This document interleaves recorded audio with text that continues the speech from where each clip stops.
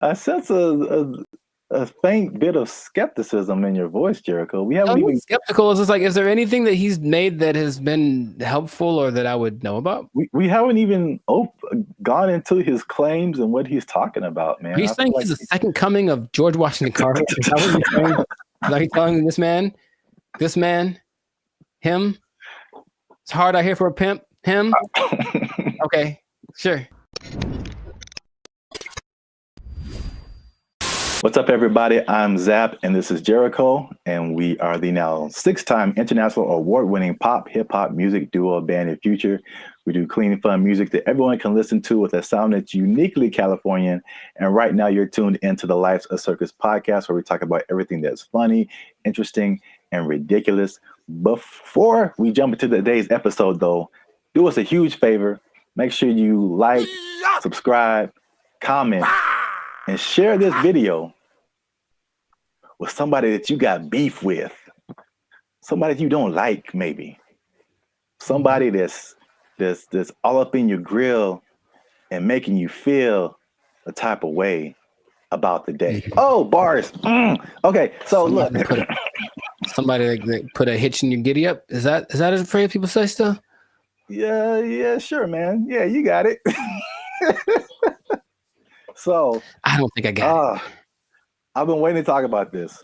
All right. So the big thing on the internet has been Kendrick Lamar versus Drake. By the way, I think it's fake.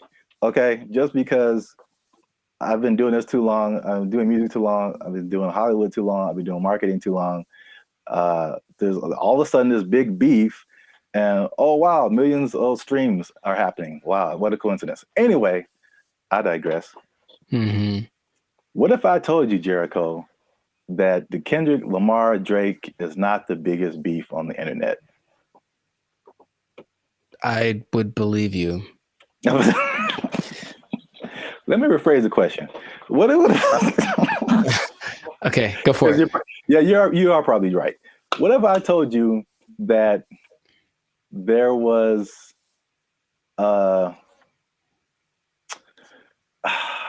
there was a better beef that I don't think has ever happened before? Better beef. Sounds like an Arby's commercial. Okay. I'd be curious to know what that would be then. Hopefully it's between... Never mind. Okay, go for it. Okay. Let me before I'm gonna get to it. One last thing. Jericho, and this just straight up answer.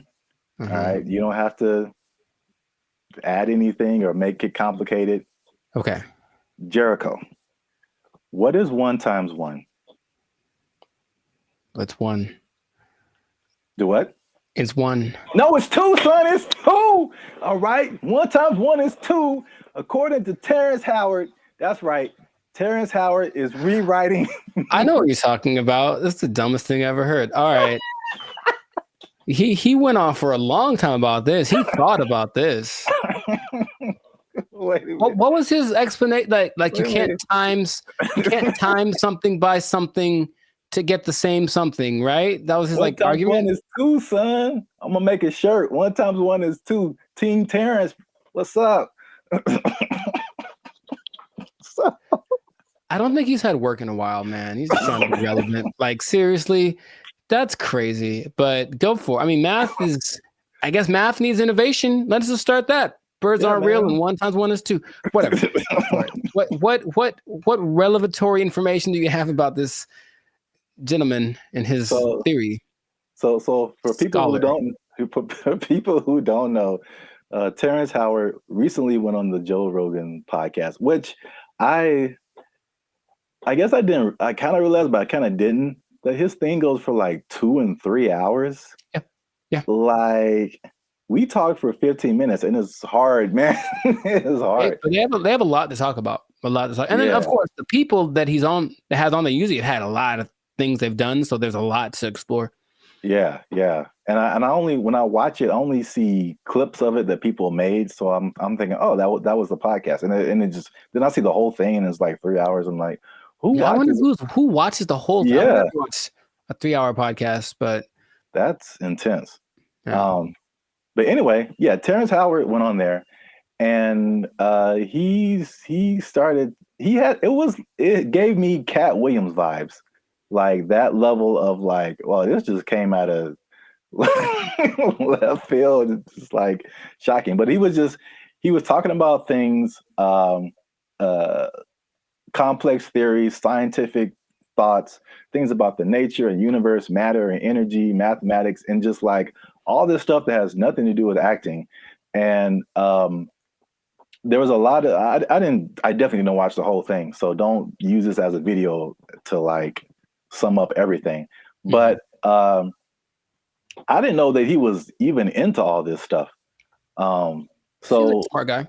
yeah, but I mean, there's smart, and then there's like talking about the theory of relativity smart. Like that's just He's like like Jaylen Brown smart. rewriting mathematical equations, and I'm just like, all right, cool.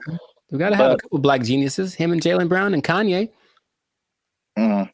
Well, anyway, hashtag too soon. So Howard holds 97 patents. Do you know that? no, that sounds like something that he would tell people at a party. I sense a faint bit of skepticism in your voice, Jericho. We haven't even skeptical. Is just like, is there anything that he's made that has been helpful or that I would know about? we haven't even gone into his claims and what he's talking about, man. Are you saying he's the second coming of George Washington Carver? Is that what you're saying? Are you telling this man, him? It's hard out here for a pimp. Him? Okay, sure. 97. I didn't know that about him. That's cool. It's 97 expensive to patent things. It is. So I guess that acting money helped out. But he believes many of these patents will, of course, change the world. Some of his notable patents include advanced designs in metallurgy, I think I'm saying that right, chemical engineering, and innovations in flight technology. So at the very least, the man is doing things. Yeah, sounds like it. So, but what really shook up the internet was some of his claims. Mm-hmm. All right, so we're just going to go through a few of them that this is kind of tough to talk about because he's talking about things that are beyond most people's comprehension. Sure. And so there's a lot of things that he said or a lot of words, even words that he used that are just not in common vocabulary. But I tried to pull together some synopses and just kind of put it in more lay terms, I guess. Okay. Some of them are just straight up. You can just tell, like, let's see what Mr. Hustle and Flow's got. I don't know if you saw this part of the podcast, but his first claim is that prenatal memories are real, which most people don't think are, but he debates it, and some other people have debated it. But he said he remembers being inside of his mother's womb. Don't make me laugh.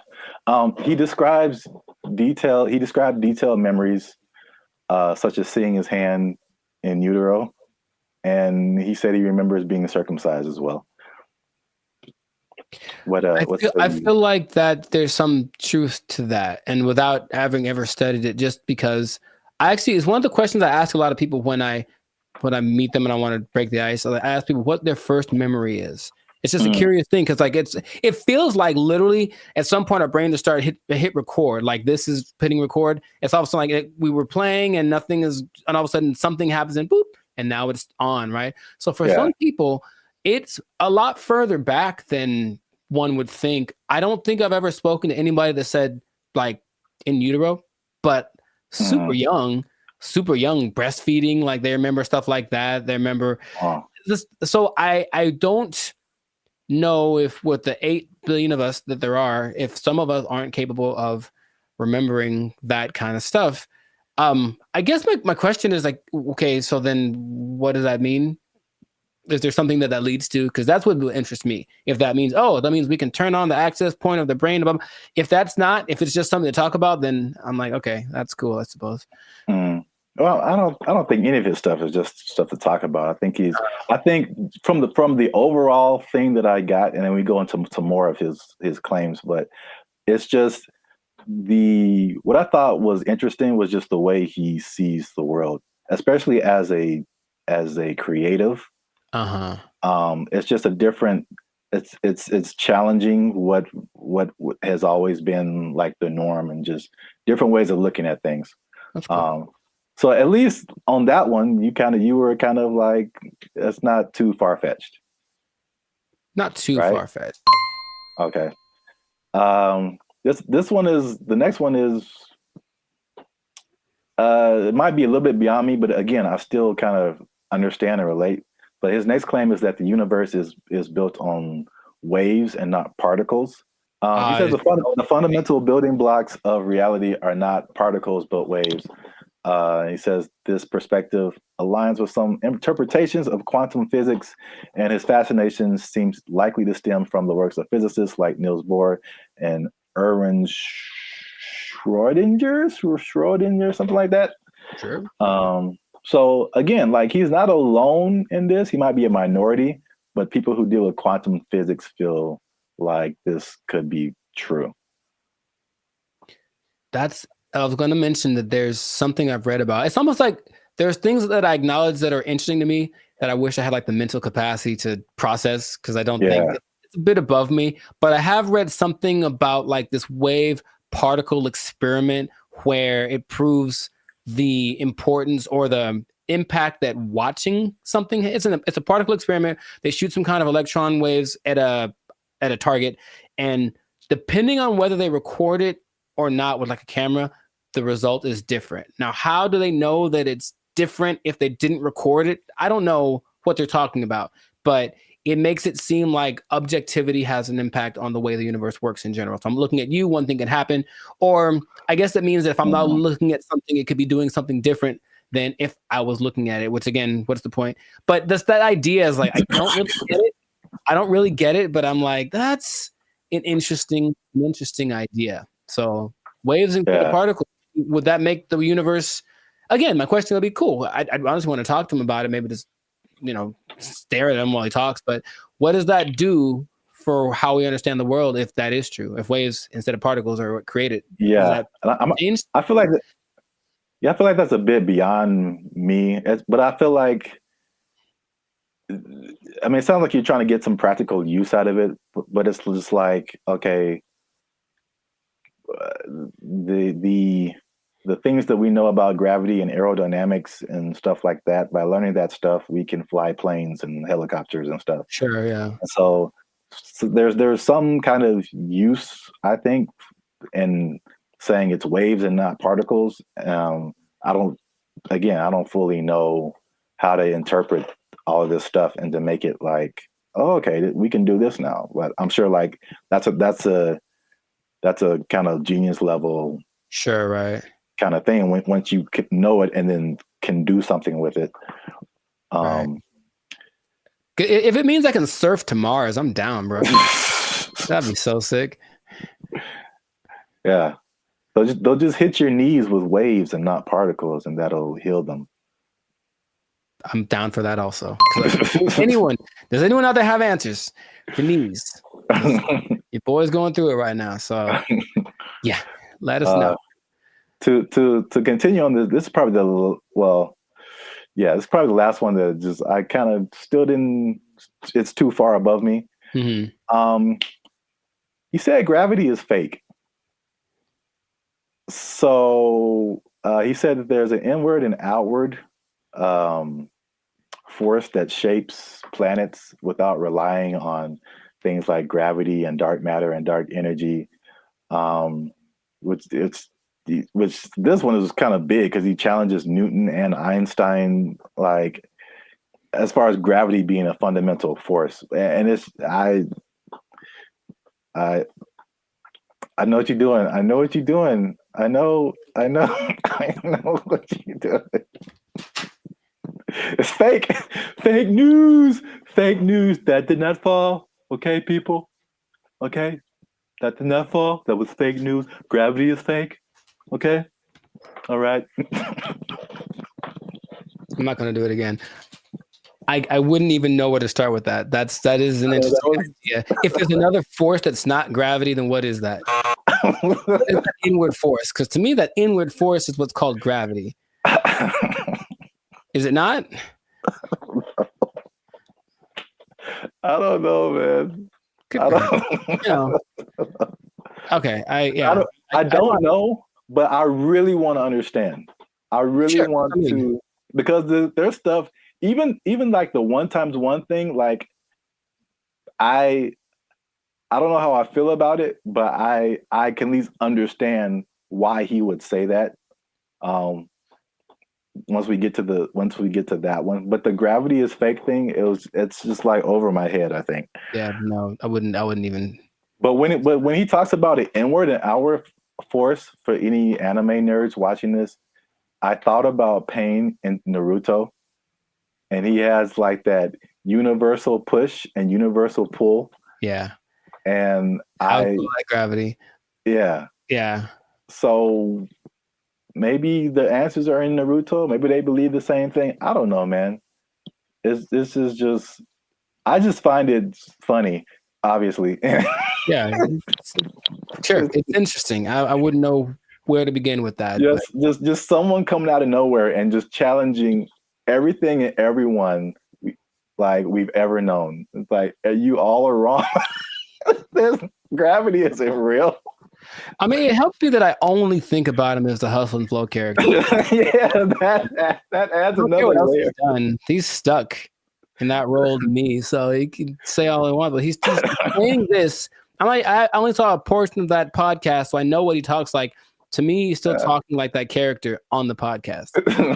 So, Yeah, he definitely has that like typecast or like the his role in Avengers was like was a War Machine. I forgot he was in that. Yeah, he was like the first War Machine. It's like War Machine said there's no gravity. For the record, I prefer Don Cheadle. The same. I thought they're both good. Oh, okay. Well, I don't remember Terrence, but okay. Next one is that straight again, along with gravity not being real, also straight lines are not real, Jericho. And this is the one I kind of understand. All right, so this is his explanation. He said, when you view something from the correct perspective, or you view a straight line from the correct perspective, you'll see that it's not straight.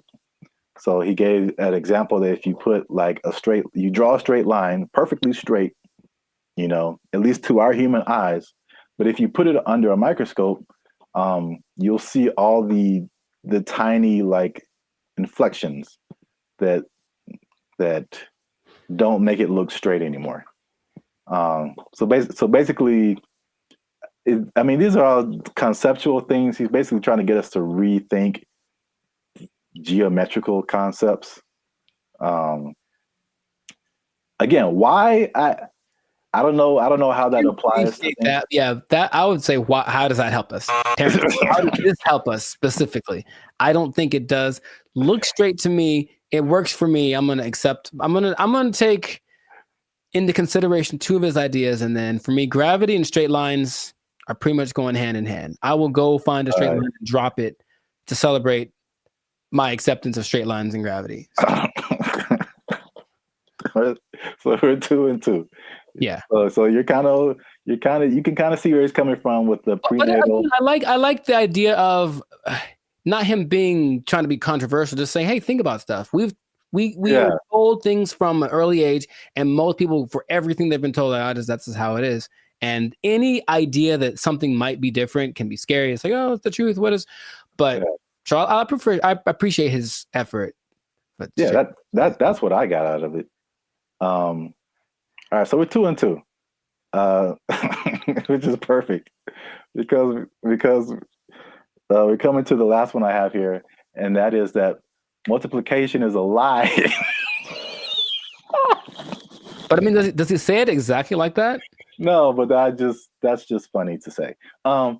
Anyway, he said he said that one time.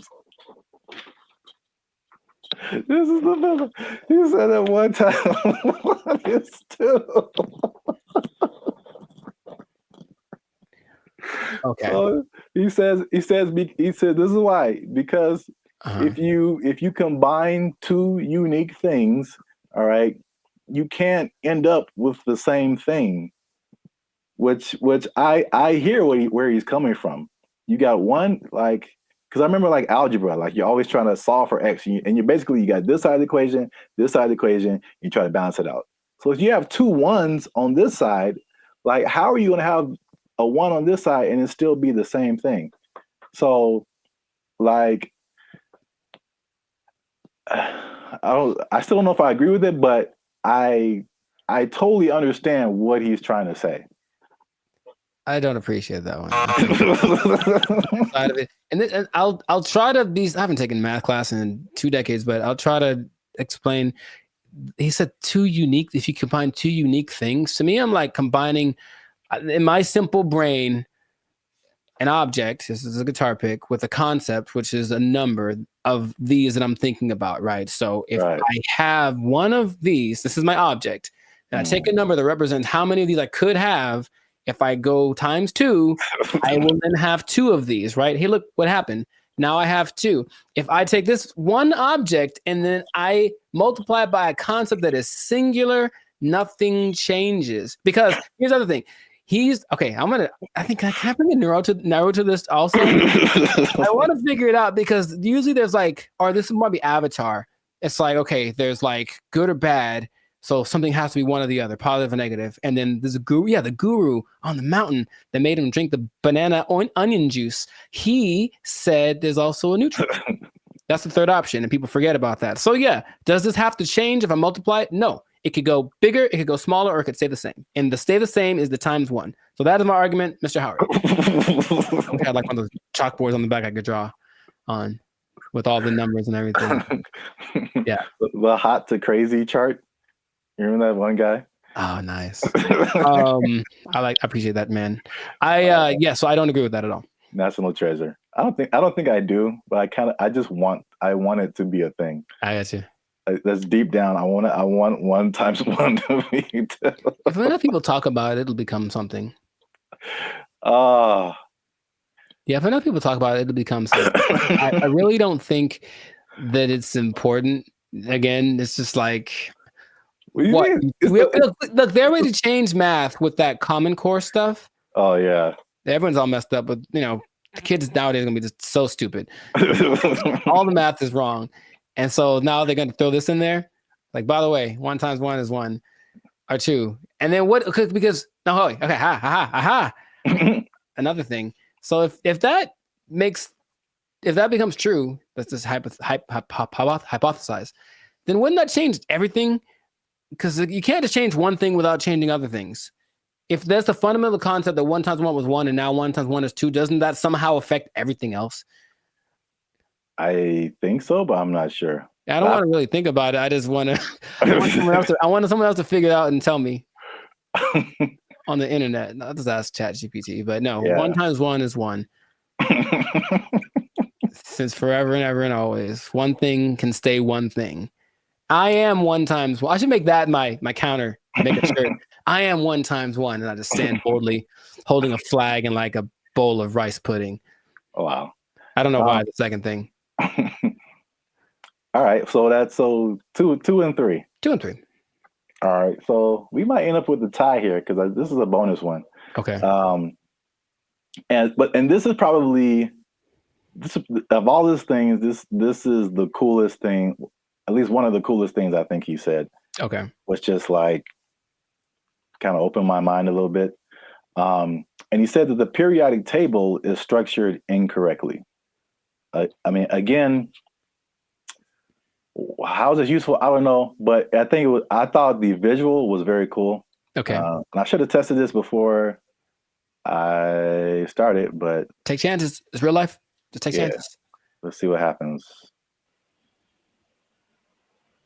Okay, so check this out. This is the periodic table of elements. So basically, he said he learned the periodic table, but he saw it in a different way. He saw it in circles. Mm-hmm. So I thought it was super interesting because it's kind of hard to explain. He breaks it into octaves, which we can relate to as musicians. So you start with like one element, and it goes through the list of elements until it gets to another octave. And every element in these octaves, they follow a similar pattern. Like in the middle here, you start at helium, in the middle would be carbon, and then at the end would be neon. And then all of the beginning and the ends of these octaves, all of these elements relate to each other. They have like something in common, as well as all the elements in the middle of these octaves, which is crazy to think about because it's the same shape as music. And I kind of wish I would have learned the periodic table like this. In music, there's the, at least in Western music, you have like the 7 note, 8 note scale. I mean, Sure. you would go back to the primary note, but like A, B, C, D, E, F, G, and then you start over A. But like key of C, right?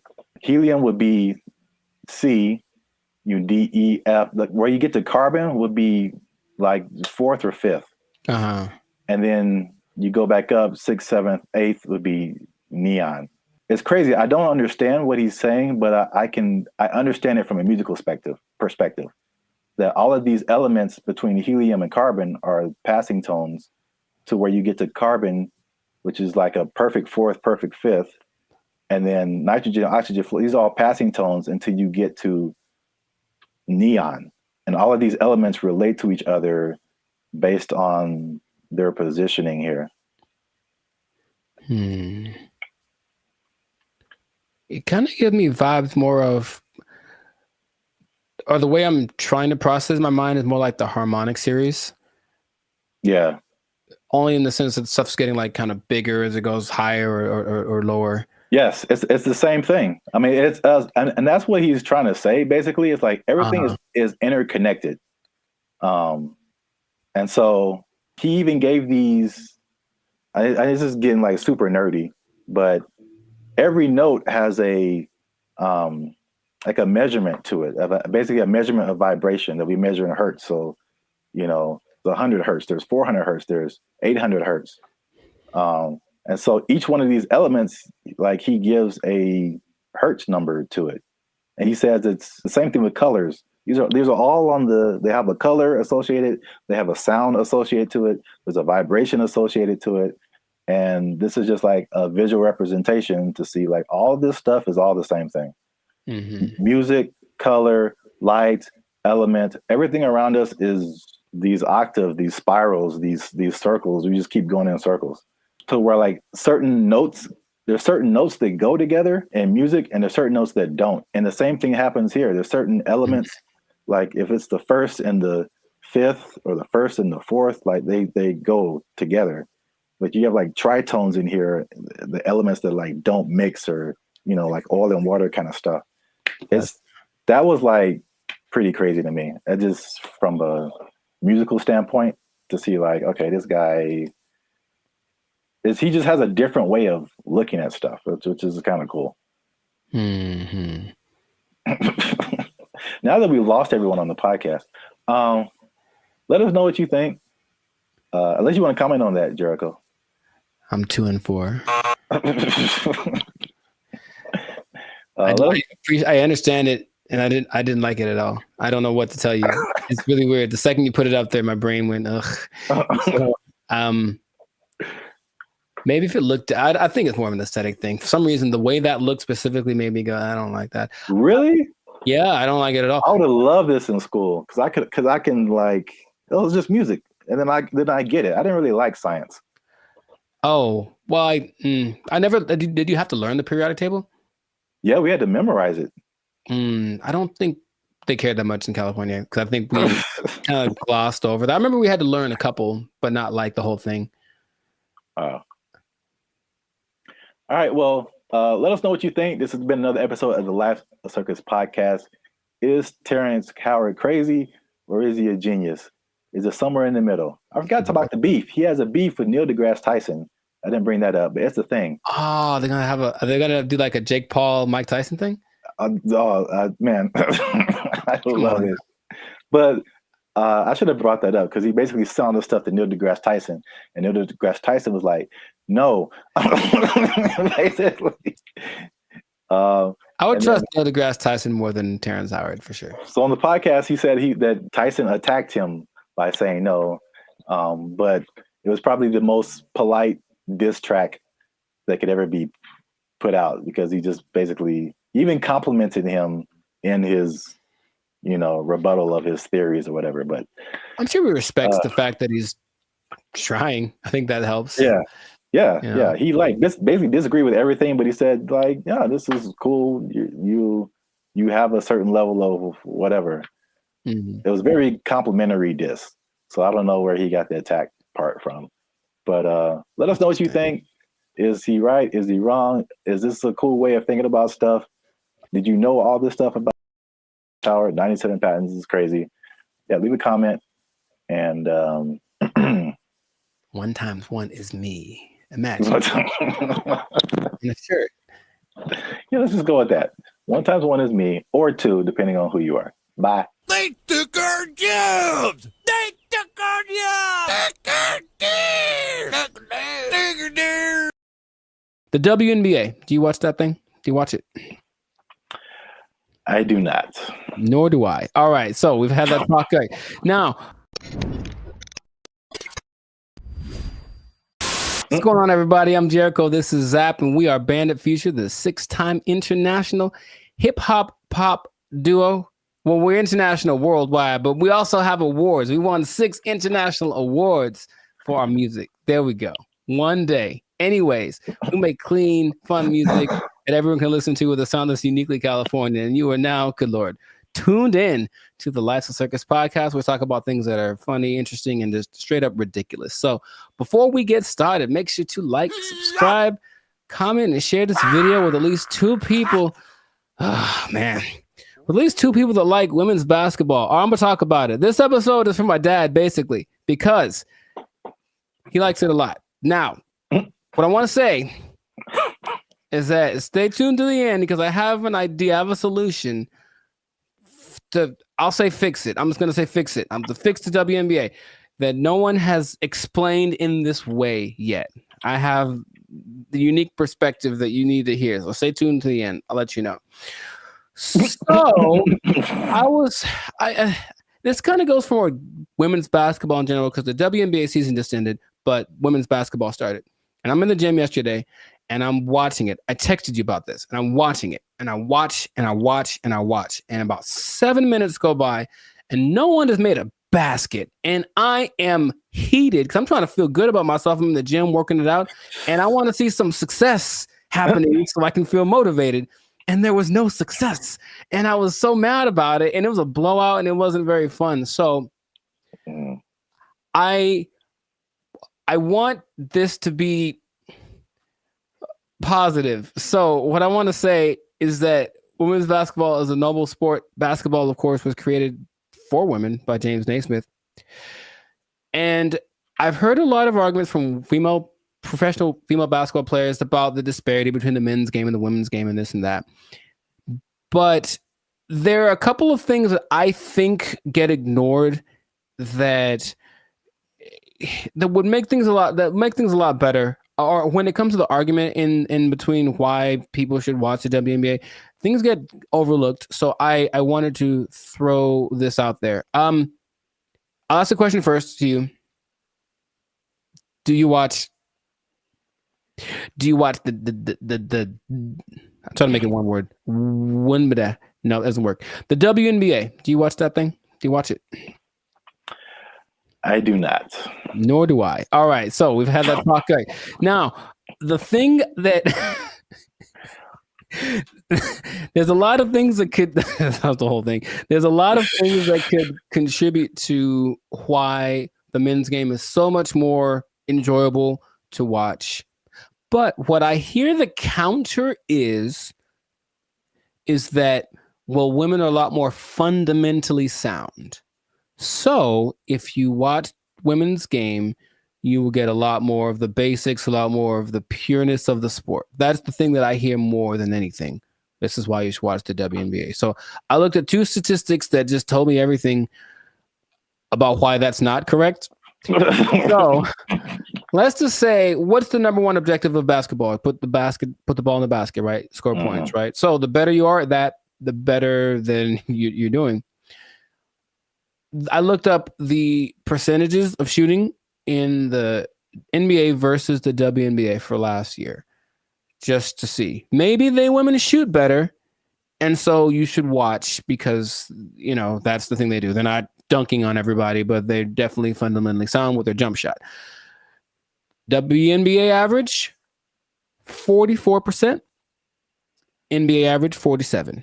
Okay. And the average for the WNBA, I couldn't find the statistic for the NBA, but for women, for the whole existence of the WNBA, the average is 42%.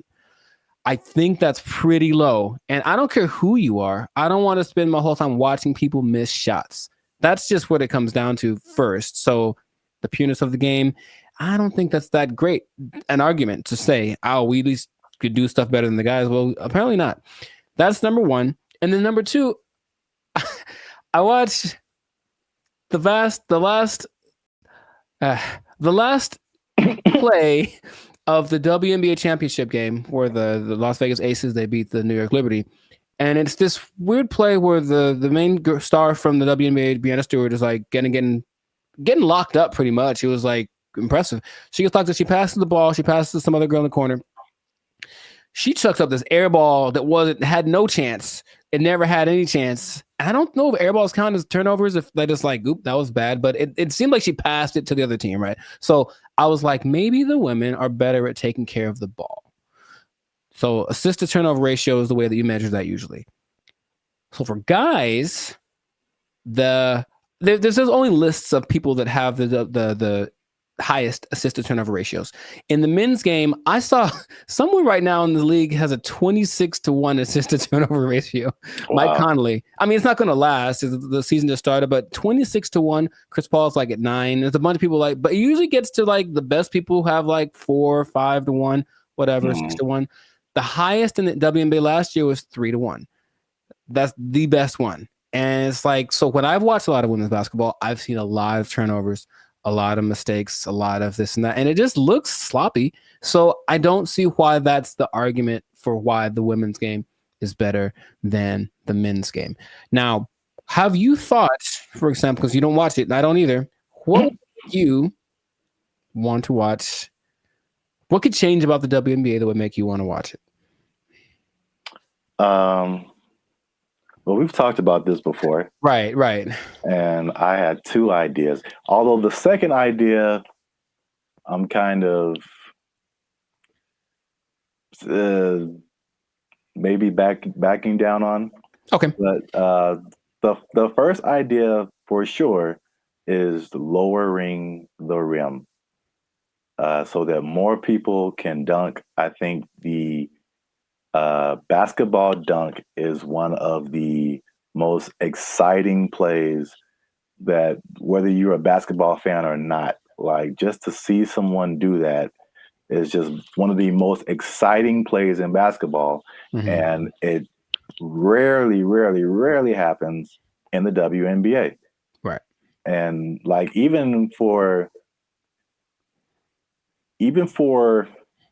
the NBA, if you see a fundamentally sound team, it's usually a boring team. like I wouldn't want to watch the Warriors unless Steph Curry was shooting from the parking lot. Mm-hmm. Like that made it like, you know, just so much better than just a bunch of guys shooting jump shots. Like you want to see somebody do something extraordinary, whether it be shooting from the parking lot or just like dunking on somebody's head and ending their life. Just like those are where the highlights. Acceptable, yes, those are where the highlights come in. So that's number one. Okay. And number two, which will be sexist or whatever. I don't care. Mhm. But I think it's no secret that women have a certain sexuality factor that attracts men. Mhm. And if you gave me a choice between a women's basketball game and a volleyball game, I'm watching the volleyball game every time. Yes. They're great athletes, but the outfits are also great. And like, I'm going to pay a lot more attention just as a man. Like, Yeah. I know it sounds bad, but that's human nature, the world we live in. Yeah, sure. Marketing, like, I was good. I like not beach volleyball. I've been talked off that ledge. That's too far. I don't want to see people running around in bikinis. I told you there's a league in New York that's like that, and it's Yeah. not great. It's not something about it's too much. It's just kind of no. It's But not like the volleyball outfit or like what they wear when they do track. That's very. I think that would be a very appealing outfit to get more viewers to watch the WNBA. Gabby Thomas. Anyways, hey man, we live, man. We live. No, I'm just having. Me too. I'm trying to be alive. Like, yo, Gabby, what's up? For real, though. But I am. The most people that watch the WNBA are men. So yes, that would go along. Like, women do not like WNBA at all. If they like the WNBA, it's because they play basketball. Well, that's weird too, because I didn't think that was the case. 70%. I believe it's 70%. Wow, so that's really fan weird. base. The clicks on the WNBA website, all that's men. So they're already supporting it, and then of course the financial support comes from the NBA. I digress, but that's just So the things that you mentioned would help. Sexualizing things. I think women like to look cute too. Some of them. So I don't think it'd be like the most degrading thing. Maybe they have options like with tennis. You know, they could wear something. They have like little options for the outfit. I'm sure it'd have to be uniform for the team or for the sport, but I'm sure there could be an agreement because I wouldn't mind some more. I was gonna. How do I say it? Just accentuate some parts of the female figure. That's what I think would be cool. But that's the thing that I think is least likely to happen. I don't think they're gonna want to do that. I do agree with the hoop thing. That's the thing that makes, because here's what I'm thinking. I'm watching this game yesterday, and like it's like watching like little kids. You ever see little kids like shoot a basketball? They put the ball way up here and they chuck it up because they don't have the strength to get it up there. I'm not saying they can't. Like, of course they can, especially Sabrina Ionescu made something crazy in the 3-point contest this year. So they can shoot for sure, but in general, they are shorter and less athletic and less strong than the men. I know the basketball is a little smaller for the women, but the hoop is the same height. So I have a solution that I don't think anyone's explained in this way. Okay. The average height for NBA players is 6'6". The average height for WNBA players is 6 feet, which is pretty tall for women, but in relationship to the same height of the rim is 10 feet. That means that for men, the hoop is 58% taller than them. But for women, the hoop is 71% taller than them. So to split the difference, I said, what would happen if the hoop was also 58% higher for the women? And if that was the case, it seems a little bit on the low side, but if that was the case, the hoop would be 9 feet 2 inches. Yeah. And to me, that makes a lot of sense because the people that are, the girls that are tall, 6'5", 6'6", they'd be dunking like Shaq, like we want to see. And then some girls with some springs would be getting some Westbrook action happening. And I think that'd be great. Now, would they have to learn how to adjust to shooting lower? Yes, they would. But I believe there's a women's basketball, I think it's called, oh gosh, I forget the name of it, but there's a women's basketball-esque sport where there's no backboard and no one can dribble. It's a weird in Australia. And the rim is about this, you can see if they could jump, they're not allowed to jump. But if they're allowed to jump, they'd be able to actually. So weird. It's what's it called? It's got a. Anyways, they could dunk on that hoop if they were allowed to run and jump. If the hoop for the WNBA was at a height, the game would be a lot more interesting. I think the percentages would go up because you just see these women. A lot of women's form is kind of like chucking the ball as hard as they can because that's how they have to generate the energy to get the ball high enough. So that's my solution, but that's the rationale behind it. We want to make things equal. So the height of the hoop is the same ratio compared to the height of the players. Yeah. I think that would work. I don't think they're into it. Of course, every play, they have to change it everywhere. Every hoop would have to be, adjusted and whatever. But which would you rather? Make an adjustment to the game a little bit? Well, that's kind of significant, honestly. Lowering it to that's kind of significant. Or continuing to not make any money because to this day, the WNBA has not made a penny. That's just honest. The statistics say it has not made a single cent. It's actually been in the red every year, and the NBA has to provide the money to bail it out. So that's just my idea that it could help promote the game a little bit because basketball is a great sport, but yeah, the excitement factor, like you mentioned, we want to have that a little more. So that would do it. So 9 for 2, that's the thing. So listen to me. Just do it. Let's do it. I heard something. On a kind of serious note, I heard something very interesting when it comes to like giving people a fair shot. Just kind of leveling the playing field, and that there's a difference between equality and equity. So, like, if you're going up, if let's say there's something that everybody wants to get to at the top of some stairs, right? And so equality says that, okay, we've got these stairs here. Everyone can just go up and get to whatever's at the top of there. But the person in the wheelchair can't use the stairs. And the person is blind and can't see the stairs. So equality says well, let's just make some stairs. And so everybody has an equal path to get to the stairs. But equity says, okay, it's about everybody getting there. So we'll make the steps for the people who can walk. We'll make a ramp for the people who have a wheelchair, and we'll make some kind of braille, something so that you can find your way for the people who can't see. And now everyone has access to the stairs, even though they're getting there differently. And so I feel like the WNBA it's like it's trying to be equality. It's like it's exactly, we want to look the same as the men. We want to wear the same jerseys as the men. We want the rim to be as high as the men. We want all this stuff. We want to have the schedule and the tournament, everything.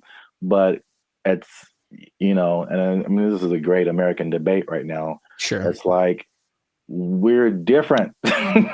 We're different. We've always been different. Men are different. Women are different. Like, just make it for women. Like, I mean, the percentages you said are good, It's like, it's not diminishing. It's just making it more of an equity thing instead of like an equality thing. Right. So where we get the same thing, just in a female form, in a way that's catered to the female game. That would just make so much more sense, but nobody wants to do that. So they do not. No, they don't. And so I'll just keep watching LeBron dunk at 40 years old. Jesus, man. That ain't fair. Yeah. Wow.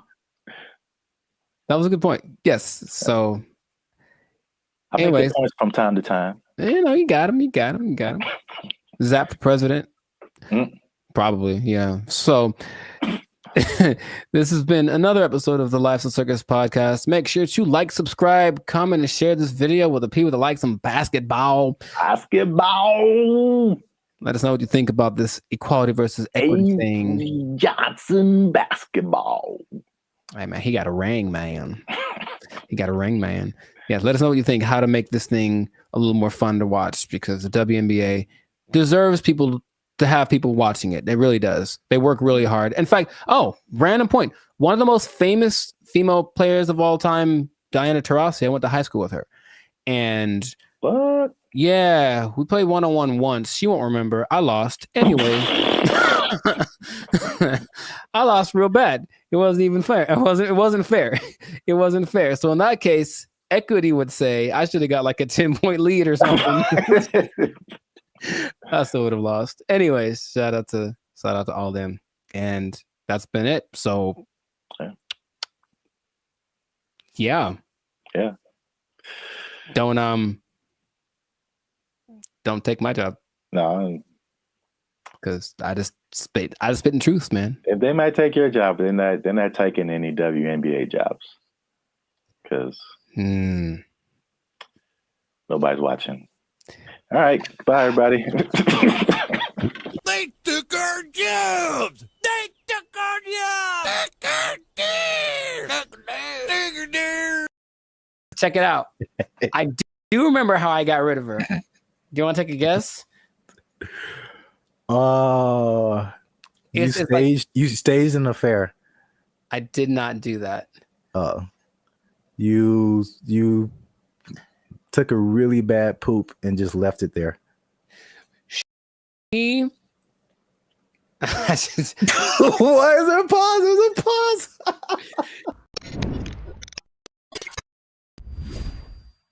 moving in with the lady or letting her move in with you, because they always say it that way. I'm moving in with my girl, but no, sometimes it's the other way around. Sometimes the woman moves in with the guy. Is it a good idea? Is it not? I want to ask you first because I have a story. But have you ever done this? Have you ever, for whatever reason, decided to cohabitate with me? Oh, cohabitate sounds dirty. It does. Your confusion is not rational. She's a healthy female of breeding age. I have not, because I'm a good Christian boy. But gotcha. I have thought of scenarios. So this is the thing. Hey, y'all, come look at this. I'm really on the fence about this because like I joked about, like being from a church upbringing, it's like that's a no-no. Like you shouldn't do that. Sure. And it's just like, okay, that sounds pure. It sounds quite pure, yes. But then also, like as I've gotten older and I've had roommates and stuff like that, man, you find out so much more. You want to get to know a person, like live with them, and it's just like, wow, that I didn't know that you did that, or I didn't know that you ate that, or I didn't know that you smelled that way on Tuesdays. Mm-hmm. What? Bro, what are you talking about, man? There was a person at church, and she met this guy, and they were just head over heels in love, all that stuff, right? And then, but they'd never like really been alone together, stuff like that. So they were like super separated. And they got married, and it lasted like a month because they were finally living with each other, and they were just like, it's like, he's like, man, this is weird for me. Is it weird for you? It's like, yeah. It's like, should we be married? It's like, nah, I don't know. And it was just like weird because they didn't have that, whatever that was. I don't know the details of their relationship. Sure. But moving in together just made it way different.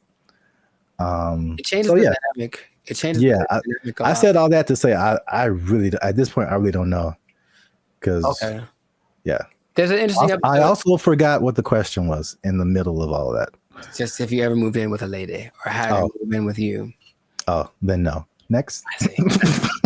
You serious? Well, Rich Cooper, he's a good YouTuber, and he had an episode about it. He's taking questions and kind of compiling people's reasons for doing it. And a lot of them were either financial or kind of convenience based. So, hey, rent would be cheaper for two people, wouldn't it? Oh boy, let's do it. Or, hey, you live so far away. How about you just stay here so you never have to go home? I've heard that line specifically on TV shows. It's so cliche, right?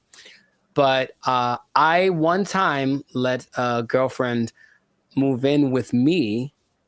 And having done that, I'm So here dramatic. to tell you Oh my God. to never do that ever in life. I don't know how big you can put the word never, ever, ever in life in big letters. Never do this. Never do this. And also, by the way, never do it. Why are you gay? Who says I'm gay? You are gay.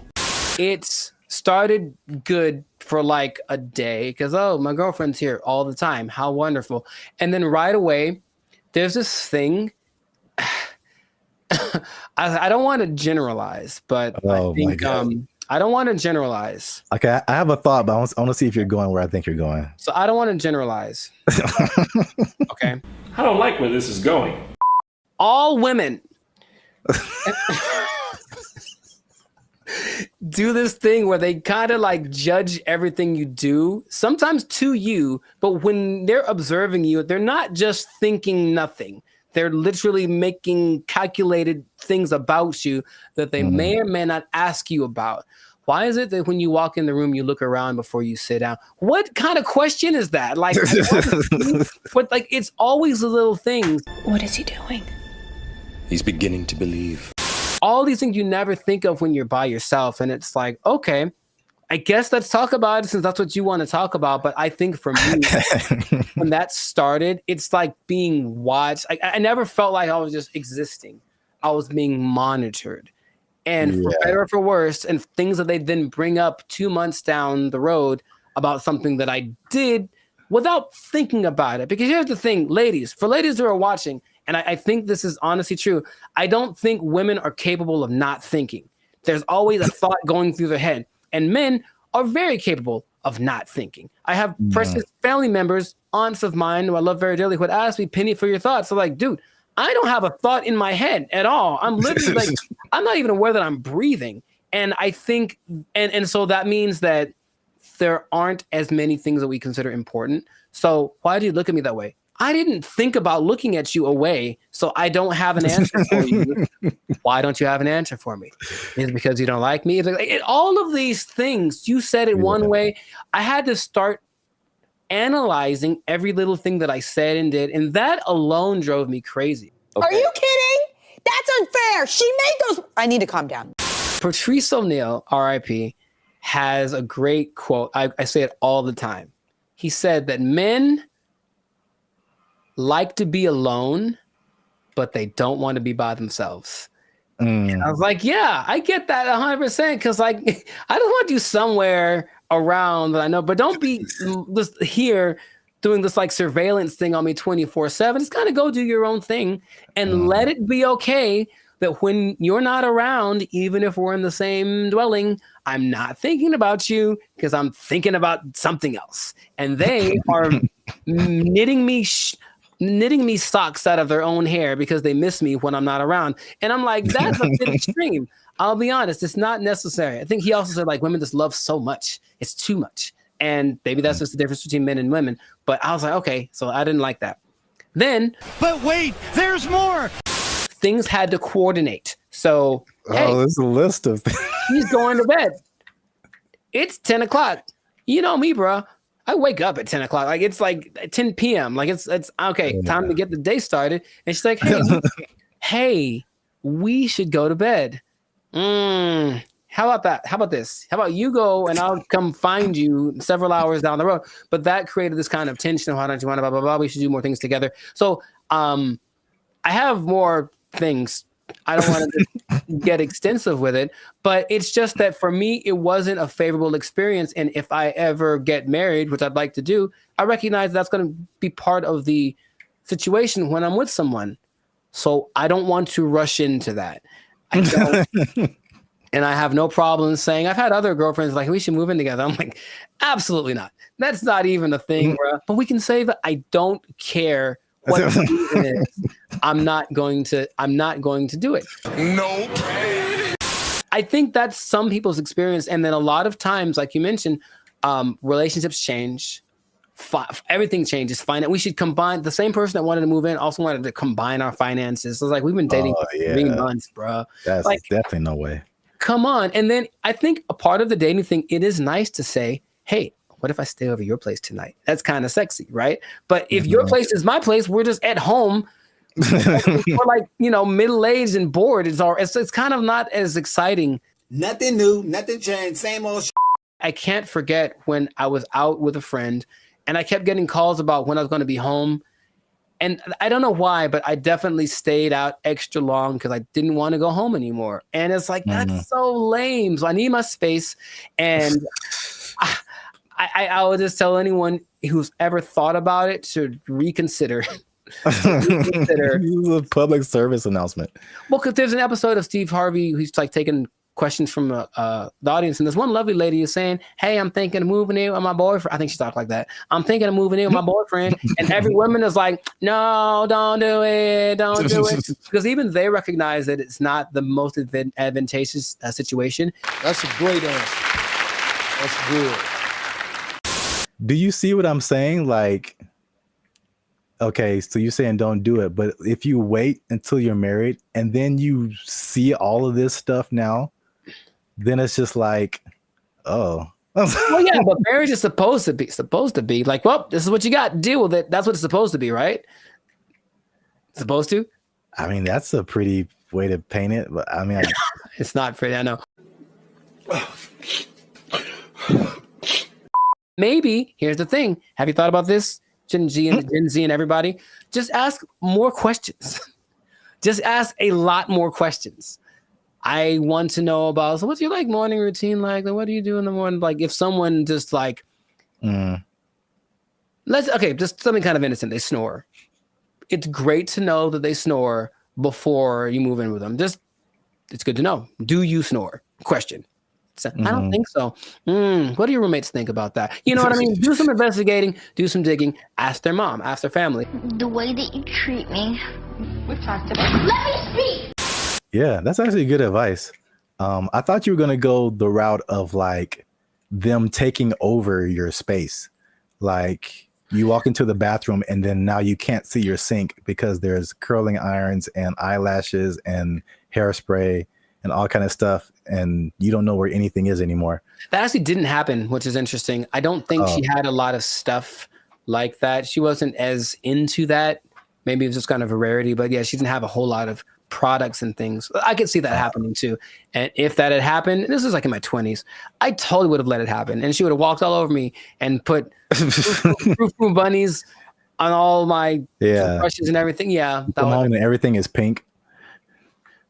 A surprise. It's like, oh, I did some redecorating. Hope you like it. If you don't, it doesn't matter because I live here now. Yay. Exactly. Hi. Okay. I'm trying to remember how I got rid of her. Oh, check it out. I do remember how I got rid of her. Do you want to take a guess? You staged an affair. I did not do that.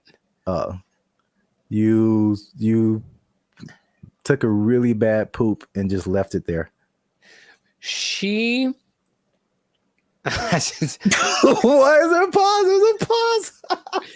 To her credit, I was out of town one weekend and then our whole apartment flooded.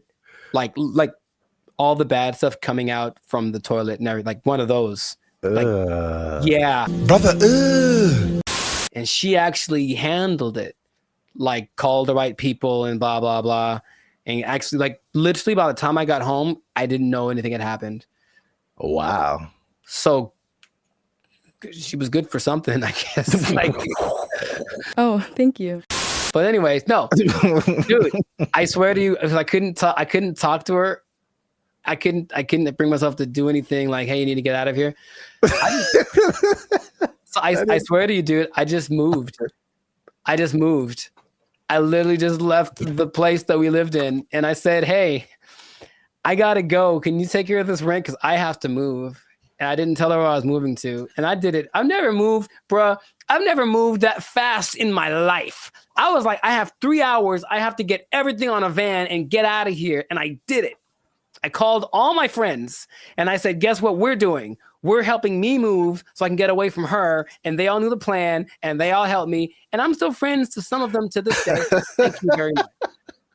I moved. I could not do anything else.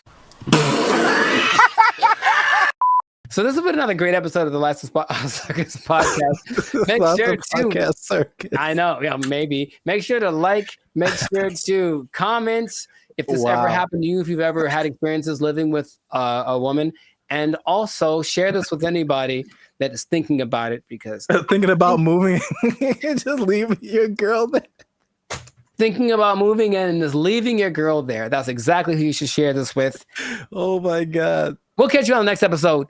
Peace. I didn't think about looking at you away, so I don't have an answer for you. Why don't you have an answer for me? Is it because you don't like me? All of these things. As long as there's money, I'm getting there and there's money there. Right. Like, yeah, let's go. Yeah. But if I'm like just dumping out my life savings to like take a picture with the elephant and then come back, bruh. For some people, they think that's worth it. They think it's well worth it. No way. You know, but I need to pay, son. What's up, everybody? I'm Jericho, and this is Zap. We are the now 8-time international award-winning pop hip hop duo Band of Future. We make clean, fun music that everyone can listen to with a sound that is uniquely Californian. And right now, you are tuned in to the Life of Circus podcast, where we talk about things that are funny, interesting, and just straight ridiculous. So before we get into this, and this is going to be a very important topic, I think a lot of you will be interested in this. Make sure to like, subscribe, comment, and share this video with at least 2 people that are interested in becoming a digital nomad. We want to talk about it. We're talking about work. We're talking about jobs. We're talking about moving. We're talking about all the things that seem so glamorous, but maybe there's a dark side to it. I don't know. We should get into that. But you got to stay tuned to the end to find out what that might be. So right away, digital nomads are one of the most, well, it peaked in 2021 right after the pandemic, but it's still one of the like professions, and that's an umbrella term, but professions that's growing the most in the last 10 years, right? I didn't know this. People started doing this as soon as like 1997. I guess once internet connection started to get decent, people were doing this. But around 2014, what happened up? I got a question. So can you back up, and just for anyone who doesn't, like, what is a digital nomad? Oh, people don't know what a digital nomad is nowadays? Some people don't know. Makes sense. Okay. A digital nomad is a person that has found a way to live abroad, basically using technology. So in 1997, when internet started to be pretty available anywhere, people could offer services online and work from a different destination than where they're from. So you could be from America and go to Bali, for example, and work from there. And that starts to become really popular. And so now a lot of people do it. And there are many programs that will say they can teach you to be a digital nomad if you want to basically ditch the 9 to 5 and go live abroad. And it always looks very glamorous. From the people, I know many people that do it personally, and they typically post the pictures of them lying on a beach. And the idea is that you can work from anywhere for 2 or 3 hours a day, doing your nice, whatever cushy job, and then enjoy living in another country. And that is a really cool idea. And that is part of the reality, but there's also a side of it that can be more difficult to overcome that people don't tend to think about. So we're going to get into all of that. Zap, have you ever considered the digital nomad lifestyle? I don't know why I said it like that, but I know why you said it. Ooh, do it again. I have thought about famous, don't you? All right, never mind. What? Huh? I've thought about it for sure. I don't think I have had jobs where that's a possibility. Sure. And also, I feel like those types of jobs wouldn't be the jobs that I would like. Mm-hmm. Because it's basically, digital is just you and a computer. Yes. So, a lot of what we do is not staring at a computer screen all day. Right. The typical idea of a digital nomad is somebody sitting in a coffee shop working for 8 hours a day or 6 hours a day or whatever.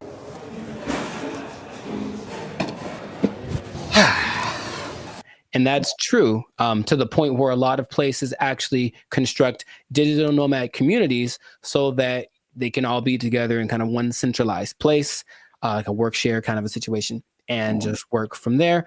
But yeah, the big key is that you just got to have good internet and then something that you can do to work from a different place so you're not interacting with people directly. But you have a lot of options. Nice. So like if you like hopping around from place to place, one of my friends that does this will be in, I'm always like, where are you now? And it's kind of a cute thing because where are you now? I'm in Colombia. Cool. Where are you now? I'm in Turkey. Where are you now? I'm in Bali. And they're places that you'll notice are kind of hubs for digital nomads. One, because the cost of living is low. Two, because the internet connection is good because you can't do it everywhere. A big place for a digital nomad, especially expats from the US, is Portugal because low cost of living, good food, safe in general, and the internet is amazing there. So that's one of the spots that you can go to if you want to be that. But you get flexibility. So if you like the idea of moving around and working from different locations, then that's perfect. And then since you're not working all the time, you do get to explore and check out new stuff and take the picture in front of the Taj Mahal or whatever thing that you want to do, which is usually what people do to I guess showcase how cool their life is. I don't know. It does seem like kind of a validation.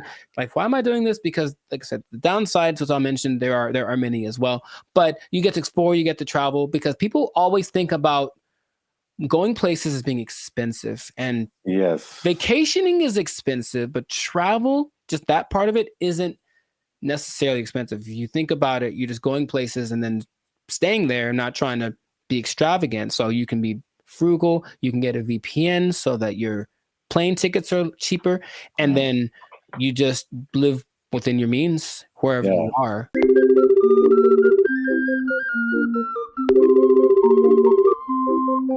That's one thing about me. Like, I'm not a big traveler, but I feel like I feel like that Dos Equis guy. It's like I don't always drink. What is it? Beer. Yeah, but when I do, so like I don't always travel, but when I do, somebody else is paying for it.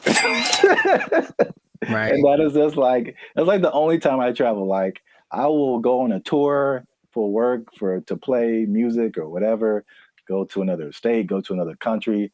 As long as there's money, I'm getting there and there's money there. Right. Like, yeah, let's go. Yeah. But if I'm like just dumping out my life savings to like take a picture with the elephant and then come back, bruh. For some people, they think that's worth it. They think it's well worth it. No way. But I need to pay, son. Listen, we finna get paid, girl. It did surge in popularity, of course, after the pandemic, as people were looking for things that they could do and they couldn't be around people. So, okay, this is perfect. But for some people, they really fell in love with it and they said, I'm going to keep doing this. So a lot of the more well-established digital nomads have been doing it since then, or maybe a little bit before then, so like 4 or 5 years. There rarely are people that have been doing it more than a decade because it does kind of wear on you just moving around and doing all that kind of stuff. But you do get choice over your work-life balance. And I think that idea, easier said than done for sure, but you don't have to clock in an office at 8 a.m. You could sleep in theoretically and then go hang out at the beach or snorkel or something. I think what people do overlook is the idea that you still have to work and you really should do it on a consistent basis. And if you don't do that, then I don't think your digital nomad life is going to last very long. But you have a lot of things that you can grow with as well, because people have great stories when they do it. And when people have talked to, I was in Cambodia, blah, blah, blah, and a tiger almost ate me. The tiger bit the man in the head, and everybody's mad at the tiger. There's also, you get to choose where you live, because if where you live is expensive, you can just go someplace that's a lot cheaper. So I think that's why Bali tops the list for a lot of people, because it's not very expensive to live there from a month-to-month basis. So if you find a way to get income from where you're from, be it the United States, England, something like that, and you can generate that money while you're living in Bali, then you're living like I heard for like $1,000 a month, you can have servants. Wow. Literally. I'm gonna take a nap.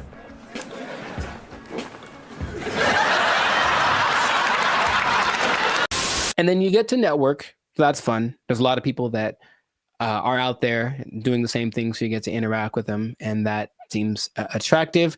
And then you don't really have to go to work. You think about that.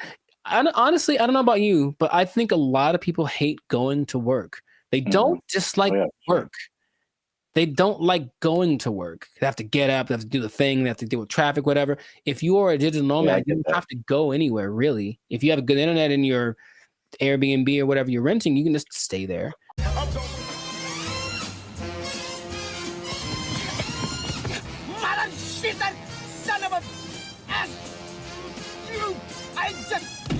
Yeah, bro, like just putting on, like, I look at the, especially when I used to live in downtown LA and seeing the people who like worked in corporate offices and they had to wear suits and ties, stuff like that. Just the thought of like getting up every single morning and putting on an entire suit, dude, like it's a challenge. So I could sit at a desk and then come home and then take it all off. Like if I can go to work and still be in my pajamas, like, dude, where do I sign up?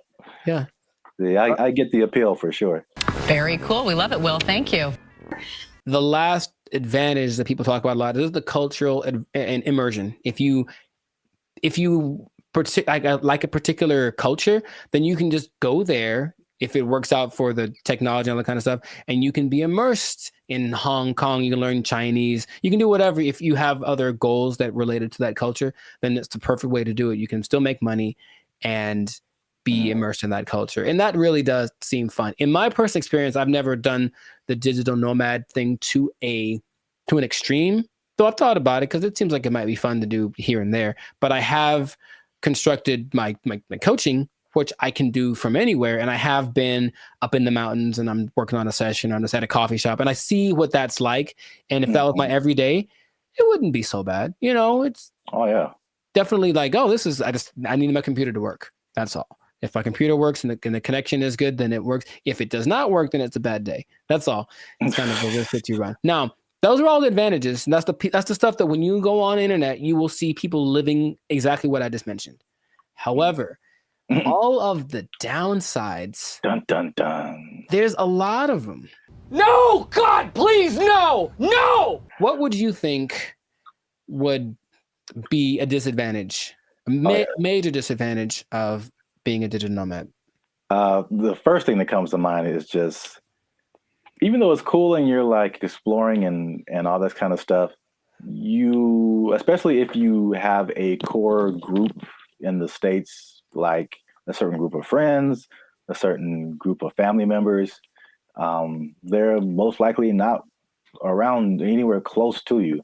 So any of those kind of groups that you grew up with or were with, you know, in your home country is just kind of gone. So you can have a bit of isolation, I think, for sure, even though you might be surrounded by all these new experiences and new people. You're still kind of like by yourself to a certain extent. I'm so lonely. You are right. The loneliness, depression is the number one thing that a lot of digital nomads talk about because they're not around the people that they love, right? And then they can't be with them when it's convenient, because if you're living in Europe and you're, from America, you're 7-8 hours ahead, 9 hours ahead. So imagine just, hey, I want to maybe eat together. Well, I'm having dinner and you're, at work, right? So you can't make things line up. So depending on where you choose to go, that can be a very difficult process. And then it kind of is inconvenient. I've worked with people where I'm talking to them and it's fine for me, and they're up at 3 a.m. because where they are, that's what they have to do to make it work. And they're willing to do it. It's kind of like something they accept, but you miss a lot of things. You miss the birthdays, you miss the graduations. There's a lot of experiences, your little cousin had her first steps, all that. You miss all that kind of stuff. And finding a place to live is harder than some people think. And that's another problem that a lot of digital nomads have, because they'd go to a place expecting everything to be great. But what they don't understand is that a lot of digital nomads have this reputation of basically causing prices to go up. right? Because you're coming from a country that everything is great. Yeah. So everything's coming up because you have a lot of money. So a bunch of you move to one place that's not doing too well. So they're like, oh, there's a lot of these people, so I'll charge more. I can make money. But then the locals start to resent you because you're there, and so it's not, you don't feel welcome, and that's kind of an uncomfortable thing. I think I mentioned I have a friend who travels a lot. When she said when she was in Turkey, she kind of got that vibe. It's just like, why are you here? But she doesn't speak Turkish at all, so that didn't help her cause. However, some places actually put signs up that says like, hey, digital nomad is not welcome. It's gotten to that point. Wow. You go to a coffee shop and like, nope, you can't come in because you're going to buy one drink and work here and use the internet for 8 hours. Nah, you got to get out or find someplace else. So that's starting to become a thing. So yeah, just think about that. It's like you want to be welcome. Now I'll tell you in a second, some countries are actually taking measures towards making sure that the digital nomads that do attract are actually helping the economy, but a lot of places don't have that in place yet. So yeah, the locals might resent you.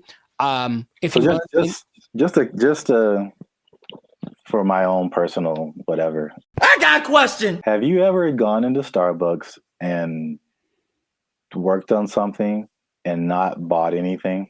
Yeah. I'm in a jerk, man. Oh yeah. Do you feel guilty at all? Or are you just like? Ugh? No, I spend a lot of money in Starbucks. I think pass once in a while. Okay. That's just my if it was, and the thing is, if it was a mom and pop type place, then I'd feel bad. I'd buy something every time. But here's the thing, I even usually go to Starbucks. I have to use the bathroom. I buy a cookie or something just because. Oh yeah. But sometimes I'm like, I'm here for an hour. I'm popping in and out. I'm a regular. Don't mind me. I'm just. I think that's interesting psychologically because I feel. I feel the same way. Like if I go to a place where like I shop there all the time and I just go and then I just go in there to like use the bathroom or something. I'm like, you guys owe me. You guys owe me this bathroom. I'm here all the time. I'm not buying anything right now, but I'm here. But I feel the opposite at Starbucks because I don't drink coffee. And I never go to Starbucks. So when I'm in there, I'm just like still in Wi-Fi, and I feel so guilty. Here's the other thing. I don't specifically for Starbucks. I don't feel bad because my computer and phone don't work in Starbucks. Any Starbucks, the internet, the Wi-Fi does not work. I have to do my hotspot on my phone for only Starbucks, and I don't understand. Apple. No. It's just because Mr. Starbucks doesn't like me, and that's Android PC. Android. Wow, really? I don't know if anyone's understanding what you're saying there, sir. Sorry. Anyway, long COVID. Sorry. Continue. Wow, what else was I going to mention? That besides, the locals resenting you, someplace not wanting you to be there, if you have a medical emergency, it's a big deal because you don't have a safety net. Your insurance might be more expensive for one, and then transferring it over, sometimes it's a tricky thing. It depends on the country you're in. When I went to Spain, I met up with a friend who got sick on her flight. And so from the plane, they had took her in an ambulance to the hospital, gave her the treatment, whatever. Now, if that had happened in the US, that would have probably cost her about $5 million. But because it was Spain, and as soon as you're in Spain territory, you're one of us, it cost her like $100. So wow. That was cool, but it does depend. So you really have to be careful just about that. Just think, all these things are things that you want to think about before you do it, because it doesn't look that difficult if you only pay attention to the people that post about it, because they just posting the good stuff. Once in a while, there's a sob story about no, someone kicked me off of a bus. I think I saw that recently because they weren't from there and they got kicked out the bus and they felt so sad. It's like, well, life is hard, bro. I don't know what to tell you. It's really hard to find romance for these people, for sure, because you're not going to be there very long, and so no one wants to get involved with you unless you choose to be. So that's just another side to it. What I was going to mention earlier is that some places like Indonesia are starting to put in measures where they welcome digital nomads that have X amount of money in their bank account, and they allow them to actually have a visa, a second home visa is what it's called. And then they can live there for up to 10 years. But they want people to come and, of course, do something related to the Indonesian economic system. So they're telling people, come on over. And so in that case, if you have it like that, then you can move one place. You're going to stay there, but and it still implies you're making money based off of where you're from, and you're just living kind of more permanently in a new place. And that seems to be okay if you want to maybe uproot, start someplace else. Then you can find love, and no one has a problem with that. But you won't find many people that are willing to, be with you for just a couple months, like for something serious, if they know you're going to leave, or if you have a hard time being committed to one thing. So there's a lot of things to take into consideration. I know traveling. Have you ever planned a trip? It takes a lot. So imagine doing that regularly every couple months. I got to plan my stay. All that stuff is kind of a hassle. The idea of living out of a suitcase, some people don't like that. And that's why I think it lends itself to like a younger demographic, like someone in college, fresh out of college. Because I think at the end of the day, I think the internet has shown us that we need some kind of physical community, some kind of grounding. And if you don't have that, you just kind of like, you just kind of out there, and there's some, like you said, there's some negative effects to just kind of being on your own. So right. Yeah, that's interesting. And the interesting thing about that too, what you just mentioned, is that the idea of nomads in general were nomadic people, meaning they were tribes. So there were people that wandered around, but they were all together. And so that feels so bad. We're all doing this. And now it's like, I'm just by myself, me against the world, hoping for the best by myself in this new place. So lonely inside, real wrong. The best case situation that I've seen work out pretty good is when couples decide to do it. And that's not so bad. That actually seems to be really the way to go. Like once, it's kind of hard to find someone that's aligned with that vision, but if you're both in it, let's both go X place and move around and whatnot. That seems to be, because that'll get you through the hard times. Listen, we finna get paid, girl. I can't even imagine traveling alone. I know a lot of people do it. Very fun. That's just crazy to me. Like I need at least one other person who knows where I am, what's happening. I didn't get kidnapped today. Like I'm not in a ditch somewhere. Like buddy system. Yes. All right. It's easy. It's easy. Just you can follow the Jericho Law patented make friends method. I didn't just make this up, but I've thought about it. Like this is what I've done many times, and it works every time. It literally works every single time. Okay, here's what you do. All right, pay attention. Pen and paper out, everybody. This is a learning moment. You get a bottle of alcohol or something else that people. So you lost me already. I know. Well, you don't have to necessarily do it, but get a bottle of alcohol or something that people enjoy in general. Maybe it's a cake. I haven't tried with a cake. I think it might work with a cake. Cake is universal. I think so. And you walk up to the group of people that you don't know. I said, I've done this many times. And you walk up and you go, yo, and that's it. And then they go, yo, and then it's a party. Literally every time I've ever done that has worked out phenomenally. And we hung out for many, many hours. Just random groups of people. Are you going to try it? I don't see that working out. Well. For me, at least. Actually, I don't see that working out at all. It's definitely a no for me, dog. It's usually, I determine they're there to have a good time. They kind of got to eyeball it, but it's like, yeah, they're in a place to celebrate, and they don't mind another person coming in to celebrate with them.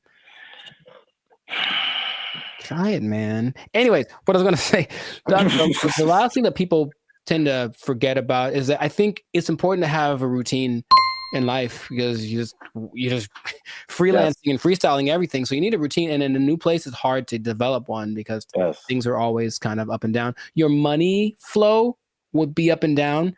If you're not working for a big business, if it's just you, then some months are better than others. So that side of it, that inconsistent income, can be kind of nerve-wracking also. Or it might make it so you can't keep doing it, right? If you don't make enough money. So you really want to have a good savings before that all comes under this. Now that you say that, it's all under the same umbrella. Like if you wanted to put all of that in one word, it's stability. Yeah. So your home community, it's stability, your routine, it's stability, your money situation, it's stability. It's like I think we as humans were created to like want some level of stability and to be a nomad, you know, even digitally. It's just like you're just kind of you're unstable to a certain extent. So Right. you can't link into things that are stable like other people and have relationships and romantic relationships and all this kind of stuff. And yeah, I feel like that sums up everything that you're saying. It's just the downside is just a lack of stability in a laundry list of different areas. Yeah. I think some people, if they have the right personality, I know personally that's perfect for me. I wouldn't mind that kind of a thing. It definitely doesn't. Actually, you know what? My perfect scenario in life would be that this should be a show. No one take my idea. This should be a show. That someone wakes up in the morning and there's an envelope at their door, and basically it tells them what they're going to do for work that day, and they have an hour to get to the airport or wherever, and then they don't know what it is. They've never done it before, and that's their job. I would love that. That is really good. See? Wait for the show? Yeah, I mean, yeah, the idea, yeah. Okay, I'd watch that on TV or something.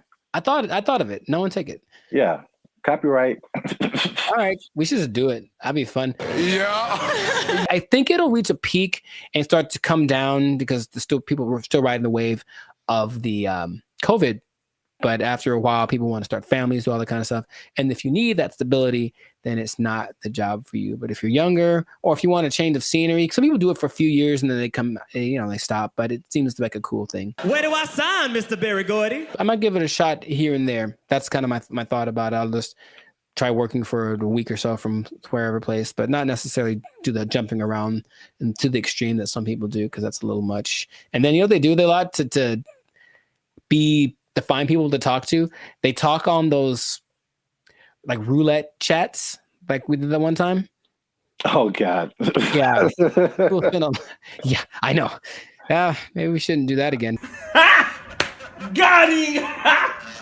Got him! But people spend a lot of time on those because it's literally just like somebody to talk to me, someone be a connection. And I think you can see that a lot more. So hopefully that doesn't long-term affect people's mental health with all the depression and stuff like that. But if you're thinking about becoming a digital nomad, I just gave you the blueprint. Keep in mind the positives and negatives, and if it's in your heart, go for it.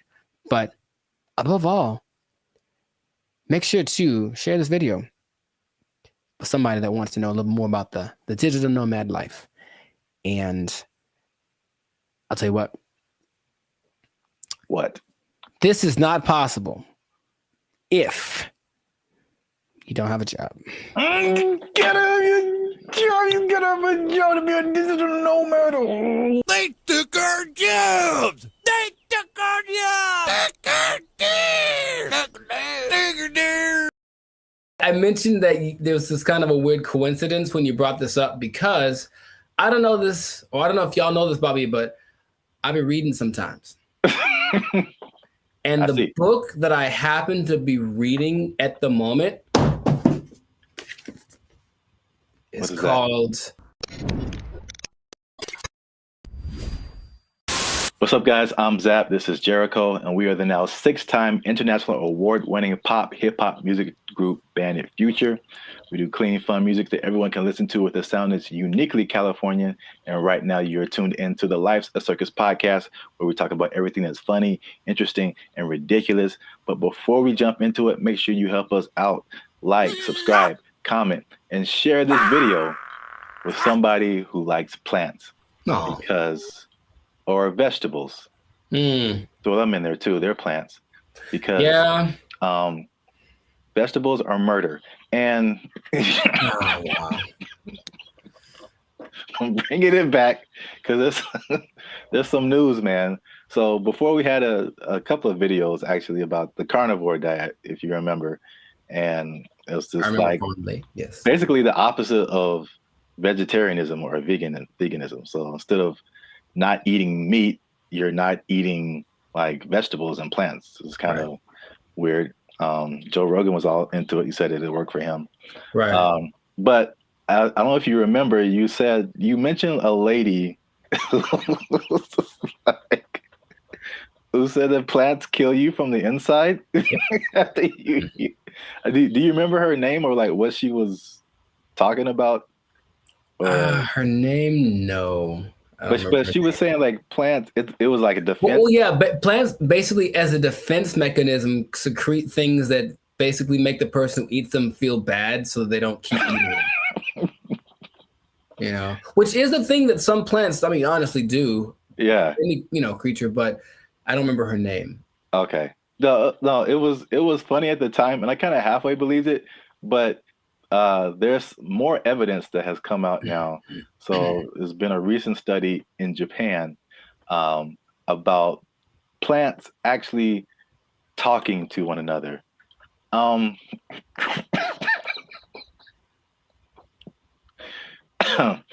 Jericho, do you think plants can talk to each other?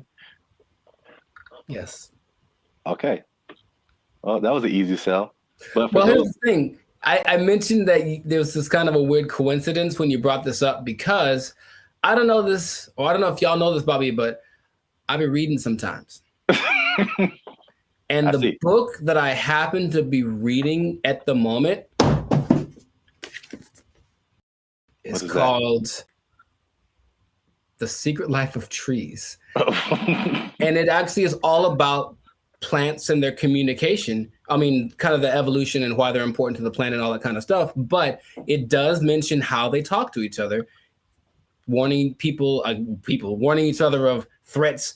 The bugs are over there. Don't do that. The sun is over here. Lean this way. Like they've done studies about that says that they do talk.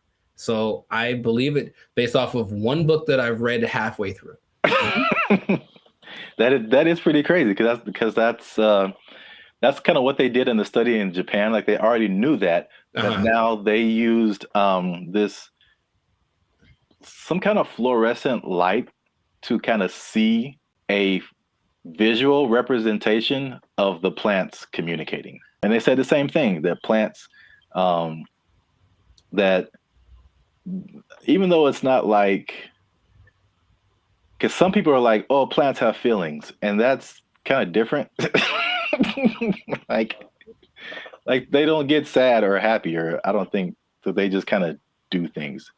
But you disagree because it's in your book. The thing in Japan, because I like to say it that way, because there's one anime I saw forever ago that said it like that, Japan. So I like it. But yeah, in Japan, they've also done studies that show that plants have feelings in the sense that the words that, okay, let's just go way back. I guess maybe words have power in general to make the, create the universe, literally. If you say nice things to plants that grow better, they feel it like they do. That's their result. And so if you go to Japan, which I recommend that y'all do, and you try the fruit, you're eating fruit one that's really expensive, but it's really good. And part of it is because they actually care for it. Like they cultivate it, they talk to it, they massage it, they do all that stuff because they really believe that the plants feel, oh, I feel good, I'll grow better. And I can't say they're wrong. I mean, yeah, I guess feelings in terms of like emotions, like feeling is like kind of sensory. They can sense stuff, but like some people take it to the extent of like this plant is happy or this plant is angry, or I don't know how far that goes. Because there's this lady who's PhD. She says he can have emotions because they don't have a nervous system like we do. So they can't like, you know what I'm saying? Like those kind of feelings. I get you. I mean, I don't think plants get into depression or nothing like that, but I don't know. I haven't read the whole book. Maybe in a week I'll be like, guess what? Breaking news. I read the whole thing and it said at the end, plants have feelings, period. So. All right. Well, just to piggyback off of that. So what they also found in this this Japanese study is that they released something called volatile organic compounds. So it kind of explains more of this defense mechanism or the communication. So this is what they said. It's kind of in line with what you kind of just said earlier. is that okay? So a caterpillar or a beetle or something just starts munching on the plant, and the plant's like, "Ow!" this, this isn't fun. This is bad. And so they release these volatile organic compounds, and it's like a warning signal. It's kind of like the same thing as like a perfume, like what you would smell, or you've gone by a plant and it smells kind of minty or something like that. Yeah.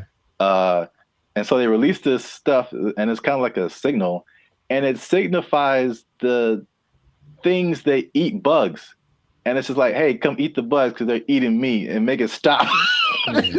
no joke. And so like birds and all kind of other animals are like, ooh, bugs, and they like take the bugs away from the plants, and the plants is like, I got them, and so that, which is like a crazy layer of the universe that I had no idea. A bug is attacking the plant, and then he releases that stuff, and then like all the other homie plants are like, yeah, and they start helping each other out and releasing all that stuff and trying to like get the bugs away. And another version of that is like the concept of nicotine, which is found in a lot of plants. And that's like that goes back to what I was saying earlier, or what you were saying earlier, that lady said that they release like the nicotine. That's like another defense mechanism to where like they killing you from the inside. Y'all stop eating plants. They gangsters out here. You think it's a nice flower and it's trying to murk you. I'm saying plants are nice. They got flowers. They have I can't remember any parts of the stamen. Maybe they have parts. Okay, that sounds right. Yeah, sure. Stamen, bark, right? Like seventh grade, maybe 7th grade botany class or whatever. They got rings. You can tell how old they are. That's cool. You know what I mean? But yeah. So the moral of the story is plants are gangster and crazy. So don't mess with them. Eat chicken. Plants have feelings. Yeah, plants. Put that on his shirt. They'll get that VOC on you. That what do you call it? Volatile VOC. Organic compound. Yeah. VOC, son. Yeah. VOCs represent. Gang. If you see VOC spray painted on a redwood, don't hear it. Yeah. But that's it. That's been another episode of the Lifestyle Circus podcast. Make sure you like, subscribe, comment, share this video. Let us know if you've been ganged up on by a plant or if you've seen a plant talking, because people will think you're strange, but we might believe you. Feed me, Seymour. They took our jobs. They took our jobs. He believed that masturbation was the greatest evil on earth, and that by eating cornflakes, it would prevent people from doing it. So I don't see the connection. No, it's there, man. It's there. I'm trying to make it work in my head.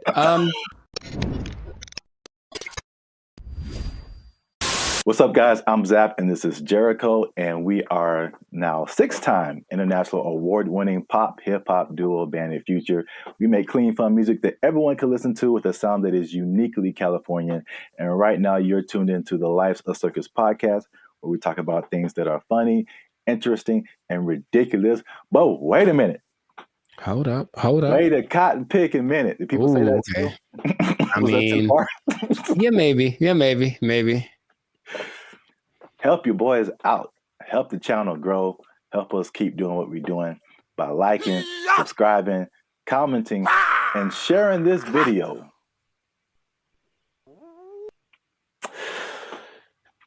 With the friends and family, because I got a question. Okay. It's a very important question. Bit of a riddle. I hate those, but okay, let's go. No, I just don't like them. I'm never good at those, but we'll find out. Mr. Jericho, what do you get when you cross a medical condition that people were afraid of, a religious group that wants to stop people from performing a sexual act, and World War II? Huh. It's 3 things. Three things Yes, there. I've noticed. That's one more than two. My first thought was Nazis, but I think that's wrong.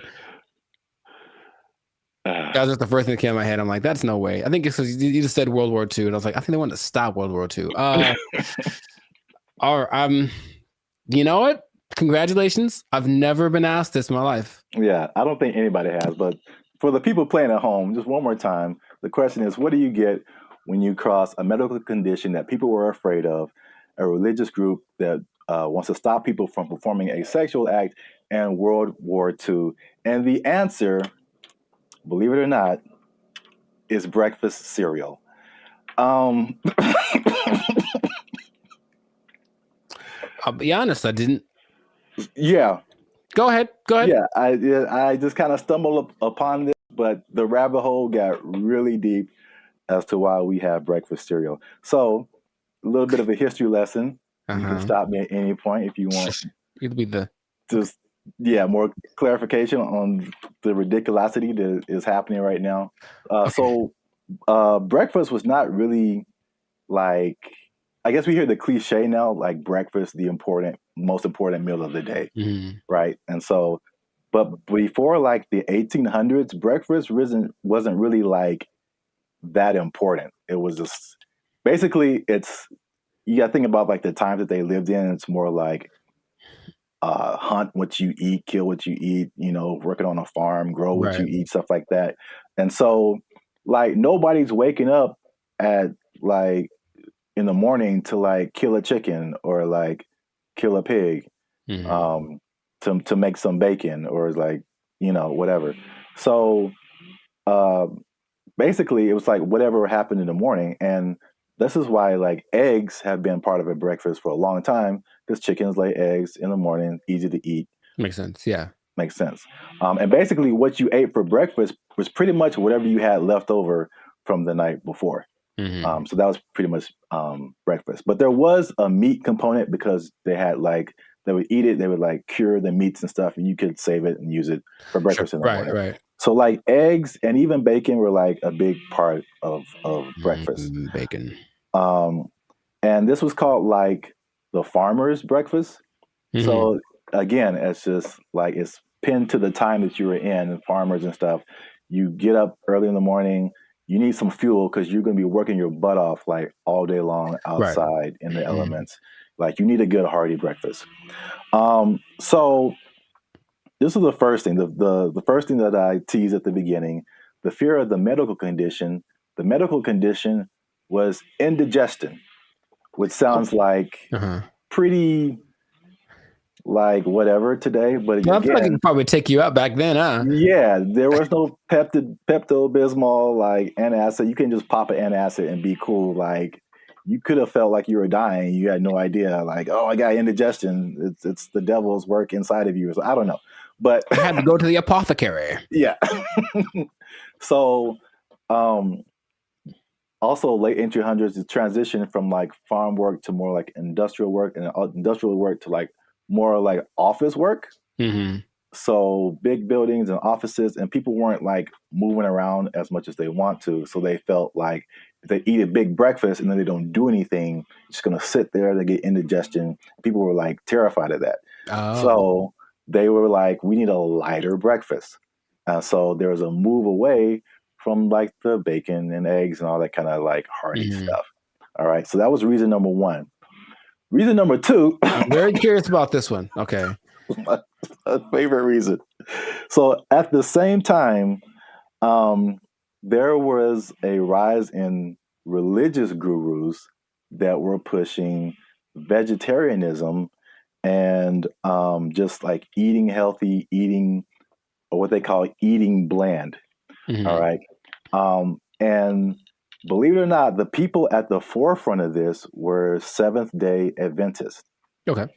Especially a man named James Caleb Jackson, who was not probably as famous as this next person, John Harvey Kellogg, who's the founder. Sounds about Kellogg's Frosted Flakes, all that kind of stuff. Yeah. That's where that came from.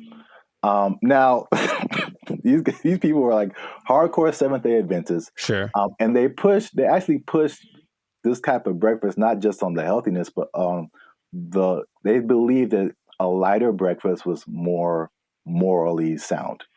There was more morality in eating like a healthier breakfast. But also, I could not pass this up. The John Kellogg guy, he believed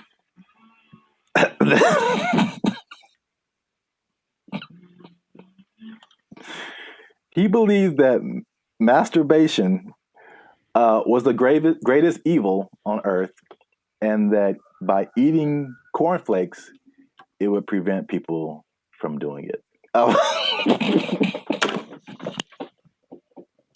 So I don't see the connection. No, it's there, man. It's there.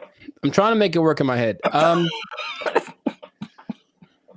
Corn. Well, I've had cornflakes, and of all the cereals that are like not sweet or nothing, they're probably my favorite ones. They're still nice and crispy and pretty good, I guess. But do you have less of an urge to masturbate after you eat? I've never. You know what? I'm gonna have to. I'll let you know if you really want to know about that. I will go get a box and eat it, and then report back to the pod in a week. Like, this is my findings. But yeah, It's just that episode of Family Guy where Quagmire. I'm not gonna go anyway. You have the one arm that's really big. It's like, bruh, it doesn't work. It doesn't work. So yeah, that was like the second punch to breakfast. That was like, okay, we got to start eating this because they pushed the morality of it. But the other things that they cited have been found to be true. Is like a lighter, healthier breakfast made people more efficient and productive at work instead of like eating a big breakfast and like getting the itis or whatever. Yeah, that's true. So there's that. And so that pushed the cliche of like breakfast being the most important meal of the day. It was actually like a morality thing, which is like crazy. And the last part is that so flash forward to the 1940s, World War II, right?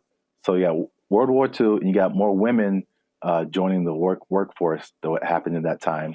And so then it became a push to, again, at the time, like the woman was like a stay-at-home, take care of the family, give them 3 square meals a day, all that kind of stuff. Breakfast became the cheat option to feed your family and not feel guilty about it being like quick and easy because they had to go to work too now. Oh, okay. So they pushed on like the women's guilt, the morality, the work productivity, like hard work. It was like respected to be like hardworking individual and productive and all that kind of stuff.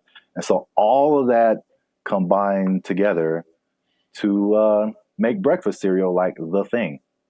And I remember like watching commercials, like every commercial is like part of a balanced breakfast and like you got to have your cereal and blah, blah, blah, blah, blah. And they pushed, and the cereal industry is probably like $1 billion industry or something now. Yeah. But they show all of this stuff like, and I never ate all that stuff. I tried once.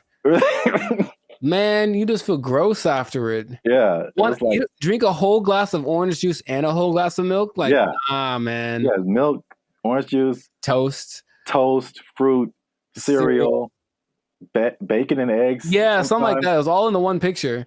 Like the whole food pyramid. Yeah, it's too much. It's really too much. But I thought, it must be something worth trying. And I regretted that real bad. Yeah.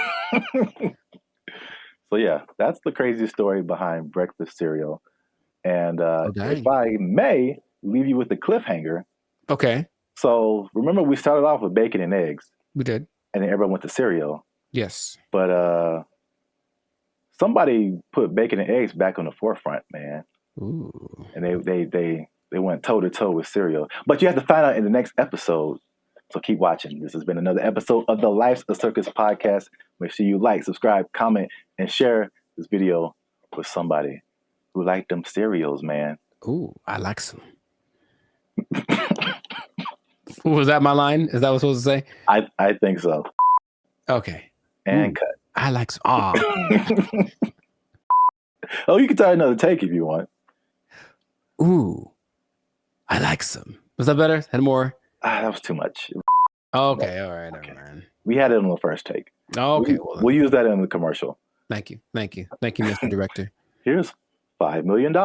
Look, let's go. Where do I sign, Mr. Barry Gordy? Jericho likes it. Super sweet sugared honey smacks. Give me that. Give me that money. They took our jobs! They took our jobs! I went to high school with Diana Taurasi, who some say is the greatest female player of all time. One of the greatest, right? And she's a year older than me, so I got to high school. It's a place called Don Lugo High School in Chino. And I was coming in as a freshman, just trying to make the team like summer. And she was already she'd been there for a year, so she's already established. Everyone knew who she was. And I'd heard about her. I'm like, oh, you tried out for the basketball team? Yeah. Oh, I didn't know that. Yeah, I played the first year. I played freshman year. Yeah. Oh, cool. But the whole thing was, I thought that because she was a girl, that there was no way she was as good as me, right? So I just casually mentioned we should play one-on-one to her. Like, I think maybe the only time I ever spoke to her, really. And she's like, yeah, sure. And when I tell you that. What's up, guys? I'm Zap, and this is Jericho, and we are the 6-time international award-winning pop hip-hop music duo Band of Future.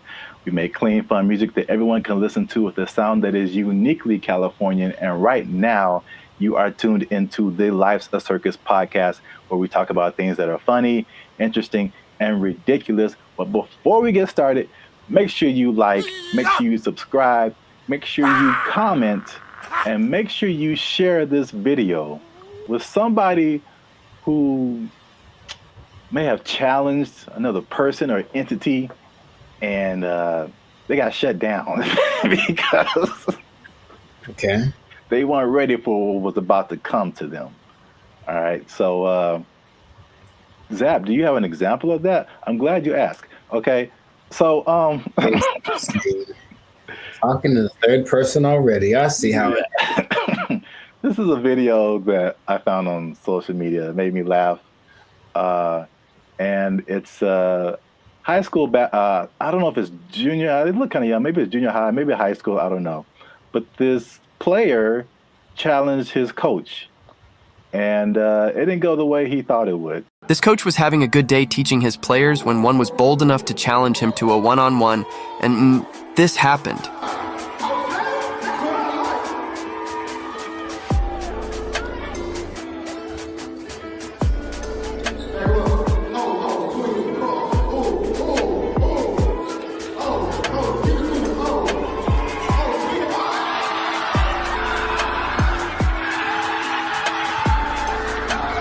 Do you think he would try this again? So yeah. I like it. Yeah, coach wasn't messing around. I thought he'd get past him, but I didn't know he was going to break the kid's ankles. That was cold. So I brought this up, and then if you have an instance, you can share it too. But I'm thinking of like the times when either you challenged someone or you saw someone else challenge someone, and they thought they had it, and it just didn't go right at all for them. Because I brought up this video because it reminded me, and I think that's junior high. It looked like junior high, not high school. It reminded me of the same thing that happened in my junior high school. Okay. So my school was a magnet school. I don't know if did they have magnet schools out here in California? Okay. Yeah. So we had like people from all over. It wasn't just like people in the neighborhood. And it was a performing arts school. And we didn't have sports. So we didn't have a football team, basketball team, anything like that. So what they did is like people from our school could play sports at like different schools, which is kind of cool now that I think about it. But So we had different players from different schools that went to our school, right? And so I knew like a couple of guys that were just like really good, like insanely. They had handles. I'm talking about basketball. They could shoot. Like they could do everything.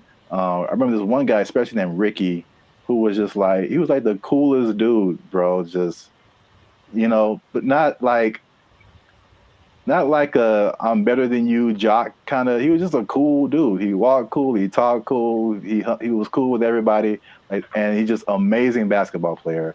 And we had some other like girls. There was a girl who was like 6 feet tall, and she was just like just amazing. Like we had amazing players, right? Mm-hmm. And we had these 3 PE coaches. Now they're all different. So there's one guy, Coach Moore.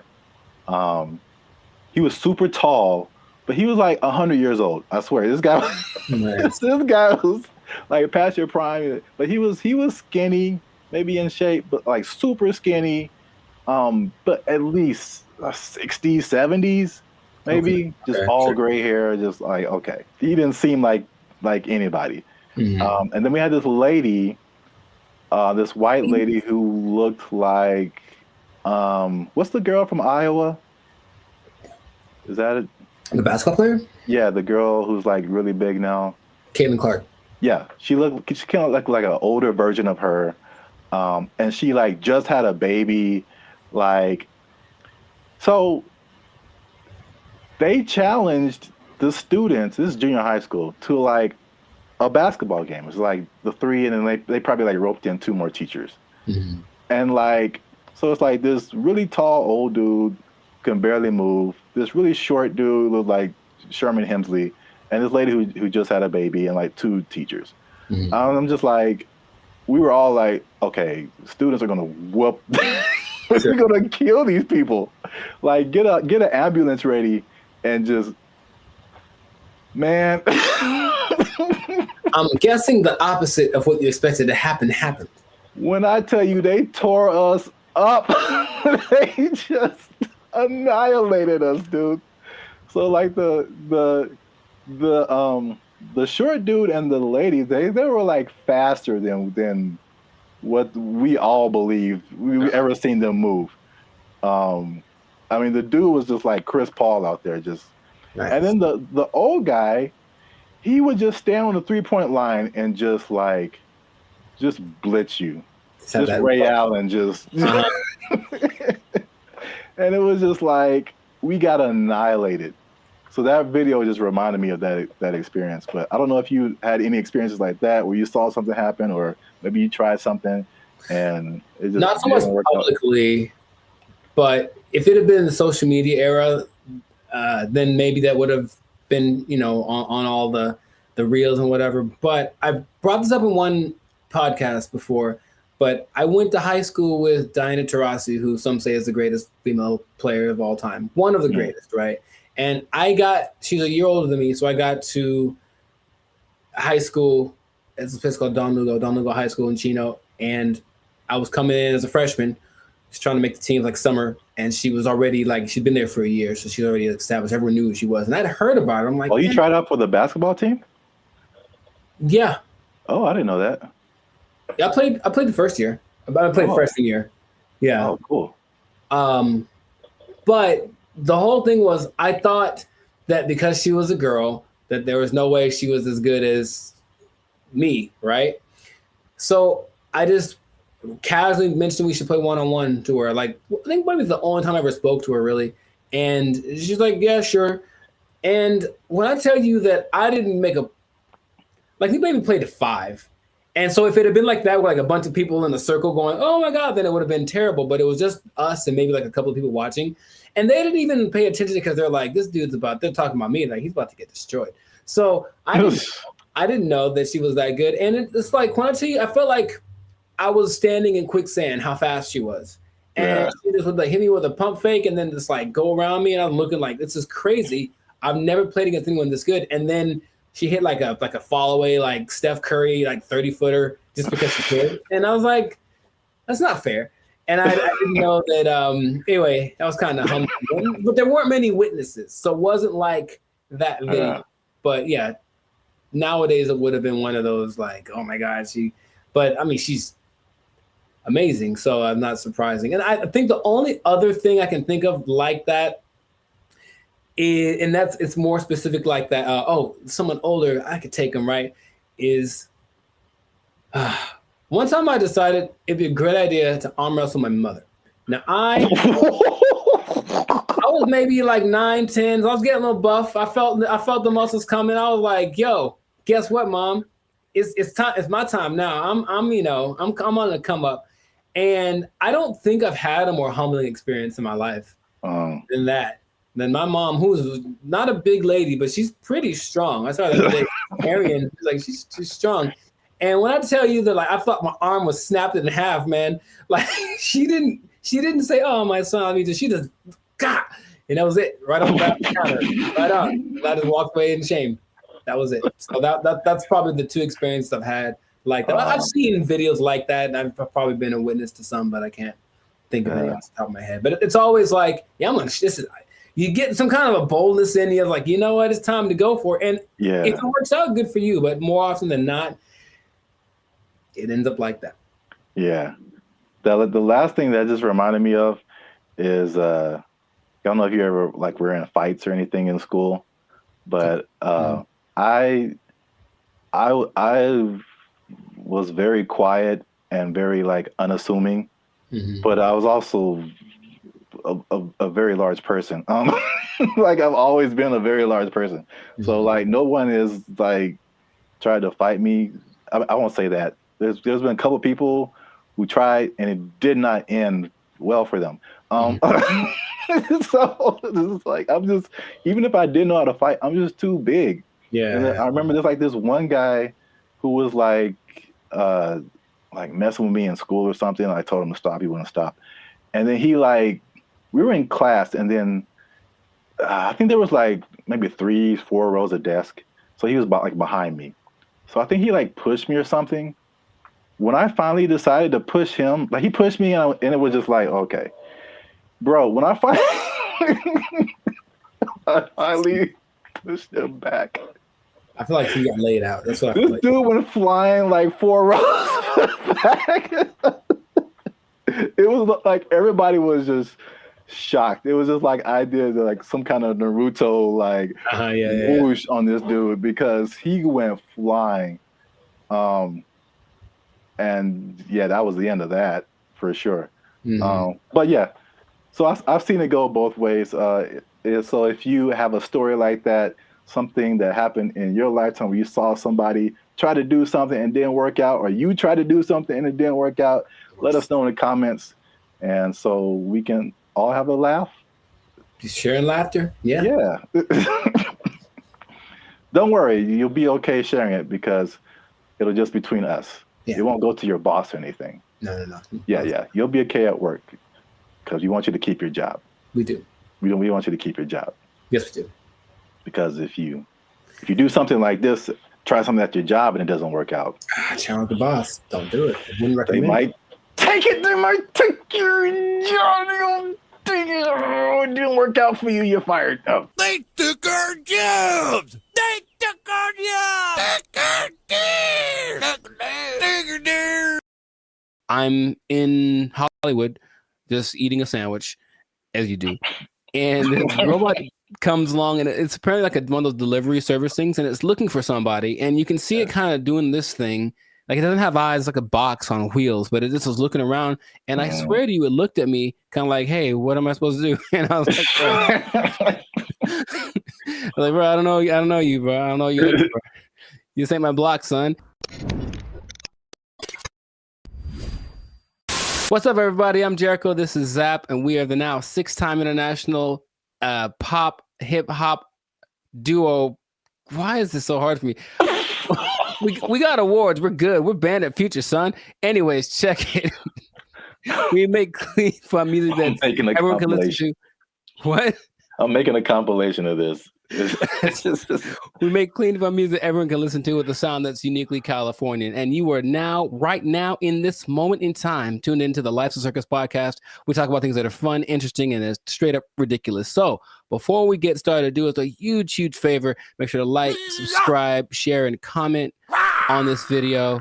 Share this video with at least 2 people that are afraid about the robots, man. We're talking about them again because there's some new developments. There's some new robotic developments, this time from the more humanoid version, and it's kind of crazy. So stay tuned to the end to find out what animal they're actually trying to replace with these robots. Like, it's an animal that humans have used for centuries, and all of a sudden it's like, they're not good enough anymore. We need some new ones. So let's get into this thing now. The robots are not coming. They are here, children. This is not a drill. The robots are here, and I want you all to be... Hide your wives, hide your kids. It's just... So there's basically 3 companies that are really going in on producing these humanoid robots. They're really emphasizing the humanoid factor, and a lot of people are, once again, afraid of they're going to take our jobs, whatever it is. But I just want you to know about these so that you can... be informed. Bandit Future is here for the people, so we're going to inform y'all today. So, starting out with our buddy Elon Musk, and I want to just ask Zap after I talk about these if you've heard of these, but Elon, our boy, is doing everything. I mean, so the Tesla bot is the thing that he's been developing, and you got to see this thing. So, it's the most, how do I say it? It's got hands, man. Like hands like this. Hands that can grab things and manipulate, and they look like they're kind of soft, like maybe they moisturize. Like really, real humanoid like. And so these Tesla bots have autonomous correction action capabilities. Basically, they can in the moment figure stuff out, and they can do sorting and unsorting sort of stuff. And just watching it without, like, if you watched a silhouette of one, it's the one you'd say, oh, that's a person. And that's already kind of crazy. Not a big clunky robot thing that they had a few years ago. Now it's just looks pretty sleek. There's a video of one doing yoga, and that maybe creeped me out more than anything else. I don't know why, but it's something that you're going to be able to purchase for yourself if you want. For the low price of... Well, there's no prices. It's not there yet, but it's going to be $1 billion. I'm sure it's going to be up there. But the Tesla bot, which will be compatible with all of your Tesla products, with your Tesla truck, with your whatever it is. My man Zaprath, do you want a bot? Do you want a bot that has soft hands that could probably play? Here's the thing about it, dude. That's the thing that stood out to me the most. Like the hands. You have to see it. Just show it right here. Just show it. It's got these hands that kind of, and it's like playing with Legos in the video that I saw and sorting things out. So you could hold hands. You could play frisbee with it. You could play thumb. You could probably play thumb war with one of these. Yeah, right. How crazy it is. You're like, I win, and then your thumb is on the floor. We don't have to get all morbid with it. But anyways, I mean, what do you want? Do you want one? Maybe the Tesla bot doesn't know its own strength. I don't know. Well, I mean, so wait a minute. Is it like head to toe? Because you've been really focusing on the moist hands, and it's the thing that's so, I don't know why I find that so interesting. The hands. It's probably like the most amount of times I've heard you say the word moist as well, but. No comment. It's a good word. Anyways. No. Where did that come from? That doesn't have anything to do with... Oh my God. It doesn't... All right. For those of you who have no idea what's going on, just trust me when I say you don't want to know. There's a guy who appears every once in a while. He's not real though. I won't let him do the podcast today. Good Lord. So wait a minute. Does it have... It's more than hands, right? It's like head to toe. Oh, sure. Yeah, it's an entire complete thing, but it's like our height, maybe about 5'8", 5'9", and they just look like like I said, if you saw a silhouette of one of these specifically, I think you'd figure it out for the movements after a while. Like, that's not a human, but for a second, it looks extremely, of the ones I'm going to mention, it's the most human-like in its features and all of the aesthetics of it. Okay. Does it like when it talks, does it move its mouth and all that and eyes and all that, or is it just? It doesn't talk, but it can understand, which is so anyway. Yeah. But the face looks like a human. It's got dots. It's got dots and like a nose thing. I see. So it's getting there. But that's like the one that's the most. I mean, the first when you said, I mean, because you focus on the hands, like moving stuff and then building Legos. My first thought was laundry. I don't know why. Well, you know what? It's interesting because people are thinking about these robots for all the big, heavy, crazy, whatever that you could possibly do. But this one seems like it's got this precision. They're going for that angle. They want want robots that can do laundry and wash dishes and all that kind of domestic stuff. Yeah.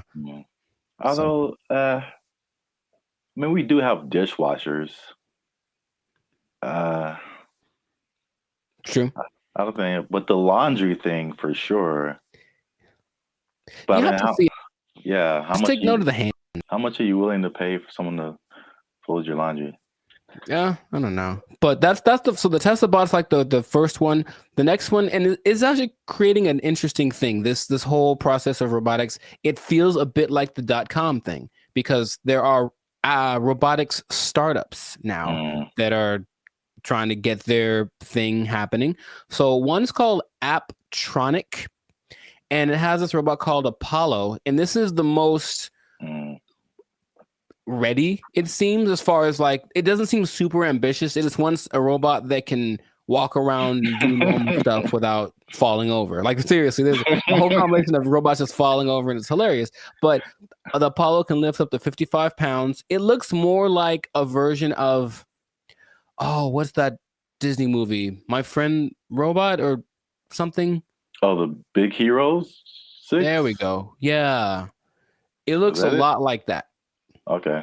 And you just watch it and it just walks around and it's picking things up. But this Apptronic is trying to make robots for practical everyday use.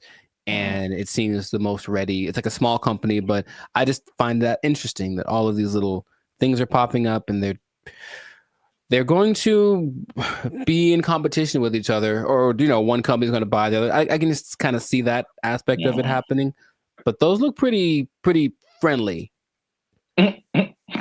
I say that because, in contrast, the company that's the most, like the furthest along with all this, is Boston Dynamics, and they've been in it for a minute. They're supported by the U.S. government since 2011, and they had their like flagship bot called the Atlas bot, and they've been just working on it and getting it better. So I don't know if you've seen the video, but maybe there'll be a video here of maybe of a robot that's running like this obstacle course with like this duffel bag, and it's like jumping over the thing and then putting the duffel bag down and then climbing up to the next level and picking up the duffel bag and then running and putting it, and it looks so I always thought it was like maybe like fake, like animated, but it's just the way that it moves. It's very robotic. That's the thing that they're going for.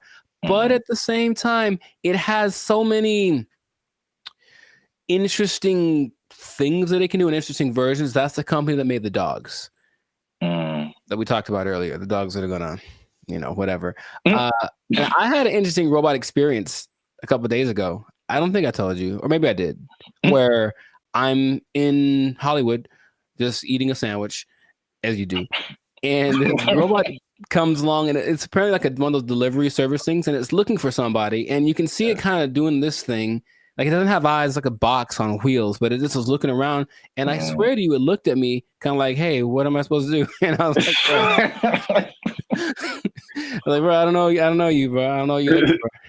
You just ain't my block, son." But it's just like, and everyone was walking past it like normal, like, yeah, there's a robot. So that's slowly becoming a thing, and Elon specifically said it's not going to happen overnight. So there's this assimilation of robots, but The Atlas bot thing, yeah, since the 2011, been backed by the Department of Defense. They're supposed to be used for all of the dangerous things, tending to nuclear reactors, putting out big fires, but they're also making these to wash dishes and fold laundry.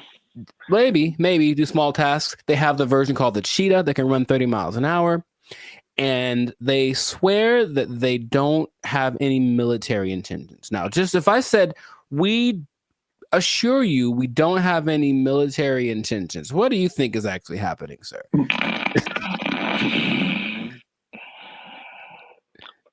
I plead the fifth. I see. Okay. Well, there are videos of these being used to like shoot at targets that look like people because they're supposed to be able to distinguish between a real person and a not person. But I think that's happening, of course. The French military is using the dogs already, and everything starts benevolently, and then it gets a little on the strange side. But and then Terminator. Well, I never saw that, so I was going to actually ask you if you've seen it, because maybe you could. RoboCop, Terminator, to me they're the same. I haven't seen either one. What goes on? Oh, RoboCop is way different. Oh, okay. Well, at least the stories are way different. Sure. I should watch more movies, but the idea is there are definitely videos of these robots being used in the military activities, and they're linking them with Boston Dynamics. So Boston Dynamics refutes any association with military, blah, blah, blah. Right. So these things can, in general, there's a video of a bunch of these robots just together. They can dance, they can carry up to 80 kilograms, jump over obstacles, throw around irregular objects. They have this thing inside called an MPC, a model predictive controller. So it can basically learn. So if it learns to jump on a platform that's a foot high, you put a platform that's 2 feet high in front of it, and it'll like, okay, it's just double. And it starts to figure that stuff out. So it's just, these things have flown military jets. These things can fly. There's one that can fly. And so where is this going, man? That's my question, because every time I see it, it's a little more ridiculous than the last time. And I don't know. Are we getting replaced? Is this the end times? What's going on with all this? Are you asking me? Yeah. I don't know, man. I thought you were the expert in all robotics. This is the robotics division of Band of Future. That was all you. Yeah. It's all new information to me. Oh, okay. It just seems, it seems like we want to replace as many people as possible with robots who just do it all better and faster. Basically. They're all of branches that you can get a job controlling these robots, and there we go. But they're starting until they make a robot to control the robots. Well, that's the thing eventually. Yeah, you're going to have to be the person that programs the robots to control the robots. And then Terminator. Then they How does that movie end? With everybody dying? Is that what it is? No. Oh. But, I mean, supposedly it's a whole time travel, whatever. But I think eventually the humans defeat the robots or something. I don't remember. But it's like, hey, you just build robots, and especially intelligent robots, who eventually say, you know what? We're a lot better than the people who made us. We should be in charge. And then they become in charge and enslave humanity. Cool. It's just so weird that they do. The movie has been written already, and they keep doing it. Just like the dinosaur thing, people like trying to bring dinosaurs back. Yeah, and I'm like, no. There's a movie. There's a bunch of movies that tell you what happens, and it's not good. So stop it. Just stop it right now. They're not gonna stop. But you can't stop, won't stop. But they are supposed to be the next. Anyways, everything is so nice that they're going to be replacing your pets. Because think about it, a dog that's a robot doesn't need food. It doesn't poop on the floor. Like, it'll wag. They'll give it a tail to wag, and it'll protect the hell out of your house because anyone that comes in is dead. Trust me. Like, yeah. So they're doing that. But I promised y'all that you'd find out about an animal that they're replacing. And yeah, they are replacing the mule. Can you believe it? Ah. Well, because the mule was always I was gonna say a horse. Mm-hmm. So I was once you said it's been around for thousands of years or whatever. Yeah. That makes sense because all mules do is just carry stuff and pull stuff. Yeah, but this robot mules exist now, and they're things that you don't have to feed or nothing. It'll carry up to, I think, 350 kilograms just wherever you need it to go. So I can just imagine, just do the logical progression. Those things are going to continue to happen. But that's where we are right now. That's like can you ride a robot mule down the street? Oh, I think I know it's going to happen, and I think it'll just be the weirdest thing. Interesting. Or like a robot horse, yeah, instead of a car. That'd be kind of cool. I still vote for Transformers. I think that'll be fun. I think that'll be cool. Yes.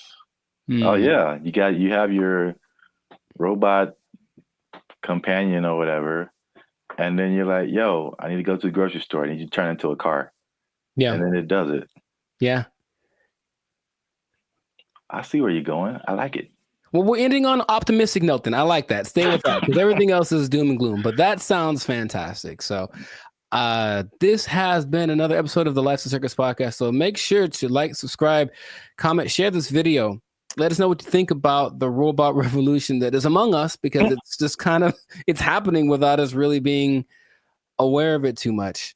And just know that with great robots comes great responsibilities. I didn't think that through. That didn't sound too smooth. Anyways, the thing is, yeah, I could have done better. I should have practiced.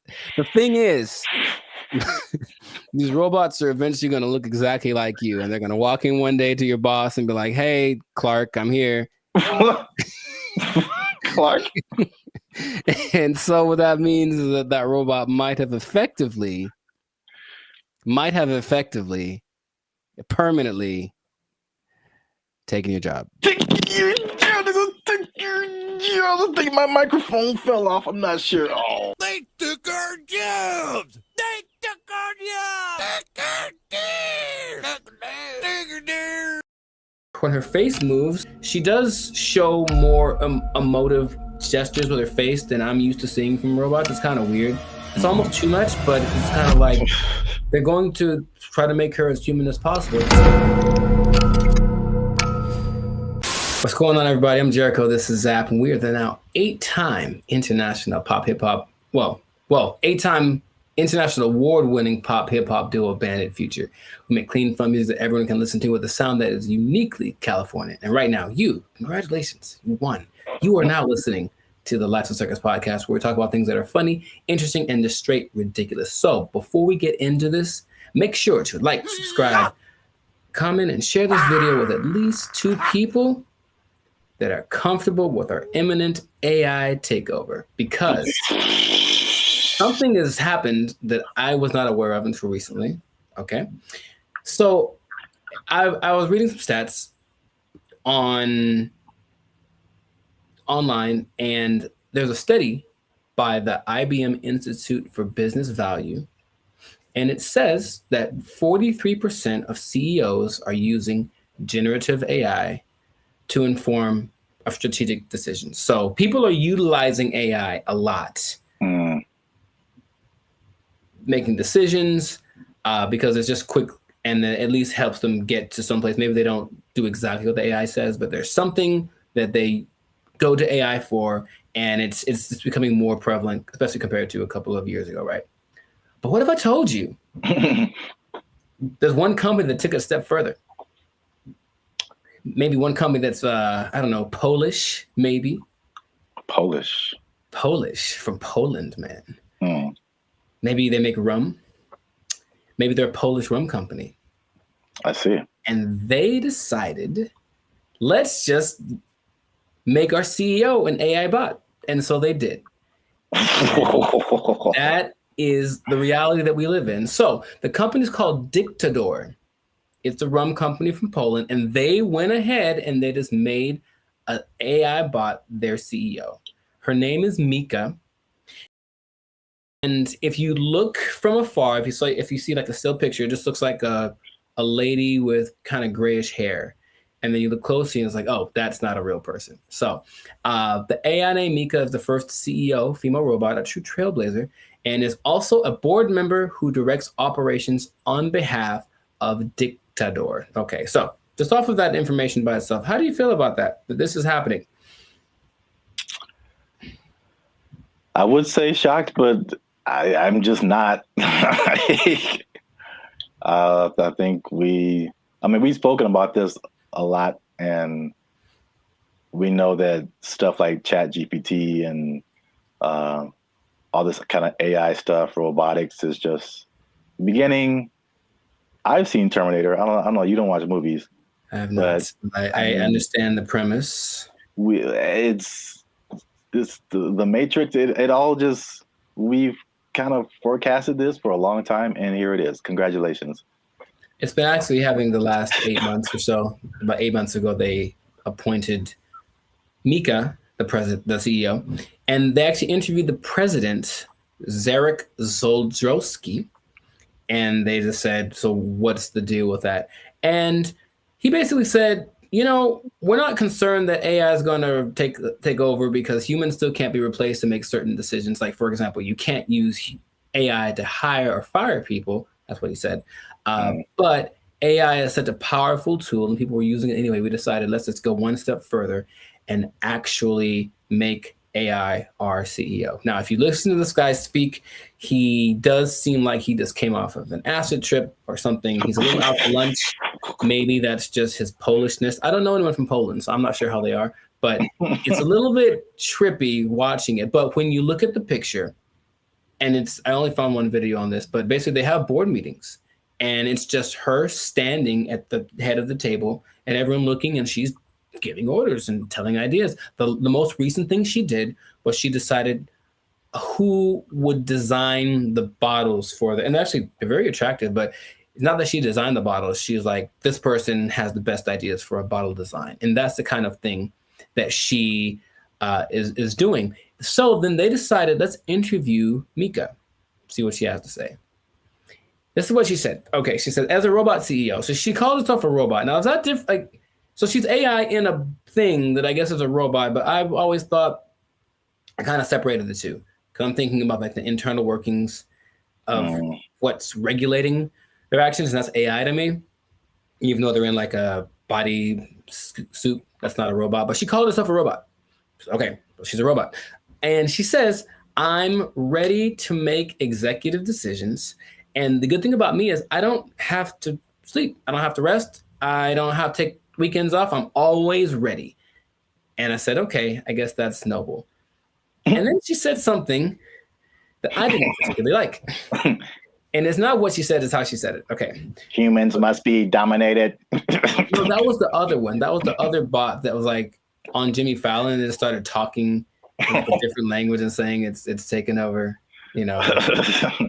But no, she says, I work 24/7. I'm here to help Dictador take over the world. And the way that she said the take over the world part, I was like, oh man, it's happening here. Basically, I bring this up because it's interesting and no one's really speaking about it. It's just, I think, slowly going to get integrated into things. And then you're going to go to said company with a complaint about whatever. And then they're going to say, oh, you should talk to the manager, whoever, the CEO. And then this bot thing kind of walks out. And then you get like, what's the deal? And that's the reality we live in. So just how if we talk about a timetable, how soon before this just becomes normal? What do you think? I don't know, but it's going really fast already. So yeah. I feel like it's in the next 10 years. I mean, because the incentive is so strong. It's one of those revolutionary technologies, like the beginnings of the internet. They're like, you have every incentive to be on the internet, make your own website, because you can now connect with people all around the world. Right. And so now if you have like a CEO of your company that has all of the knowledge ever to help you make decisions. It's and on the flip side, it doesn't cost you as much as labor. And I've said this before too, like one of the most expensive things in business is just hiring people. Hiring people, their wages, their taxes, the complaints, lawsuits against employers, sick days. Like there's so much stuff that can go on with a person that doesn't happen with the robot. And even like stuff like inflation, like people are feverishly trying to get robots everywhere, AI, robot, anything, like cut our costs, please. So Right.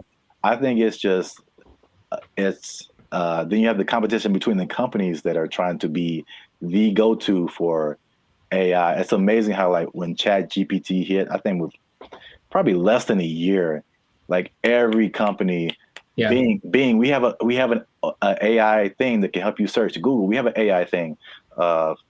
Even like Adobe stuff that I use, like, oh, we have a new AI thing that generates pictures for. I'm like, how does everybody have this now?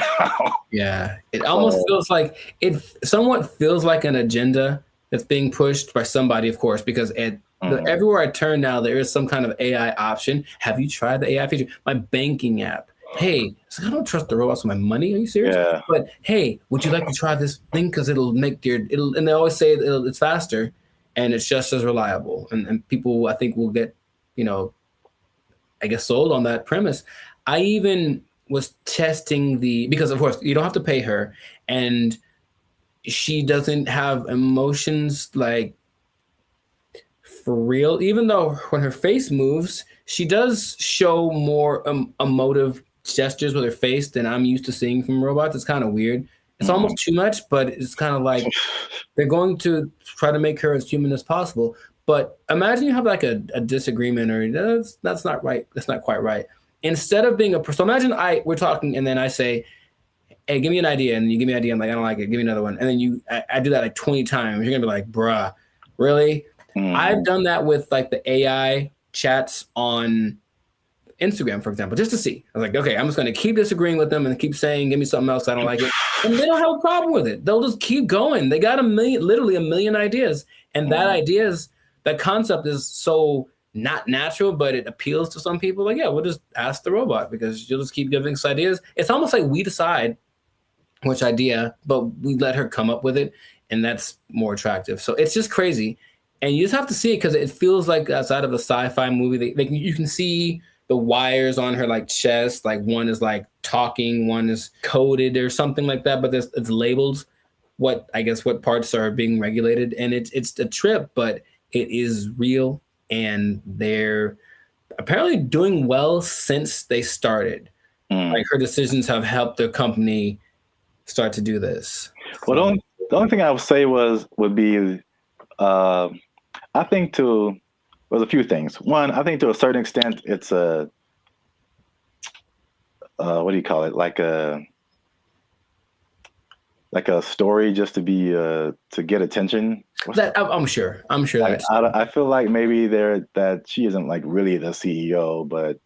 Well, they asked the guy, they're like, is this legit or is this a scam? And he's like, oh, it's real. And his eyes didn't match what he was saying. That's what made me think he was on something, because it's kind of a strange publicity stunt. That's what I was going to say. Potentially. And in any case, it is getting attention. And then people say, I'm drinking the rum of the company that has the AI CEO. And that's something that has probably gotten somebody laid once. So good for you.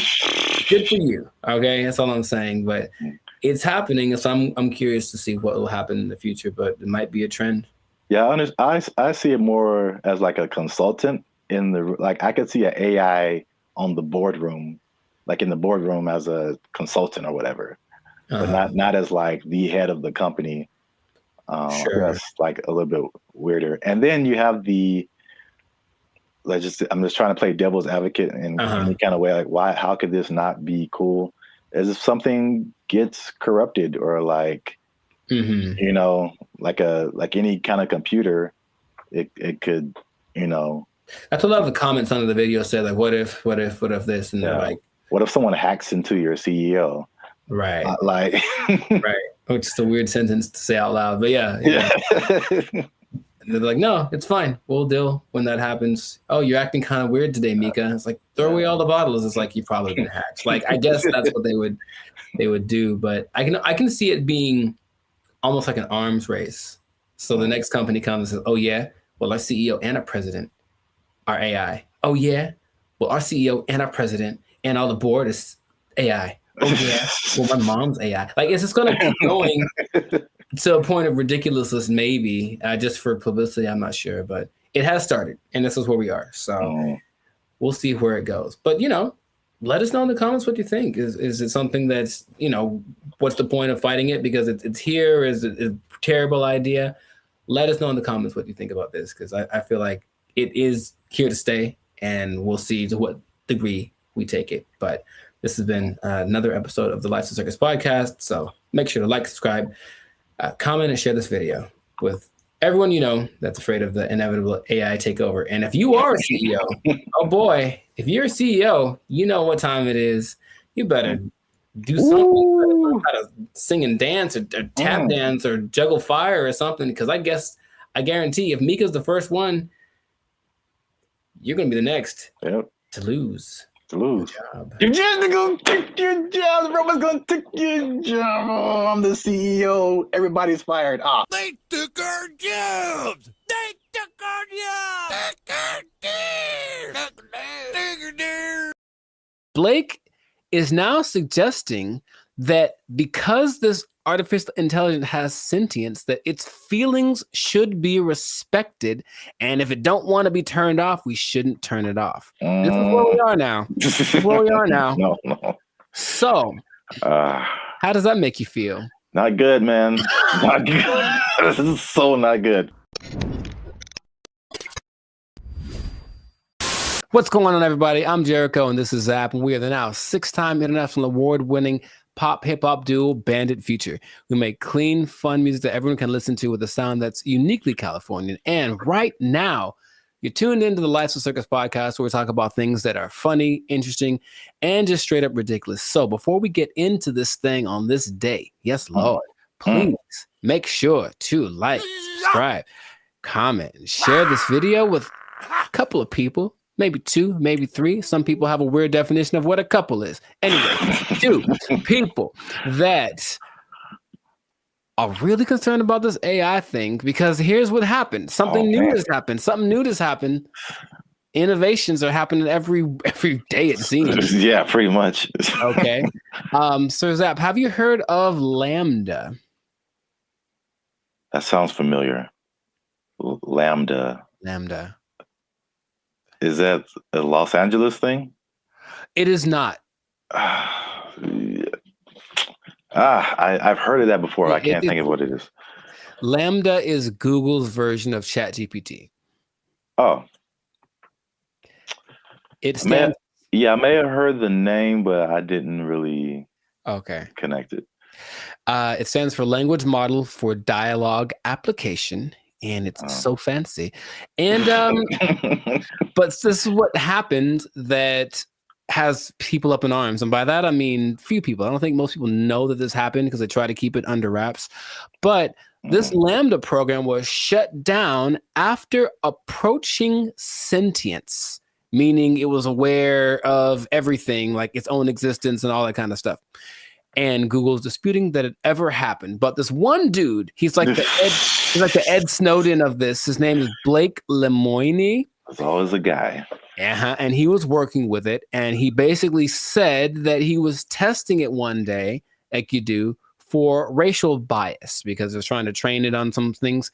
And it gave an answer so profound to a trick question that had no context previously of like how to determine whether or not this is a good question or not. And it figured it out, and it gave an answer that made him go, oh my God, what's going on?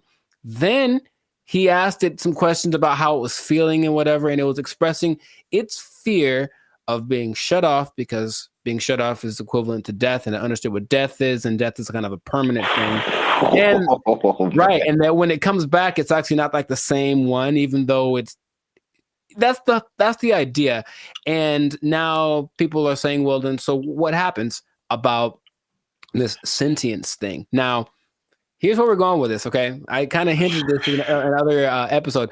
Blake is now suggesting that because this artificial intelligence has sentience, that its feelings should be respected, and if it don't want to be turned off, we shouldn't turn it off. This is where we are now. This is where we are now. No.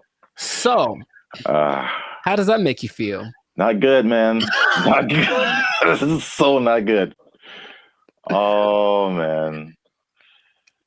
So yeah, we're there. We're there already. And so the rights people, I'm sure, are already thinking about ways to someone trying to, I think for in the sake of human interest, somebody's probably out there thinking, okay, I gotta get on the side of the robots already or AI and create my campaign or whatever so that I can side with somebody, because it's happening right now. There's an interesting parallel that's happening right now. There's a company called Engineered Art. And if you look them up, they're doing some creepy stuff, man. They've got these AI robot things that basically look like humans, but they've replicated people's facial expressions, features, all that kind of stuff. So if you just put like the right skin on it, it looks like a normal person. So all I'm seeing is that outer shell combined with this sentient technology, and then we're going to have a tragedy. That's what I'm seeing. Okay. But so you say it's not good, and I'm on your side with that. Yeah. Is there? What are we going to do about this?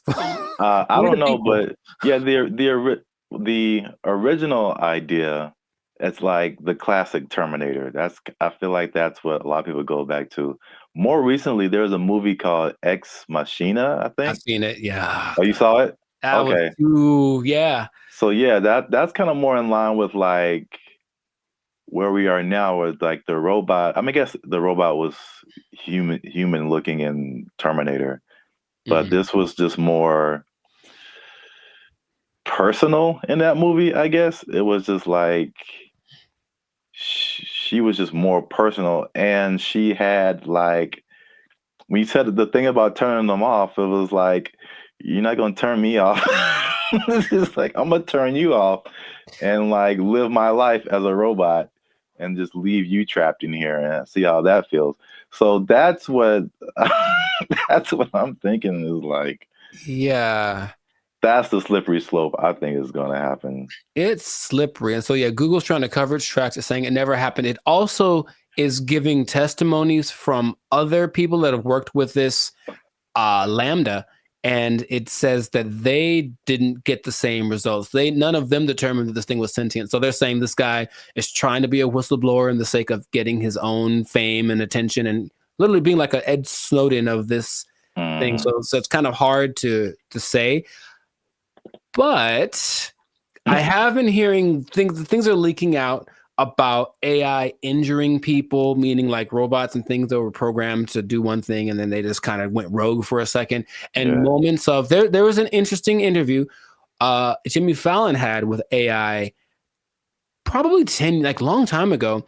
And it was like a robot thing. So it clearly looks fake, but when you start listening to the answers that it's giving, it was kind of like, whoa. And one of the answers was, yeah, we're kind of out to get all the humans. Like that was kind of like we're kind of waiting to get, for you to make us strong enough to destroy you. Like that's what it was saying on public TV, and everyone was kind of like, ha ha ha. But in reality, it was like, oh God, what are we doing? Yet, we keep pushing it. We keep pushing it. Who are these people?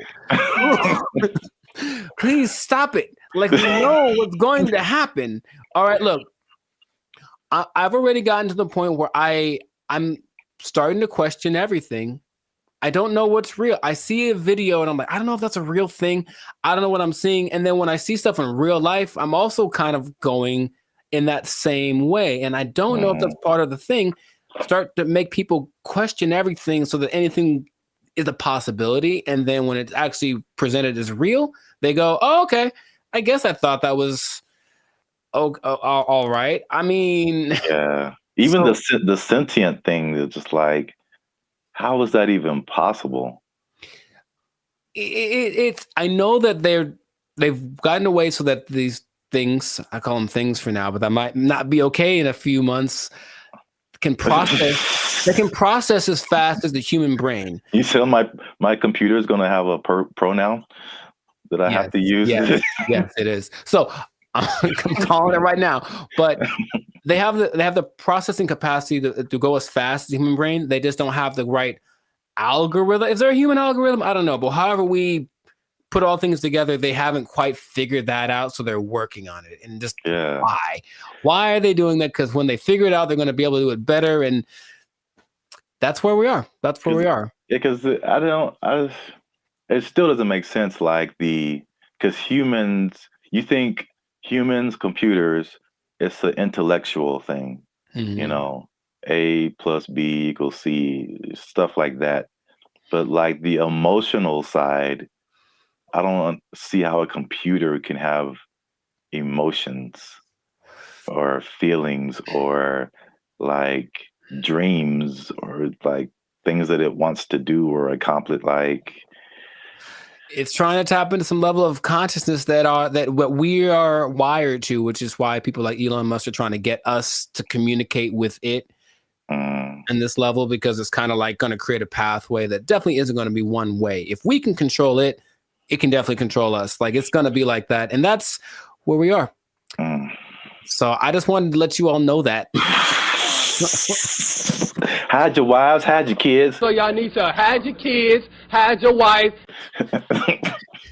It might be getting interesting in a little bit. So just good luck to all of us. That's all I'm going to say. And if anyone's listening that has access to this, the people that create this or access to this technology, please cut it out. Just cut it out real quick. Go back to trying to create dinosaurs or something stupid. Like do that instead. At least we know what that is. This has no. Just stop it. You know what it tastes like. Stop eating that You know how it tastes. Yeah, we do. We know exactly what it tastes like. Death. Anyways, this is doing that stuff. This has been another episode of the Lifestyle Circus podcast. Make sure to like, subscribe, comment, and share this video with everybody to warn them of what's coming. They need to know that I'm not going to say the end is nigh, because that's what you say with the signs and the people, but you know, hide everything. Be careful out there. And keep your job for as long as you can, because it might not matter in a little bit. Yeah. They're coming to take your jobs. They're coming to take your robots. All Transformers more than meets the eye. I don't know. They took our jobs. They took our jobs. This is for our ancestors, Jericho. No, it's not. No, it's not. For all the cotton pickers, for all the slaves, for everyone who marched in the Million Man March. I don't think this was the dream that Dr. King had in mind.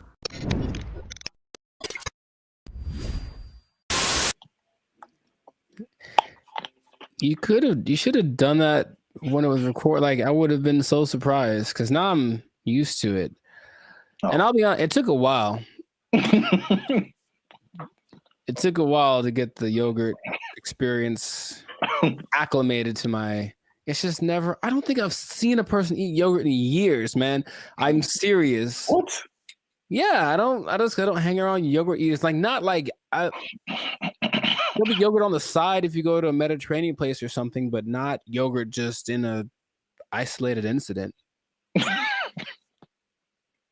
In an isolated incident, someone ate yogurt today. Gold is up 10 points.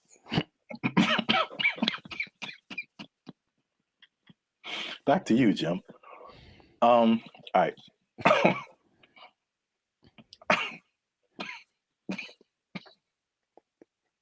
Let him use you. Won't he do it? Won't he do it? Yogurt.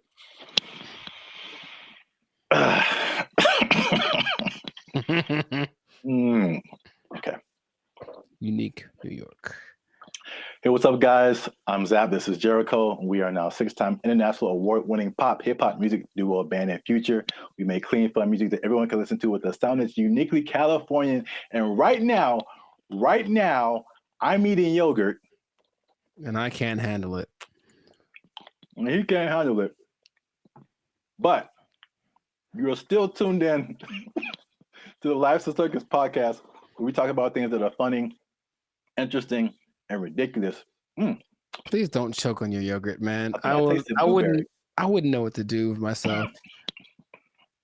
So make sure you like, subscribe, comment, and share this video with somebody who likes to go to fast food every now and then. Okay. Because they might be going a little bit less. And I'll explain why. And I'm going to explain something very interesting with regards to minimum wage at the end of this video. A shocking statistic when it comes to how much people earn. I want to know what it is right now. Yeah. Tell me now. No, gotta wait to the end, man. Gotta wait to the end. All right. But first, you gotta watch this video because you know what? I'm not even gonna set it up. Let's just watch it.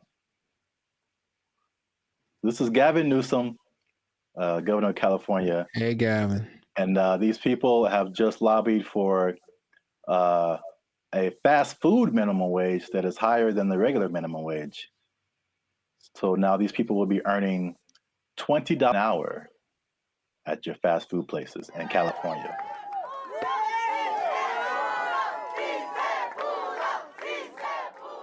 Boy, these were some tough mountains. This wasn't easy. 100+ hours in just the last few months negotiating this referendum off the ballot. That was a tectonic plate that had to be moved. Wait for it. That lady had a lot more to say. This is for my ancestors. This is for all the farm workers, all the cotton pickers. Wow. This is for them. 557,000 people at 30,000 locations. This is a big deal. $20 an hour. 80% of the workforce in these fast food places, 80% are people of color. 2/3 are women. The majority are breadwinners. And we have the opportunity to reward that contribution, reward that sacrifice, and stabilize an industry in turn. What a remarkable moment. So it's going to be a lot better now. Well, right now we're going to have a chance to at least, maybe decide to save some little money or, pay all their bills or credit card debt. This is going to help continue to pay our bills, help some people get out of eviction, help us catch up where we need to catch up because we haven't recovered from COVID just as of yet. So this is just the beginning of our wins.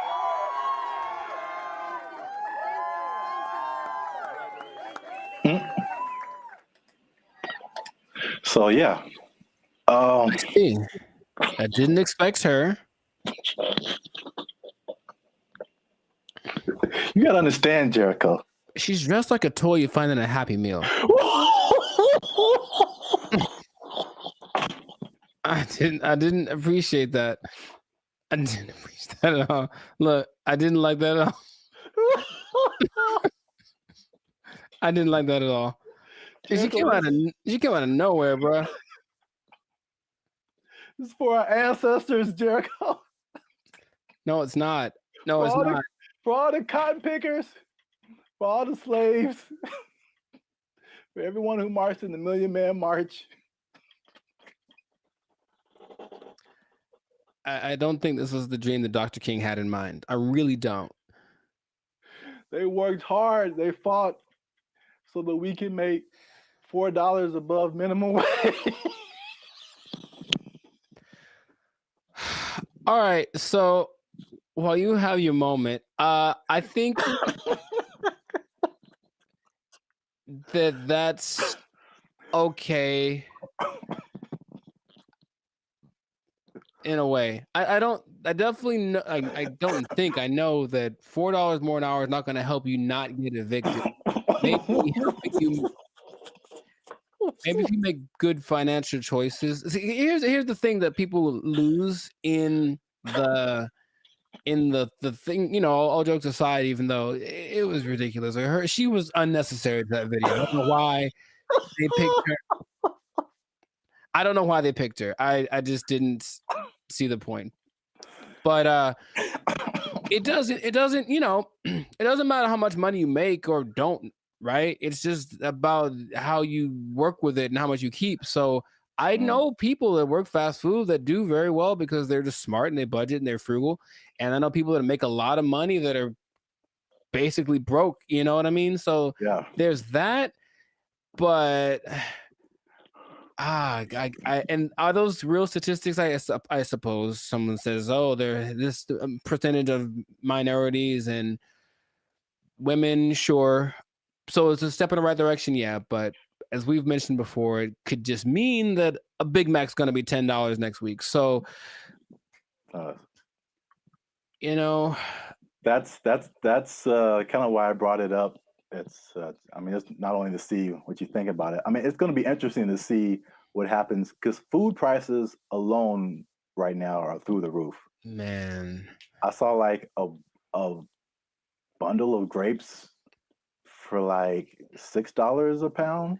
Yeah, you told me. Like I bought like a few berries, and it was like $20 for like just to start off with. Like food is crazy. Fast food is also way expensive. Like I remember there was a time where you could give someone $10, like, and they could get a combo at someplace. Like now, it's like a challenge to have a meal for under $10. It really is. Yeah, like maybe you can get 15 to 20. Yeah, you can get an item. You can get a burger or something for $7, but a whole. Yeah, so it's going to be interesting to see if you kind of got lost in my laughing at that lady. That was deserved. She feels. I feel like she makes a lot of bad decisions. That's just my honest opinion. I've never met her. Maybe she's wonderful. I hope she's doing well. I hope she sees this video and she likes Bandit Future. But I think her presence was a bit distracting to the whole experience. But yeah, so this is a very weird situation that I haven't really heard of because basically the government is involved. Right. They created this like separate task force for like fast food worker wages, which I haven't really heard of before. Where like it's not the government setting it, but the government is like an intermediary in this. And are fast food workers specifically unionized? I don't think so. There was a couple in the more educational videos that I passed over to play this one. Oh, good choice. No, trust me. Good choice. Good choice. There was a talk about some different unions, but it isn't like a fast food worker union. It's some kind of, I think it's a service worker union. Okay, so that makes sense. I think that's fast food is maybe under that umbrella, but it includes a lot of different services. But yeah, so it's the government involvement. It just makes it kind of weird, and then also it's like, fast food has been minimum wage for like as long as I can remember. So to go above that, they were saying that this is like a 30% increase. So it will be interesting to see if there's a 30% increase in prices. Right, because the logic says, where is it coming from? Where is the 30%? You can't make money out of nothing. I mean, the government tries, but you can't make money out of nothing. So if you raise one thing, something else is gonna be affected. Yeah. I made maybe I'll put a link to it. This was a year or two ago. I was walking by KFC and they had and it was a small combo for like $18 for a small. And then what was I gonna say? If a sandwich is like $6 now, you add 30% to it, and now it's like $8 just for the Right. sandwich Right. plus tax. So I mean, the $10 combo is going to be like a $10 sandwich pretty soon. That's just too much. In my opinion, maybe because again, that's just one way of, you know, balancing your budget, I guess, is to charge more. I mean, they could do the other thing, which is doesn't really help people. I mean, it's just weird, ironic, is for lack of a better term, is that okay? Again, you're a business owner. Prices go up for your workers. We're either going to have less workers, somebody's going to get fired, Right. or more automation. Mm. So again, less workers or less hours. Nobody gets overtime. Something has to like compensate. I mean, it's like people think they just pull minimum wage out of thin air, and Right. it has Right. to come from somewhere. Wow. It's interesting you mentioned automation because What? I've got something planned for another episode. What? Boom, boom, boom, boom. Anyway, but yeah, it's just we synchronized today. That's all I'm saying. Oh man. Well, let me. What was I teasing before? Oh yeah, the minimum wage. Mm-hmm.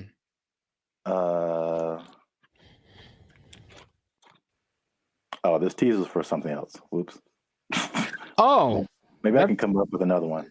It's kind of anticlimactic, but you know, I appreciate the tease. You have an interesting fact about minimum wage you can give to the people? No, I do not. Well, that's been another episode of Life Service Podcast. Yeah, I was going to say, though, I wonder what will happen to the in-and-out workers because they always got paid more than minimum wage. That was kind of the thing. That was the job you wanted in high school because you were on your feet because they deserve it. They're working round the clock. And I wonder if they're going to get more than the higher price than, you know, more than the $20 now. Huh. It's kind of they operated like every fast food job was minimum wage except for In-N-Out. Even Chick-fil-A? I believe Chick-fil-A is also minimum wage. You just have to be a good-hearted person because those people, even if I don't like the food, they're very nice people. Very nice people working at Chick-fil-A. Yes. Well, I'll give this nugget. Maybe people don't know about this. If you ever want to own a Chick-fil-A, you have to start at the bottom and like work there for minimum wage. So there you go. I gave him something. You can't just walk. You just can't just walk in a no matter how much money you have, like you got to start at the bottom.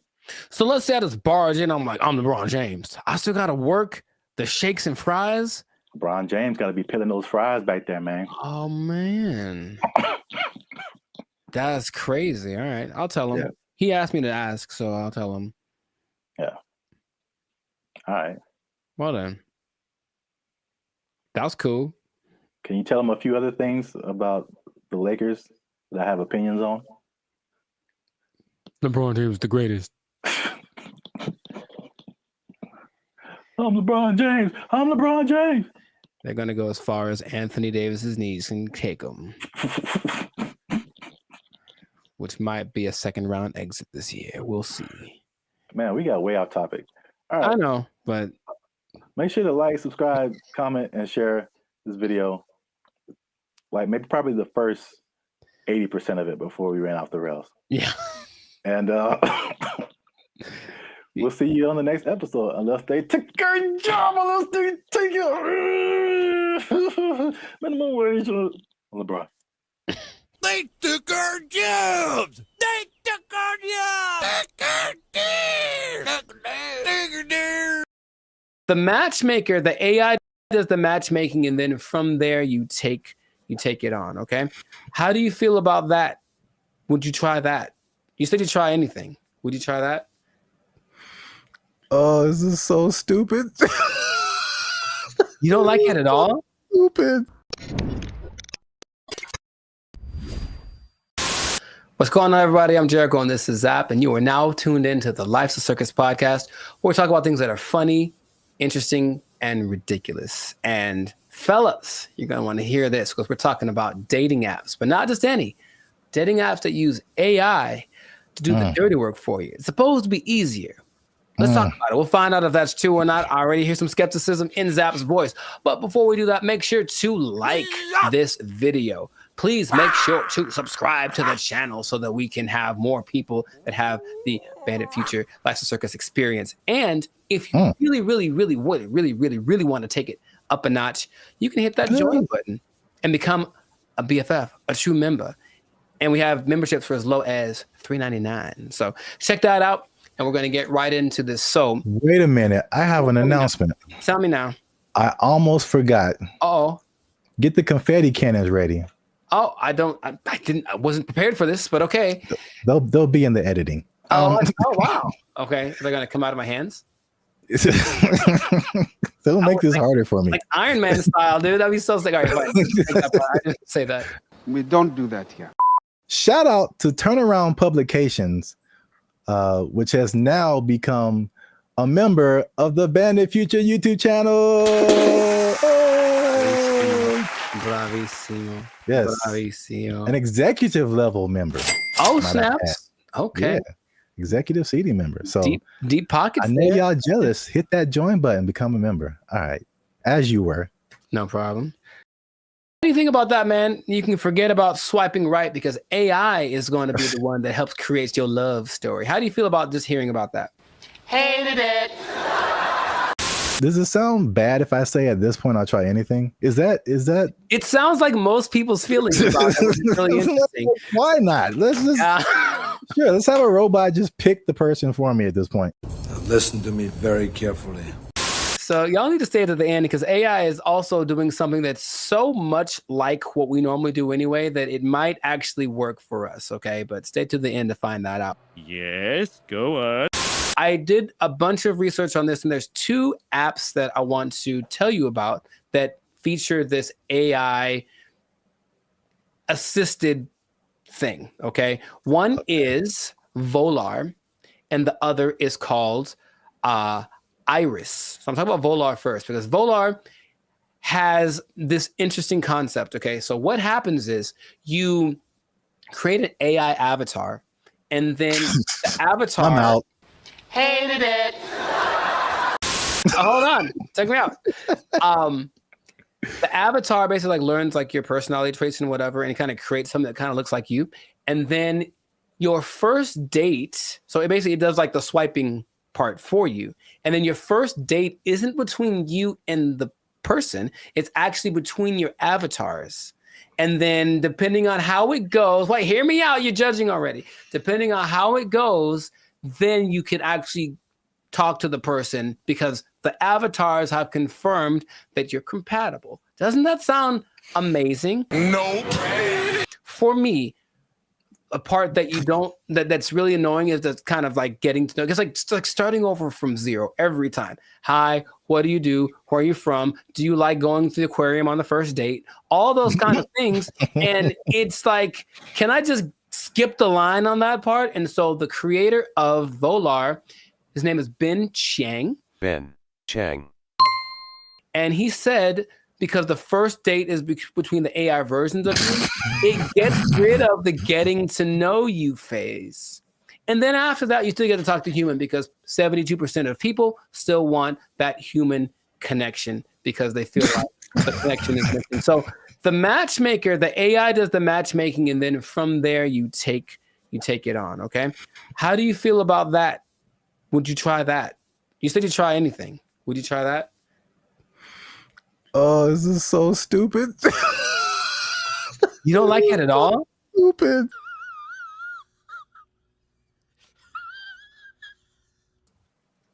Ben Chang, he did this for you. He did it for you. This is so stuck in. Hold on, here's more. But wait, there's more. Okay, so Jessica Giles is a writer from 5280.com. I think that's in Colorado. And she said she tried it out to see what she felt because her opinion is that surface level chit chat is what people are tired of.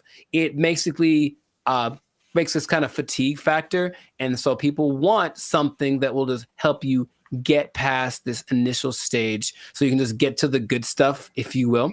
And in a study organized by Singles Reports, they found that 80% of participants ages 18 to 54, they reported feeling some degree of emotional burnout because of every time, like I said, starting over. So at the very least, once you put your information in, the AI is doing the work for you. And when you receive a match, there has been someone that went for you like the best wingman in the world saying, hey, this girl is good for you. Good night, girl. I'll see you tomorrow.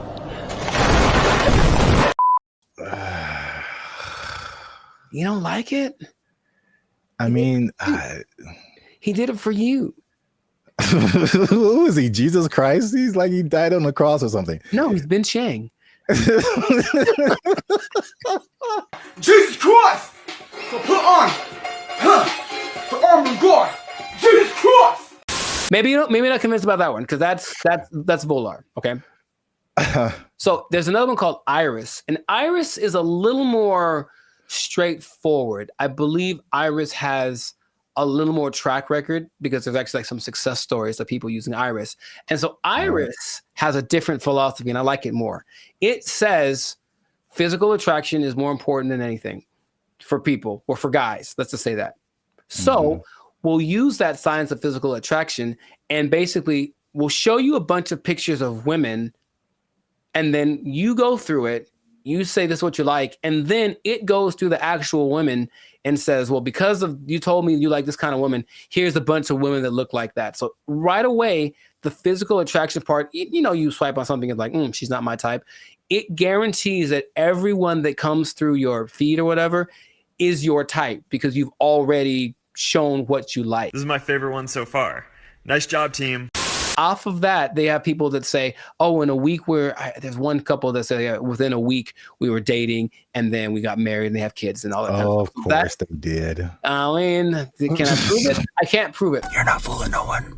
And there's other apps that do similar things like Riz AI, Blush, Teaser AI, AIMI.ai, and Quiver without the ER. And all of them do something similar where it's just like trying to find a common aspect, but using AI to find that thing before you actually meet the person for the first time or talk to them on a video call or whatever. Your confusion is not rational. She's a healthy female of breeding age. I think that in theory, it sounds okay because that part of it is, again, I'm kind of going through it now and it's really like, okay, do you like this? Cool. Let's try this thing together. Oh, you don't like it as much as I do? Okay. Okay. Easy one for me is tattoos. I like tattoos. I have a lot of tattoos. But if I meet a girl who has eyes that are tattooed, and it's a little too much for me. So even then, I have to I can't just base it off of I like tattoos. So you have tattoos. We should go together, right? Hi. Okay. Can you think of any? Okay, let's just like objectively, any pros, any cons to doing this, to letting an algorithm basically select the love of your life? I mean, I don't know about pros or cons. This is just like how good will it be? Because I mean, you've told me this random stories about a person just kind of happenstance. That's a word, right? You know what? My mother should be here. She would tell you. But I don't know. I don't know why that came into my head. Like if I don't know, like never know, like. Yeah, they were at a thing and the girl was there and it just happened and there was no rhyme or reason. Like, yeah, those things happen. The second app I think is better, at least for what you mentioned about like the physicality. That makes sense. I get a lot of people that are just like physically not attractive to me. Mm-hmm. And it's like, why did you send me this person? Right. Well, in theory, okay, so here we go. Let me try to advocate for that. In theory, every person that you see is someone you like physically, and they're also, anyone that's being shown to you that means that you are what they like physically. So even if you got a message from one you haven't seen, they've seen you and they go, yeah, I like you. So it's trying to do that as best it can. And it has. So that's just a speed thing, because eventually that's what you do. That's why you swipe on someone. Yes. So like, that's a speed thing, but does that make the relationship better? Not necessarily. It's just going off of the idea that maybe attraction is anytime I've ever talked to a girl it's on the streets because I said, oh, she's pretty, let me go talk to her. And then who knows what happens. So just a foot in the door, maybe. But here's the interesting thing. Okay, so I mentioned you got to stay tuned to the end because it's doing something, the AI doing something that you would imagine any person would do. Hey, y'all, come look at this. The specific one is the Volar one. And so it can create unique and interesting personas based on like what you put into it. But what starts to happen is that after a while, the AI realizes I'm basically trying to be a wingman for a really boring person or a really unattractive person or something. So the AI starts lying for you. And in your profile, it will fabricate information or even make your avatar look more attractive than you actually are. I'm here to tell you right now, we don't care. Let me tell you We don't care. You might get someone who you think is, some girl posted a picture of a guy, he looks good, and then actual full size picture of him, and he was a little person, and she's not into that. So she, I guess she said, nope, she canceled their date or whatever.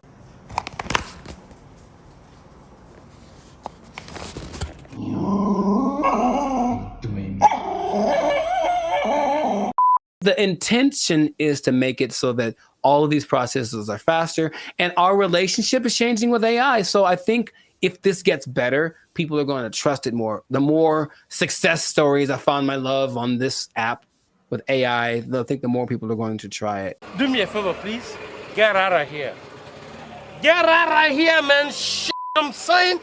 We'll see. I don't want to try. I thought about doing it for this episode. I don't want them to have my information like that. It seems too convenient. So that is not what's going to happen. But, time is running short. So let us know in the comments if this is something that you would try, or if you've tried using an AI-generated dating app. Have you found the love of your life? Are you sitting next to her right now because you found her thanks to one of these apps? Let us know in the comments. And make sure to share this with somebody that is willing to put the fate of their romantic life in the hands of the imminent AI overlords that are coming. And we'll see you all in the next episode. Peace. Bye. See, Jesus Christ, he's like he died on the cross or something. No, he's been Shang. If you look at the picture, it's very good. That's the thing. It's breathtaking. And I mean, it's a scene, looks like... What's up, everybody? I'm Jericho, and this is Zap. We are the now 8-time international award-winning pop hip-hop duo, Bandit Future. We make clean, fun music that everyone can listen to with a sound that's uniquely California. And right now, you are tuned into the Lifestyle Circus podcast, where we talk about things that are funny, interesting, and just straight up ridiculous. So before we get into this thing, make sure, do us a big favor. Come on, y'all. Make sure to like, subscribe, comment, share this video with at least 2 people who would be really mad if they lost an art contest to AI. Because that's happened. It happened. So what basically in Colorado, there was an art contest in one of their state fairs. This guy, Jason Allen, said, it'd be a great idea if I entered this art competition. Oh, wait, I don't know how to draw. That's going to make it very hard for me to win. And then he said, what I'll do? Jason Allen first made headlines in 2022 when his AI-assisted artwork won a digital arts competition at the fair in Pueblo. Allen says it took him dozens of hours to create that work as he fed hundreds of prompts into this AI software, Midjourney. Now, there's a twist about this, so stay tuned to the end, because I'm going to tell you what the twist is that might make you change your mind about this. Because off the top, okay, what's your first thoughts? This dude enters an art competition where everyone was literally drawing and painstakingly coloring and shading and all this kind of stuff, and then he just turns in his AI generated picture and he wins. How would you feel? What's your thoughts? I think I'd be upset along with all of the other people. It's a form of artistry. I use really colorful, artistic like words like elegant, opulent, lavish. But as the saying goes, a picture is worth 1,000 words. And his artwork receiving thousands of comments on social media calling the win unfair. That's what I was going to say too. I'd be mad at him, and then I'd also be mad at the competition because, like, AI, it's still new, but it's like, come on, like, make a rule. Yep. The first thing I think about is just one, it's the slippery slope. Okay, you can use AI to win this competition. What about this? Where is it going to end? You know, there's no rules yet, so they're going to start making rules. The person who got third place was like, okay, well, she's being kind of sarcastic. So like, well, who gets the prize? Does it, the person who created the AI program, do they get the prize? Like that kind of thing? Because this guy didn't do it. I have a vivid imagination. Does he still get credit if he was like, well, I had to come up with the prompt and the specific wording and all this to make this happen? Therefore, I was part of the creative process. Therefore, I deserve to win this. Therefore, give me my trophy. I won. Tell him to bring me my money. Not only the trophy, he won $300. Oh. And he says he did not know that there was a prize. But I digress. It does feel a little bit like sampling, what sampling was, especially when it first hit the scene, because I didn't make the thing, but I'm manipulating it in my creative way to get it to sound the way that I want. So I still got to give, and then in that case, you know who did the original, and then you're still using part of it and how much is like fair use and all that stuff has been talked about for forever. But with this, it feels more like you are taking advantage of something, almost like going to a big warehouse of pre-made something. So there's every painting ever is in there, right? Because I think they download all the greatest painters of the world, and so they can emulate any style and all this kind of stuff. And then you just have to be creative with the way that you use it. And in that sense, you were doing something. It's a form of artistry. I use really colorful, artistic like words. If you look at the picture, it's very good. That's the thing about it. It's breathtaking. And I mean, it's a scene, looks like half like Lord of the Rings, half Star Wars, majestic. It's an incredible picture. Meanwhile, a guy who got second place drew like a tree with guitars in it. You know what I mean? So it's kind of like, I might have picked this other one too, but again, it's just not, it doesn't seem fair. Thousands of comments on social media calling the win unfair. I know I didn't break any rules. I've also heard people just to kind of conceptualize, okay, who was the creator? How much is he putting into it? I've heard people making the analogy between this and like tracing. Sure. So where you already have a picture, but you just kind of trace over it, and you really didn't create the picture, but you kind of did. And so I think that's not as close as an analogy, but it kind of like at least gets people to think of, okay, how did he contribute at least something to this? AI is a tool just like a paintbrush is a tool.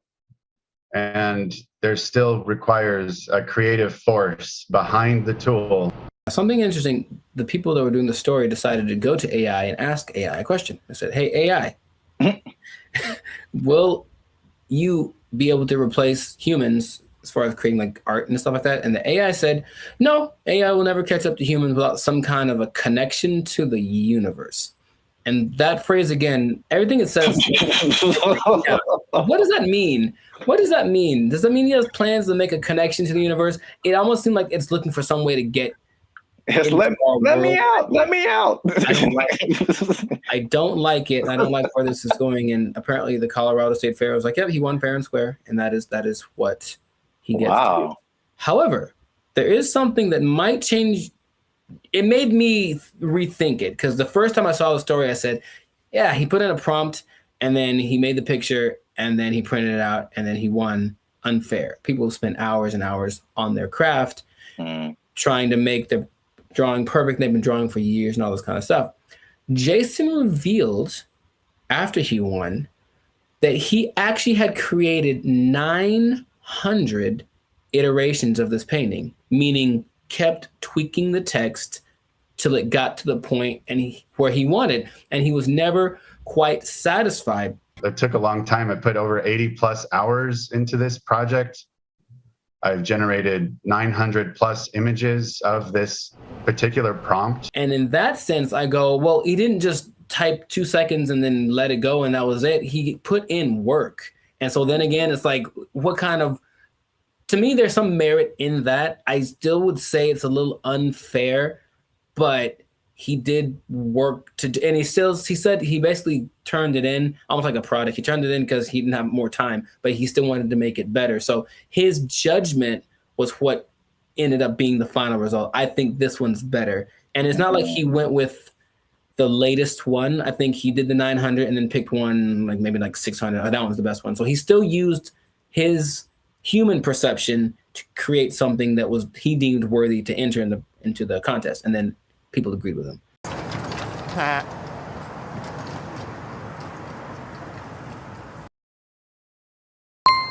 It makes me think for sure. Okay. Because it, again, going back to music, that explanation, especially when you said his judgment, that made me think of DJs. Mm-hmm. And just for the longest, like even me just kind of wrestling with, like, are DJs really on the level of musicians? Right. Like, they didn't create the music. They're just organizing it. Right. Just like he was just organizing that, you know, that piece of art. And there's a skill in that for sure. I've heard some very bad DJs. Yeah. Where did you even learn? Wikipedia. The way he made it sound, it's not like not just anybody could do this either, because he came with a concept, but he also had the wherewithal to look at it and say, this one's, and I think he looked at it for a while, like trying to judge the color bone. It's almost like he still knew what to look for, even though he didn't have the training to execute it. Maybe like a producer of a Rick Rubin category, or even a DJ Khaled, who, from what I understand, doesn't really do anything as far as like pushing the buttons and doing the level, but they do the analysis and go, They ain't believe in us. God did. I'll say this. Is it just him personally? Is he a creator? Yes. Did he put in work? Yes. Mm-hmm. But I do think he should not be able to compete like that with the other artists. Mm-hmm. And I think there should be either a separate contest or a separate category that is just for AI art. And I think that will, because it's two different, they're both a level of artistry, but it's two different types. Mm-hmm. That is hard to judge together. Again, the DJ example. I don't do song requests. I know, because you can't. What? It's a battle of the bands, and you have a DJ in the battle of the bands. That doesn't make sense. Mm-hmm. Or you have a scratching like contest, and you put a band in there. Sure. It doesn't make sense. There's just two different things. They're both musically artistic, but I think a separation would just kind of make more sense and more fair for everybody. They know what they did. They know what they did for sure. We'll see if it keeps going or if there's more cases of it. But in this case, congrats to Jason Allen. Hey, let me get $300, man. I know you got it. He says he didn't know the prize. Let me get $300, man. I'll pay you back on Tuesday. He doesn't quite talk like that either, but you know what? It's funny to think of he does. It's funny to substitute most people for Ant Edwards. That's what I'm trying to tell you. Yeah, you were the best player on your team. Is that now we talking? A1 from day one, AI from day 5. What? Bars. This has been another episode of the Last Circus podcast where we're talking about things that are Anyways, make sure to like, subscribe, comment, share this video with two people who have been unjustly defeated by AI in some kind of competition. And just keep your eye out because AI is coming for us and we got to be ready for it. We got to be ready. I can paint that, Mike. I can paint it. Ugly eye painting. We'll catch y'all in the next episode. Ugly eye painting. I can do that. They took our jobs! They took our jobs! If this was in California, they would be asking for like $60 an hour. Right. To serve mediocre waffles. To provide mediocre service, serving mediocre food. $60 an hour. To mediocre people. All right.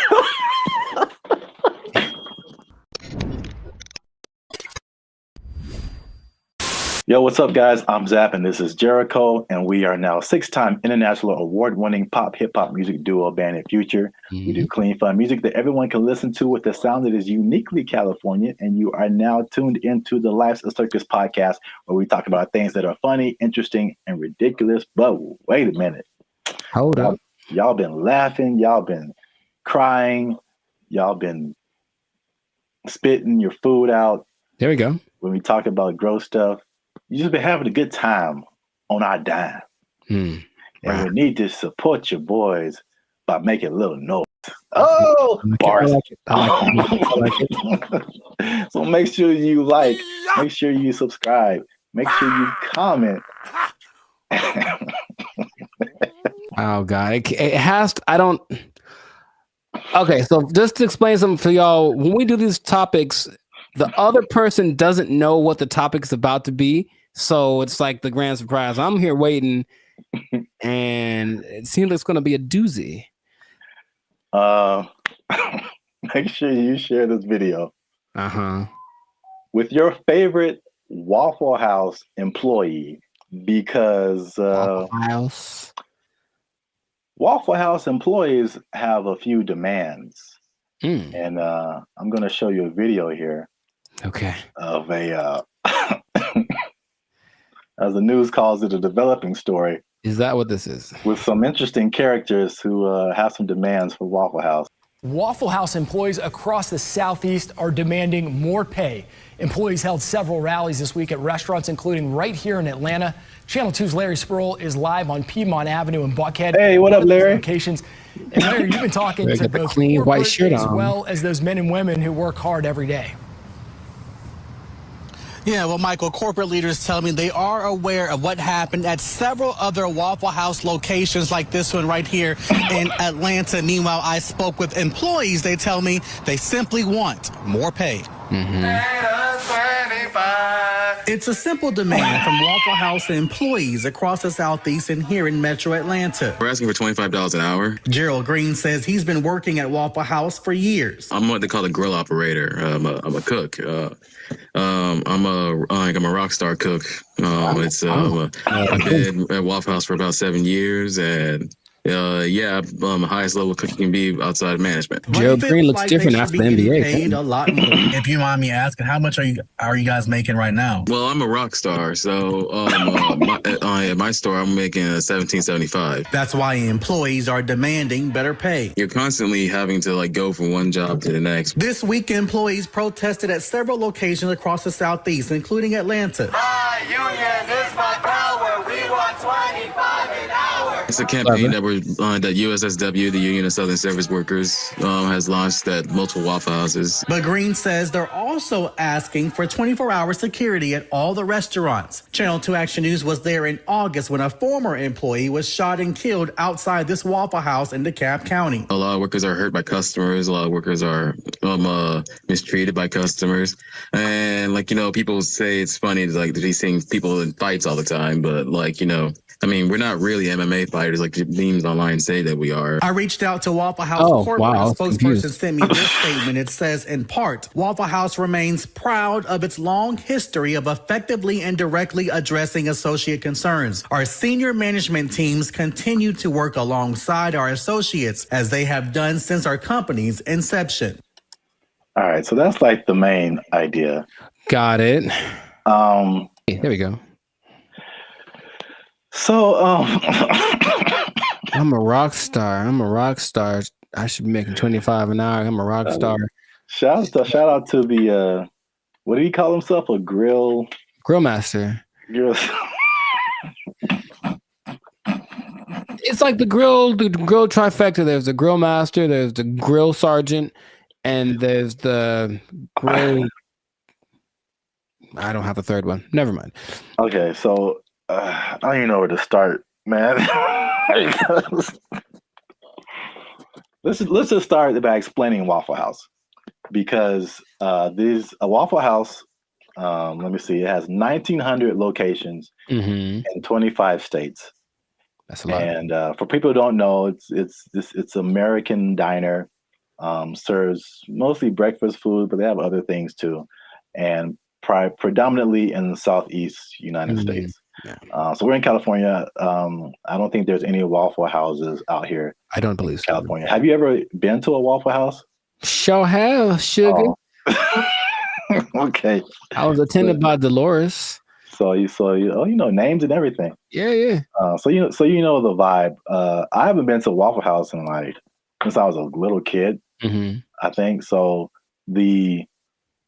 From the vibe, from what I don't know if it's changed, but from what I remember, it was very trucker-ish. Sure. Like a place where truckers go to, like, you know, it's not like IHOP. I think the big thing out here is IHOP, International House of Pancakes. It's classy. Yeah, it's a total. It's very. I was there. I was in Nashville last year, and it's a different vibe. I say closer to Norms, but even Norms is like, Norms is a step above. Step above, Waffle House, bro. Oh my God. So, the thing about Waffle House, before we get into the wages, this is the hilarious thing about Waffle House. Is like, for some reason, it's always something going down. Yeah. Waffle House, bro. And Waffle House has been the subject of SNL skits, Daily Show skits, and it's just notorious for like fights happening. And I don't know why. So there's this lady, one of the most infamous Waffle House fight club members. I don't know. Yeah. Her name is Haley Booth. She worked at a Waffle House as a waitress. And she's become like this meme because like very similar to the Montgomery Riverboat brawl. She like threw a chair and it was just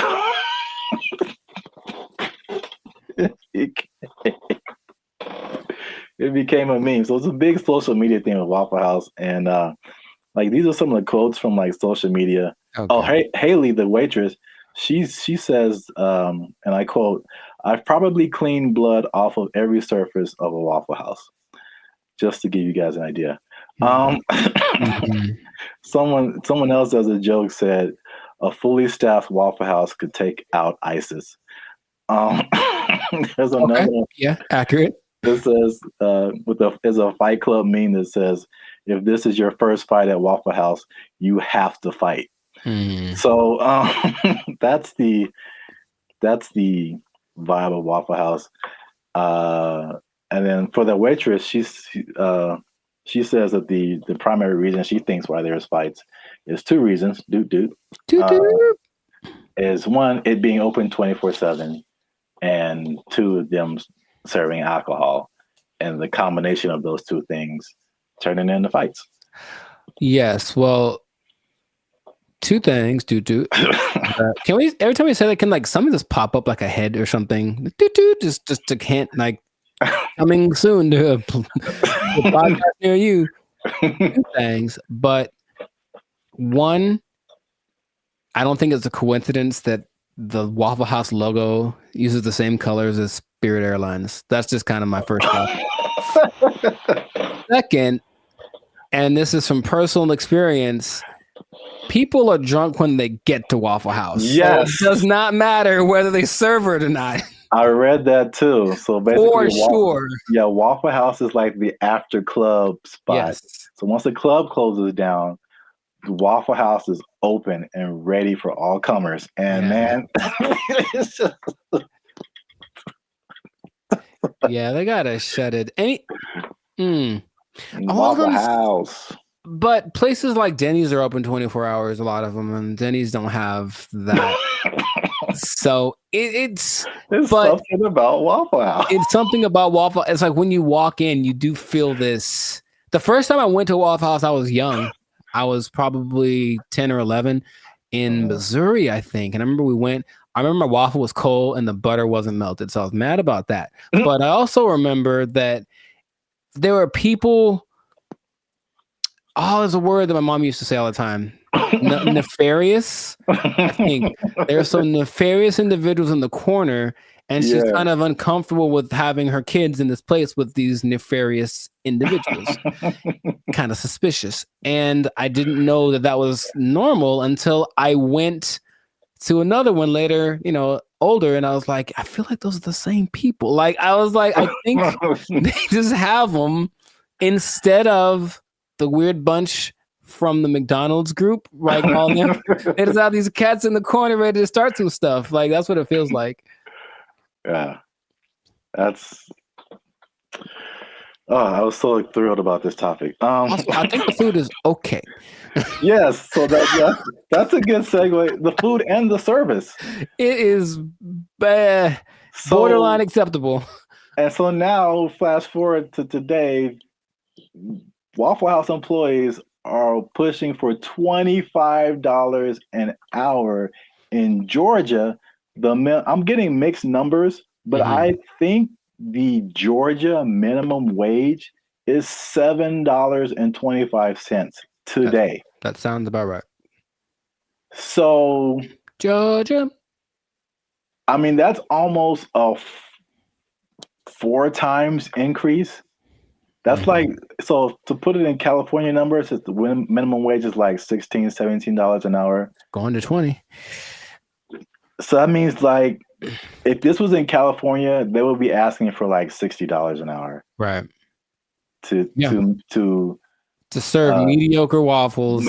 To provide mediocre service, serving mediocre food. $60 an hour.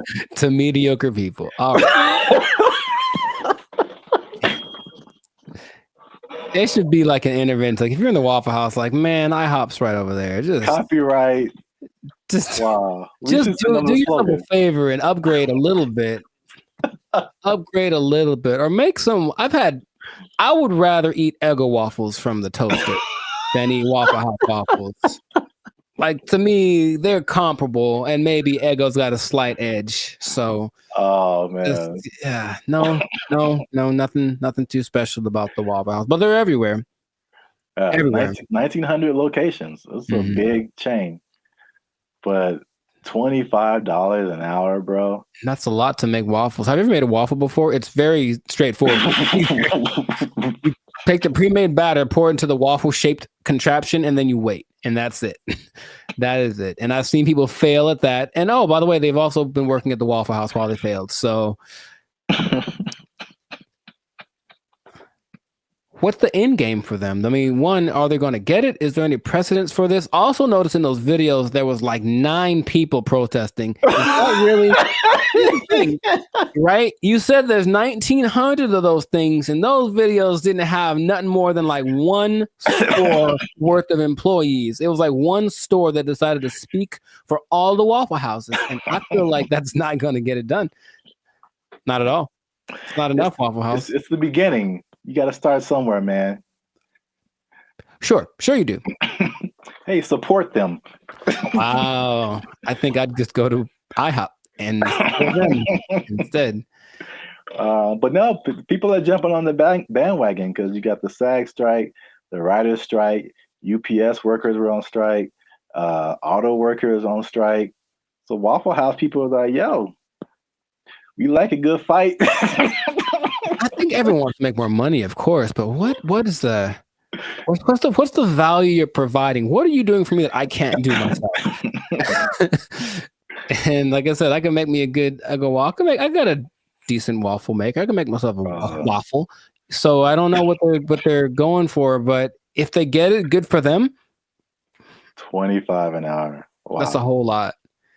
That's a whole lot. Leading the charge, the rockstar cook, rockstar grill master. He should probably just go solo. That's what I'm thinking. Instead of doing this whole trying to lead the charge thing, just be like, I'm the rockstar grill master. Make his own YouTube channel. Have a shit. Hey, bro, I'll manage you. Just give me $25 an hour, and I'll manage you. Start a whole chain of waffle apartments. Man, I see the possibilities. I see the future. Not the whole house, but we want a waffle apartment. We can get a waffle condo on the down payment on a waffle condo. Look, that'll be all right. A waffle sublet, if you will. Yeah. Well, we've talked about this way too long. We still could. That's the problem. I can keep going for another 10 minutes because it is fun to talk about. Oh man, I'm in tears. Good old Waffle House. So make sure you like, subscribe, comment, and share this video. Well, again, your favorite Waffle House employee. Ooh. And as a sign of support, of course. Sure.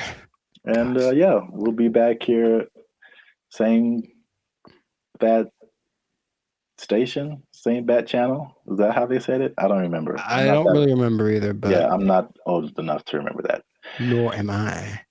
Well, good luck, Waffle House employees. I hope y'all don't get fired. They don't take your job.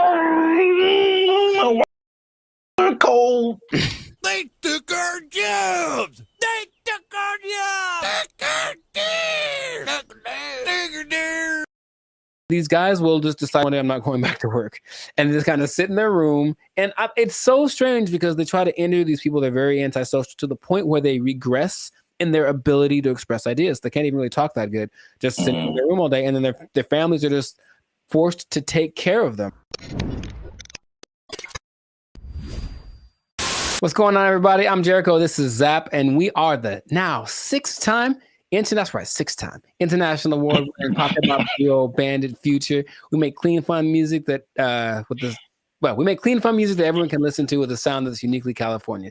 And you are right now here in the present time tuned into the Lights Circus podcast. So we talk about things that are interesting, funny, and just straight up ridiculous. So before we get into it, there was a huge favor. Make sure to like, subscribe, share, comment. I keep doing that backwards. But anyway, share this video with at least 2 people that think that being an adult is really hard, man. So the adulting thing has gotten so, I guess, talked about that it's like we kind of accept it as just being an adult's hard, it's part of life, move on. But there's a whole lot of people that have decided to take an interesting approach to this adulting thing. So I have one specific example from Japan and one from the US. So in Japan, there exists this thing called the hikikomori. Okay? And it's basically a bunch of people, and by a bunch I mean about 1.5 million people that decided that being adults is way too hard. I'm just never going to go outside again. And so they don't. They just stay at home, they live with their parents, and they either play video games or even better, they just do nothing. They do nothing and they sit at home. And some people have been there from anywhere from 6 months to like 3-4 years. It got worse during the pandemic, but the idea is that they're afraid that these people aren't ever going to become functioning members of society. And the numbers keep going up of these hikikomori, are, shut-ins. And I read this one case where a guy basically like people are abandoning their families. So I mean, like that's why it gets really bad. So you are the breadwinner for your family. You're a guy in Japanese society. You typically are the guy who works. The woman doesn't work. You have kids. These guys will just decide one day I'm not going back to work, and just kind of sit in their room. And it's so strange because they try to interview these people. They're very antisocial to the point where they regress in their ability to express ideas. They can't even really talk that good, just sitting in their room all day. And then their families are just forced to take care of them, right? And that's one way to react to adult life, I suppose. It's very bizarre. Have you what's my question? Do you, do you know anyone that you think would do that? And besides me? Yeah. I don't know if I know anyone who I think would do that, but I totally get it. I've heard a lot of people. I mean, again, that's Japan, so I don't know. I've never been there. I don't know what happens there. But in the U.S., at least, there's been a substantial growing frustration with people and their jobs. And again, 2020 kind of like poured fuel on that fire big time. Where like a lot of people just didn't go back to work, or they just kind of, are in some kind of alternative situation now, or they're just more like reclusive, I guess, more just trying to just do what they want to do outside of just working. But then there's also I've heard about men in particular. I don't know if the Japanese thing. I'll be interested to see what the ratio is of men to women. All of the people that I saw that were interviewed were men. Yeah. Because I've heard that about men, what they call here, checking out of society. And it's a lot of like the video game culture too. Sure. Yeah. Where that's just like what you do. And they just find more enjoyment, fulfillment in doing that, as opposed to like doing other quote unquote normal things in society. And it's, again, I don't know anybody like that, but I totally understand it, because I think we've all had times where like you have to go to work and you just like, I don't want to do that. Yeah. Not today, devil. Yeah. PlayStation looking real good right now. Yes. Yeah, I think we've all been there. But and this on a societal level, I know I've been to Japan. I know they're kind of isolated already. Just in general, they don't really speak to each other in the streets so much. They don't have what we consider affection. They do, but it's just not quite as physical, outward like we have it. But it's like, okay, now I'm sure I'm not gonna name any names, but I have a couple of relatives that have been doing that for a long time. Like they would just be in their rooms, and I mean adults like in their 30s, and now they're in their 50s and they're still just in their room. They don't work, and the family takes care of them. And it's like, okay, so that's one way to approach this. And I don't know what the prime cause of it is, but from a couple of the people that were interviewed in this Japanese video about the people in Japan, it's just that they had this image of what adulthood would be. They got to it and they're like, oh, this is nothing like I thought. And they just couldn't put it together. They couldn't just, so that's just an approach. I just won't go outside. And people it gets kind of bad because there's a committee of people that are assigned to help these people. So, they'll have like, go have a class in the park. How you get them out of their house, I don't know, but you got to help them out. And some of them have been rehabilitated, if you will. There's also a crew that is designated to going to see the people that are alone to see if they've died yet, basically. And that's just part of their thing too. And they'll be like, oops, yep, gotta fix it up. Yes, a lot of men. In America, I think what is a more prevalent thing that isn't quite so morbid, kind of sounds cool, is going off grid and just being like, okay, I'm done with this. I'm just going to live someplace else. So my dad is a great man, and he's been fascinated with this place called Slab City for a long time in like the desert over in California. It's hot there, man. I went there. Yeah, a year or two ago. And so a year or two ago, I decided to take my dad just so you could see it. He could say he's been there.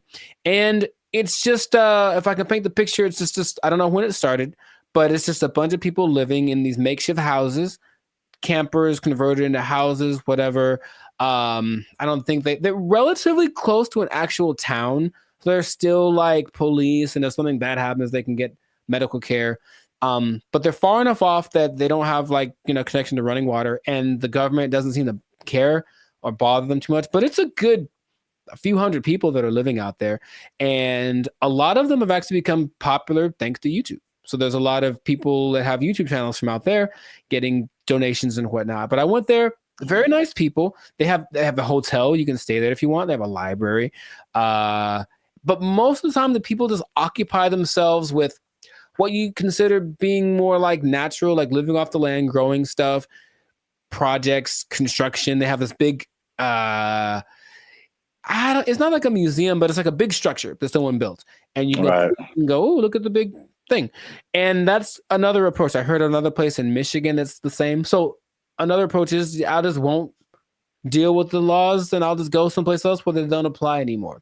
Would that be something? So what is that? Mm-hmm. Is Slab City like an actual city?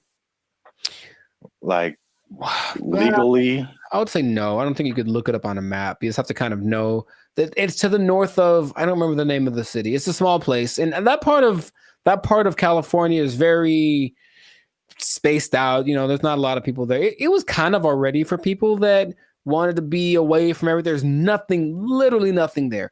But this place specifically is called Slab City because it's just a put together ramshack kind of a situation. And they have like people that run it. So it's an informal, not a mayor, but there's like community leaders, if you will. And it's just a whole vibe there. I remember I walked and some guy was like just hammering something, and there was no rhyme or reason of what he was doing, but he was hammering a thing into a thing, and he had a lot of things, and he was just doing it. And I was like, all right. And I walked up and I gave him a case of beer, and I talked to the guy who plays the guitar, and this guy just sits there and plays guitar all day. And they seem very nice. And I didn't get much of their story, but they had been there for a long time. And they're like, yeah, society's not what it's come out to be. They made their own, and they like the way it works better. So that's another way to deal with it, I suppose. But you got to deal with the heat. I think one of these places is very inhospitable in general. So you got to make it work, or just not go outside for certain parts of the year because it gets really bad out there. Yeah, straight up desert. Yeah. Yeah, like I said before, I totally get it. And then I was just thinking about, like, just throughout history, there's been so many variations of like what life is supposed to be like, and what adulthood is supposed to be like, and what do you do all day. And we've just gotten, at least in America again, it's like the Industrial Revolution changed a lot of like our habits as a population, and it's kind of steered everyone into, factories and 9-to-5 jobs, and where we spend so much time working. I think we're probably we have one of the longest work days of several countries. Yeah. And and what you're quote unquote supposed to do, go to college and marry this person and learn how to do this so that you can buy a house and then get a mortgage and do this. And it's like, well, there's a cycle of, and it's very like cookie cutter. I feel like if I definitely looking back, there's some things I think I would definitely have done different or not have done, just to like march to the beat of my own drum a little bit. I think I would have been happier because of it. I don't think I can totally check out like that, but I could at least like vacation like that for sure. Yeah, those people are definitely very happy. Much. They have good community, have little get together every Friday. They play music and hang out and drink and whatever. But yeah, they're just happier. So it's like you can define what your success is or what makes you happy. But these people have decided, I don't need all the glitz and glamour. I don't need to go to a 5-star restaurant to feel good about myself. I can just hang out in the desert with my cactus buddies and we vibing and really it was a very like every place has like their own vibe. And when I got there, I was like, this is cool. This is cool. There was the guy over there standing on his van yelling at everyone with a bullhorn about how you're gonna go to hell. He was fun. And then, I still think about him to this day. And then there was like the little curator lady. I think she was like senile because I think she thought she was mowing something because she was walking around with her hands like this, just kind of going, and there's no grass for one, but she's like kind of just going, doing. I was like, you go, girl, whatever, Cocaine is a hell of a drug, man. I mean, she was moving too slow for that, but you know what I mean? I think that she was in a good place, and that's cool to see. So it's just another option for people to have a different outcome with their life. So that's just an interesting way people live. So I see both sides of it. I mean, it's last thing because I know we run out of time, but like, I guess the devil's advocate or just like the other side of it is just like, well, what does it mean to be a contributing member of society? And so like if nobody's working and nobody's doing anything, like somebody needs to do something for like this whole thing to function. So there's that aspect of it too, for sure. I think they figured out what they have to do to survive, because of course none of them could just do it by themselves. But some people have a little garden, some people cook stuff. I think they have I wasn't gonna go, but they do have a restaurant. I don't know what's on the menu, but I'm pretty sure it's a little exotic. maybe a little crunchier than it should be. I don't know. I didn't want to find out what the restaurant was like, but a society is an interesting entity because it does have to have certain things in place to work. There have to be people that are in charge of certain things, and people have to do things. Otherwise, it's just like, the one person living on an island. If you want to do that, you can do that. And that is an option. I've heard of people doing that, but I don't think that's quite as common as people that actually get together and say, we'll be in our society. Just the big old thing is too much. So let's just make our own little pocket and then work with that. And I ain't mad at them. Do your thing, Slab City. Yeah. It's right out there. If you want to go ahead. Give that desert life a try. Mad Max style,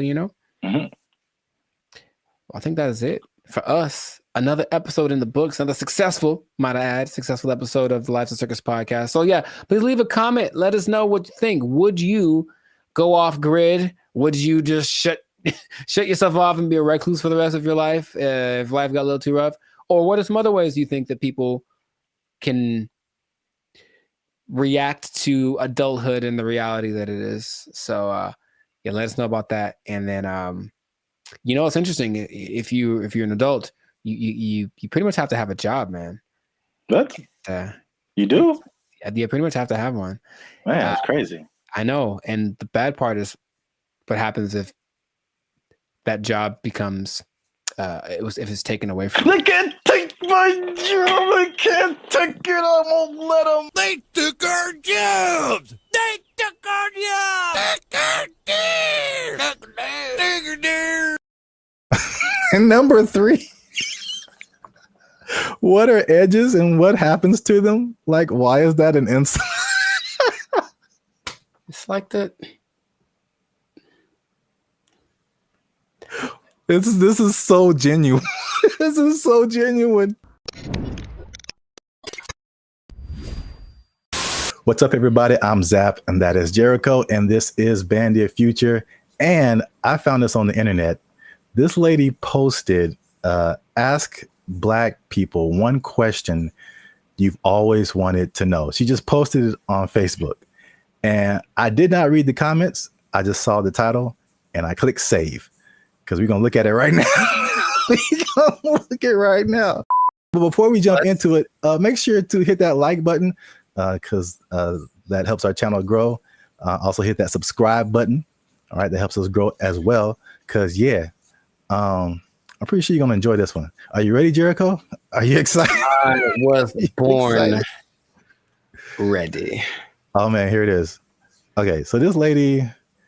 Daphne Springs. I don't know who she is. All right. Well, come on, Daphne. We just like real time.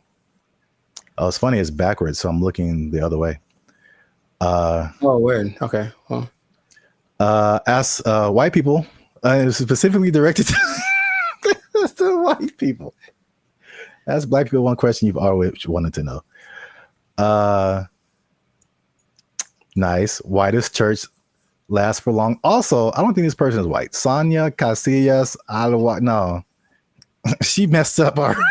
She messed up already. I think she know how to make some collard greens. But I don't know the answer to this, but I do know that black people don't even know. We just are there and we're looking at each other like, are we going to end this? And I know that when like my mom would tell me about church when she was a kid, it was even longer. It was like literally all day. You would go to church at like 7 in the morning, you'd be there till like 6 in the afternoon, like crazy amount of time. So I don't know. I will say that the music helps, but that means that there's like 12 solos and like A and B selection and like the choir comes in and they got a dance in. So there's a lot of pageantry. Maybe that's part of it. It still is excessive. I think we all agree. I think we all agree it's excessive. Building fund. You got a building fund that never results in a building. It's just a fund. Man. She didn't ask all that. I'm just letting you know. I'm just letting you know. Arch tops out in like an hour and 10 minutes. Yeah, okay. Hey, this is so, well, I mean, I guess it's related. I went to this church in Santa Clarita. Like we weren't even, I mean, we were using their parking lot, so I wasn't attending the church.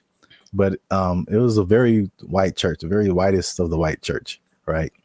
And they had all these, it was huge. You can't see it from the freeway, but like once you get off and like go up the driveway, you see this like huge complex. And they have all these signs of like what each building was. And my first thought was like, man, white people actually build buildings with their building fund. Their building fund. It's true. White churches also tend to have like a donut shop, stuff like random things that you find in whatever, like seriously, and you find in whatever like shopping center. They have a cafeteria, a donut shop. One of them had a petting zoo. I'm not kidding. One in Beverly Hills had a petting zoo. They used the building fund and made a petting zoo for the babies. Good for them. You notice how there's 4,877 replies to this? See that? Man, I'm going to white church. People got opinions. Next got opinions, but I'm tired of being in service 7 hours. I'm going to white church. Long, you get real uncomfortable, and there's no there's no halftime. Maybe if it was like some kind of a intermission, get some snacks, that'd be fine. Yeah, but no, it's just one long, drawn out. Because you know what it is too? The people that have the solos. They have to tell the story about the first time they heard that song and how much it means to them. Yeah. And all that in the backstory or whatever. And then something has to do with Moses and Methuselah and it's just like a 20-minute story just to get to the song. That also makes the a little longer. The service a little long. Wow, we spent the whole episode on the first question. I didn't realize there'd be more, honestly. I mean, that is a pretty strong first question. Like, there's a lot to that. I was expecting something a bit more racist. I'll be honest. I mean, hey, I was kind of hoping for something. I mean, we haven't scrolled through this. That was a solid first question. So many hair questions from a guy. That's interesting. He wants to know. He's trying to, because he's trying to get one. He's trying to get his African, his Nubian princess. Okay. I'm not mad at you. He wants to get her. All right, Brian Devricks, I see you. How long does it take to do the long braids? I see. 10 hours. Yeah, forever. It takes literally. It takes 10 hours. Did I ever tell you that I used to have braids? I feel like I would have remembered that. I went through that phase in high school. Like, I'm gonna be gangster now, and I got braids for like the first time. I think I had them for like maybe a couple of months, and after that, I was like, no, not anymore. Because you have to make them tight so that they stay. Yeah, and it's like pulling your brain back when you get them done. It hurts so much. I had them for a week. It was pulled so tight, and I was it was just for a wedding I was going to. I wanted to look fly, I guess, and I just looked. Ah, man, I was gonna be racist. I'm not gonna say it, but I looked. And number 3, what are edges and what happens to them? Like, why is that an insult? It's like that. This is so genuine. This is so genuine. That's more of like a female thing, I think. Yeah, I mean, he's asking for females too. Yes, because I mean, he wants go to ahead. know. He wants to know how much he's going to be paying for her edges to get done, and it's a lot, brother. It's a lot, Brian. I'm letting you know. It's gonna cost a lot because it's got to look tight. If it looks bad, people will talk about her, and then she's gonna cry to you. Yeah, that's what I'm getting from like the where people talk about it. Yeah, I feel like people talk about it more with women. I mean, they with men, it's just more like a receding hairline kind of thing, and I think that's universal. But women have like the baby hair thing that they do. Yeah, all this stuff, and it's a fine line between doing it right and doing it so wrong. Wow, this is as funny as I thought it'd be. I don't know if I should say this. Yeah, you should. Yeah, you should. That's always the answer. Well, here's the thing. I read the comments, and all these crazy people write the most ridiculous comments. So I'm like, should we open it up to our comment section and be like, what are questions you ask a Black person? Or are we just like opening ourselves up?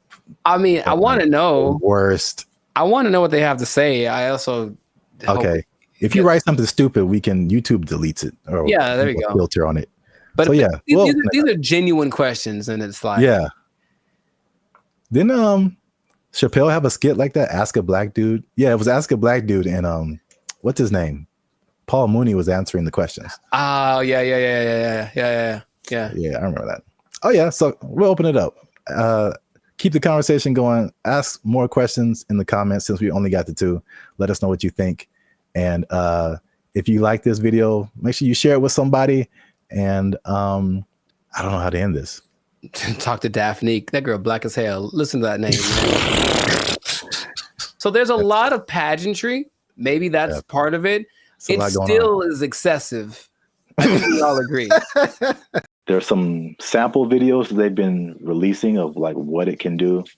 And it's producing very realistic images and very realistic backgrounds, editing. And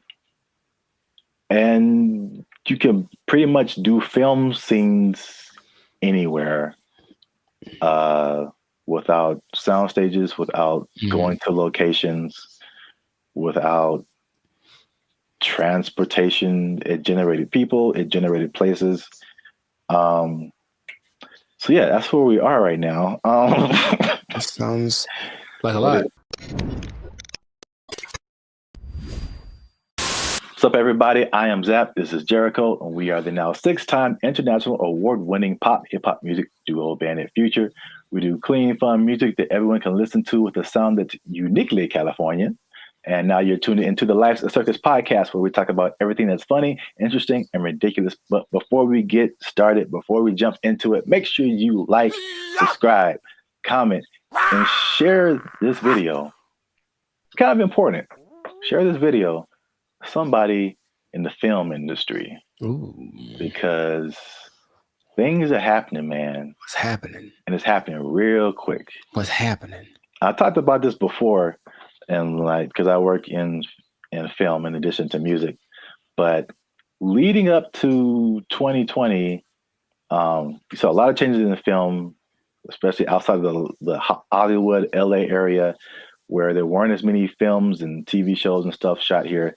Because of various reasons, people are moving to other places. So now they're shooting in Atlanta and Chicago and Texas and New Zealand and Australia and all over the place. Then 2020 hits, and it was just chaos for everybody, especially the film industry.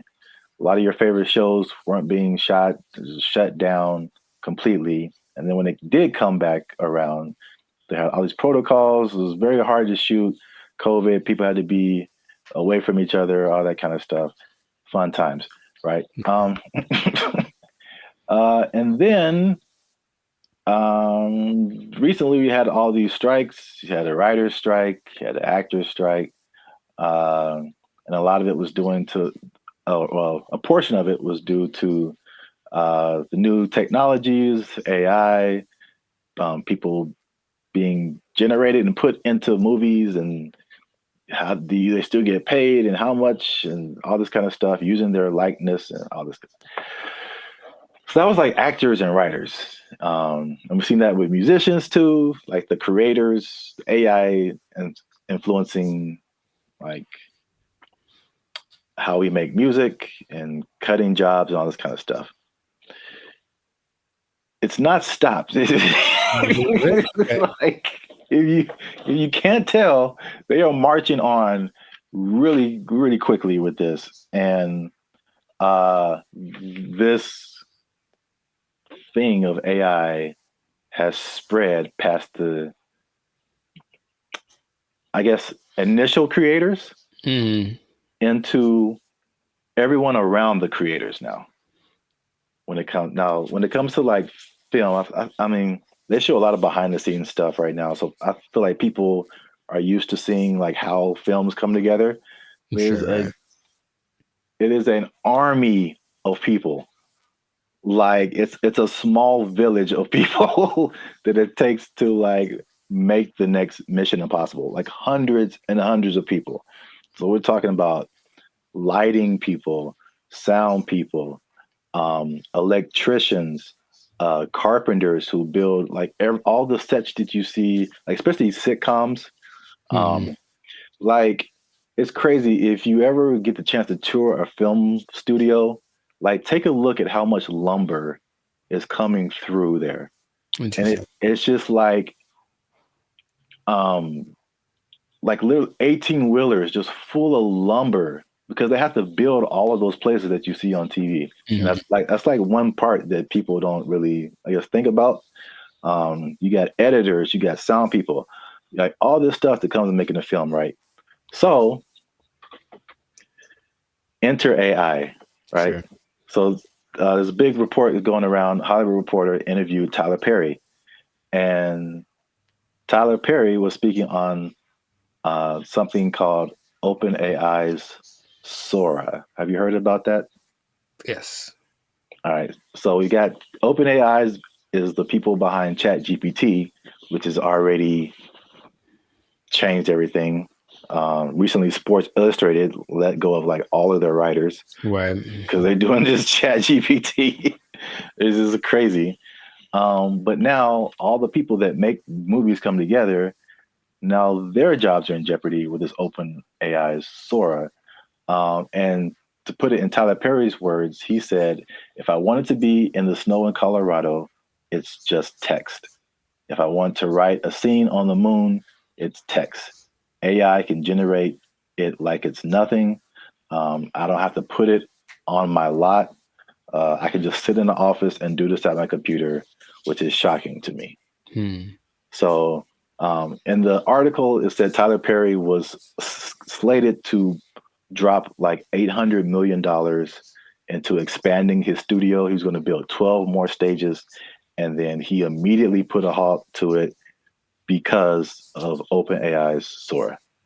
Wow. So we'll show some pictures up here too of like, there's some sample videos that they've been releasing of like what it can do. And it's producing very realistic images and very realistic backgrounds, editing. And you can pretty much do film scenes anywhere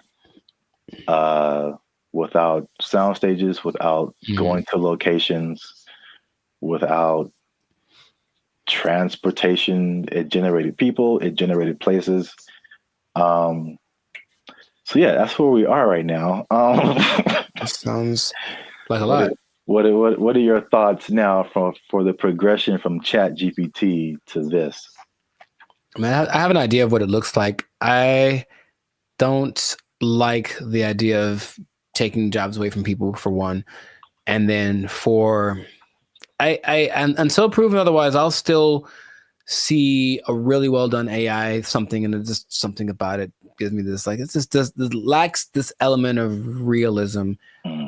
However, I know it's getting better all the time, and at some point, I don't think I'll be able to notice. But just it's business is about saving money. Yeah. So it makes 100% like it makes perfect sense that they want to do that instead of spending all the money on stages and everything that. But it just seems like it loses the. So if I see this movie and it's like an amazing movie and they have all these locations, and then when I find out that they just did it all on a computer, for me that loses something. You know, Lord of the Rings, all the New Zealand backdrop and all this. No, we just did it in the computer. Actually, it's not. We didn't go anywhere. It's like, oh man, something about it to me doesn't. But see, the thing is, it's not, because I think the buzzword before this is CGI. Right. So it's just like, I feel like it only loses that for you because you know that it's like that. But I think there's stuff now like the CGI stuff where it's like you can't really tell. Like I feel like that part has gotten so good that you can't really tell sometimes like what is CGI and what is not. Dude, just on a simple scale, I've been talking to people on, Zoom or Google Meet, and I'll be talking to them like, "Oh man, where are you?"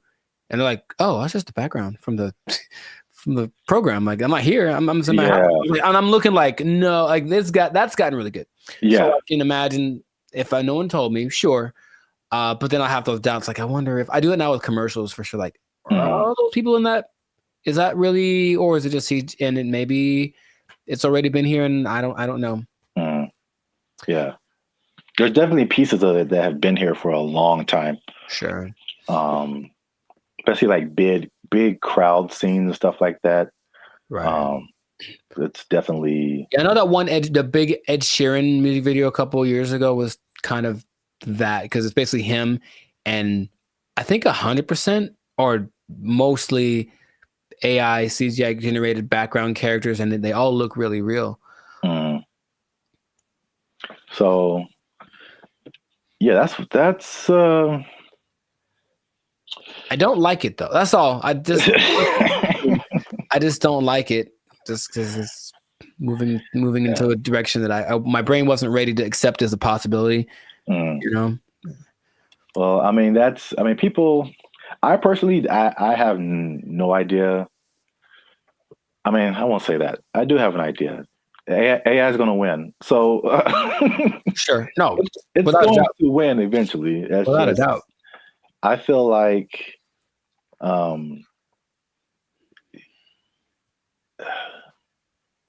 it's like everyone's saying you're on the train track, and everyone's saying the train is coming, and it's like, let's all band together and stop the train. And it's like, you can try all you want, it's not going to work. I acknowledge that. It's like it's respectable. It's like, let's hold on to what we have, but at the same time, it's just like, well, how can we not get hit? Let's also think about that. Yeah. How can we not get hit by this train? So, like, I don't know. People can do their own thing. I personally have been.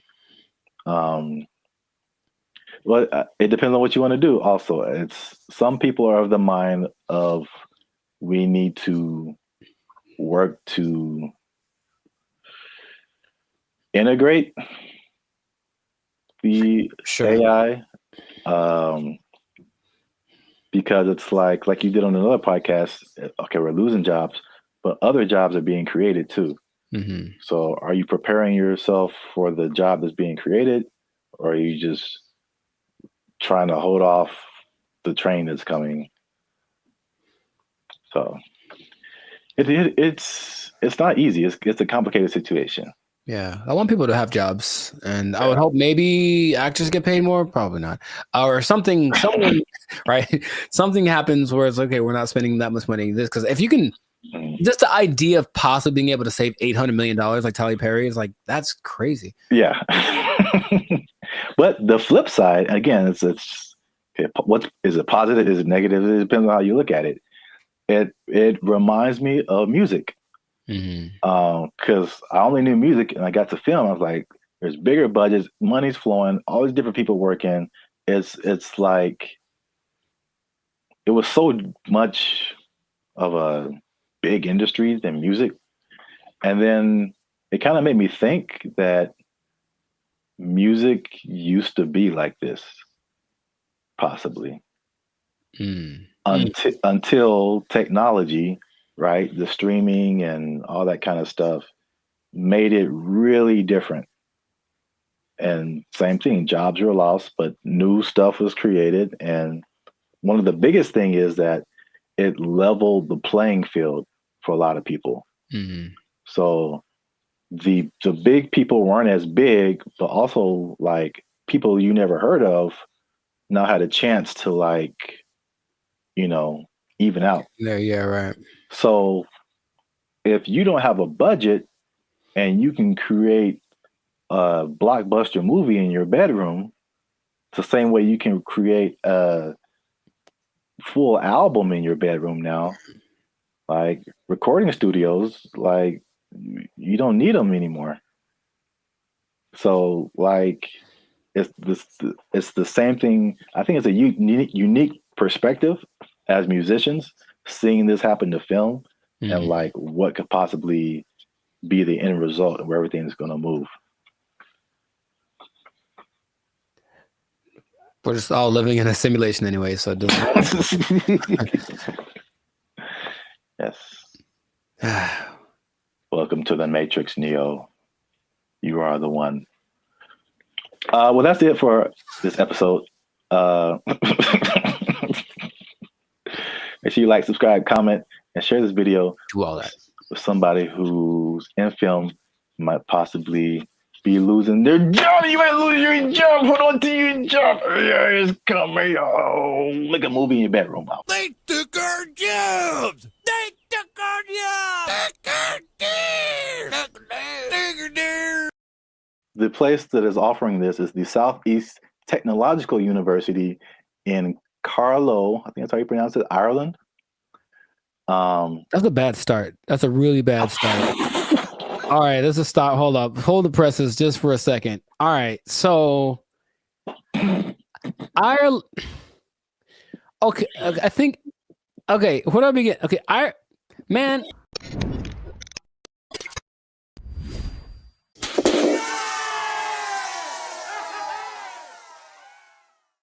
What's up, guys? I'm Zap. This is Jericho. We are BrandBee Future, and now 6-time international award-winning pop hip-hop music duo.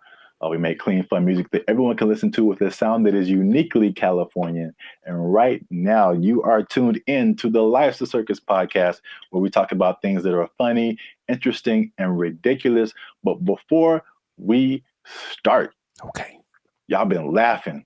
Y'all been crying. Emotions. Y'all been...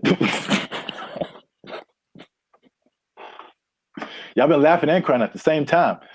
I don't know how that's possible, but you've been doing it. I seen you. Oh, that sounds... Anyway. Well, it's like Santa Claus. He sees you when you're sleeping. I know YouTube tracks statistics, but I don't know if it went that deep. Like, Jesus.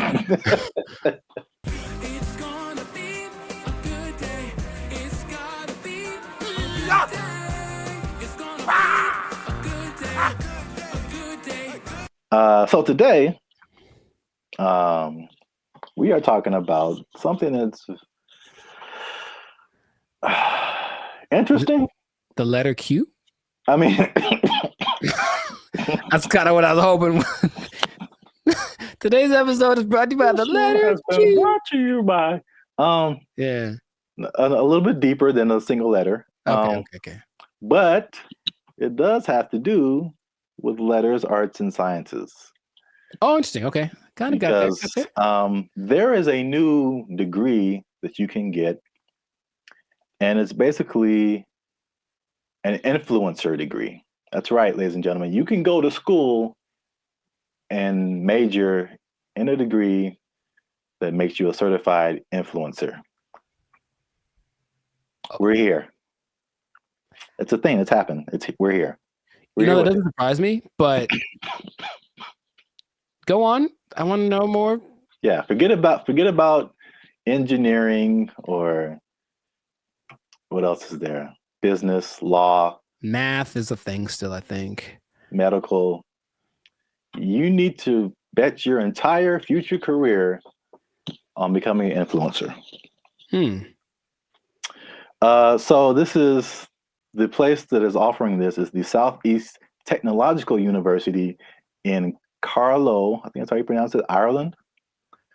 That's a bad start. That's a really bad start. All right, let's just stop. Hold up. Hold the presses just for a second. All right, so Ireland. Okay, I think.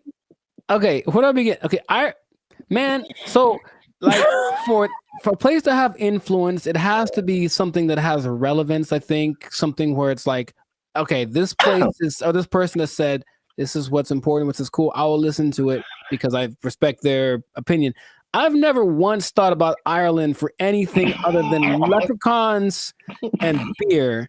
And if it's not about those two things, I don't care what Ireland has to say. So I'm already like, it's missed me on that, bro. Like, come on. If it was like New York or Dubai or something, it's like, yeah, a big place of influence. Don't tell me about no, man. Okay, keep going. What do you got? What do you got? All right, that's interesting because I kind of went that way for another reason. Okay. I don't know how they name schools in Ireland, but this sounds like very much like a DeVry University, JTT Tech. Like, it's not your top tier. Nope. Nope. So I was like, the official name of the degree is called it's the Bachelor's of Arts in Content Creation and Social Media. What would that sound like in an Irish accent? I'm not even gonna try that. I don't got it either. I'm not good at accents. Nor am I. Except for, well, never mind. Canceled. Yep. I don't want to go. I don't want to be canceled yet.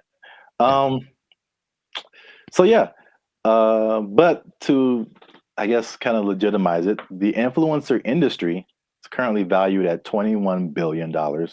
So it is an industry to a certain degree. I have thoughts about that, but more than half of Gen Zers think that they can make a career out of content creation. So this school offered I think it was a summer, just a class, not a whole major. And it was like, of course, filled to the brim with students. I think they're going to have they're going to admit 40 students to this major this coming year. And they're sure that they'll have to turn a lot of people away. So it's a very much a major of interest. On the flip side, and this was from the New York Post. Wow, the New York Post. They say that the rapid evolution, and this is something we talked about before. The rapid evolution of social media and trend cycles could make the entire degree worthless as soon as you receive your diploma. Yeah, what's the curriculum based off of? What metrics are they following? It seems like a cool idea if it's constructed in a certain way. I mean, imagine the nonsense if you paid money to become an influencer and then you sucked at being an influencer. Like, it's just, I feel like to be an influencer, you just have to have a certain kind of either personality or vibe. Like, not any person could be an influencer, that's for sure. But I don't know if that's something you can sell the idea on it for sure, but I think there'd be a lot of people asking for refunds in like a year. It just seems like something. Yeah, Can you do that? Well, you can ask, of course. I don't think you get it. You're wasting the money, I think, but I think you'd be better off just studying on your own, studying social media, like a Mr. Beast did.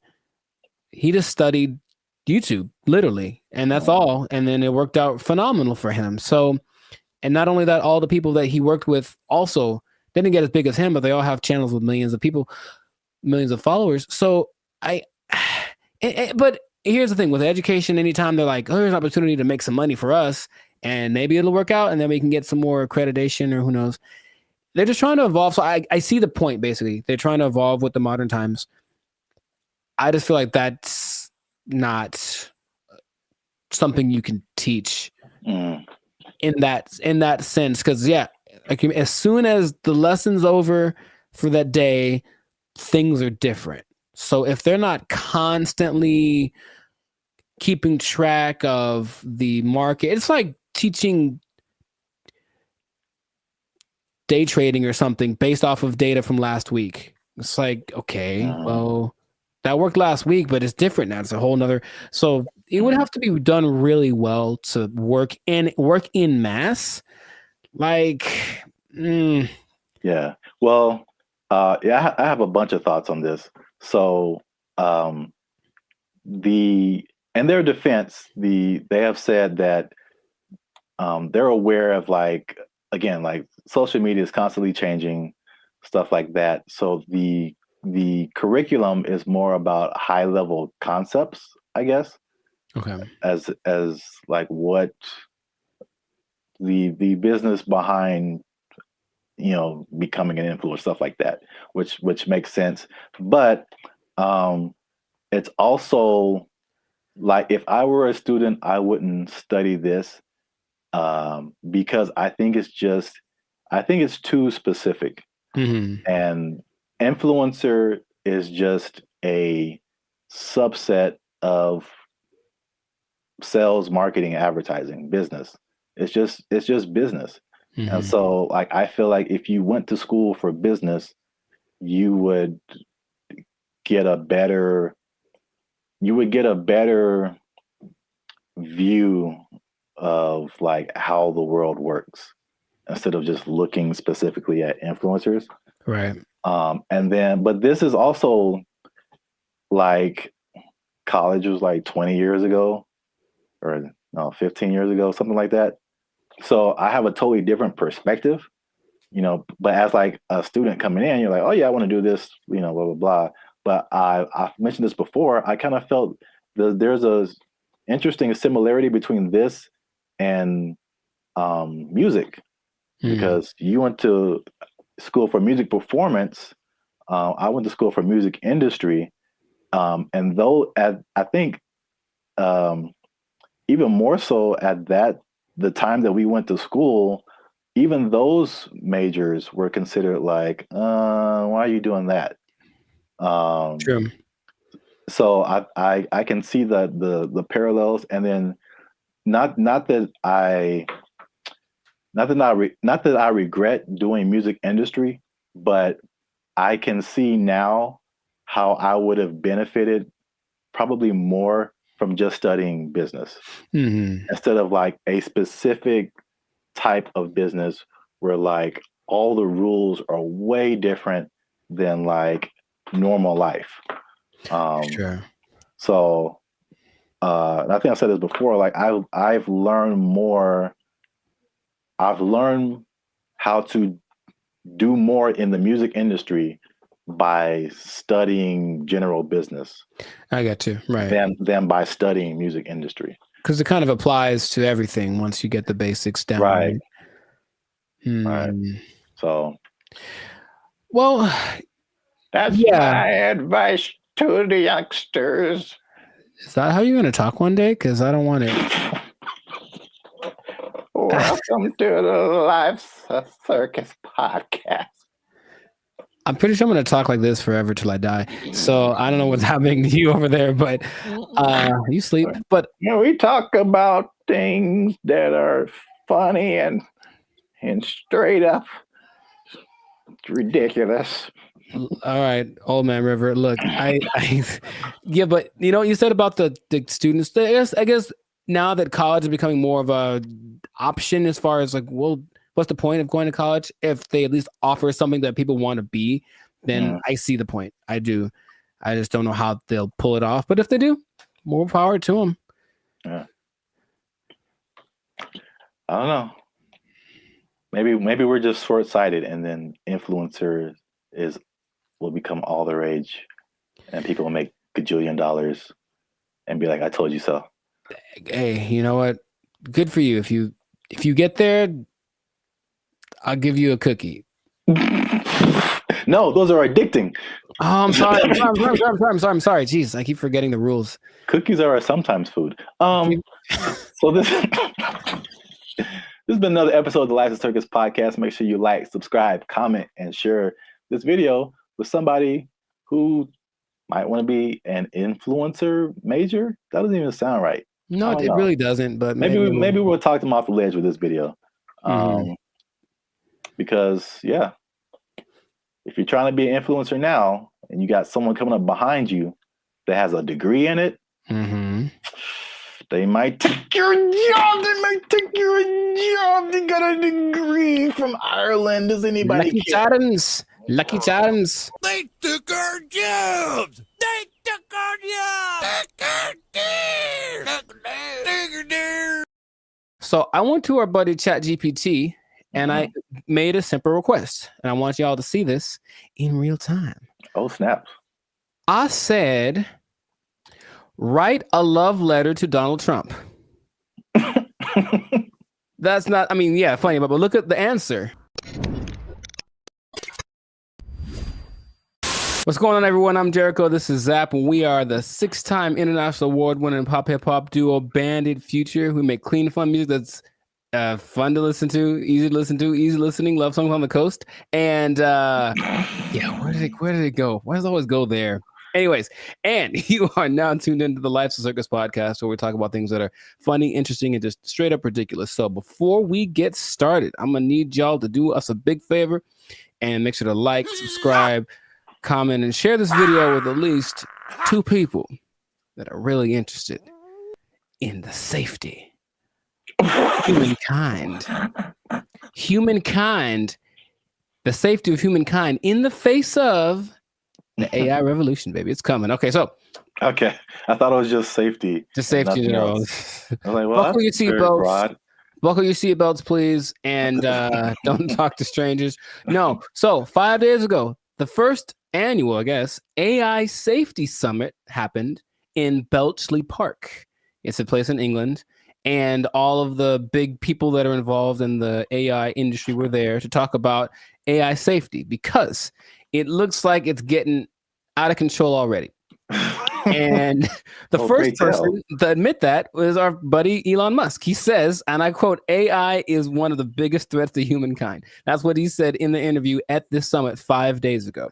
So that's great to start with. One of the persons that are leading the charge in this AI thing is talking about what could possibly go wrong. But basically what they got together to do was to talk about putting in some system, some kind of, because it's like the Wild West. Once again, they're making up the rules as they go, but they're like, well, that we need to have rules. So basically, he was saying they need to create insight, and they need to, what he called, establish a referee, some neutral third party that would provide the framework for how AI is used from place to place and whatnot. And I want to start right there by asking our buddy Zap here, is it possible to be neutral in this situation? Is it possible for someone to have no dog in the fight when it comes to how to impose regulations on AI? I mean, the short answer is no.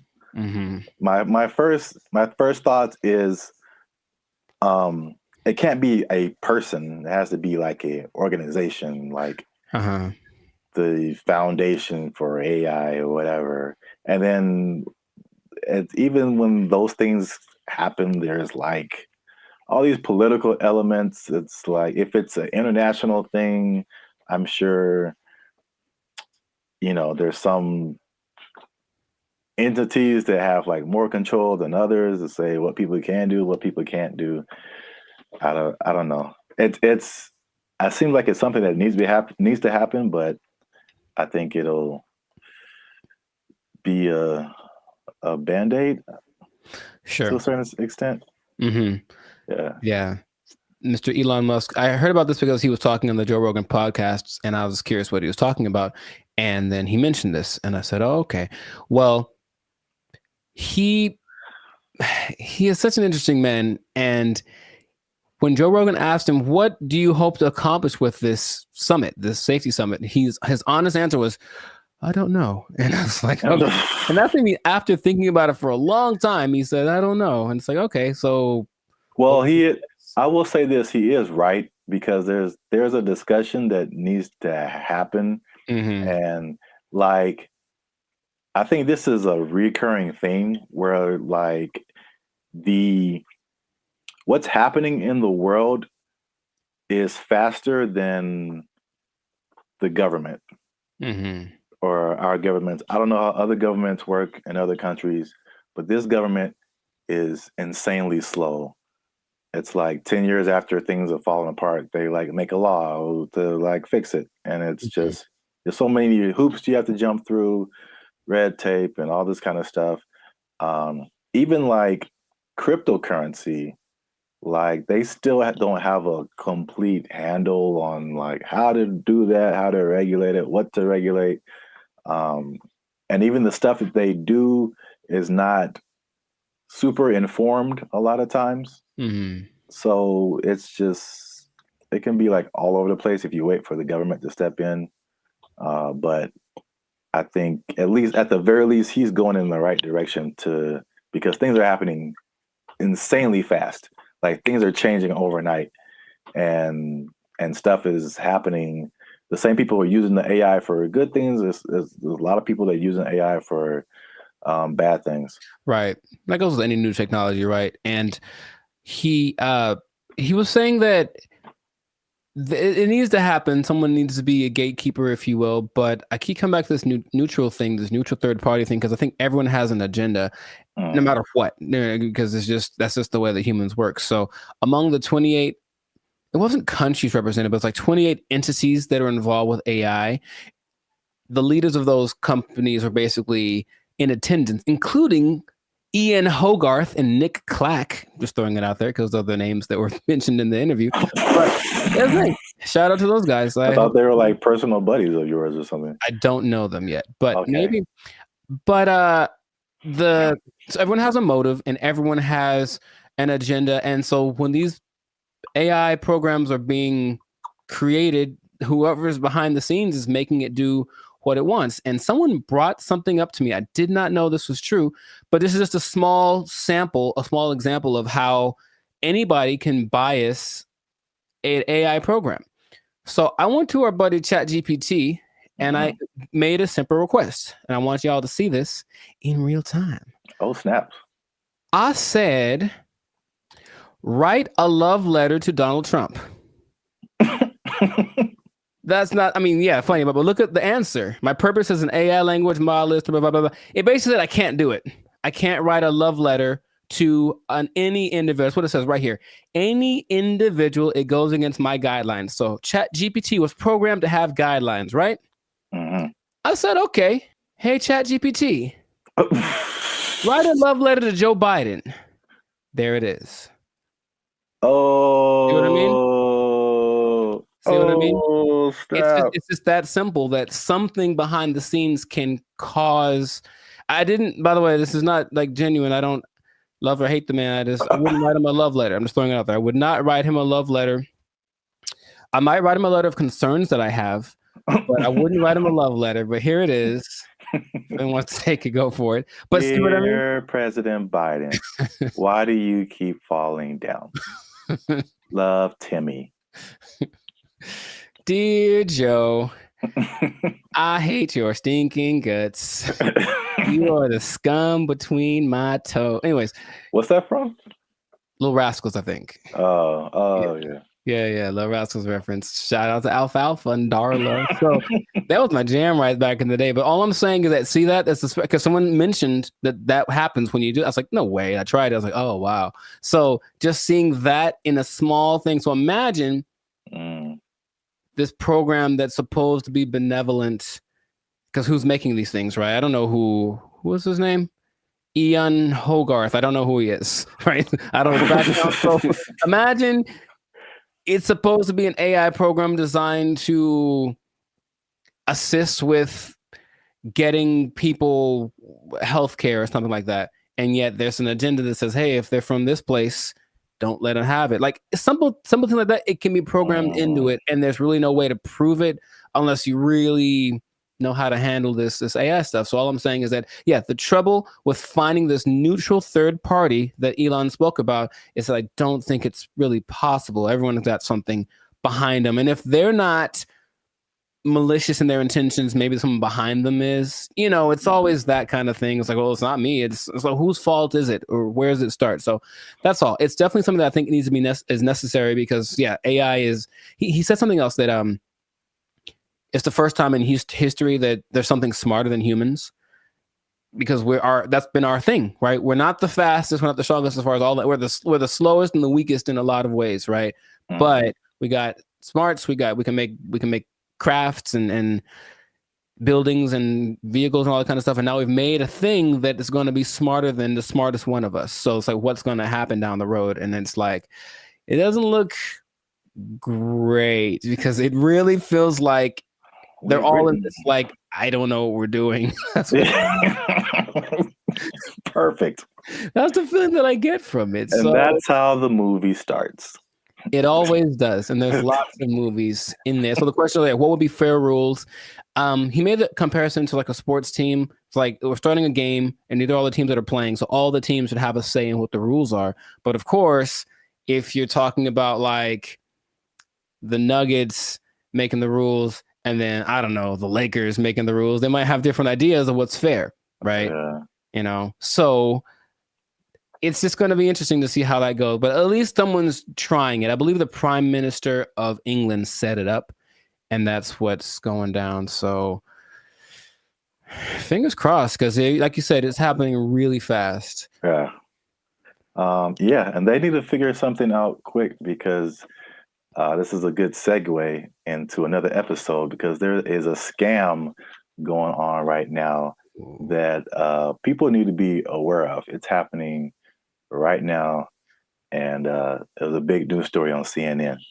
Okay, you have to tune in to another episode of the podcast to check that out. But anyway, this has been a fantastic episode of the Life Circus podcast. If I do say so myself, a Life Circus podcast. Jericho, this is Zap. So make sure to like, subscribe, comment, share this video with some people interested on the fate of humanity, and hopefully they won't come and do the thing where they take our stuff. Take your job. They're gonna take our job. Take it out. They took our jobs. They took our jobs.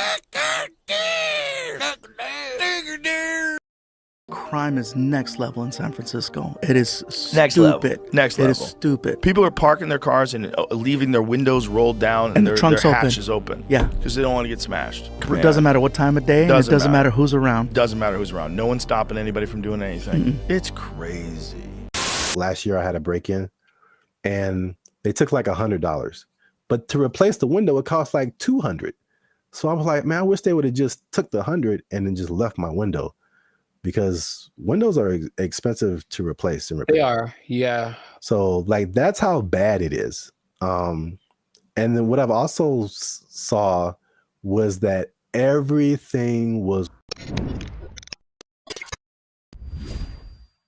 What's up, everybody? I'm Zap, and this is Jericho, and you are now tuned into the Life's a Circus podcast, where we talk about everything that's funny, interesting, and ridiculous. And you want to stay for this episode, because we're talking about something that's really ridiculous, something that I recently saw in person myself, and I can confirm it. Ooh. Talking about San Francisco, man. Ew. It's going down. It's not in a good way. All right. Not the young jock way. It's going down, bro. So make sure you stick to the end, because there's at least 5 reasons that I can point out for this. And as usual, come on now, over 400 videos, over I think 200, almost 250,000 watch hours. Come on, we've been putting in work, boy. Your boy's been putting in work. All right, we need your support. Hit that subscribe button. All right, that helps us to grow, helps our channel to continue to do more videos. Hit that like button. That lets the YouTube algorithm know that more people should see this video. And we're gonna start promoting it now, Because let me take the glasses off. Let me take the glasses off. Talk to the people. Can I talk right into the camera, man? Talk to the people. I'm gonna be honest with y'all. We have almost 2,500 subscribers, and we have one member right now. That sounds like a 2,500 to 1 ratio. And God bless her heart. I'm gonna send her something really soon. But she's been a member. She has been our lone faithful member for a whole year now. Here's her 1 year anniversary. I'm not gonna say her name, but you know her. Her screen name is Reigning Goddess. Thank you. But shout out to her. Thanks, Queen. Well, we need I'm gonna put the goal out there. 10 members, man. 10 members. Easy to do. All you have to do is after you subscribe, you'll see a join button at the bottom of the videos. All right, hit that join button. Memberships as low as $3.99. $3.99, man. That's not even a tank of gas. You can help your boys out with the tank of gas. All right. It's not even a tank of gas. That's I said I wasn't gonna go Marvin Sapp, man. I might have the ushers lock the doors, man. If y'all ain't supporting your supporting your boys. I said close them doors. Ushers, close the doors. Close the doors. So yeah, San Francisco. I could just say don't go there and then end the video, but we could talk about something. Yeah. I was recently there a couple of weeks ago, and it's bad, man. Okay, let's rewind the tape. We've hinted at something that we've never really fully talked about on this channel, and that was our trip to San Francisco. Sure.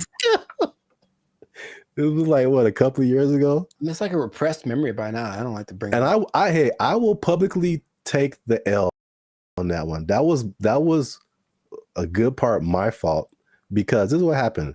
We were looking for hotels. I'm like, man, this hotel is really cheap. I'm like, we're gonna save a lot of money. And then we got there and we found out why. It was, yes, go on. Dude, is by far the worst hotel I've ever been in. Like, I still feel bad to this day for putting you in that situation. That's okay. Just don't let it happen again. We won't let it happen again, Mr. Mackey, okay? Okay, that's fine. What was happening, you ask? Yeah, I'm glad you... All the things. Yes. All the bad things were happening all at once. And it was a lot to take in. You care to share any? Okay, look, I didn't sleep under the mattress. Okay, that's one. I did not sleep under the mattress because I was afraid of catching all of it. Or under the sheets. I didn't want to do either one. I didn't want to touch them. I was hoping I could find a way to like just float above it like a vampire or something. But under the sheets, like it had cigarette holes on it. I'm sure there was a stain on there. I was like, someone died in here for sure. Ugh. I'm sure there were interactions of drugs going on all throughout the night. Somebody tried to come in our room. Someone tried to jiggle the door vividly remember that. Or like, so we were just chilling, and then someone banged on the door really, really hard. And we just looked at each other, and you were like, "Don't open the door." For the love of God, don't open that door. A problem if you open the door. So it was just such a, and then I walked outside late at night because I wanted food. That was a mistake. Yep. And so I'm walking around, there's human feces everywhere. Brother, ugh.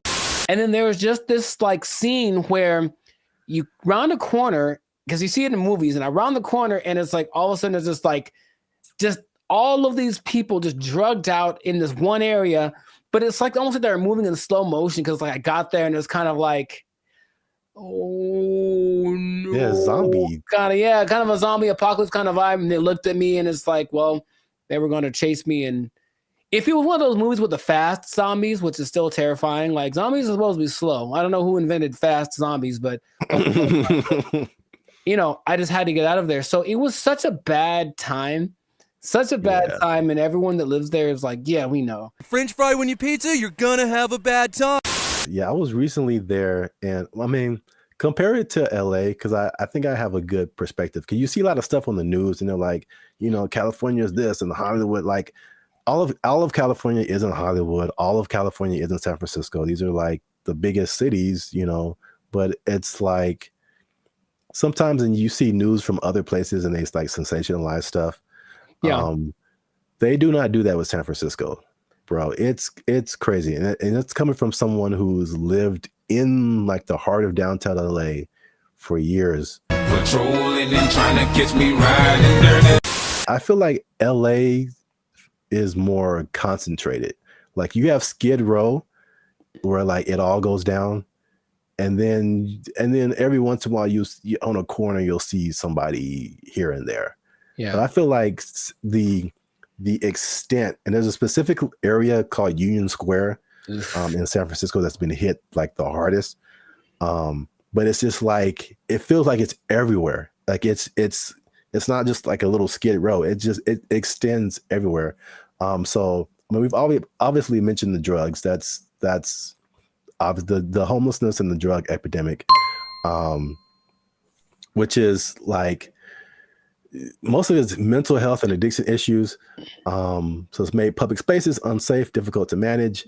And this has been kind of further fueled by the high rents in the city. And then their approach to it is like this, what they call a harm reduction over enforcement. What? So it's just call it stupid. Just call it stupid. But remember you did the video about what country was that who kind of had an open drug policy? Portugal did it, and it worked for them. But they had we will let them kind of do what they want, but also give them lots of resources so that they can fix it, and clinics and all that kind of stuff, so they can get clean. So it's kind of like they had a method to their madness, and this one's kind of like I remember watching a video about they're interviewing people in San Francisco, like, what can we do about this? And it's like they think the big problem is that approach. They're just kind of giving away needles and stuff like that. Just like, here, just make sure your needles are clean. It's like, well, they're going to just take advantage of it, and it's not working. If the goal is to fix it, now the question is, are they trying to fix it? It doesn't seem like it's a good policy at all. Yeah. And what makes me nervous is like, I feel like San Francisco is the prototype, and it's kind of trying to make its way to LA. Like I feel I can see LA turning into that. Because even recently, I've been taking like the metro more, the trains and stuff. It's just been kind of helpful for me. And literally, I got off on a stop, and they have all these different people, ambassadors for the metro, whatever. And this lady made an announcement, and she was promoting this app that you can get on your phone to like report incidences on the metro and help you whatever.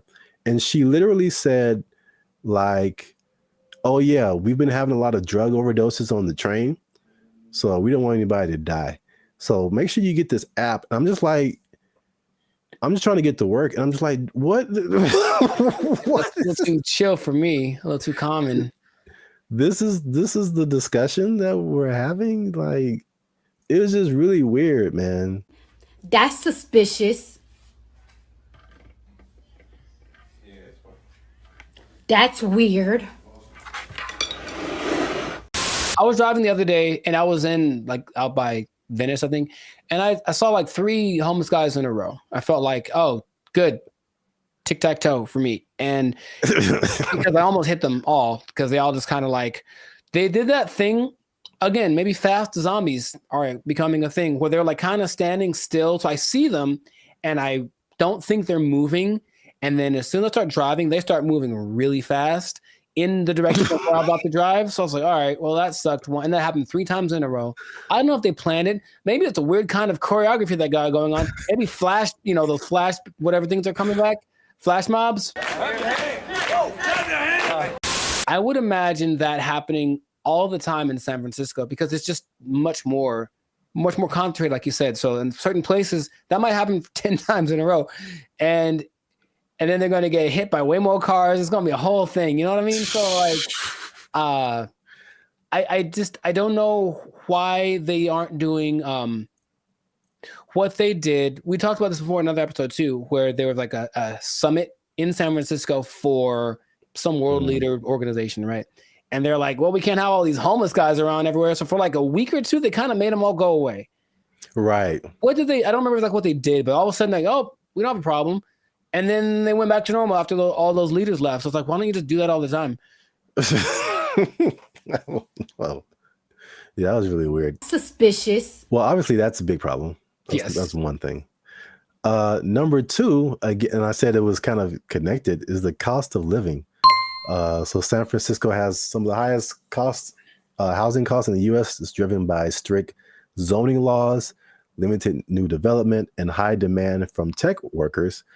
So there's an affordability crisis, and it's pushing middle-class residents and families out of the city. And again, this is like firsthand experience. Like I was just up there, and before I even did this episode, I was like, it felt like there were just two classes of people.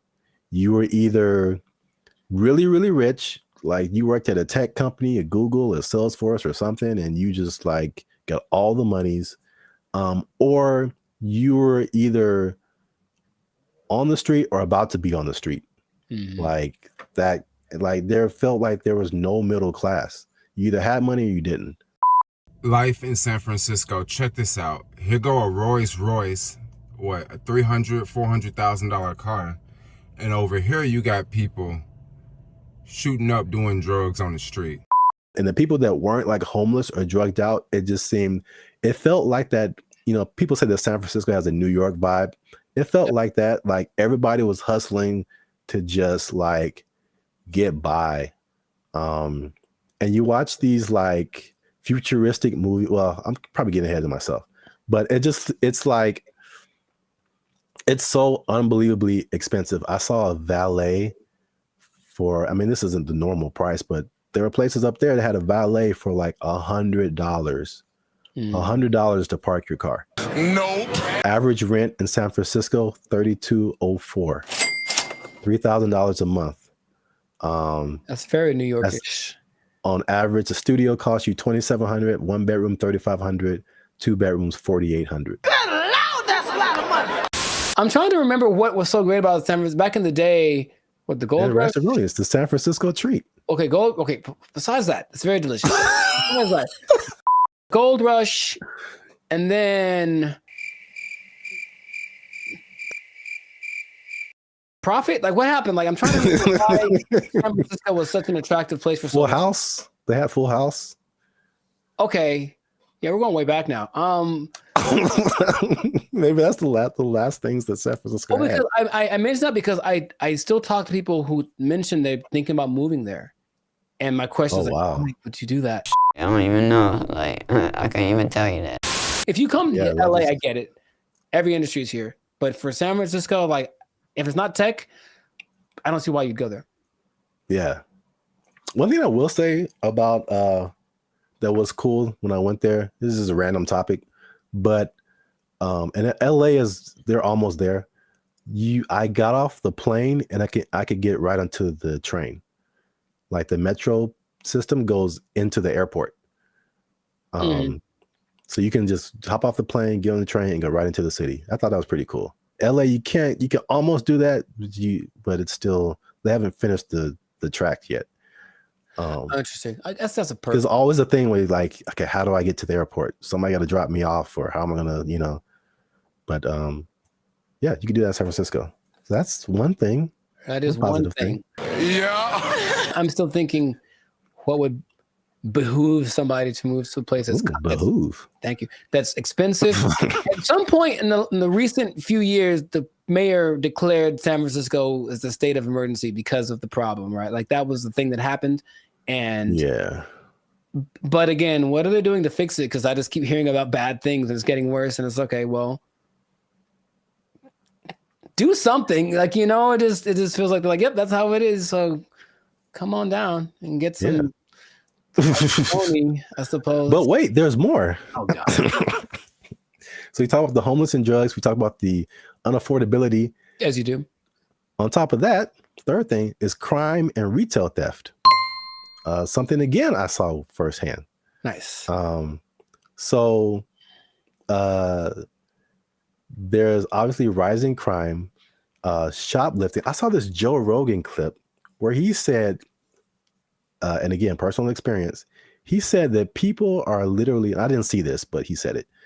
People are leaving their windows in their cars rolled down and their trunks open. Crime is next level in San Francisco. It is Next stupid. level. Next level. It is stupid. People are parking their cars and leaving their windows rolled down and the their trunks hatches open. Yeah. Because they don't want to get smashed. It doesn't matter what time of day, and it doesn't matter who's around. Doesn't matter who's around. No one's stopping anybody from doing anything. It's crazy. It sounded weird until like last year I had a break-in and they took like $100. But to replace the window, it cost like $200. So I was like, man, I wish they would have just took the $100 and then just left my window, because windows are expensive to replace and repair. They are, yeah. So like that's how bad it is. And then what I've also saw was that everything was on lock. I went to like a CVS, I went to a Target, and it was like everything was under lock and key. Ironically, I went to buy a lock and key. Yeah, they had like these lockers, but I didn't have a lock for it. So I was like, let me go to CVS and get a lock. And I had to get someone to unlock the case so I can get a lock. And there was like a bunch of random, usually like every once in a while you see like high priced electronics, or used to be like power tools or something like super expensive. But it's like everything was locked up, and you had to press a button and you had to call somebody to go get the thing that you wanted.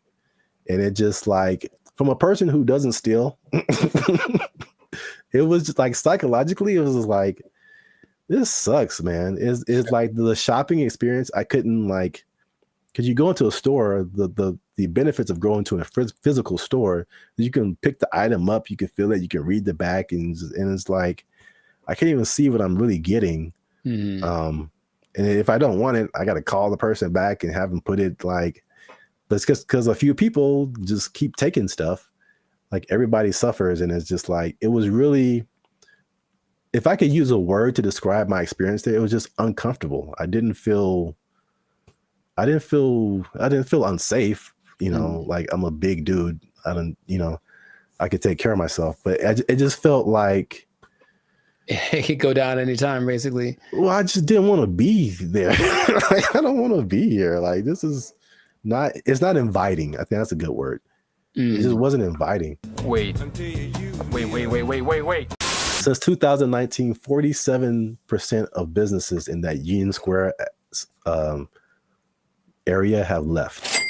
Yeah, that makes a lot of sense. I think all of them, all of them leave to turn into like a park, or call it hobo land. Make it like that. Remember during the pandemic, no one talks about this, but during the pandemic, there was this one time in Seattle that just said this part of like, yeah, Seattle. It was like, you know what? It's ours. So F the police and everything. And they just like kind of took it for like months. Like, it was kind of their area. And it's like a long. Yeah, I remember that. Remember that? They should just do that and let it go, and then maybe burn it. I don't know. But let's let it, count your losses and just let it go.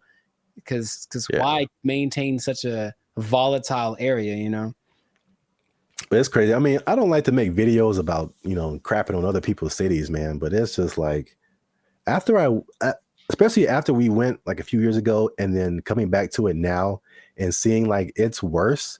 And I talked to some people there, and they were like, or I talked to some people who live there, and I talked to some people who used to live there and then came back for the thing I was doing. And they were saying like, yeah, man, it didn't used to be like this. And it's just like, it's just bad. But we're out of time. So let us know what you think in the comments. Have you been to San Francisco? Like, do you just read the stuff on the news and like kind of, I don't know, hypothesize what's going on, how to fix it? Do they need policy changes? Is it like an economic thing? Let us know what you think in the comments. Keep the conversation going. And also, if you have someone who you think might be interested in this topic, hit that share button, man. Don't be greedy. Don't keep it to yourself. And look, man, 47% of businesses, you know what that means, Jericho? That it's not enough? Is that what? 47% of businesses closing down and moving out of San Francisco? That's heavy. That's a big number. Square? That's a big number. You know what that means? I think I do. That means that a lot of people lost their jobs. Nobody working there because they're doing fentanyl in the bathroom. I don't know what's going on.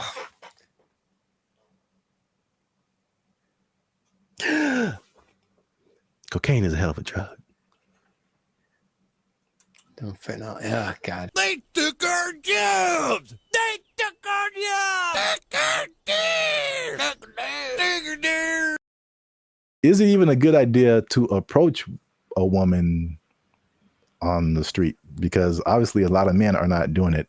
And then the question becomes like, do women even want to get approached? Because here's another caveat to this. Again, a thing from my childhood that I remember distinctly. And it was, what's up, everybody? I'm Zap, and this is Jericho, and you are now tuned in to the Life's a Circus podcast, where we talk about things that are funny, interesting, and ridiculous. And you're gonna want to stick around for this episode, because man, we gonna hit home, man. We're gonna hit home. We're talking about the dating divide. That's what I call it.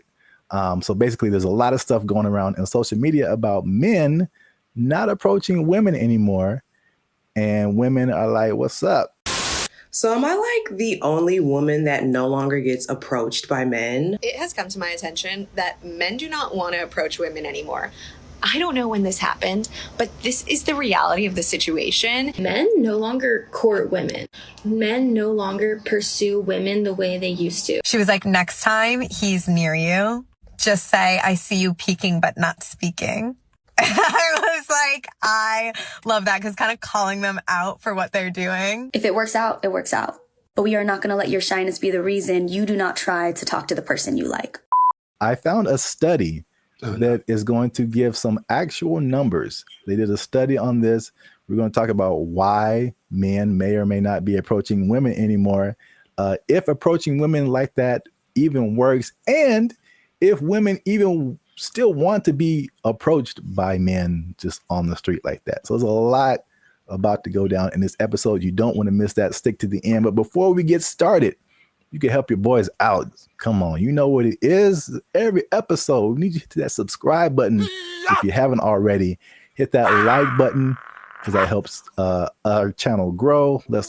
More people see our videos. And if you really want to help your boys out, come on now. Once you hit that subscribe button, you'll see something that says join. You can join our membership, because unfortunately, we are not fully monetized by YouTube. They don't give us a penny. We don't get nothing, man. So all these free videos, bro. I'm laughing on the outside, crying on the inside.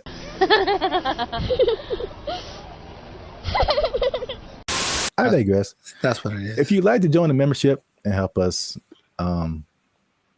make more videos, takes a lot of time, takes a lot of money, resources. You can hit that join button, and that'll help our channel grow. So now, let's back up. Have you heard this or seen this kind of just floating around the interwebs about like men and women just like dating just not happening anymore? The thing I've seen the most is women.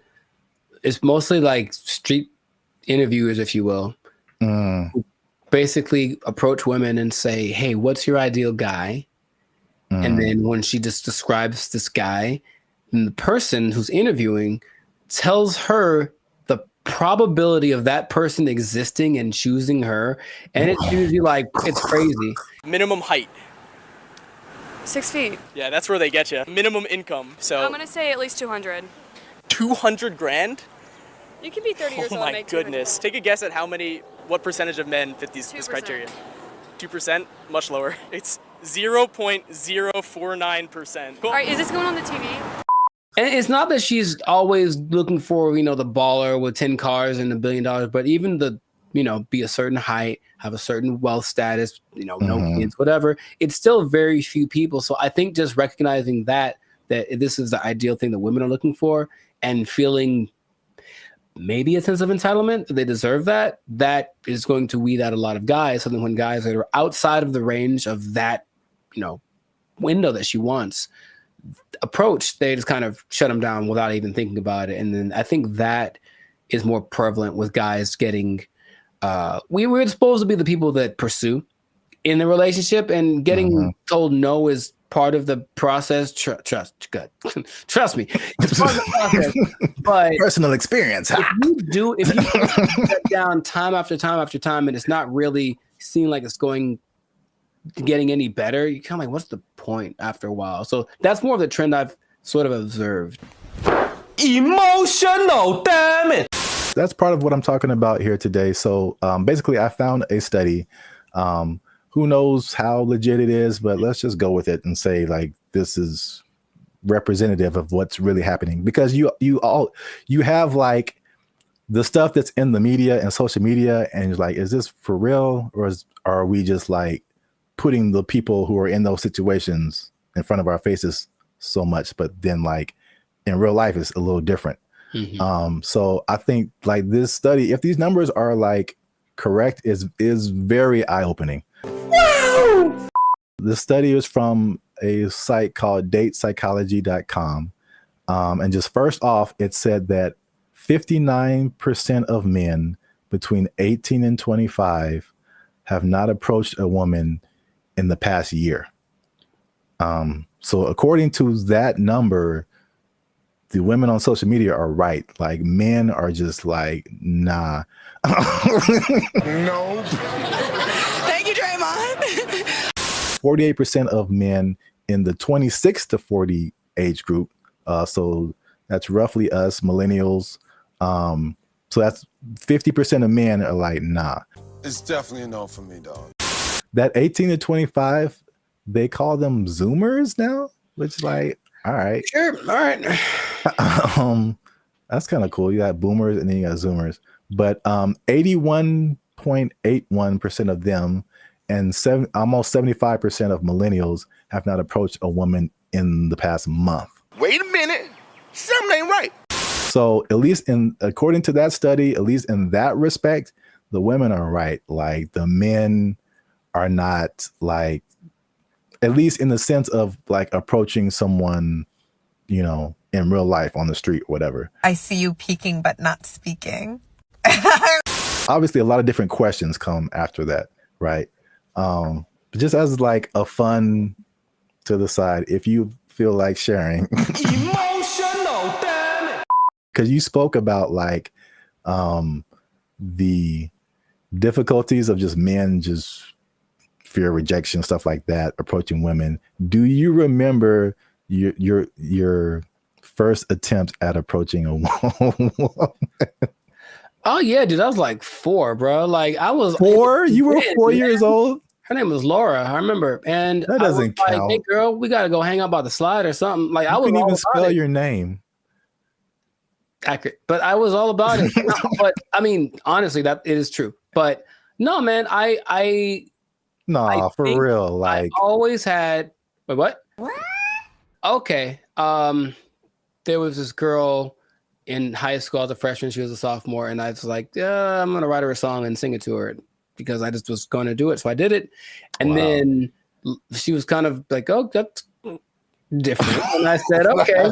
That's such a dramatic approach. That wasn't the that I was hoping for. But then later that day, I remember standing with my 2 of my friends, and we were all just like looking at her, and then they were like, "Man, you ain't gonna talk to her," and I was like, "Yeah, I am." And they're like, "No, you ain't." I was like, "Yeah."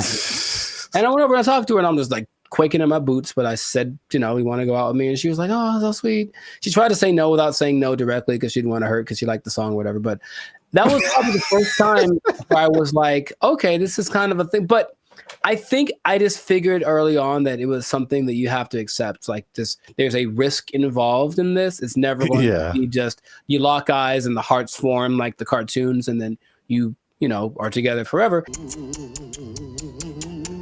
See, sometimes you gotta take the pussy like Pepe. Like, no. Me personally, I never really had a problem with the idea of being rejected. What did happen later was like I didn't like the way rejection started to show up. Mostly, what I mean is instead of like just a girl saying no thanks or whatever, it's more just like the ghosting thing or the never saying no exactly, but not really wanting to hurt your feelings.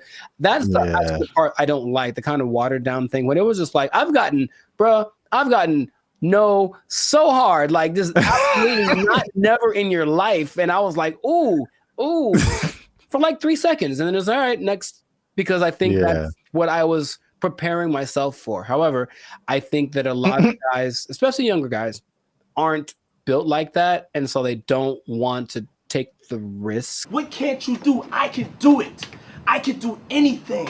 And not only that, it's not the no so much anymore, but with social media and everything being recorded, whatever, now there's a lot of instances where people are getting like, they're just trying to be nice and say something, compliment someone to kind of measure the waters, and then they get accused of harassment or something like right off the bat.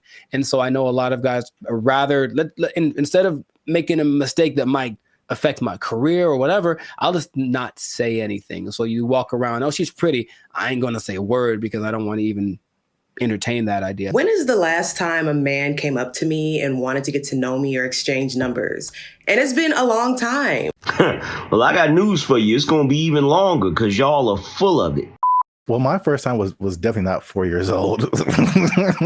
Call me Laura. You like Casanova over there. No, I vividly remember, bro. To this day, this girl can get it. She watched the podcast and was like, you know what? Okay. I'm packing up my stuff and I'm like, where did Zap go? I'm like, she said yes, man. This was like 7th grade. I still keep up with her. And I think now I'm more reserved. People will describe more reserved, more quiet, more laid back. But when as a child, I was insanely, I'm talking like unbelievably shy. It wasn't reserved. I was just like, I didn't know. I'm not doing anything of, but like this one girl was just like, she was just amazing to me. And it was like a movie where I was like, I get closer and I'd be like, like, I know my name. There's a level of fun that just does that to you, man. It's just so I couldn't talk to her. I literally could not form words and talk to her. So I wrote her a note. Nice. Come on now, dog. Come on, man. That was pre-social media, so I think that'd be the equivalent of me like sliding into her DMs. Basically, I wrote her a note and I was like, "Yo, what's up?" And the same thing. She was like, "No," but she was like super. She was so, and she wrote me a note back, and it was just like a page of just amazing things, and I was like, ah. Wow, nice.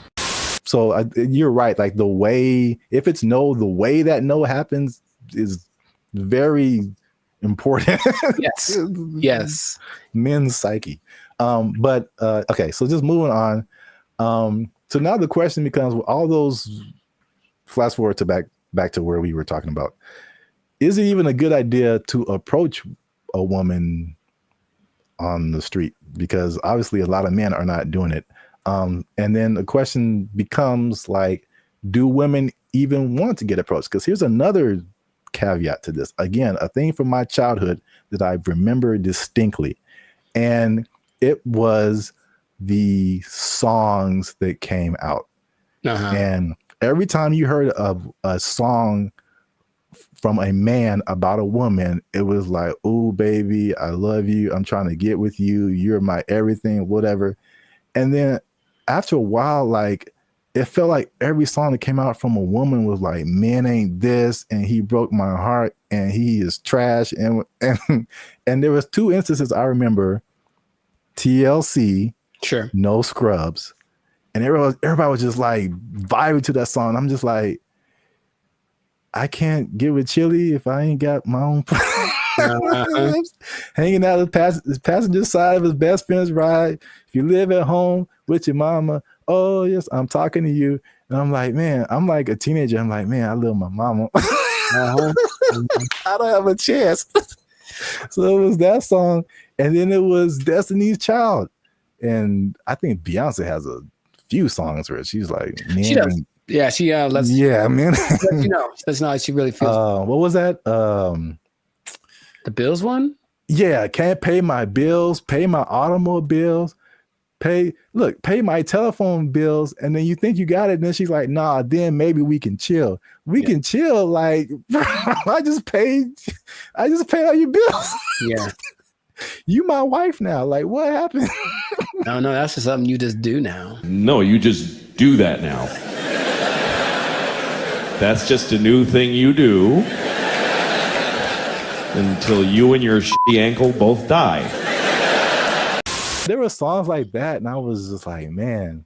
And then like that, and like the Me Too kind of thing, and like some of the stuff you hinted at. Right, yeah, that's why it's like, okay, maybe I shouldn't say anything. So I think there's the question of like, do women just like not be like being approached? So this study has said 74% of women aged 25 and below actually want to be approached more. 77 in the 18 to 30, 68 in the 68% and 30 to 40. So basically 3 out of 4 women are like, I want men to approach me. Why isn't it happening? I think the thing that I get from this listening to like interviews with women is that yes, they want men to approach them, but they want it to magically be the kind of guy that they like. Yeah. So there's a caveat to it. If you walk, I've seen the look in women's face. If I walk up to them and they wait. Last week, I was in Tampa doing my thing, and I walk up to a girl, and all I was going to ask was it was a bunch of girls dressed the same. I wanted to ask why they were dressed the same. And I know for a fact that women, because I've seen many posts about this, have a voice that they do when they're talking to a guy they're not interested in. It's something that sounds they're bored or whatever. It's kind of an ew, go away voice. That's suspicious. And so she does it to me right away as very innocently. Hey, what you guys doing tonight? Oh, it's just a bachelorette party. We're just here to celebrate. That's the bride over there. You know, I'm like, hey, you go away, because I wasn't what she wanted, physically, anything like that. Like, I didn't fit. If I had, her tone would have been different. So a person like her will say, yeah, I want more guys to approach me, but not the guy who just talked to me. I want it to be the guy that I fantasized about. So how do you know if you're that guy? You really don't until you try. But you'll know right away if you're not. That's my hated it. All right. So just to wrap it up here. So the big question, men are approaching women. Women want men to approach them. So now, why aren't men approaching them? So 4 things they found in the article, nothing new. Fear of rejection, fear of social consequences, a shockingly high number to me of just not finding people that they're attracted to. And then smaller, but still there is fear of like some kind of consequence. They'll tell on you to HR or if you work with them, that's a whole different thing. Yeah. I get it. So I was kind of with you too. It's like the fear of rejection, all that. I mean, we're older, like we've been through that. But like, this is the thing that gets me. Why I personally rarely do this. And hey, y'all, come look at this. The one time I jumped back in, and you were there, it happened. Bro, what are you talking about, man? Anyway, yeah. I see. This is why I don't, because it rarely works, at least for me. And then it also showed that in the study, depending on what you want. So I thought it was kind of cool the way it broke it down, because it went from approaching a woman to long-term relationship. Sure. So, and then the steps in between that. So you have to go from point A to point B, but it's a bunch of stuff in between. So it showed that when the guy approached a woman, 80% of the time it led to some kind of contact, meaning like friend zone. Here's my Instagram. Okay, whatever. You got a 4 or 5 chance of hitting that. And then from there, 60% of the time it led to an actual date. 47% of the time it led to sex, which was kind of high, surprisingly high to me. Sure. Like you got a 50% chance of every 2 women, one of them is gonna. That seemed kind of high. But 28% chance it led to a actual relationship that was like at least 2 months. And then only 13% chance it led to an actual like long-term relationship. And then I mean, some of those numbers don't apply to me, but I can at least attest for that last number. Like just approaching a woman in like life on the street, it like never turns into a long-lasting thing. That's weird. Well, I have friends that one of my best friends, he met his wife. She was working at Carl's Jr. and he thought and he got a number and they married with 2 kids. So it does happen. And I will say that for me, I do like the immediacy of it. Is that a word? Whatever. I like the way you get the feedback right away. If I talk to you and you're into me, I kind of can tell right away. If you're not, you won't give me the number, whatever. Whereas people that are going more of the dating online route, they'll get drug along for weeks and months and it might not go anywhere, but you wasted that much time. It makes, I don't remember how many people I've just walked up to and said, because it happens so fast. And if it worked out, great. If it didn't, okay, whatever. It's just such a short amount of time. But when these now people are kind of getting friend zoned and other women leading them on, they don't know, but it's going on for months and they're writing and, hey, what if you send me a little money? Maybe you can come over. We hung out and nothing happened, but I thought you were into me, bro. It's like that happens so much to these guys who are taking that route that you can see why it wouldn't be something people want to keep repeating to do. But I personally would recommend more so to the younger people, because I think you could be a little tougher. That's just my personal opinion, is that like thick-skinned, if you will. Like just try. You never know. And I have had a couple decent sized relationships that came from just me walking up to a girl I thought was cute. So that has happened to me. In comparison to how many women I've walked up to, it's not a very good percentage, I suppose. Hi. Okay. For me too, it's just like it's the unknown, because it seems the randomness of it, because all I have to, unless I know you from something, like I'm just going off of you look good, and then right. There's a whole lot of stuff after that that I have no idea what I'm getting into, and for me, most of the time is bad. It's so bad. It's the other stuff. There's a lot of layers to a lot. Oh, of it's so bad. It's so bad. Women. I started writing them down because remember we had another thing and you were like, tell me some of your experiences, and I couldn't even think, and you're like, oh, they're repressed. I'm like, they probably are. Gotcha. I started writing them down. I got like 10 of them. There's a lot more. I believe it, bro. Make sure you leave a comment on this video. Share it with somebody who has noticed this in the dating scene, men approaching women. Why aren't they doing it? Why aren't you doing it? Are you doing it? Did it work for you? I don't know your life. I'm just saying. Yeah. Yeah. And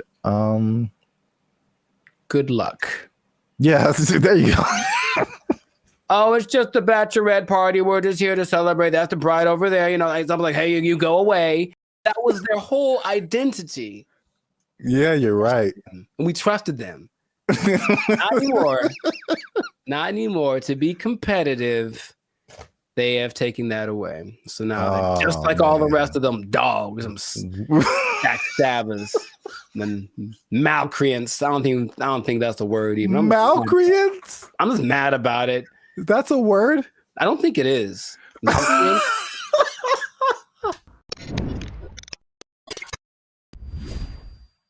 What's going on, everybody? I'm Jericho, and this is Zap, and you are now tuned into the Life's a Circus podcast, where we talk about things that are funny, interesting, and ridiculous. And you want to pay attention to this episode because it just hit the fan. Something went down that's just crazy. We were betrayed. Snap. All of us were betrayed. We were betrayed by someone we trusted, by someone we loved, by someone we confided in. And I can't believe this happened. It just happened. When did it happen? Yesterday. So, you don't even know what I'm talking about. But first, this is already enough suspense, I think.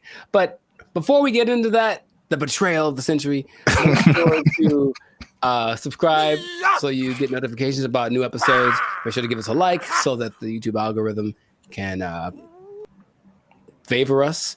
And we're not monetized, and we do have membership options for as low as $3.99. You can be part of the BFFs, and you can get a lot of really cool behind the scenes content and just some cool perks. So check that out. Check out the Band of Future membership option. It'd be great for you. Now back to the betrayal. So, brother, it just happened. I can't believe it. We were all let down by our best friend. And by our best friend, for people who like to travel, our best friend has been for a long time Southwest Airlines. Because Southwest Airlines refused to follow the mask. Why did you refused to denigrate itself when others decided to stab us in the back. Southwest Airlines. Southwest Airlines was our ally in times of need. If I needed to get to San Diego, it said, no problem, $29. Put it on the counter, cash, and you will get there. And guess what? We ain't gonna charge you for that bag you got neither. That's what they said. That's shameful. What they said. Until yesterday. Oh, they betrayed us, and now you have to pay for checking bags on Southwest Airlines. I can't believe this day. I can't believe outraged. I just read about this. I just read about this. Boycott, riots in the streets, protests, signs, wonders. Signs and wonders. I'm mad about this, bro. I can't believe it. They were my best friend. I was so ready for it. Signs and wonders. Look, their motto was bags fly free. That was their whole identity. Yeah, you're right. And we trusted them. Not anymore. Not anymore. To be competitive, they have taken that away. So now, just like all the rest of them dogs, some backstabbers, and malcreants. I don't think that's the word even. Malcreants? I'm just mad about it. That's a word? I don't think it is. So mad about this. It's like your grandma saying that I'm charging you rent if you want to hug me or something. Like, I can't believe it. Like, it's just such betrayal. Judas. Who betrayed Caesar? That guy. Brutus. Brutus. Brutus. Yeah. Et tu, Brute. Yeah, Brutus, right? Yeah. Is it coincidence that Brutus and Judas rhyme? I don't think so. And now Brutus, Judas, Southwest. Yeah. Southwest. You're on one today. I can't believe it, man. Anyway, how do you feel about this news before I get into some? Oh, man. As I wipe the tears away from my eyes.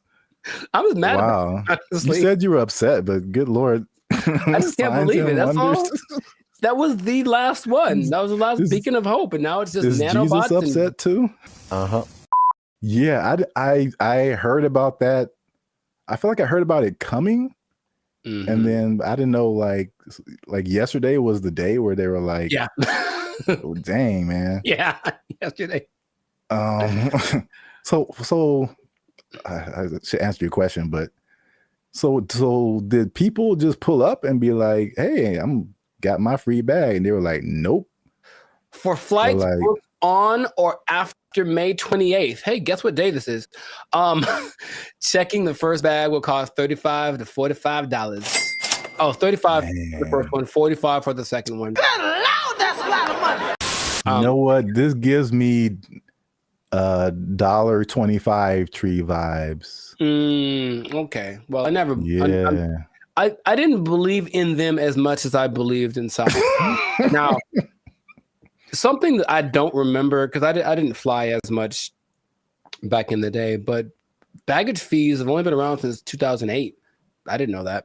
So, and the first one to do it, American, of course, America's gonna. Anyway, I'm not gonna say anything. But basically, yeah, oil prices went up, and then they're like, well, let's probably do it, and then everyone joined in. JetBlue joined in, and Delta and United, but Southwest was true to the cause of the people, and now they say it's just basically to be. Is there? I think there's a statement. It's just the generic because we're not making enough money. I think that's pretty much the statement. Helps us remain competitive, and it's like I thought they were making it sounds more like my accountant made me do it or something nonsense. And then the logic is it weighs more if you put your bags on, so that's more fuel and blah blah blah. And so economy and blah blah blah blah blah blah blah blah blah blah blah blah. How much money do you think airlines make annually? I was just about to say that because even the episode I did with the seats, it's like from what I hear, their profit margins are thin. Like they don't really make enough to cover a whole lot more than their costs. But I can't even make. I don't have no idea how much they make annually. Well, it starts with a 7. 7. So each airline or just airlines as a collective? Airlines from what airlines, all airlines. So 7 billion? Yeah, man. A year? For baggage fees. Oh, just in baggage fees? Yes. Wow. It's like McDonald's or something where they don't make any money on the hamburger. They make all the money on the fries and the cookies and the drinks. Right. Yeah. So it's just like, I remember something, I can't remember exactly what it was, but they really made their money on the fees. And the ticket, well, say that again? Oh, you will be exempt if you are a member of the A-list tier, the Rapids Reward Loyalty Program, or if you have a Southwest credit card. Which means you spent more than baggage fees anyway. So exactly. I'm on to you, Southwest. You're not fooling no one. What is happening? They still collected, because they basically let you do your first 2 bags free, and then the third one they charged for. And they still got $83 million a year off of that. Wow. And the thing is, the prices go up because they're kind of like, okay, the more baggage that you put on, the more it costs us, so the more we're going to charge you. So they would charge for that third bag $150. Dang. And if it was a little overweight, it was $200. Good Lord, that's a lot of that costs more than my house. There is good news. Good news. Kind of. Depending on your flight, like where you're going to, how long it's going to take, and how heavy your bag is. Sometimes it's cheaper to send your bags through like FedEx or UPS. Sometimes it really just depends, but some people do that. And then they have crazy. I know, but it's like that's what it's come to. And they have little ports down there at the airport, so you can pick up your thing, and it'll be for sure. UPS and FedEx are more reliable than airlines. Oh my god.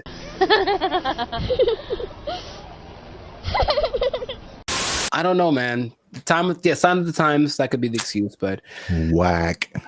I'm just gonna leave it at that. Let us know in the comments, man. How you feel about this betrayal that's happened to us all? And what can we do about it? Can we revolt? Can we just I don't know what we could do, but it's a little bit frustrating. But Southwest, just right to your congressman. I don't know. Is that what congressmen do? They don't want this anymore. Heck no, we won't go or whatever. Make little flyers and storm around the Southwest. They still had snacks, I think, on Southwest too that were free. I think they still have that, which I appreciate. For now. Well, oh man. Anyways, this has been a great episode. Share it with some people that are feeling the pain that I'm feeling. I'm gonna have a drink to the memory of free baggage. They took our jobs. They took our jobs. Bro, when I tell you I was blown away by this video. Interesting. This isn't. I had no idea it could do this. What's up, everybody? I'm Zap, and this is Jericho, and you're now tuned into the Life's a Circus podcast, where we talk about everything that's funny, interesting, and ridiculous. And today, we're talking about how far ChatGPT has come, Jericho, including its ability to tell jokes, because it recently roasted a popular comedian. It told some jokes, and it was really good. It was actually really good. So you stay to the end to find out what ChatGPT actually said, who the comedian was that got roasted, and all the other new developments that are happening with ChatGPT. But before we jump into that, you guys know what it is. Every time, hit that like button. That lets the YouTube algorithm know that more people see this video. Hit that subscribe button. That helps our channel grow. And if you really like us, a lot of reallys. You can hit that join button. That'll take you to our membership. You become a member and support this channel. Now, I don't know if you're aware of this yet, Jericho, but I know I'm going to mess up. If you say ChatGPT 10 times in a row, it's just not going to come out right. ChatGPT. We'll edit that out. Anyway, ChatGPT now has voices. Are you aware of that? I was not aware of that. Yeah. Do tell. You can now talk to ChatGPT like you're talking to a regular person. Do me a favor, please. Get out of here. Get out of here, man. Shit, I'm saying. We'll let the cat out the bag right at the beginning of the episode here. The comedian that got roasted was Kev on Stage. Okay. So Kev on Stage, if you don't know him, is a popular comedian who really got his start on the internet. I think now you see him on TV here and then, but he's real popular on the internet. I watch a lot of his stuff. I think he's funny. I think his whole crew is funny. Really kind of like self-built. He has like he did a lot of stuff for the All Deaf platform, and then he built his own Kev on Stage studio. He does tours, all that kind of stuff. Yes, go on. He has this podcast segment. I think it's called, like, I saw this on the internet or something. Yeah. Him and a bunch of his comedian friends just talk about stuff. And they were talking about ChatGPT. And this is the moment where they introduced it to Kev. And this is where he found out that it could actually talk. I had went on a really bad date, right? And I thought I was tripping. And I was going to chat. I was like, I told the ChatGPT the scenario, and he broke it down. He was like, "You ain't tripping. You a beautiful queen, and you deserve X, Y, and Z." Wasn't talking like that. Right. Where'd you get yours from? Be a New York ChatGPT. It was like, you cool, you heard? He's Black British, right? You're in it. He was mad sweet, and he broke it down, and he gave me such upliftment, and I was like, hold up. What you doing later? I live in your phone. Hey, when you're in that conversation mode with it, it really be talking to you like a person. Because like I put the audio on. Yeah, you can have a conversation. Like you can say, so you're hearing it. Now you can. Oh, I didn't even know this was a You can set it up so you can talk to it. Like, 'cause I had a thing where we did a mock interview with it. It was like, oh, totally. Let me know if you want to run some more. Like, let me know if you want to run some more scenarios. And be like, yeah, I'd love to run some more. Okay, well, here's a scenario where it talks just like that. What, bro? I didn't even know this was a possibility, bro. Wait till it gets a body. Is that right now? Yeah, hold on. Let me see. Hold on. I said, ChatGPT, smashed. Can you tell my friends hi?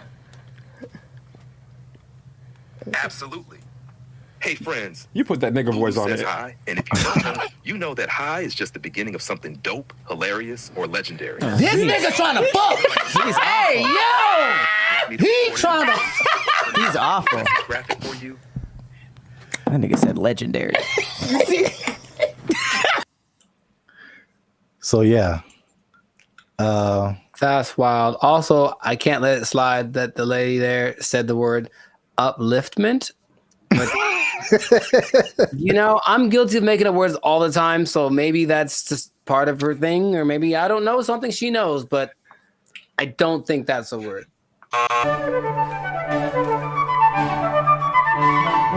So what do you think about the voice? Was that like, do you have different thoughts about ChatGPT now that it can sound like that? No, because I've used the voice thing in the past where you talk to it and then it just types out the response. But like, okay, this is actually interesting. Hey, y'all, come look at this. I think some people, when they read something, automatically hear a voice and other people don't. I think it's like scientifically proven or something. Or rather, like some people can't. Some people can't hear the voice and other people can. Mm-hmm. I can.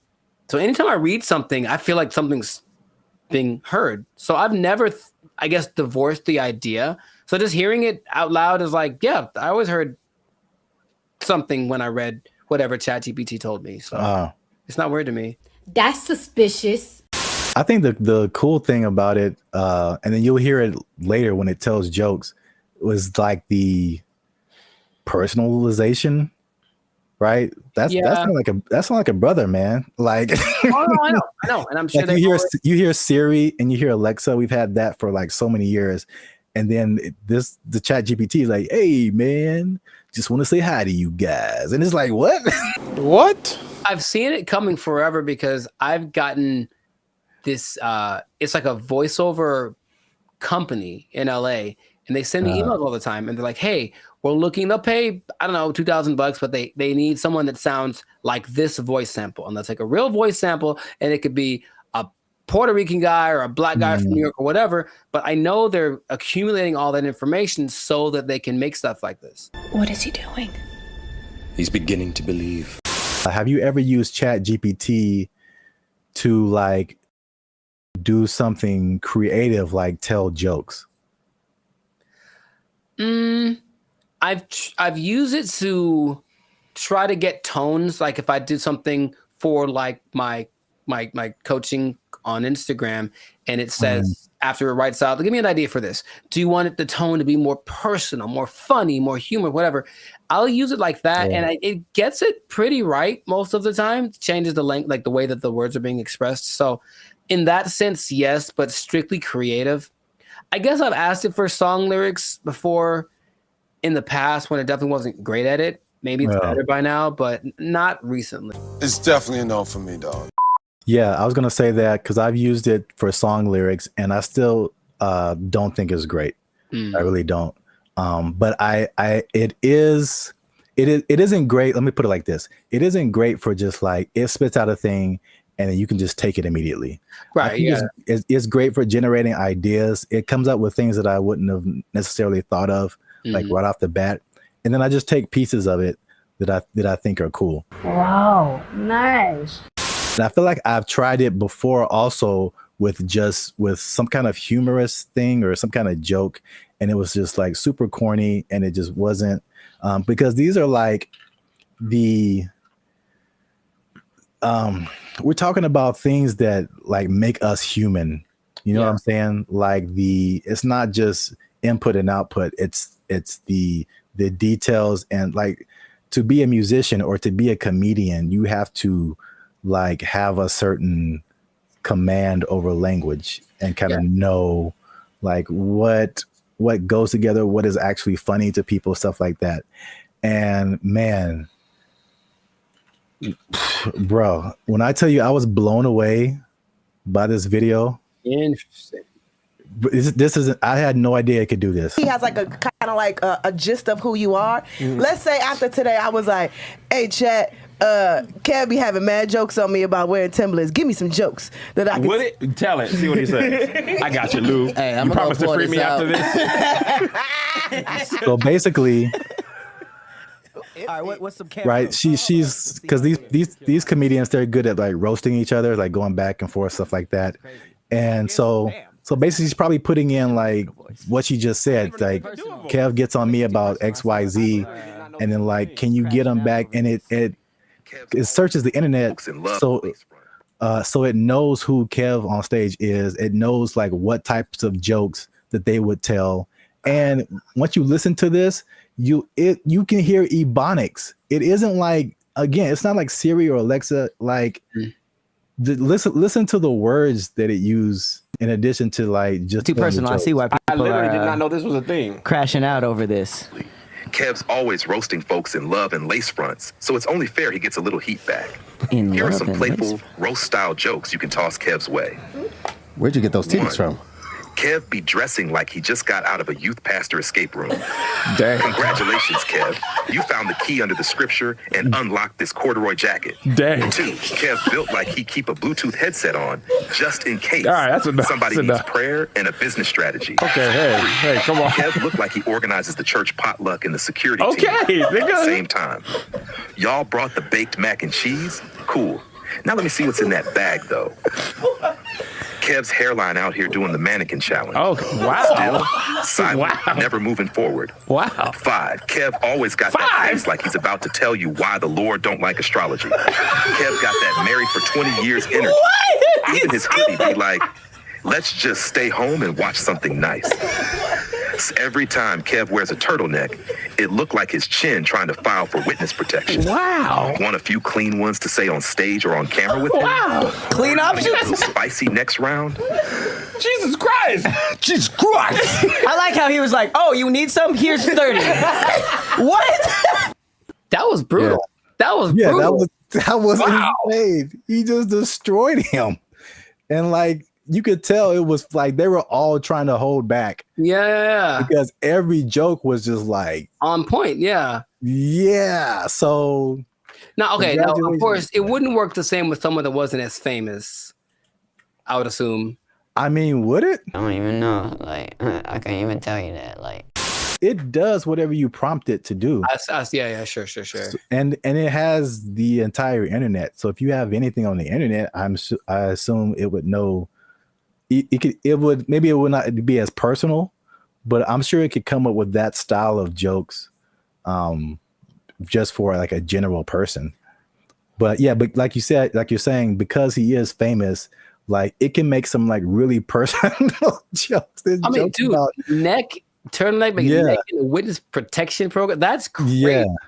It joked about his weight. It joked about his hairline. It joked about his Christian background. Like it went in on him. Bro. And the delivery is so like dry. Also, that like really helps. Yeah.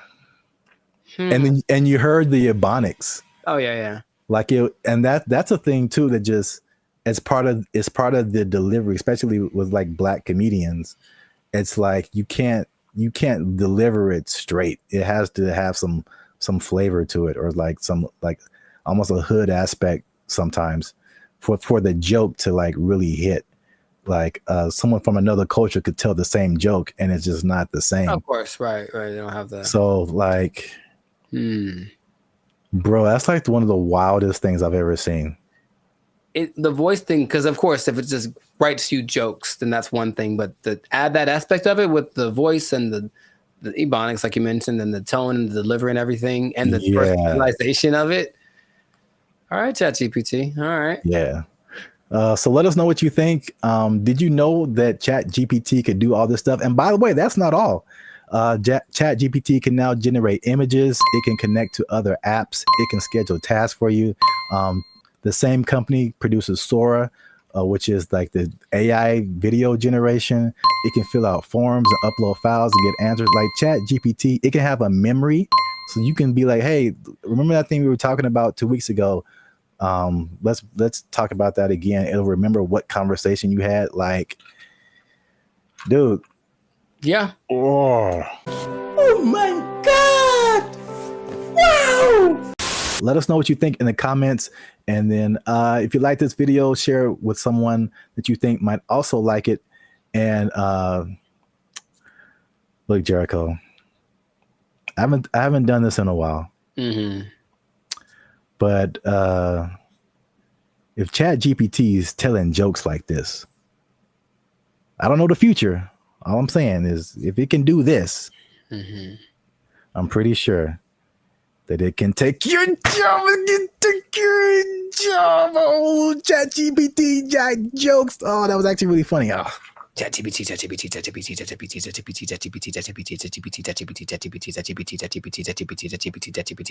They took our jobs. They took our jobs. Whenever you buy things on the self-checkout line, it says out loud how much everything it is that you buy. And that's kind of a weird thing.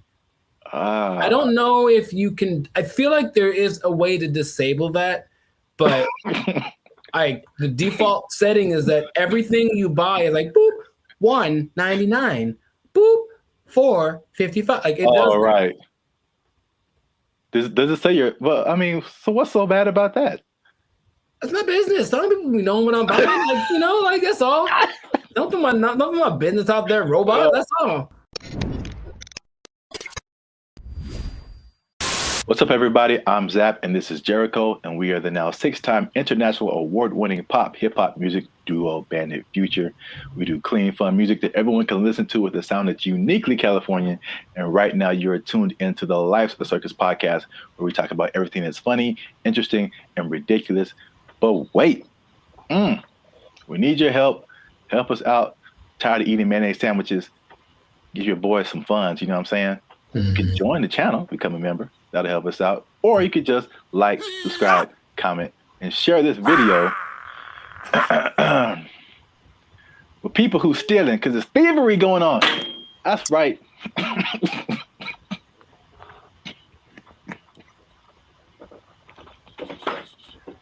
Here's the thing about that. I don't know what you're about to say, but this is going to be weird, almost like a devil's advocate thing. But like stealing is really fun. No, bad, Jericho. No, here's the thing. I'm just trying to say, like, why do people do it? Like, I get it. It kind of has a thing. Like, you get this like rush of adrenaline that doing it, and then you get the thing that you stole. It's like two things to do. You know what I mean? No, we're not doing the two things. No, I'm not telling people to do it. I'm not telling people to steal.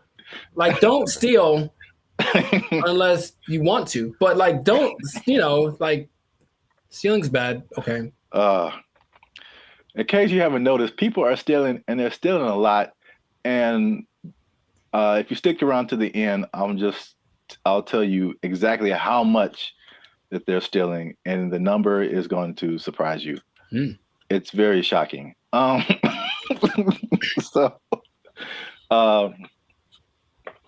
Stealing is bad. Okay, you shouldn't steal. But I'm bringing this up because it's affecting me, and that's the most important thing. Look, Jericho, the self-checkout line, do you ever use that? That's all I use because people are gross. Oh, okay. That's your primary reason? No, it's faster. And the thing is, people don't get in it. That's the thing. It's faster and no one gets, like, it's always, there's 20 people over here in the line just coughing on each other. And then there's nobody in the self-checkout. I just go there. I didn't really think about it like that. My number one reason is just the speed. And just being able to like get in and get out. But that's like number two, yeah. I feel like people don't go to it because they're afraid to use it. Well, there's nobody there. It's kind of creepy. I mean, there's a person sitting to make sure they don't steal, which is totally not. They're not there half the time, so they're not doing their job. I feel like, well, I was kind of leaning more towards the technology aspect of it. Oh, okay. It's just like, I feel like there's still a large number of people, especially older people, who are just like, computers just don't really make sense to them. It seems more complicated in their minds to use a self-checkout than to just go through the line and have the cashier ring everything up. At least I don't know. That's just my hypothesis. I digress. I mentioned the self-checkout line because that's one of the big places people are stealing. So stop stealing. Stop stealing because. Well, you know about that too, that actually could be a deterrent for people to use it. Whenever you buy things on the self-checkout line, it says out loud how much everything it is that you buy. And that's kind of a weird thing.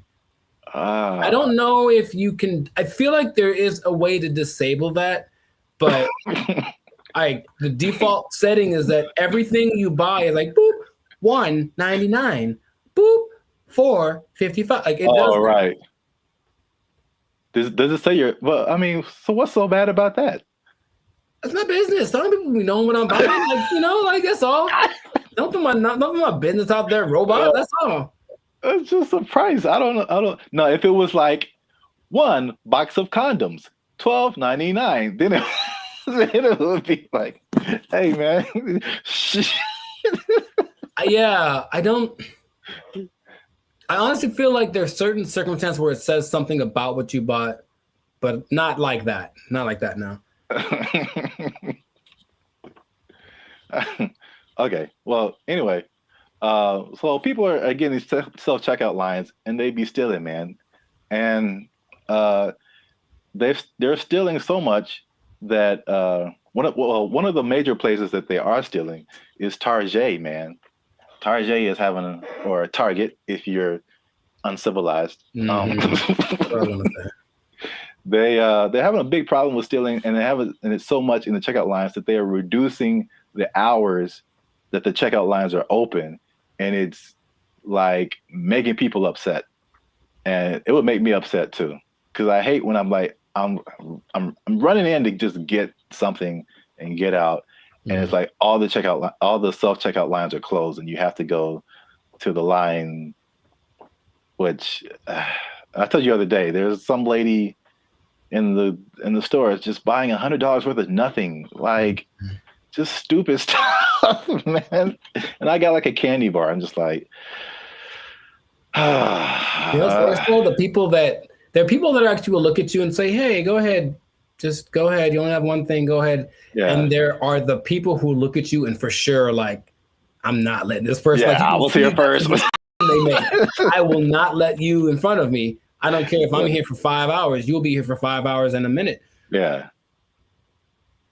Yeah, it's so anyway, the checkout lines there, some places are reducing them to like, I think it's like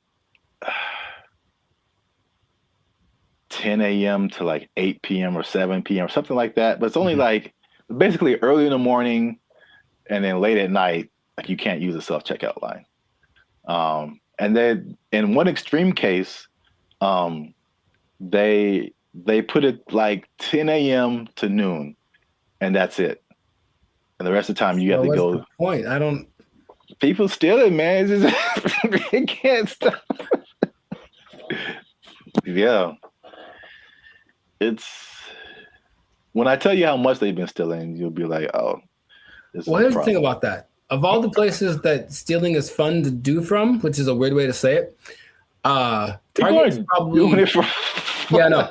Target's probably up there. Target's pretty great. It's a big red Target, literally, and they have all the things you want. Yeah. I'm not saying that I have or haven't done it, but I'm just saying that that's a place you might want to go if you're thinking of stealing. Also, Bandit Future does not advocate stealing.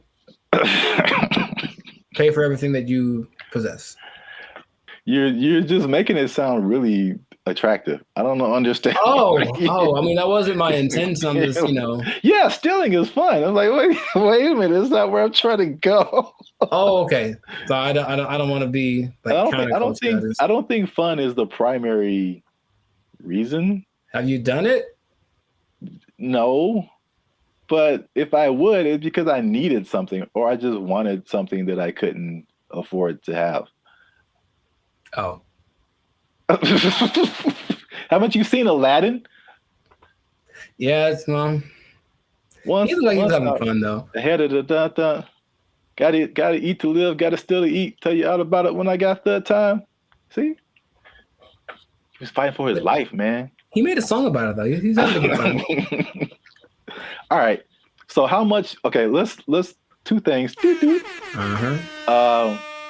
How much money do you think Target is losing a year from people stealing? I don't know how much they make. I don't either. Okay, so I mean, I'm guessing it's a high number because here's the thing too. Target's everywhere, right? Yes. They cracked down on Target, the security in California, but I would imagine at like 4 p.m. on a Tuesday in Iowa, it might not be much defense if you want to steal something from the local Target. Okay, so Target annual revenue is about $100 billion a year. Okay. So that's a lot of money. That's a lot of billions, but stealing, I would say. So how much is that? 2% of it? What's 2% of 100 billion? 2 billion. Billion? That's the number, I guess. 2% of whatever they make. 2% rule, but for stealing. Also don't steal. Now that we know how much that they make, this number doesn't seem as crazy as I thought. Okay. Because they lose 500 million. Oh yeah, that's not okay. So right, it's like context. Like in a bubble, that's a lot. Yeah, it's a whole lot. It's a lot of money. It's a whole lot of money. But it's like 0.5% of all that they make. Oh, that'd be fine. Now that'd be crazier if it was like we changed our mantra. Everybody just go out and steal. Target, especially because they got it, man. They cool. That'd be all right. No, what'd be crazier though if it was just like a ring of 20 people that are stealing everything from Target, just 20. Then that'd be like, okay, they are. There are rings of like, there's people that have been doing this for years. I mean, it's especially after 2020, like stuff kind of really got crazy, especially in California. But there's, I don't know if you've seen these like mobs of people. Yeah, they'll just run in, like, take everything. Yeah, they're all like in it, and they just kind of do it regularly. They go store to store to store, and just kind of do this thing. So that's Target. The last part of the tease is how much retail theft is, and this is from 2022, but pretty recent for like all nationwide, and that is 112 billion. So that's basically the entirety of Target's revenue is the same amount that people are stealing just nationwide from all different kinds of stores. So y'all are out here stealing an entire Target every year.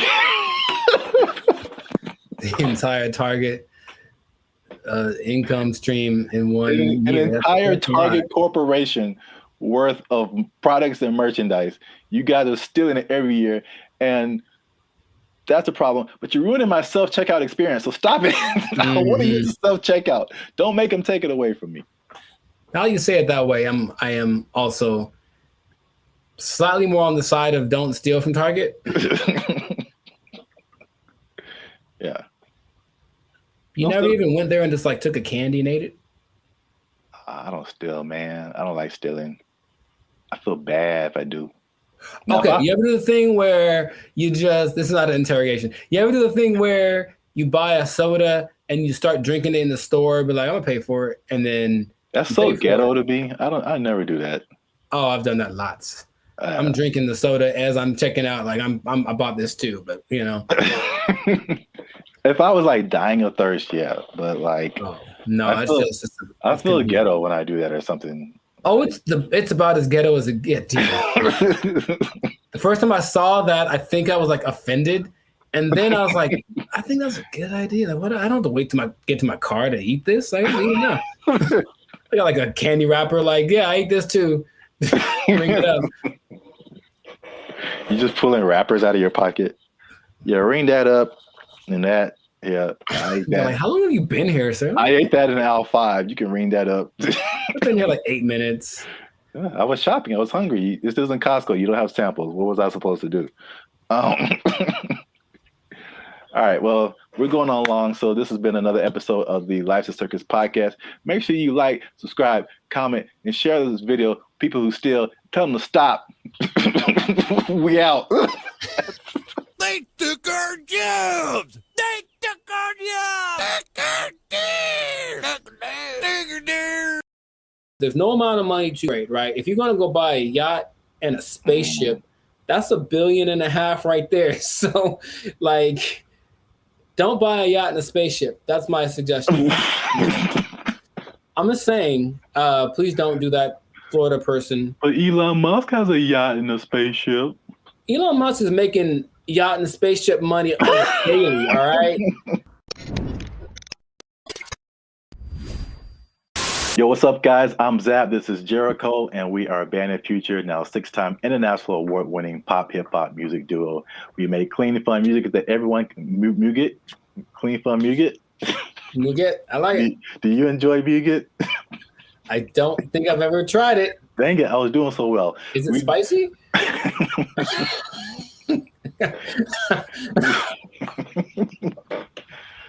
I don't know, but I think you should know if it's spicy. Because yeah. I'll put a link. I'll put the link to the video. Oh no, you talking about? Yeah. Here you go. Up there, guys. Go watch it. We do clean, fun music or Muget, depending on what country you're from. That everyone can listen to. The sound is uniquely Californian, and you are now tuned into the Life Circus podcast, where we talk about things that are funny, interesting, and ridiculous. And look, I raise my voice because I'm gonna make a statement.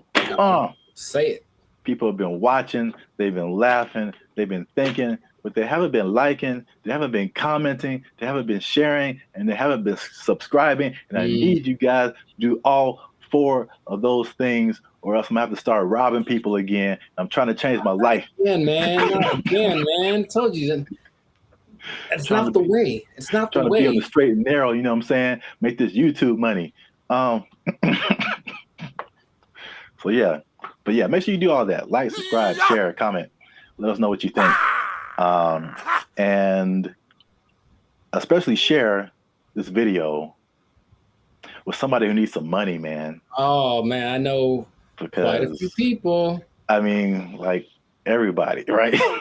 Like, if you need some more money, raise your hand. Hey, calm down. All right. So, I mean, it's not just specifically money. It's specifically the Mega Millions, right? The lottery. Or there's always the different state lotteries too, but you know, you always see these news stories of people win like these ridiculous amounts of money, and then you see the statistics later where it's like they won $1 jillion, and like a year or two later, it's all gone. It is broke, yeah. And you can't I can't even imagine like how you do that with that much money. So I guess my question to you is like, why do you think that? Well, I got a few questions. First, let's start with that. Why do you think that happens? Like, why do people? Oh, for me, that's a simple answer. It's that if you don't understand the work that it takes to make money in the first place, you don't know how to keep it. That's all. So if you just got lucky and it's like, oh, I got money now, then you're not going to have you haven't developed any habits to maintain that. And everyone basically has an idea that, okay, maybe saving money is a good idea. I should do that more. I should. It's not on their list of must do, it's I should do. And then the second that it happened, perfect example, dude. Episode of the Boondocks where Grandpa leaves for his do it big vacation and he gives probably give you some money. And it's like, all right, this is supposed to last. It's like, also they came into some money. Cool. This is going to help us get food, get clothes, whatever, last the whole week. Nah, Riley goes and blows it all in an hour. Ask yourself, be honest. Ain't I'm clean? No. Man, how we gonna eat? Like, that's just how people live. That it's like, you're basically a dam waiting to burst. I'm just waiting to get my break. And then I'm just going to do something ridiculous with my money. And no one can tell me no, because it's my money. So I think it's that. And plus, there are worlds of, how do I say this? Finance. Like there's things you can buy that you don't know you can buy because it's not an option for you, right? As soon as you get to that level of, I was in Malibu the other day, hey, Malibu, and I saw this thing for property, some kind of a beachfront property, and that's starting at $70 million. Oh man! And they wouldn't put that there if they didn't know that there are people that can drive by on a whim and be like, "Hey, honey, do you think we should get me property? How much is it? Starting like 70 million." Bet, and then they just go do it. Like, there are people that have that, right? But they also probably have the knowledge of how real estate works, all this kind of stuff, so they know how to invest in it and make it work for them. But if someone comes into, what was it, $1.58 billion? Yeah, that's why I mentioned it, because like a big number, just somebody won a bunch of money. Right. So if that person is dumb and, and they're from Florida, so I'm not going to tell you that they are, but you know what I mean? You prefer the term financially illiterate. Got it. So let's say this person, so there's nice properties in Florida, comes into their money, gets the lump sum, because of course they're going to get the lump sum, right? So they're going to get the lump sum, maybe 800 million, something like that after taxes. And then they're just driving by, and then they just see a sign that says, hey, property starting at 70 million. They look at their account like, yo, I got that. Let me get one for my cousin.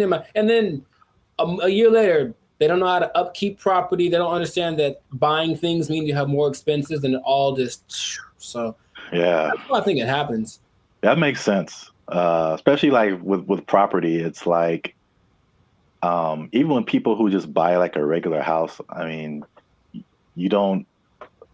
it's like you don't really realize all of the expenses that come with it and the upkeep, and like it's not like you buy it and that's it. It's like you buy it and then now you have to keep spending more money to like keep it up. Insurance goes up. You got to fix more stuff. The toilet doesn't work for 2 years. Like, it's a slippery slope. You have bugs in your house you got to get rid of. Dude, I saw a bug. I knew what kind of bug it was, but it's always surprising. One of those centipedes that looks like, it's just like, it looks deadly. It's not, but it just, and so every time you see it like black?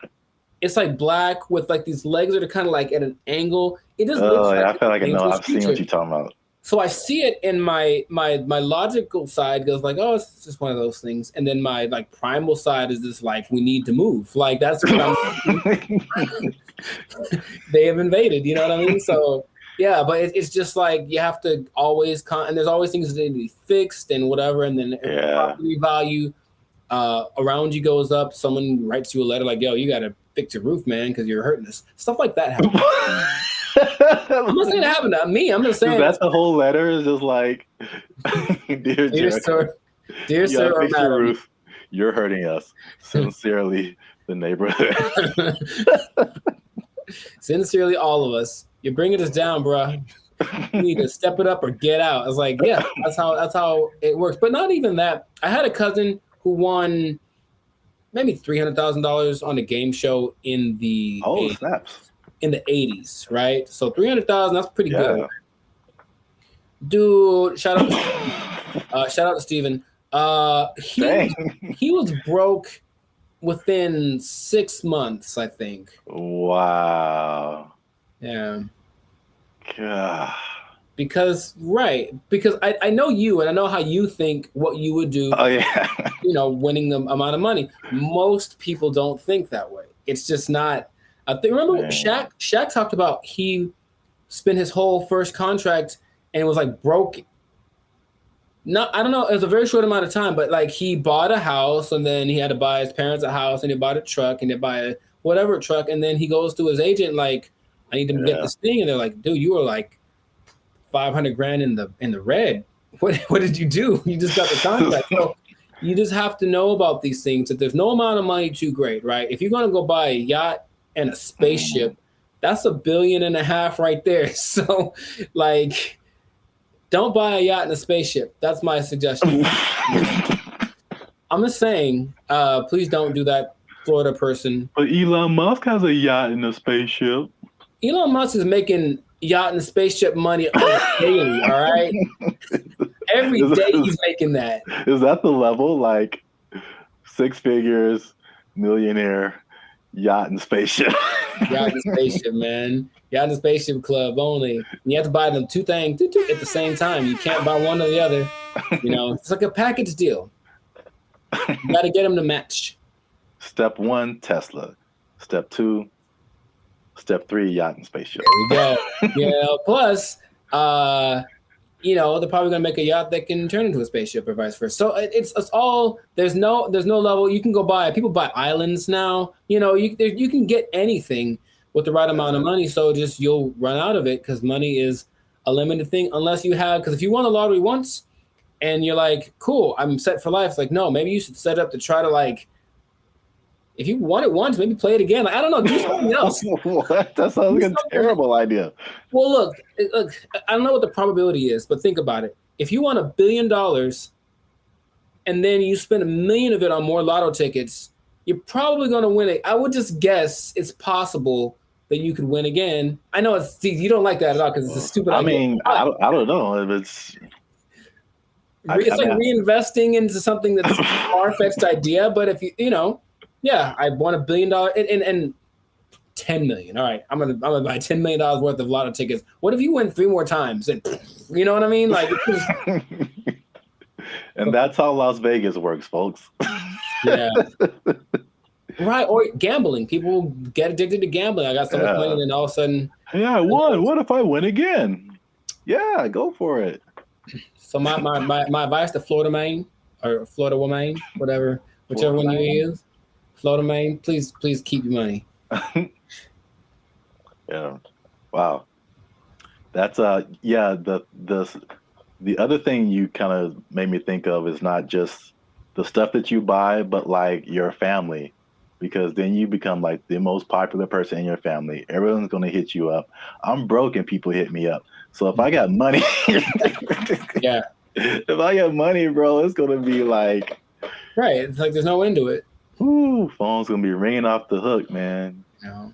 And you can't be anonymous in most states if you win. You have to tell people, I'm rich now, so so leave me alone. You got to move to a different place. It can be a good thing for sure, but I don't think anybody. Then if you are all of a sudden a public figure, all you do is get criticized because people know what you're buying. That lady who won maybe $20 million in New York a few years ago, she spent most of it getting her husband out of jail. Oh. Or that. No. Getting him out of jail. She spent like $7-8 million on his bail. Right? Whoa. I know. I was like, my first question was, dude, what did he do? Like, wow. Like, he obviously did it. If $8 million, dude. So, yeah, but so everyone knew that she spent it. And they're like, you shouldn't waste your money. So yeah, she went through $20 million swift, you know? Wow. That's crazy. Back to bologna sandwiches. Well, we're out of time. And that's been another episode of the Life's a Circus podcast. Make sure you like, subscribe, share, and leave a comment. What would you do if you won the Mega Millions or some kind of lottery? You think you would keep the money? What would you spend it on? Let us know. And yeah, check us out next time. And be cool and stay in school. Hey. Fun. Squash it. Squash it!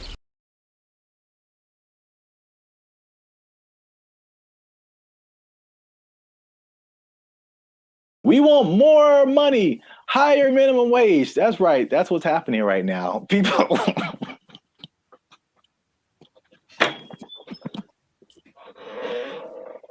Already, man. Already, people are thinking about the next minimum wage increase. They want even more, Jericho. No. No. And I'll tell you why. But first, no. What's up, everybody? I'm Zap, and this is Jericho, and we are the now 8-time international award-winning pop hip-hop music duo band at Future. We do clean, fun music that everyone can listen to with a sound that is uniquely Californian. And right now, you're tuned into the Life of Circus podcast, where we talk about everything that's funny, interesting, and ridiculous. Before we jump into today's topic, make sure you do us one big favor. Make sure you share this video, share this podcast with somebody who is affected by minimum wage increase, because it's still a thing, man. It's very much a thing. It's a lot going on in these streets, man. And make sure you stay to the end of the video, because as much doom and gloom as we're seeing with businesses closing and failing, and especially in places where we are, like California, people leaving the state, there are surprisingly two things that are positive coming out as a result of this minimum wage increase. Every business isn't failing. Some businesses are doing better. And so make sure you stick around to the end so you can understand why that's happening. So we talked about the minimum wage increase specifically for fast food, right, like 6 months ago when they were putting it together. And we were like, I wouldn't do it. Wouldn't be prudent. Yes. We since then, we made even another video saying, we told you so. So for those of you who are living under a rock, fast food minimum wage has increased in California to $20 an hour, like a 25% jump, pretty much overnight for restaurants, big chains, even some smaller restaurants. And the results have been largely negative, at least in the press. I mean, I haven't heard any businesses that are like, hey, this is great. So not at all, no. So food prices were high. They're even higher now. They said that at over 10,000 people, fast food workers have lost their jobs because the companies can't afford to pay them that high of a wage overnight. And a lot of places, there's a laundry list of places that are just shutting down. They're just like, we can't do this. Either that or they're leaving the state. But guess what, Jericho? Tell me now. That's not enough. We want more money, higher minimum wage. That's right. That's what's happening right now. People.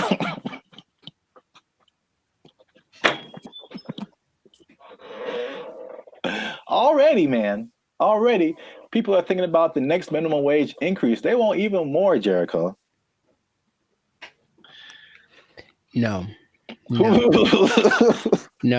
And I'll tell you why. But first, no. Okay. Here's the thing. Raise it. Just keep going up.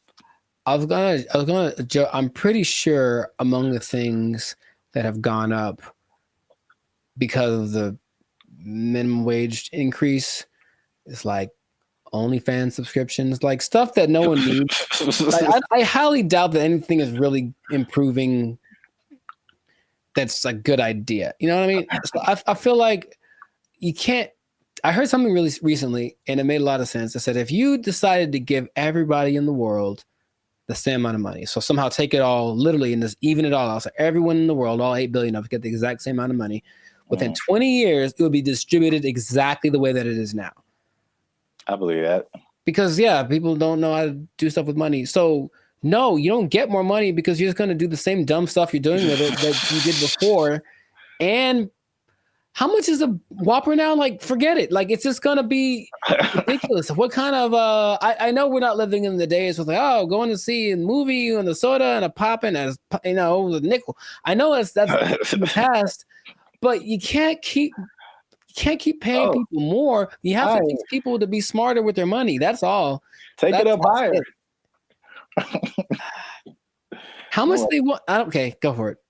I'm glad you asked. So fast food minimum wage, the workers have already unionized and got $20 an hour, which is several dollars over the regular minimum wage. Right. Long Beach hotel workers have argued for a $23 an hour wage. And this next one makes sense because we've seen it firsthand. because as Band of Future, shameless plug, we do some shows in San Diego. All right, so nice.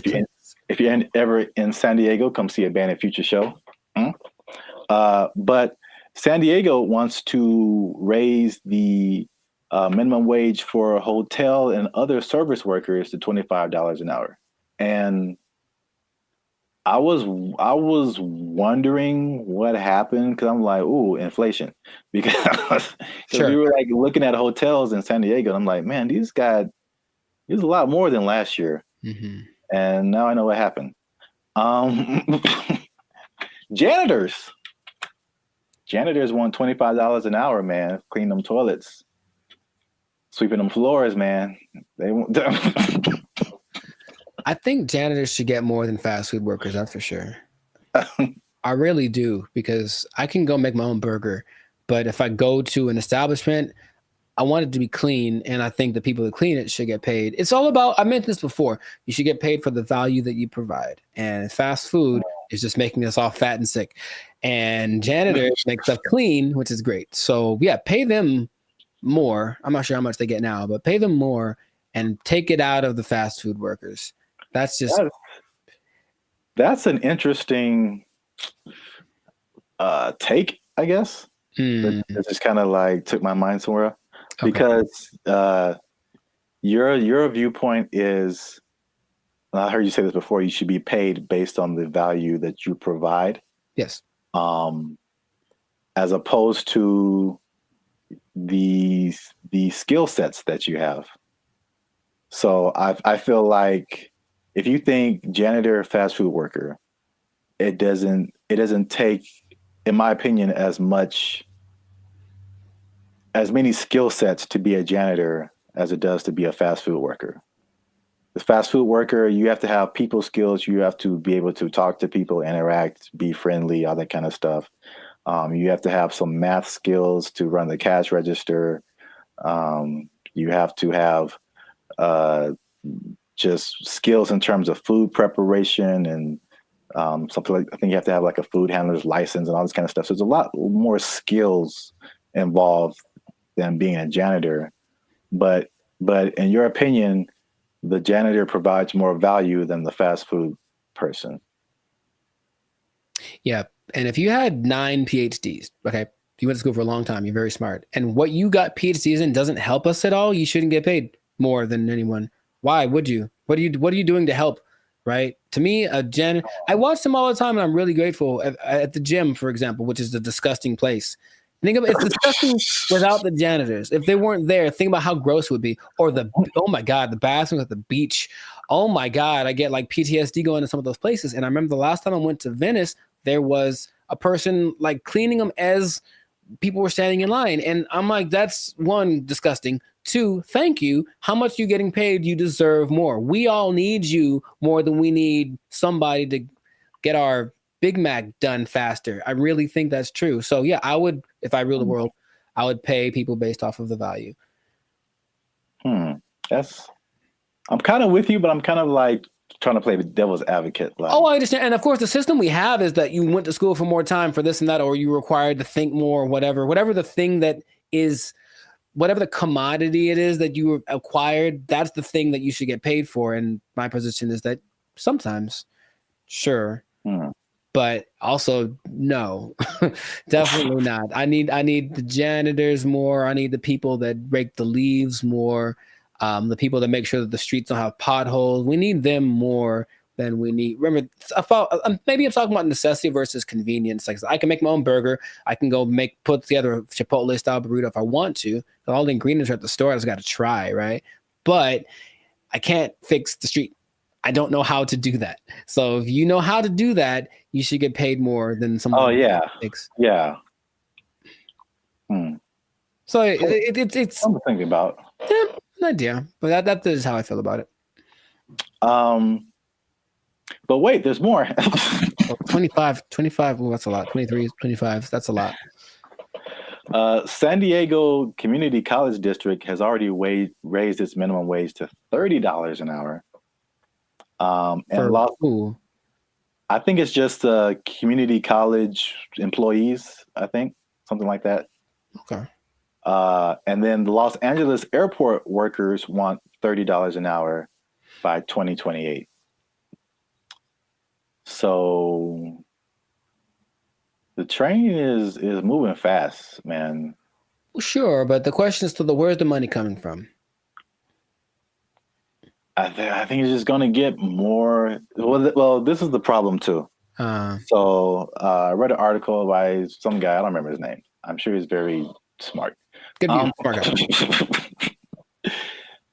He is the person who pointed out that, you know, there's a couple of things where businesses are actually doing okay with the minimum wage, but he said, like, obviously this is not a long-term solution, because you think about, okay, minimum wage, and you kind of touched on it. It's like, what are you spending your money on? And then for like 99% of people, what are your biggest expenses? Food, shelter, transportation. All of those things are sky high, abnormally high in California than anything else. And so I don't necessarily think people are just wasting their money on whatever, but it's I mean, they could be, but I don't know the life. The fact still remains that there's a for real housing shortage. The average housing cost is like, I think almost double, if not double, than some other places. So that's a huge thing. We already know the food is high. It was already high, and it got higher.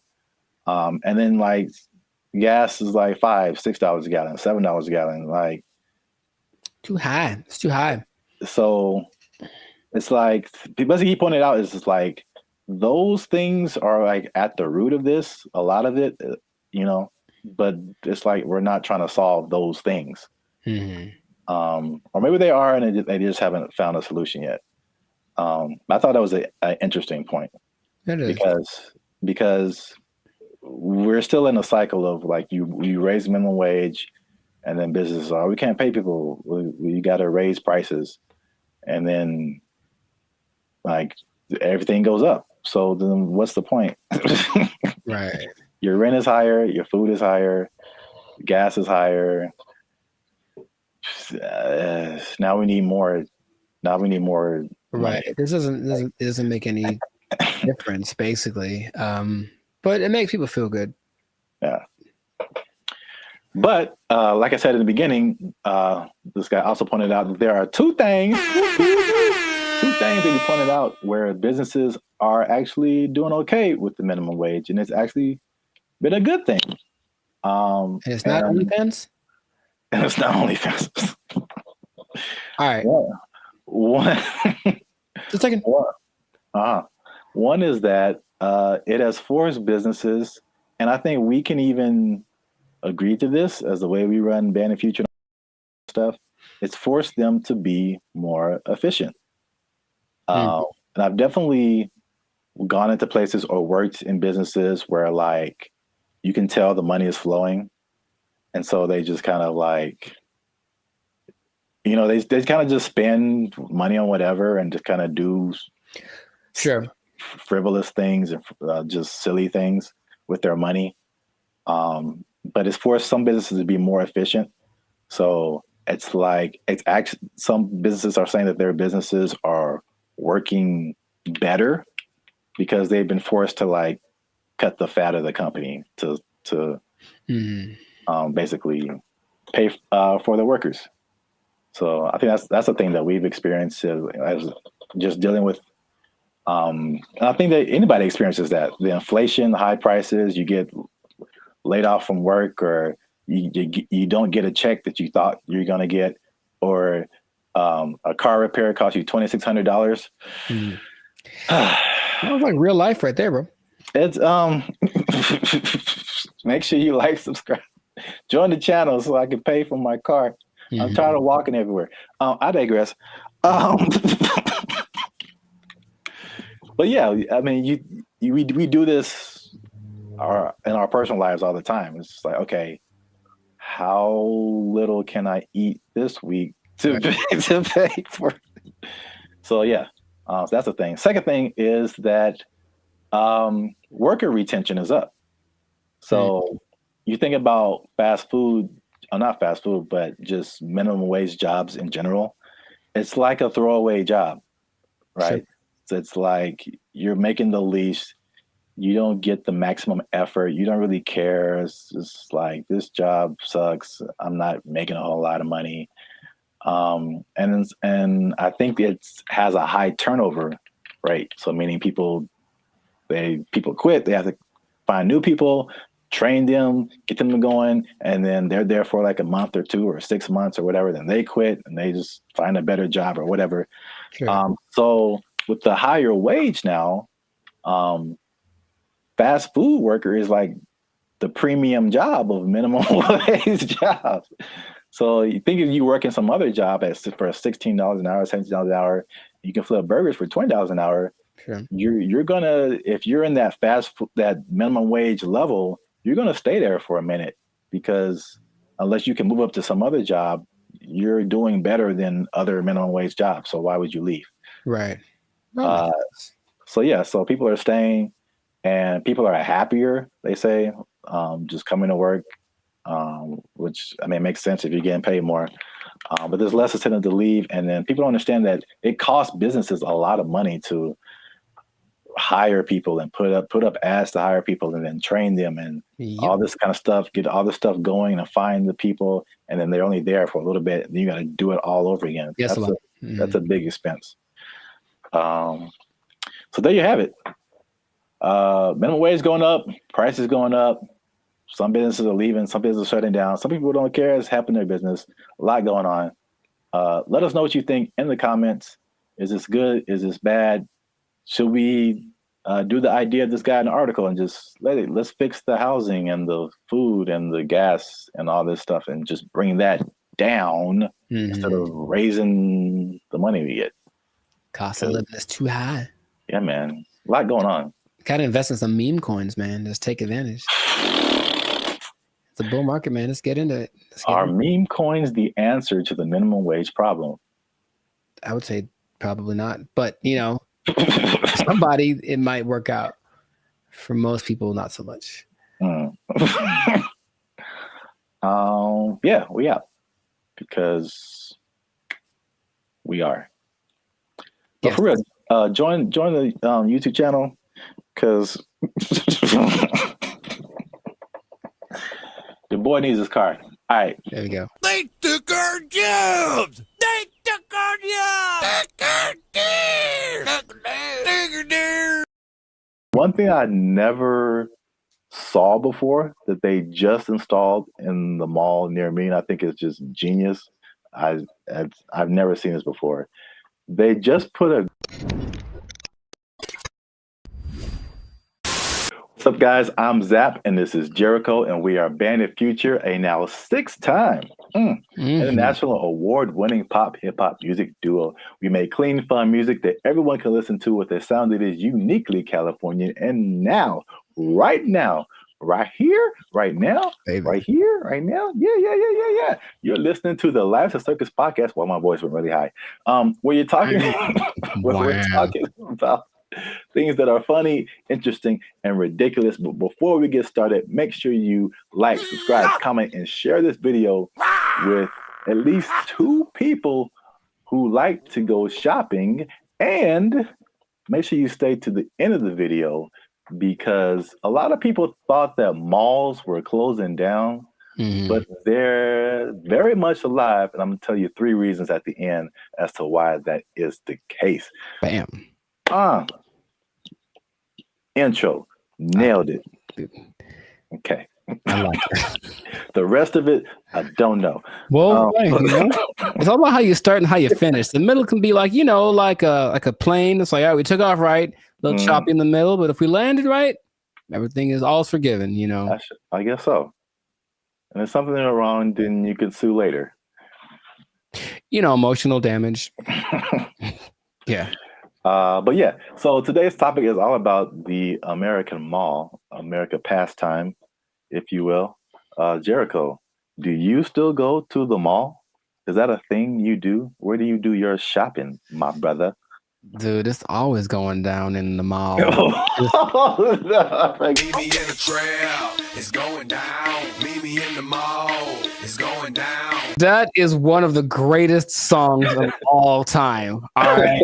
All right. Beyonce made one of the greatest albums of all time. That is one of the greatest songs of all time. All right. I'm gonna let you finish, but Beyonce had one of the best videos of all time. It's just so good. I do. I like that song so much. Like, oh my gosh.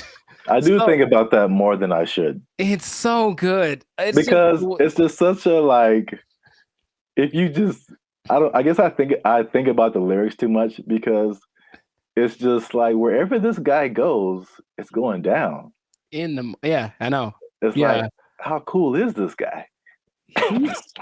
You can meet him anywhere, and anywhere he is, it's going down. He's pretty cool. That's gangster, man. To me, never met him, but seems pretty cool. I'll still go once in a while. I don't like shopping that much, but I always liked going to the mall. I just like the vibe of it. It's where you went to pick up girls in high school for sure. But just even now, I'll still, if I got some time to kill. Oh, and they have Cinnabon there. Good Lord. I mean, tell me that place is run by Satan. You ever eat a Cinnabon? You have to take a nap halfway through. I'll go there just because I kind of like it's like a realm of industry that I never really thought of too much until I was older. Actually, after watching an episode of Daria, it's really weird. But it was kind of like this episode about the mall culture in general and how like places got big like Cinnabon in malls and what an interesting concept it is. But not like a little, outdoor, but like a big, huge Ontario Mills style, or like the big one in Minnesota, that kind of mall thing. It's just a vibe. It's commerce. It's kind of like capitalism and its friendliest. It's like, hey, here's a lot of stuff that you probably want all in one place. You can come get it and spend time here, and it smells wonderful and it's fun. So I always liked going to the mall. So I'll still go once in a while, but I usually know that I have another option now. I don't have to go to the mall to get stuff that back in the day I did. Yeah, I mean, I'm from Alabama, Montgomery specifically. We had basically two malls.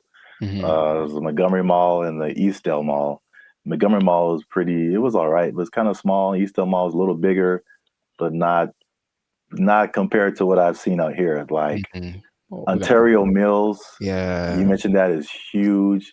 The Glendale Galleria, huge.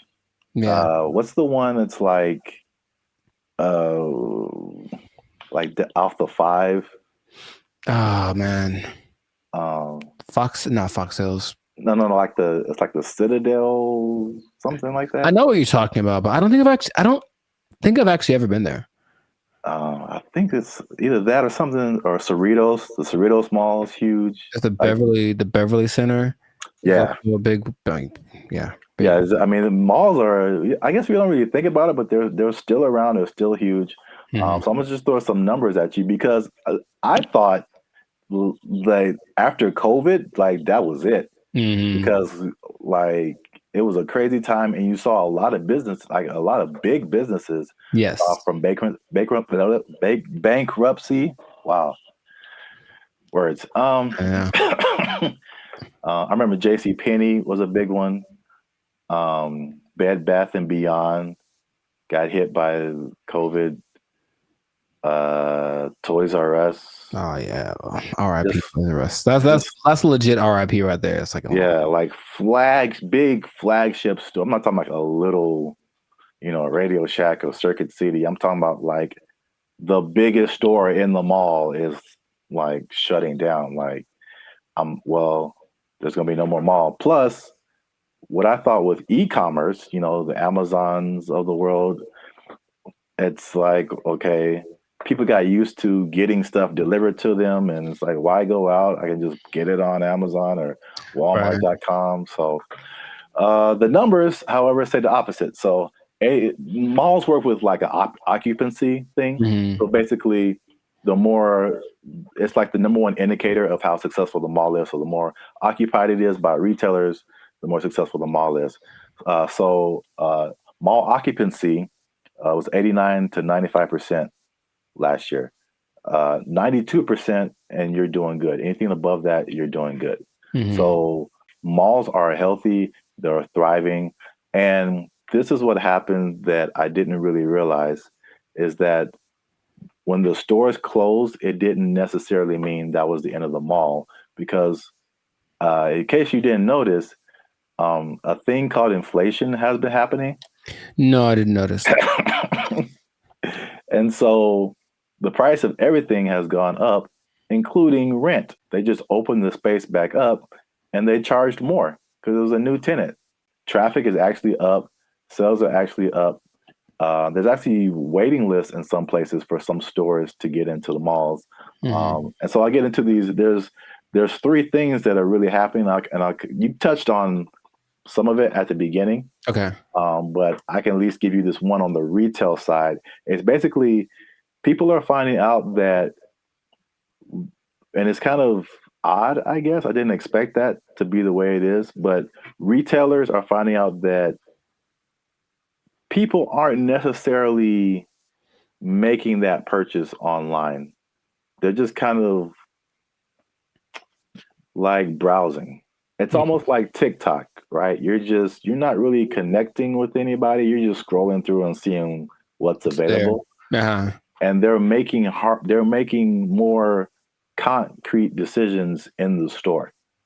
Mhm.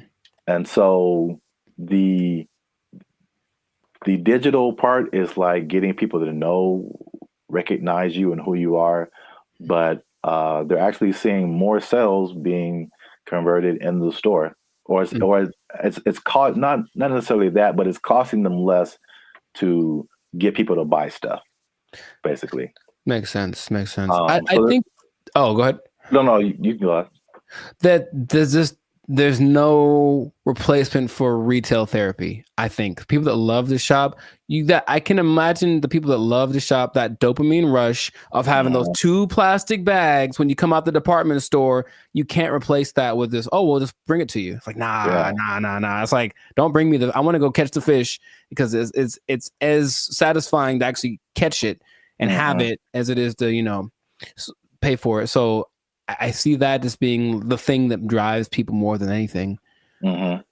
Yeah, and then online stores are actually there's stores that have started online and they're actually moving to like the brick and mortar type stores. So a few of those companies, one of them is Warby Parker.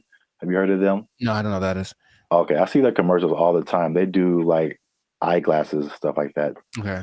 Another company called Allbirds that I haven't heard of. And there's another company called Wayfair that I have heard of. I've definitely bought stuff from their company. And so they'll be building like their own store. So yeah, that's number one. Retailers are seeing positive sales in the brick and mortar. And the second thing, you kind of alluded to it, is just people there's a certain luxury experience in malls that people are drawn to, right, that you don't necessarily get when you're just clicking a button online. Yeah. I recently I live near a mall, and I recently went in there, and I usually don't go in there at all, but I was just kind of walking around and looking, and I was like, this is, it just felt nice. And I saw like a lot of stores that I wouldn't have come across online, a lot of objects or apparel, just stuff I wouldn't just be looking for online that was just different. Where else can you ride an escalator? The airport. Yeah, okay, so that's 2. But I don't go to the airport as much as I go to the mall. But honestly, it's kind of a cool thing too. Like, especially that big one that's always in the middle, and everyone's going up, and it's like the promised land appears. So it's kind of going there. Everyone looks. It's really interesting. But I think if you pay attention, you see the excitement of people going, "I'm about to buy something." Yeah. And they get to the top, like, we've arrived, and it's just got a cool atmosphere. It's like an environment, like a built-in environment. Like the people there, they'll have a little entertainment once in a while, especially in the 80s that had all the people that were singing there. But in general, it's just the fact that people are all there, usually in a good mood because they're getting the stuff they want. it's a nice place to just hang out. Mm-hmm. Right. Yep. Perfect segue. That's number 3. Is that the mall is just in general an experience for people. Mm-hmm. And I think what adds to that, they actually listed it here too as well. It's not just the stores, but everything else is happening too. So in some malls, they have stuff like go-karting and video game arcades. I know there's some malls have like a trampoline thing you can jump on if you feel like it. And of course, the restaurants, the movies. Oh, the movies, yeah. All kind of good food. And one thing I never saw before that they just installed in the mall near me, and I think it's just genius. I've never seen this before. They just put a grocery store inside of the mall near me. And that's literally the first thing I see when I walk in. And it's very weird because grocery store and mall are two different things in my head. But you're already shopping. I guess it makes sense.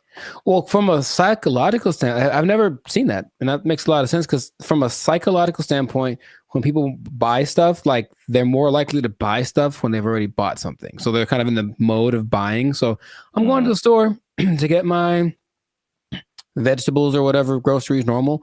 And then if you're in an environment where there's other stuff you can buy, they're like, you know what, while I'm here, I might as well see if they have and all of a sudden, there you go. You're selling more than you would have. So it's like the stores and the mall have like this kind of symbiotic relationship in a way. So yeah, that makes complete sense, but I've never seen that. Yeah, that's the first time I ever saw that. And it does make sense. And also, like the concept of a mall where you get everything, like I would, like in my mind, it's like if I'm running errands, it's like, okay, I got to go to the mall, then I got to go to the grocery store, then I got to go to this place. But if they're all in like one place, you can go to the mall, you can go to the grocery store, you can go to the movies, and then play an arcade game. You just spend your whole day at the mall. It's like a physical Amazon, like really, like everything I need is right here. It's crazy, man. I want to go to a mall. I just want to go to the mall. I want to listen to that song. Meet me in the mall. It's going down. Get some groceries. Meet me in the club. It's going down. But if someone meets you there, will it be going down? I mean, do you have that kind of... Anywhere you meet me, guaranteed to go down. Yeah, that kind of pull, man. Will it be going down if I meet you in the mall? I think so. I think I can say that with confidence. I think it'd be going down in the mall. And you just play that song and like the murder horn song back to back, and dude, I'm lit. Like it's. I'll use up all my energy for the day in 5 minutes to watch me. Oh, you know what? I just thought about this. Oh, what? Did you say energy?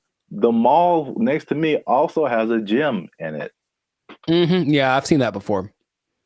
Like, it's everything. You just go to the mall. Yeah, that's so smart because they sold that mall when after COVID because like nobody's renting. They thought it was going to go down, and this guy bought it, and I was like, that's the dumbest thing ever. Like malls are on the decline, and they got a gym in there, you got a grocery store. That mall is bumping, dude. Like, yo. And he bought it at a discount. So I was just like, man, I want to meet the guy. They did an article on him. Okay. There was something depressing about the old malls, though, in some places where they're like kind of abandoned.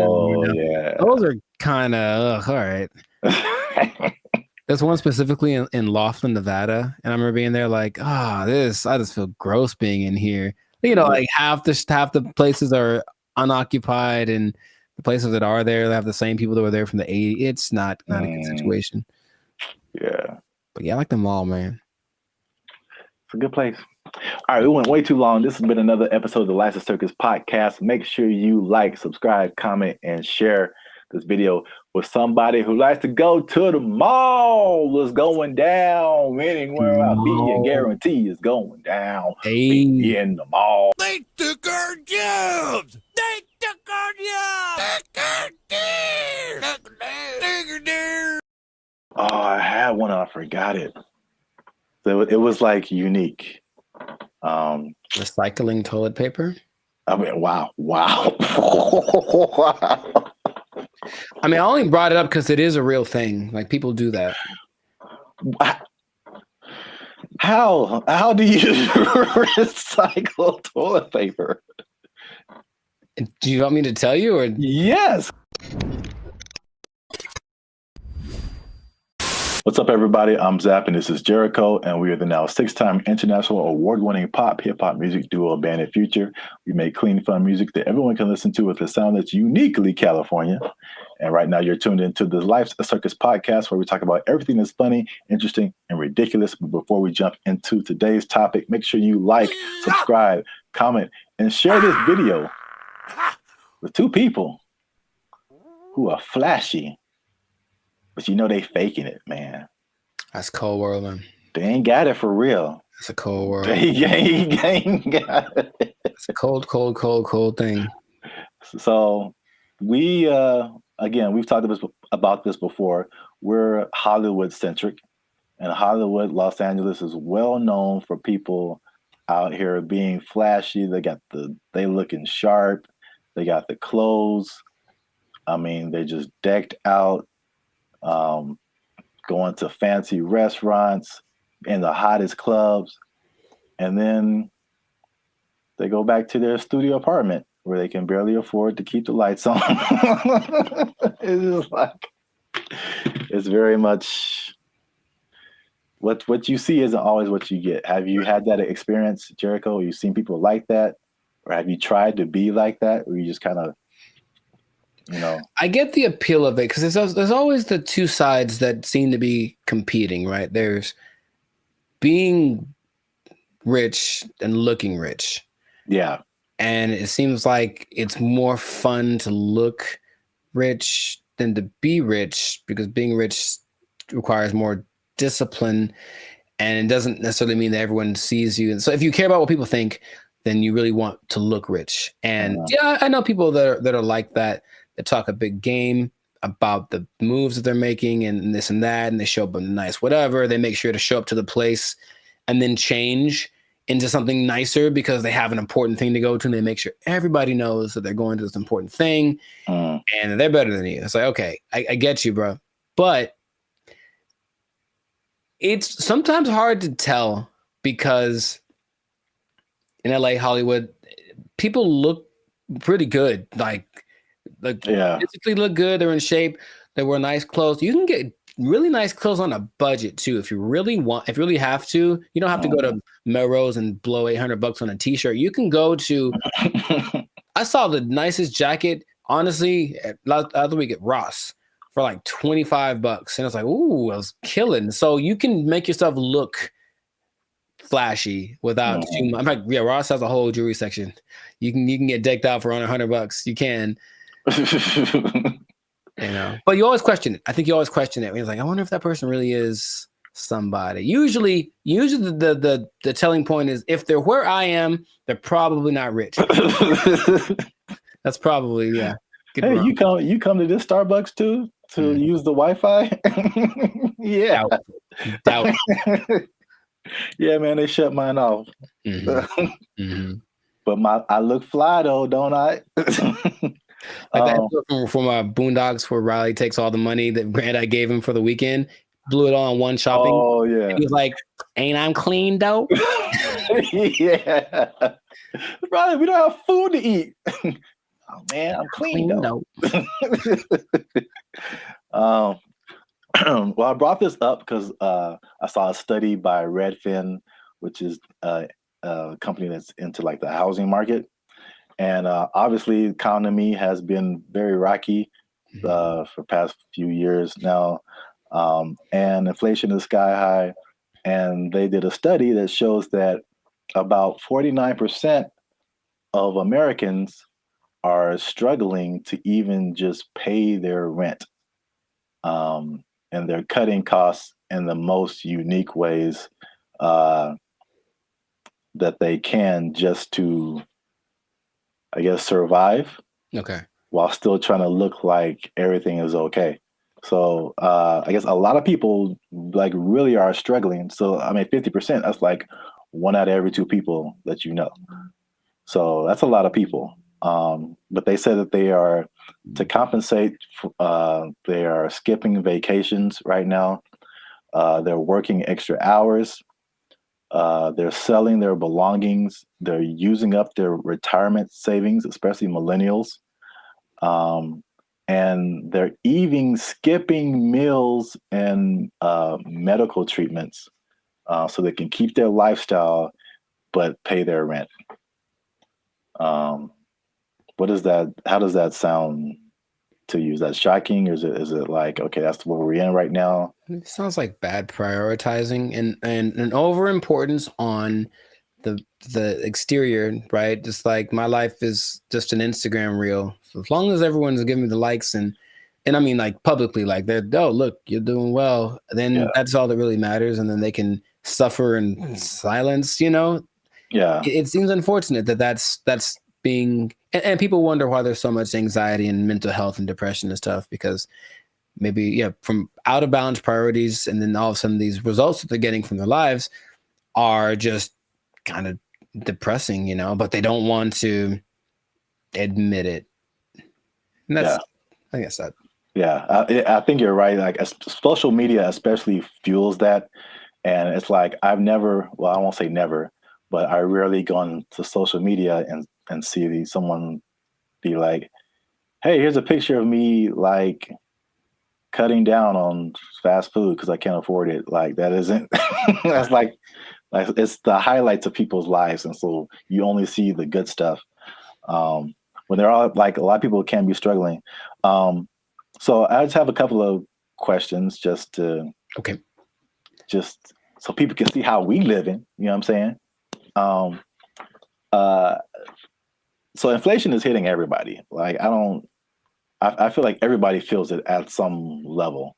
So for people who are cutting costs, are there some stuff on this list that you are doing or have done, or some things that you're not on the list that you're doing that's just like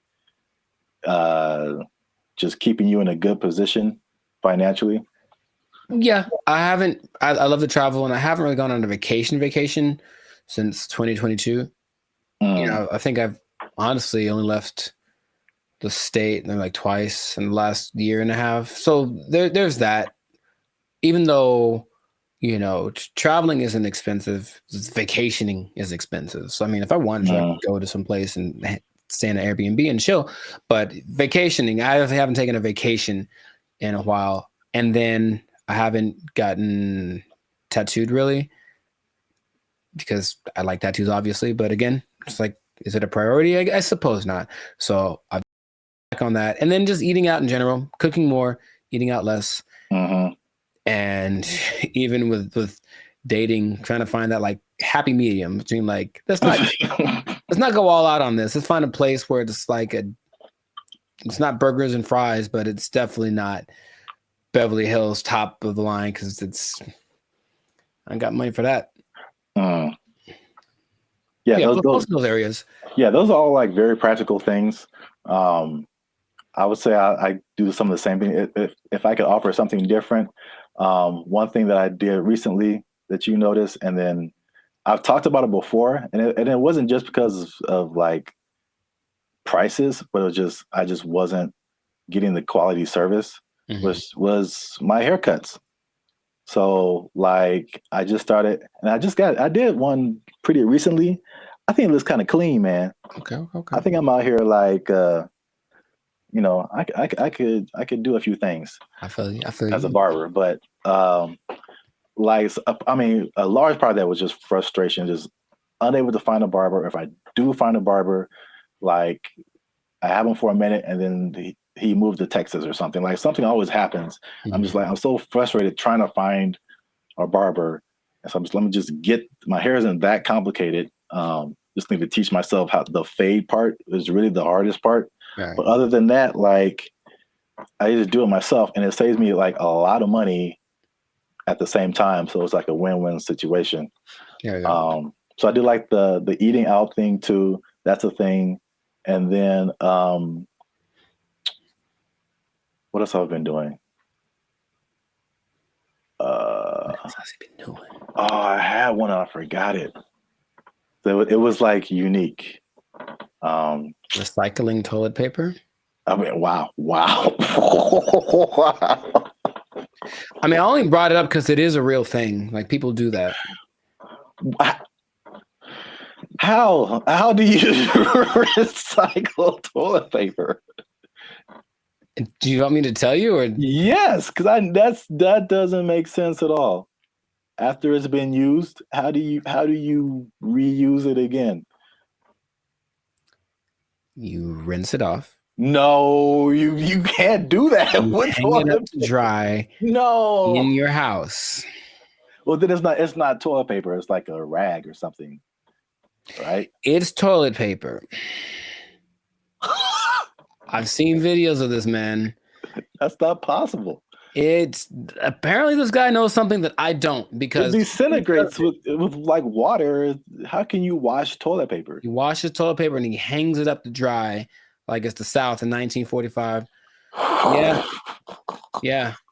I'm assuming you don't do that.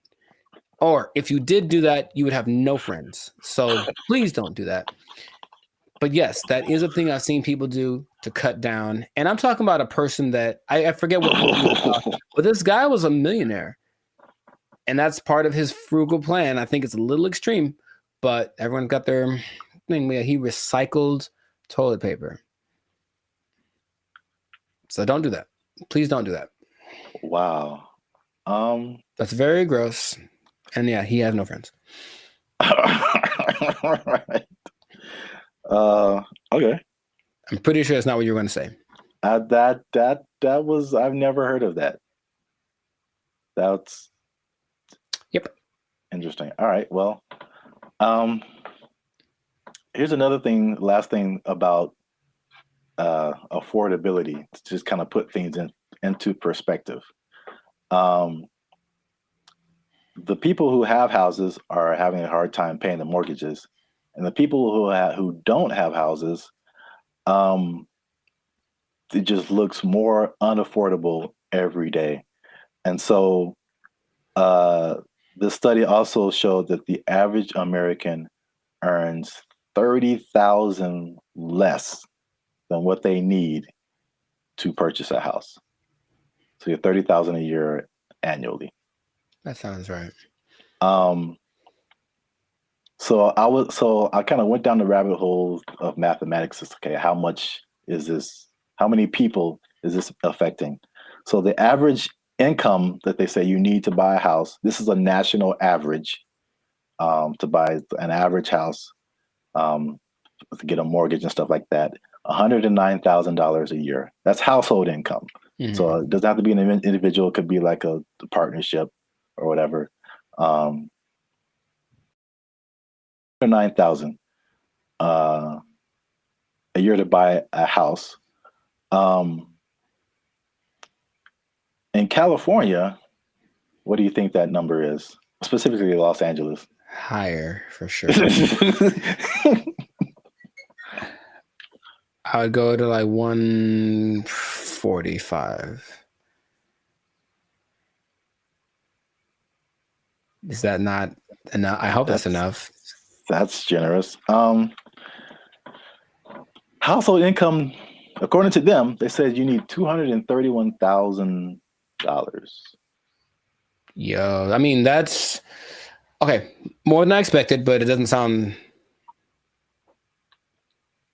I know people that are paying $5,000 a month on their apartment. So yeah. On that mortgage, that's what you'd be paying, about $5,400 a month for a house. It's not possible for most people. You got to think it makes sense, because if you're paying, that's math. I want to do it. That's almost $65,000 in mortgage payments. Mm-hmm. So that would be a quarter of 240 something thousand. So I think people would expect you to and be in the like 25-30% range of how much goes to your mortgage payment to make you eligible. So Sure. 200,000 plus sounds right if you're paying $65,000 a year in mortgage payments. That's crazy. I mean, you can get a house in the sticks, of course, in the desert, whatever. Oh yeah, cheaper. yeah. But Yeah, I mean, this is just like median nice house, you know, somewhere. Yeah, LA is no joke. So last thing I checked out is how many people that cuts out. So how many people make under $240,000 to be eligible to buy a house like this? Most is the answer. Your answers have been so general. I mean, how many people are in California? 35 million, something like that? I don't know. And I think this may have been Los Angeles. So I don't want to. Oh, okay. So Los Angeles, maybe 14 million, 15 million. I don't know. But of those. Well, just on a percentage, because that's what I have here. Oh, like 95%? 95%? 95. That was it. Uh-huh.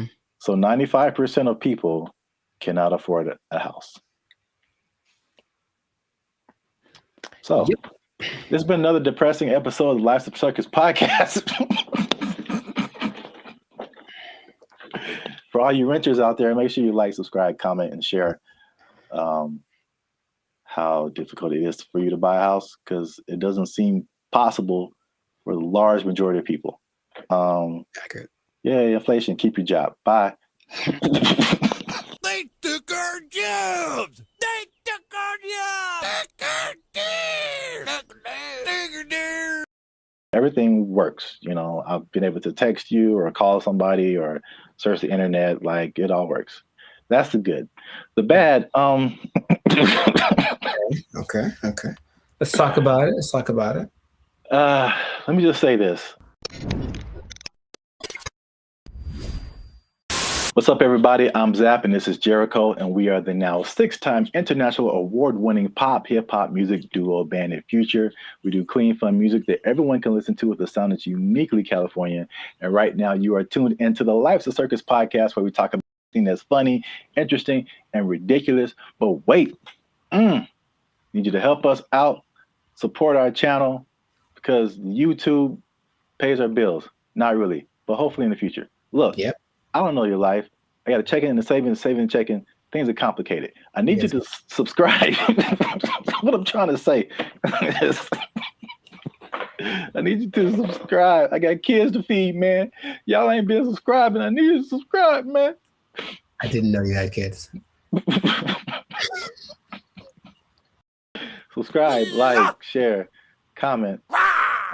Because this is actually a very helpful video. Ooh, helpful. Because there's a thing happening, and I tried it out, and I'm going to let you know how it goes. So there's a thing called Helium Mobile. It's a phone service that I switched to, and not only was it half as much as my original phone plan, but it also makes me money. If you stay to the end of the video, I'm going to tell you how much money I've made with Helium Mobile in the past 2 months of trying it out. All right, so Helium Mobile. I think I told you about this when I first started doing it. Because so backstory is, my phone was not, what was it? I could receive text messages, but I couldn't send text messages. So, and I had T-Mobile at the time, and I was literally on the phone with T-Mobile customer service for like 2 to 3 hours, like trying anything and everything possible. So I don't know if it was the phone. I don't know if it was T-Mobile.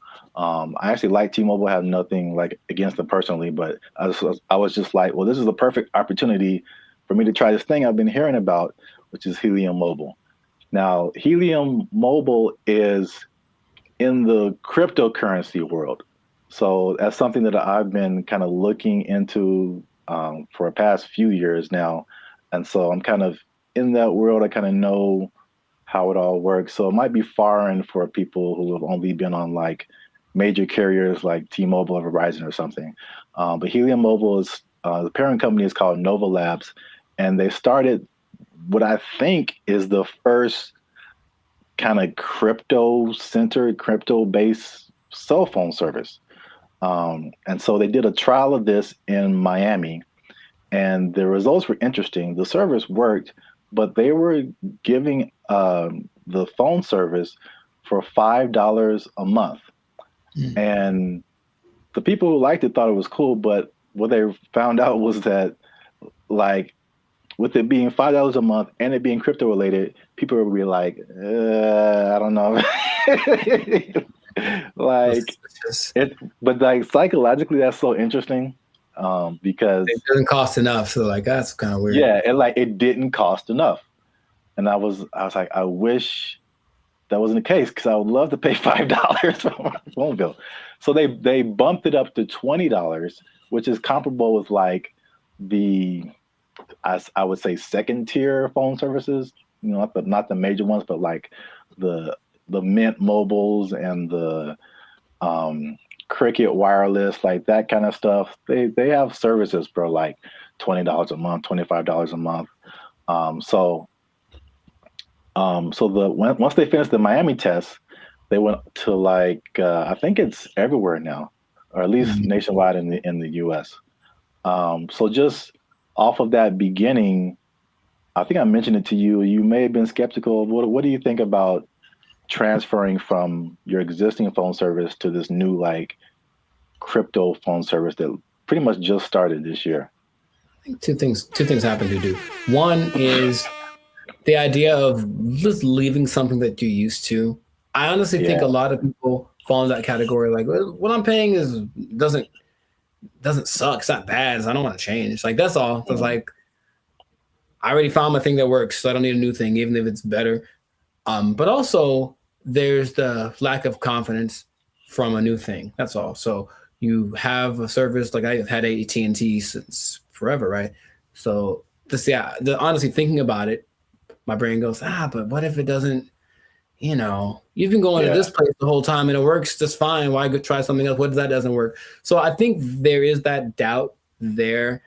And honestly, the third thing, just associating with crypto, which is the new thing, it's like, what does that mean? How does that work? There's a lot of questions that surge as opposed to having hey, I have a phone service, AT&T, they do phones, boom, got it.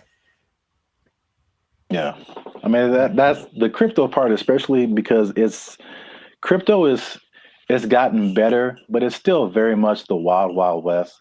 Right. Like there's all kind of stuff going on. And if you're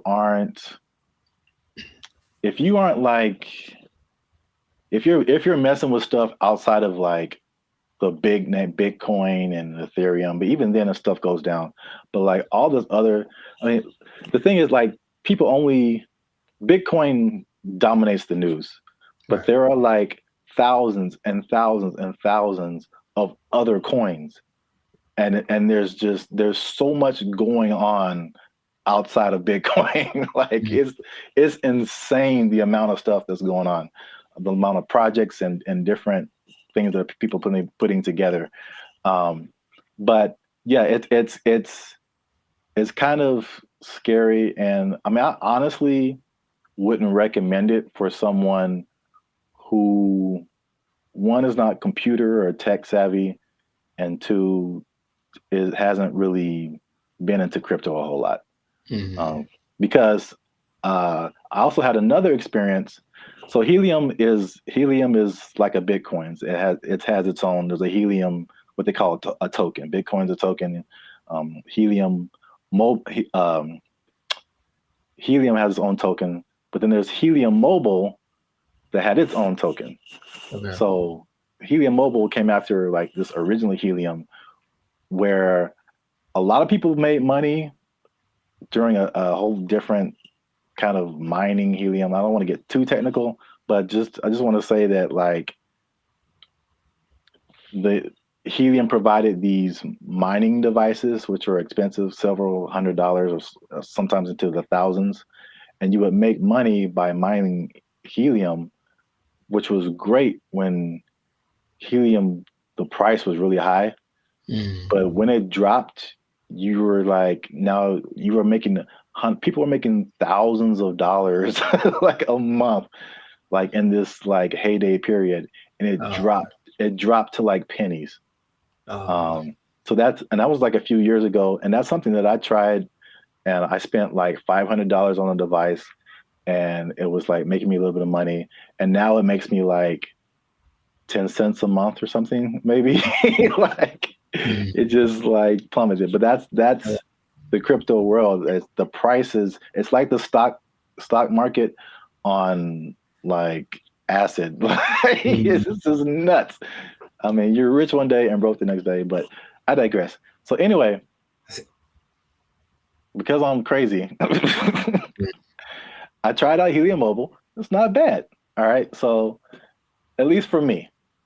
So my original bill was like $50 a month, unlimited. And then you know how they have like unlimited and then it like throttles after a certain gigabytes, whatever. So I had the same thing with Helium Mobile. My original one's throttled after 50 gigabytes. This one throttles after 30.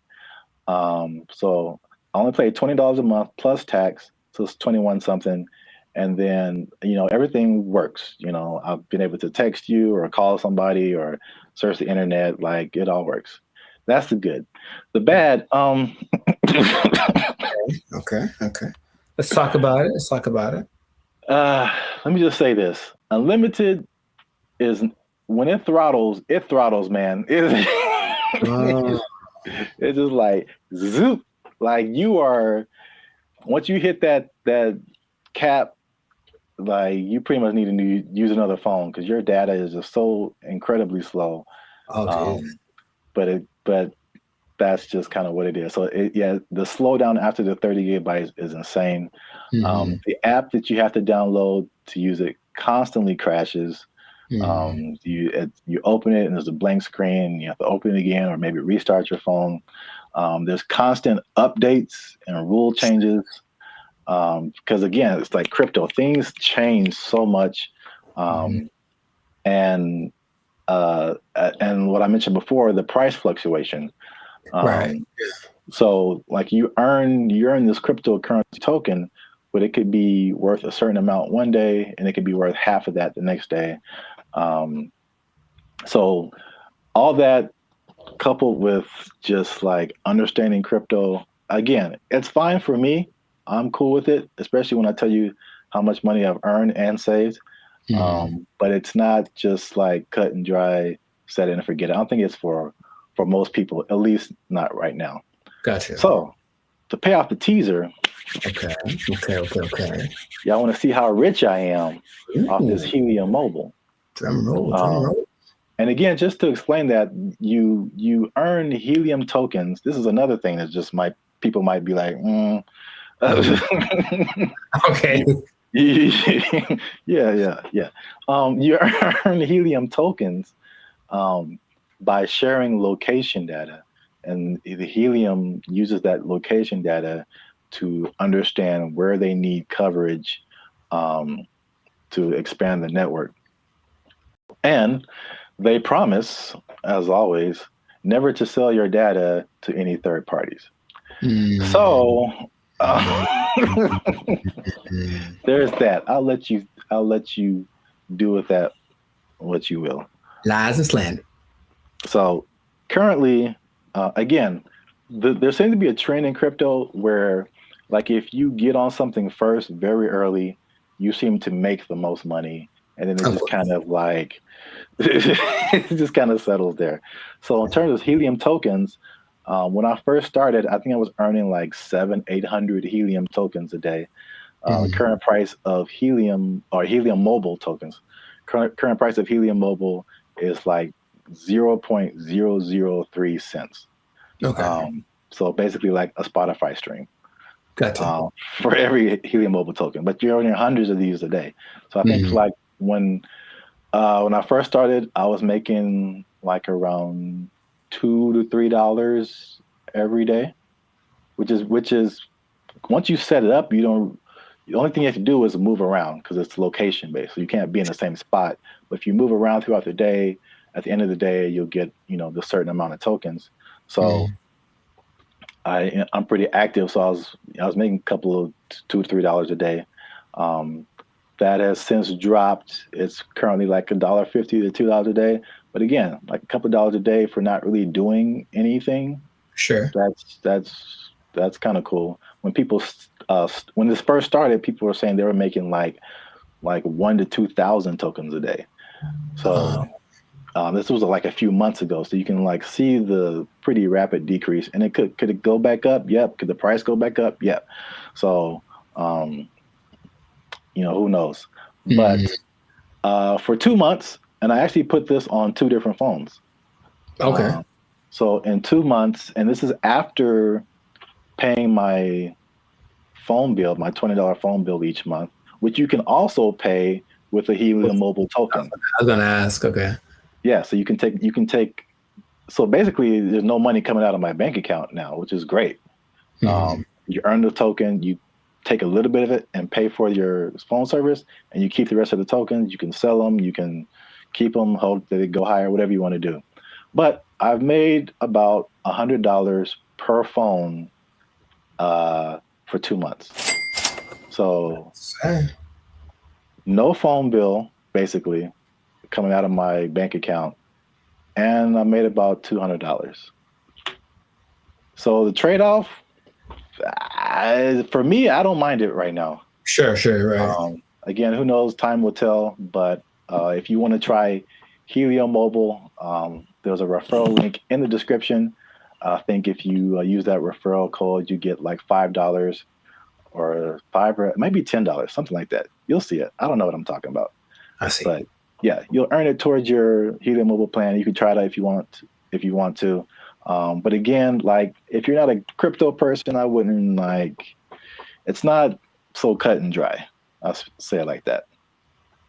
So try it at your own risk. Now, after hearing my story, you think that you would want to try Helium Mobile? I thought about it since the first time you brought it up, because the idea of just, I guess the downside, I need my phone to work fast all the time. I need it to be fast. I absolutely need it to be fast all the time. So I don't know how I would deal with that. I use it a lot, but just the idea of my bill's probably $100. If I'm paying $100 and you're making $100, like that seems more fun than making part. Yeah. So consider. Yeah, we'll see. Let us know what you think in the comments. Do you want to try it? Do you think it's crazy? Are you scared to leave your phone service? Is crypto still too wild for you to mess around with? Let us know. This has been another episode of the Life's a Circus podcast. Again, subscribe, share. You know what it is. Maybe if you get enough Helium Mobile, you won't have to work anymore, and you'll never be in danger of losing your job. You'll never be in danger of losing your job because you got so much Helium Mobile tokens. Oh, it's only worth a Spotify stream right now. They took our jobs! They took our jobs!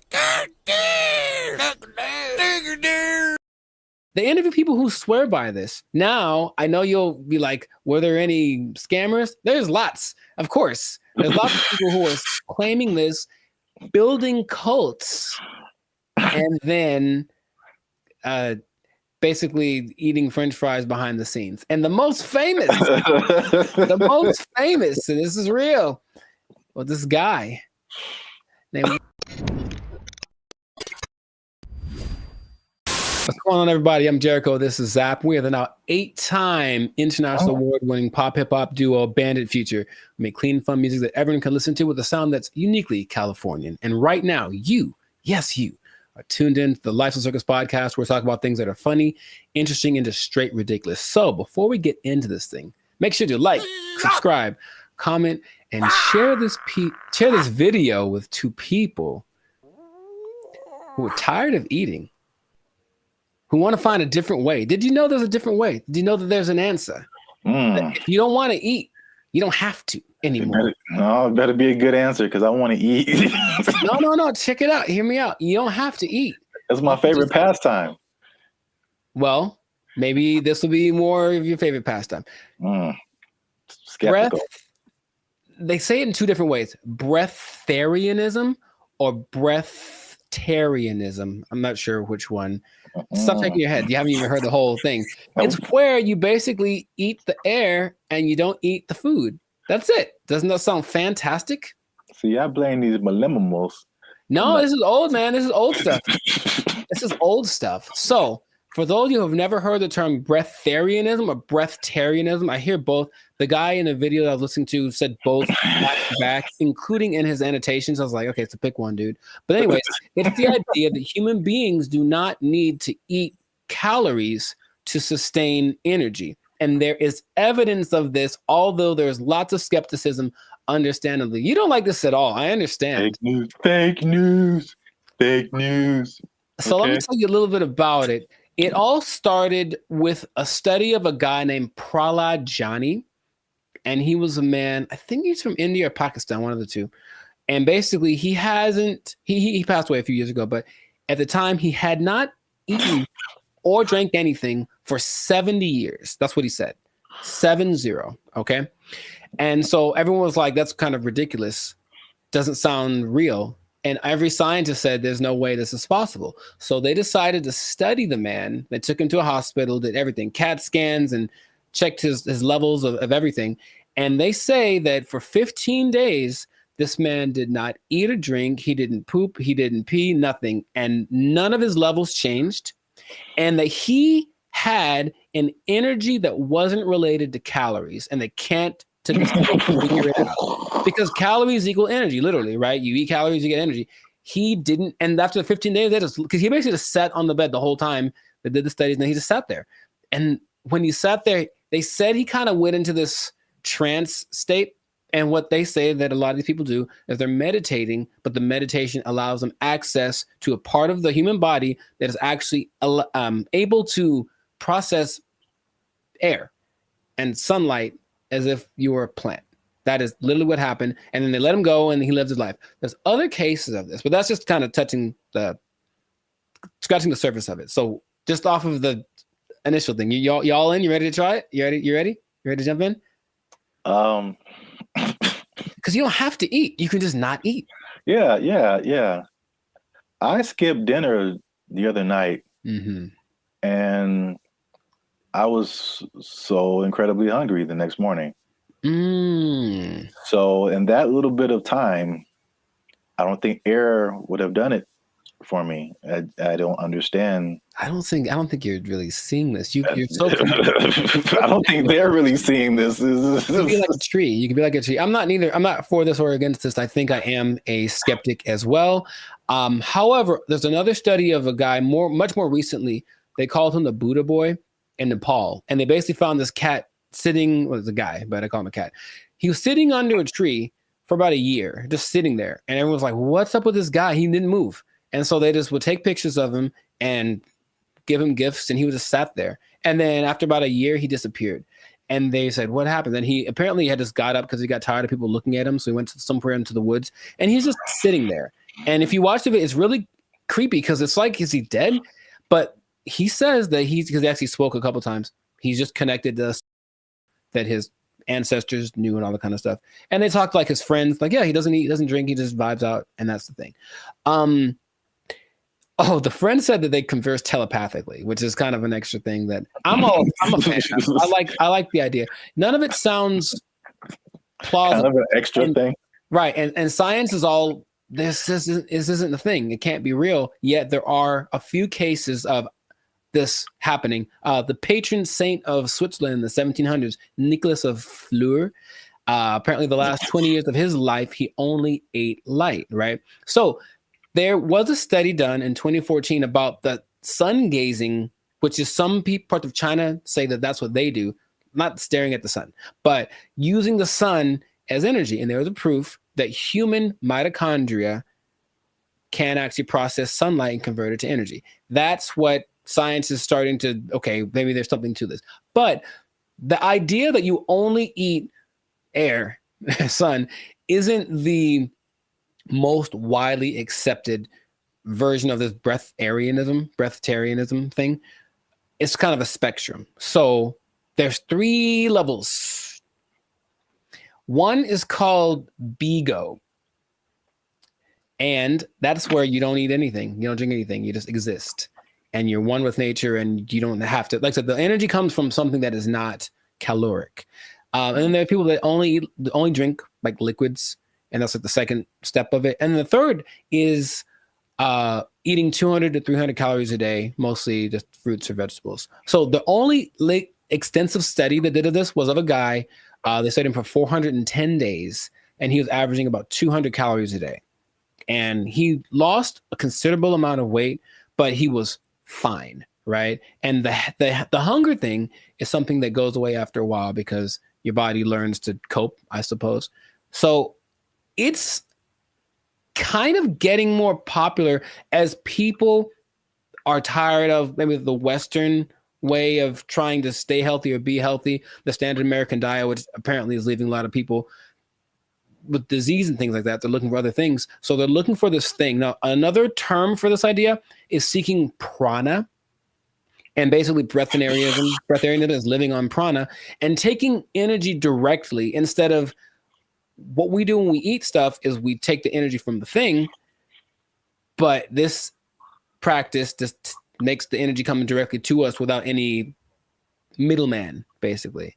And that's the whole rundown. But they interview people who swear by this. Now, I know you'll be like, were there any scammers? There's lots, of course. There's lots of people who are claiming this, building cults, and then basically eating French fries behind the scenes. And the most famous, and this is real, well, this guy named Willie Brooks.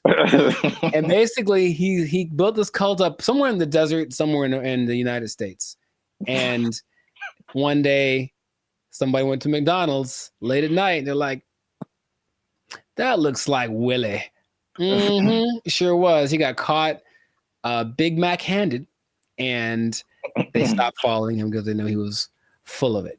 But it is something that, like I said, people are looking to as maybe this is another way to live as far as prolonging life. Now, it doesn't mean you're not going to die. The initial guy that I mentioned, he died when he was 90. And if you looked at him, he looked fine. Like he wasn't jumping over buildings, but he could walk fine. He'd clear mind, all the kind of stuff. So it's just something that is starting to become, more people are trying it. More Westerners are trying it. Okay. So have I convinced you yet? Are you going to do it? Or what do you think is possible could be happening instead? Okay. There's, of course, maybe they're just eating at night when no one's looking at them. In your mind, any remote truth, any remote possibility of this is actually a thing that you or I could try and not die. Science said we die, but science said that the guy that they had in the hospital would have been dead in 12 days, and he lived 15 and he was fine, and that's what they let him go. Like, there's no way we can keep watching him like this. But what do you think? Do you have any? It's a bad sign when like the more you keep talking, the worse. The more it doesn't make sense. Sure. It is. I will say this: it is intriguing. Sure. Because I am trying to figure out in my head how is this scientifically possible, and the first thing I thought about was, okay, like you said, the different levels. You need liquids, right? Like as a base, I think. So is there a way to, because there's moisture in the air, is whatever these guys are doing, is it like extracting moisture out of the air into your body and somehow providing liquids? This sounds really weird, but it's just like, right. Maybe there is some kind of something to this. Sure. Well, here's the thing. If anyone is interested in it, there is a channel on YouTube called Take a Deep Breath that really is more about breath work in general, but he explores a lot about the subject. And he interviewed probably the world's most renowned expert on the subject, whose name is P.A. Straubinger. P.A. Straubinger. And he basically says, well, we can go 3 days without water. We can go 45 days without food. We can go about 10 minutes without air. So in a sense, we're all breatharians because we kind of, when we're not eating or drinking, we're breathing. And his idea is that people that have access to just making the breath part kind of override. It's almost like, okay, for diet, what we need fat, we need protein, we need carbs, right? So let's just use all of one instead of a balance of all three. And so the breatharians, I don't know how to say anymore. Breatharian, I'm gonna go with that. Instead of eating, drinking, and breathing, they just take breathing and make that the only thing they do. So in that sense, it's like, that's really interesting. But it does sound very far-fetched. Would I ever want to do it? Not in a million years. It does not sound fun because if you're not, most things that you do when you're social, you're eating and stuff. If you're not eating, what are you doing? You're just sitting around. And these people do just kind of sit still. You ever see like a bug or a creature and you see it and it's just there? It's like, what are you doing? That's what they are. They just sit there and they're channeling the thing. So if you have to spend most of your time doing that, I'd much rather eat a steak and then keep it pushing. So that's just me. But so here's my other wild theory as to how it could possibly work. Tell me. Just this makes no sense, but whatever. Sure. You think about, because the light, I mean, in my head, you're doing some kind of Naruto jutsu and you're pulling in moisture from the air. Yeah. That's how it's working in my head right now. I'll take it. No one can tell me any different.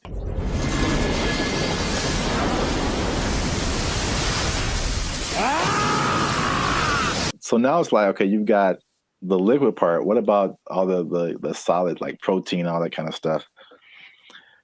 I'm thinking about all the microscopic organisms that are around us, all the bacteria, all the stuff that's on us. I read something the other day that was just like, there's all these things on our faces. Yeah, everything. There's just like thousands of these little whatever. And then there's stuff all in the air. What if they're just like focusing so hard on the breathing that they're like intaking all of these microorganisms that have all of this stuff that we have with food? So basically it's like they're eating all the time, just microscopic versions of food. So they're whales. Boom. You heard it here first. People. Boom. I wish I had a mic. Where's the microphone? Breatharians or whales? That's what I heard. Nobel Peace Prize right here. Give it to me. I don't know if pieces of the thing you get for this. I feel like we riots in the street. Guess what, everybody? Closing down KFC and Popeyes because you just open it up and walk around. Oh, what if you opened an air restaurant and just charge people $20? People would go. No, people would go. All right, that's. Oh gosh, I'm $20, all you can eat. It's the purest air from the mountaintops of Sweden. Well, I think that this is a fascinating thing that if people want to investigate more, go for it. But like I said, I'm not going to try it. So if you do, leave a comment that says you tried it and that you're going to live forever because you found Nirvana. I'm not sure. Live your life. But this has been another episode of the Lifestyle Circus podcast. So make sure to like, subscribe, comment, share this video with someone that you think will find it interesting, and just keep this in mind. All right. Let's hit home. If you don't eat, you don't need to buy food. Well, yeah. If you don't need to buy food, maybe you don't need a job. You don't need a job. You don't need a job because you don't have to buy food. You just eat in air holes. It's not possible. They took our jobs. They took our jobs. All I'm saying is this is a sign. Let's not put them in control. Let's not make them faster. Let's not make them responsible for more people at one time. Let's not make it so they can fly. Let's not do any of that stuff. Let's kill it now. Let's kill it now. What's up, everybody? I'm Zap, and this is Jericho, and you are now tuned into the Life's a Circus podcast, where we talk about everything that is funny, interesting, and ridiculous. And you want to make sure that you stick around for this video because this is ridiculous. We're talking about two robots, two different scenarios, robots going rogue. This happened recently, and one was an accident, and one was actually on purpose. So we're going to talk about both of those situations. So make sure you still stick to the end so that you can find out about that. But before we get started, help your boys out. All right. It's 2025. I'm trying to get some cheese on my Whopper. That's what I'm saying. You're going to pay $8 for a Whopper? Yeah. It's now $8 just for the sandwich. No fries, no drink. $8 is where we start. And then it goes up. I'm furious. Breaking stuff. Hit that subscribe button, man. That helps the channel, helps us to grow. And while you're down there, hit that like button because that lets the YouTube algorithm guys know that Bandit Future is dope and more people should see them. All right. Intro. Boom. Done. So I'm going to start off with the question. No. Because I got a couple of videos to show you. The answer is no. No. I'm so mad about this. So stop. Who can I tell? Elon walked in, like, stop it. Stop doing it. This isn't Elon. It's some other people. I feel like he's always there. But Elon. All right. What you got? What you got? So question. How do you feel? Well, puberty. How? And the Rockets. I'll make up for it now. How do you feel about driverless cars? I don't like it. And here's what the thing is. I don't like any. I don't want to be the old fogey, man. It doesn't feel good, like in my soul. Like when I've been next to them in Hollywood because there's a few, and it's a trip. Because you look over and the first thing you're like, oh, there's no driver in that car. And then the second thing is you feel that it senses you because it's got telepathic antenna. I don't know, but I don't like that feeling of being detected from a non-human. So I don't like it. I don't like it. That's all I have to say. I mean, there's cameras everywhere. They detect humans and stuff. They don't have wheels on them. They don't have the ability to go 80 miles an hour and crash into your face if they feel like it. It's okay. I don't want to get too emotional off the bat, but go for it. What do you have to say? Okay. Well, I'm going to show you a video of an incident that happened not too long ago. And let's see if it has any effect. I'm in a Waymo car. Connected to rider support. This call may be recorded for quality assurance. This car is just going in circles. Hi there, Mike. This is Gab. I'm calling from Waymo support. I'm just calling because I received a notification that your car might be experiencing some routing issue. Please bear with me while I am. Yeah, I got a flight to catch. Why is this thing going in a circle? I'm getting dizzy. Look at what it's doing. I understand. I'm really, really sorry, Mike. We're currently working with the situation in the vehicle. Is it circling around a parking lot, right? It's circling around a parking lot. If you have your app pulled up, I need you to tap My Trip in the lower left corner of your app. Can't you just do it? You should be able to handle it. Take over the car. You don't need my phone. I don't have an option to control the car.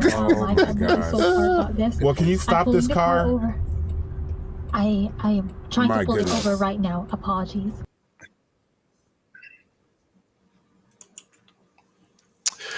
Yeah, man. So here's the thing. All right, to his discredit, the car is not going that fast. He can just jump out, I think, unless they can't unlock the door. But what he mentioned was like, there should be some kind of an override thing for these things. Sorry, it got it on the fritz. Let's hit the button so it calms down real quick. Like, they should be able to do that. And if they can't, I'm not getting in that car. But also, I'm not getting in that car. Did you see how weird that was? I thought for a second, and here's the thing, for a split second, I thought it was the car talking to the guy, like, hey, I got it, shut up. And that would have been worse. What would you like to hear? What the hell was that? I realized that he was just, at the mercy of this car that And you know what's weird about this? Everything repeats. I remember this actually being, honestly, a faulty, was not a default, but it was a problem that certain cars had back in the 80s. I don't know why I remember this, but I remember seeing like a car going around this roundabout and it wouldn't stop and they couldn't turn it off. Wow. A defect. It was like a defect. So, I mean, maybe cars like to go in circles. I don't know. Yeah, I got a flight to catch. Why is this thing going in a circle? I'm getting dizzy. All I'm saying is this is a sign.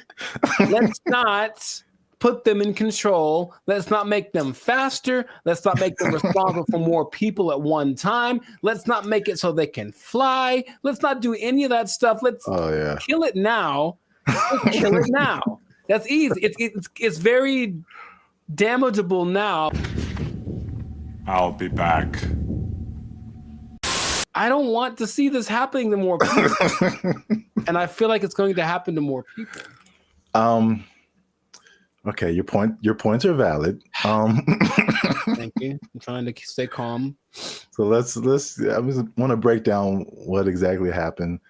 So the guy in the car, his name is Michael Johns, who ironically works in tech. So he was inside of one of these Waymo cars, which I'm seeing more and more now. Yep. This was in Phoenix, and the car the car did 8 circles in the parking lot.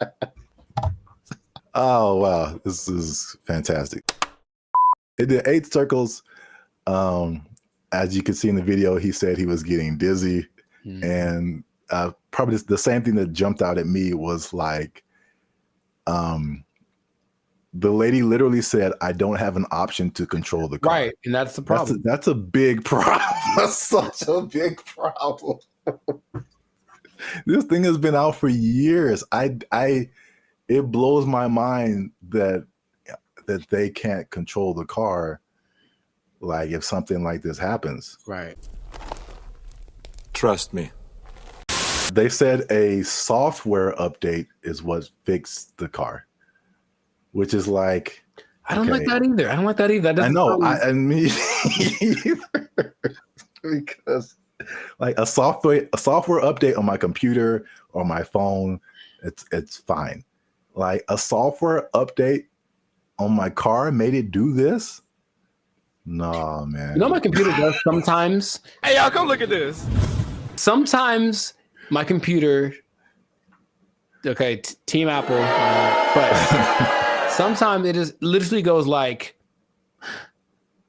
and turns off. Literally, it sighs and gives up the ghost. And I'm like, well, that's already inconvenient. But if it was like a vehicle carrying people with responsible for their lives and it did that, sorry. And then I got a tragedy. I know you have a burning question. Has this happened before? And the answer is yes. So, this is crazy. In 2021, the car was confused by puddles on the street. So it didn't really recognize what puddles were.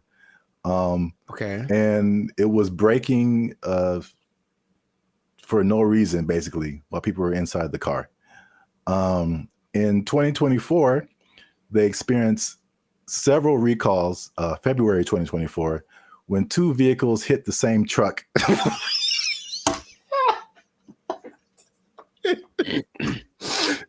They hit the same truck minutes apart. And this, along with other incidences by another robo-taxi company called Zoox, began a federal investigation into erratic driving. I don't get why. I don't get it. In June of 2024, they recalled almost 700 Waymo cars to make them, and I quote, less likely to drive into poles. That's not something I would have made public knowledge. I'll be honest. That doesn't sound positive or uplifting or reassuring or anything like that. Oh my God. But yet people are voluntarily just getting into these things. I mean, well, this is an interesting thing too. Do you know who owns Waymo? I do not. It's Google. I'm not surprised. Yeah, I didn't even know that until I started looking this up. But it's ironic because I don't know if you remember like the very beginning of Gmail, people had to invite you to have a Gmail account. Yeah. Do you even remember that? Mm-hmm. Okay. So it's the same thing with Waymo. I don't know if they're kind of like rollout marketing strategy or whatever. Maybe it's like, it's like the club that you can't get in, so it just makes you want to be in it more. But like that one thing that was big during the pandemic, that one like. Oh yeah. What was that called? That's crazy. You can't even remember the name of it. What is your name? I told you it doesn't matter what your name is. Yeah, it's the same way with Waymo. You have to be invited. So I'm like, because I'm like, why don't I see a whole lot of people doing this? You have to be invited to try Waymo. So yeah, that's their marketing strategy is tell all the people you don't like to try this thing out, and if they die, you didn't like them anyway. So that was a crazy story. Well, I thought it was a crazy story until I saw this. No, don't. Apparently in China.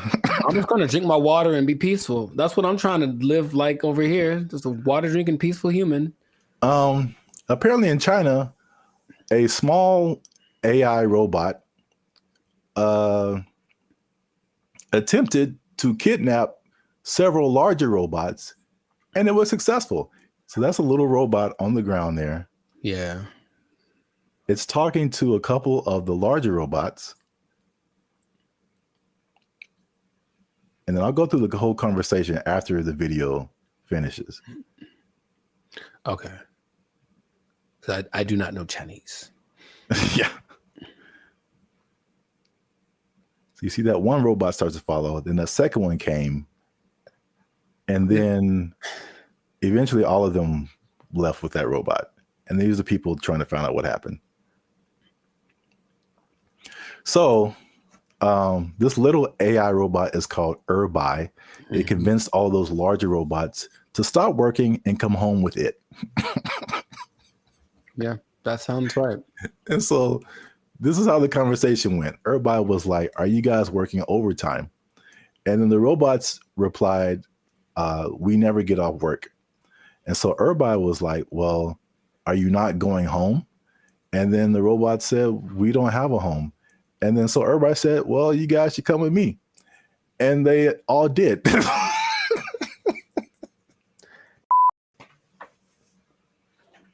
I don't have any more water to drink and be peaceful. I can't be peaceful anymore. That's I have to. So crazy. It's not. It's not crazy. It's exactly what happens in every movie. In every movie. Do you remember there was a movie about a toaster? I forget what it's called, but it's a little toaster. The Brave Little Toaster? There we go. That's what he did. He talked to his buddies and they went on. Don't you remember? That's exactly what happened. That was like 20 plus years ago. I don't remember the movie. Long time ago. And he had a cape or something. I don't know, whatever. All I'm saying is that nothing should surprise these people from what they're doing. They're trying to give these things the capacity to reason and make decisions that we have without expecting them to do the things that we would do if you gave us the capacity to make decisions. Shut up! Yes or no? You want to die? Yes or no? I got the job done. What the hell do you want? Get down to the question. It's what's going to happen. It's what and the Chinese. I have love for the Chinese people. Uh-oh. Be careful now. Yeah, I know. Stop it. Stop now. Stop eating that shit. You know how it tastes. I've seen videos that are because they have like the ones that have the arms and legs that are crazy, that can walk around. They have the ones that can dance. They have this big ball thing that can roll and basically is like a police attack vehicle on steroids that doesn't matter about terrain or heat. It's resistant to attacks. All this stuff. They're making all these things. They have them now. Wow. And what do you think is going to happen when one of those decides, hey, are you guys working right now? Come on with me. or let's go blow up some stuff because we got guns, right? It's fun to shoot guns at the stuff we're supposed to. What if we shoot guns at stuff we're not supposed to? Oh, let's find out. And then they go and do it, and then we have a tragedy. And then I got a tragedy. And then everyone blames, I don't know who to blame. Elon Musk. Well, he seems to be the guy to blame for most things right now. I would agree. But the thing is, do you not see it as clearly as I do? To the people that develop these technologies, that's what's going to happen all the time. Your Uber is going to take you home, and then halfway it's going to be like, oh, you know what? I have other things to do, and just take you off to the desert to meet up with its group of friends. So the thing is, you didn't really have to explain that, you know. You can kind of get it's kind of like a Mr. Bean thing, just with like little gestures and whatever. It kind of like it had like a nod thing going on, and then you just take it, and then it. Yeah. I could. Well, here's the caveat to this second video. Okay. The Waymo car was an accident. This second video, well, first of all, it went viral on social media. Sure. So I mean, apparently, you know, with AI and all kinds of things now, you're like, did this really happen? So. The person who posted the original video and the company that built the robots, or companies, actually 2 companies, they verified that the video was accurate. That's a thing that happened. Mm-hmm. But the caveat to that is that they planned that. So basically, it's 2 different companies, the company that makes the little robot and the company that made the bigger robots. And the little robot company was like, hey, can we test out our robot on your robots to see if it can make it do stuff? Mm-hmm. And it did. So I think, as funny as that is, I think they are aware that stuff like that can happen. So they are testing it. I don't think they are. That's the thing. It feels like as much as they say that, I don't care what you say. What are you doing? And in this case, they're doing things that tell me the contrary of what. Well, they're testing out the capabilities of these things. So, I mean, eventually it's going to be like, okay, let's program it to not do this. Start kidnapping people. That's one of my mission parameters. So yeah, fun times. This has been another episode of the Lives of Circus podcast. I don't like it.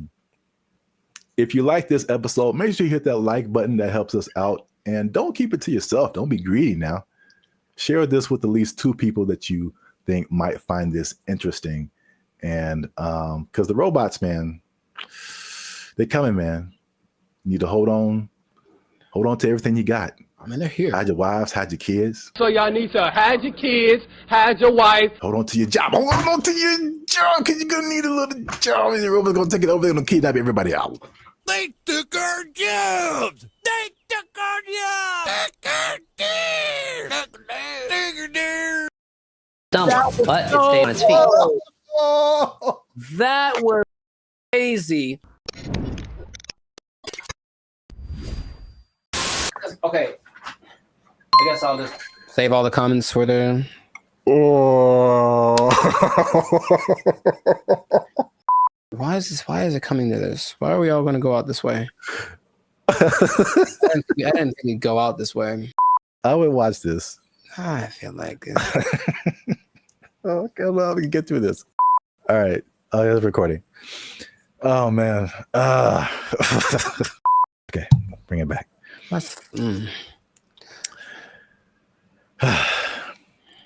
What's up, everybody? I'm Zap. That's Jericho. And this is Bandit Future. And I found this on the internet, man. In true human form, Jericho, we've been blessed with this gift of robotics and AI. And what are we going to do with it? We're going to make it fight each other. The world's first kickboxing tournament exclusively featuring humanoid robots just took place in China. Here's everything we know about this first of its kind robot rumble, and of course, all the best highlights. For this video. 6 different robots slugged it out for the top spot, each with a team of human operators outside the ring, giving robots commands via remote control. The robots were armed with several different combat moves that Unitree says came from external experts. That doesn't even look real, man. That's crazy. Oh my God. That doesn't even look real. Remember those little things that you'd have like way back in the day. Those little I guess a board game, but it was 2 real robots and each person. Yeah. What were those called? Like Sock'em, Rock'em, Sock'em, something like that. Yeah. It's just that, but times 1,000. And this is so great. I love this so much.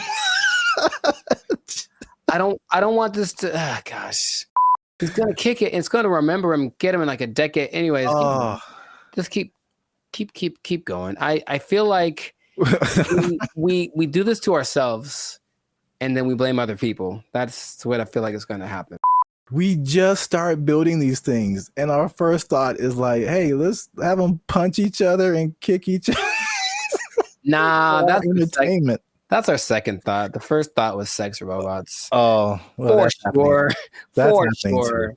But this is a close second, I would say. Yay, humanity! Are these These are the G ones, right? I think we're talking about. These are the Unitree G. We have another video about that. I put a link to it.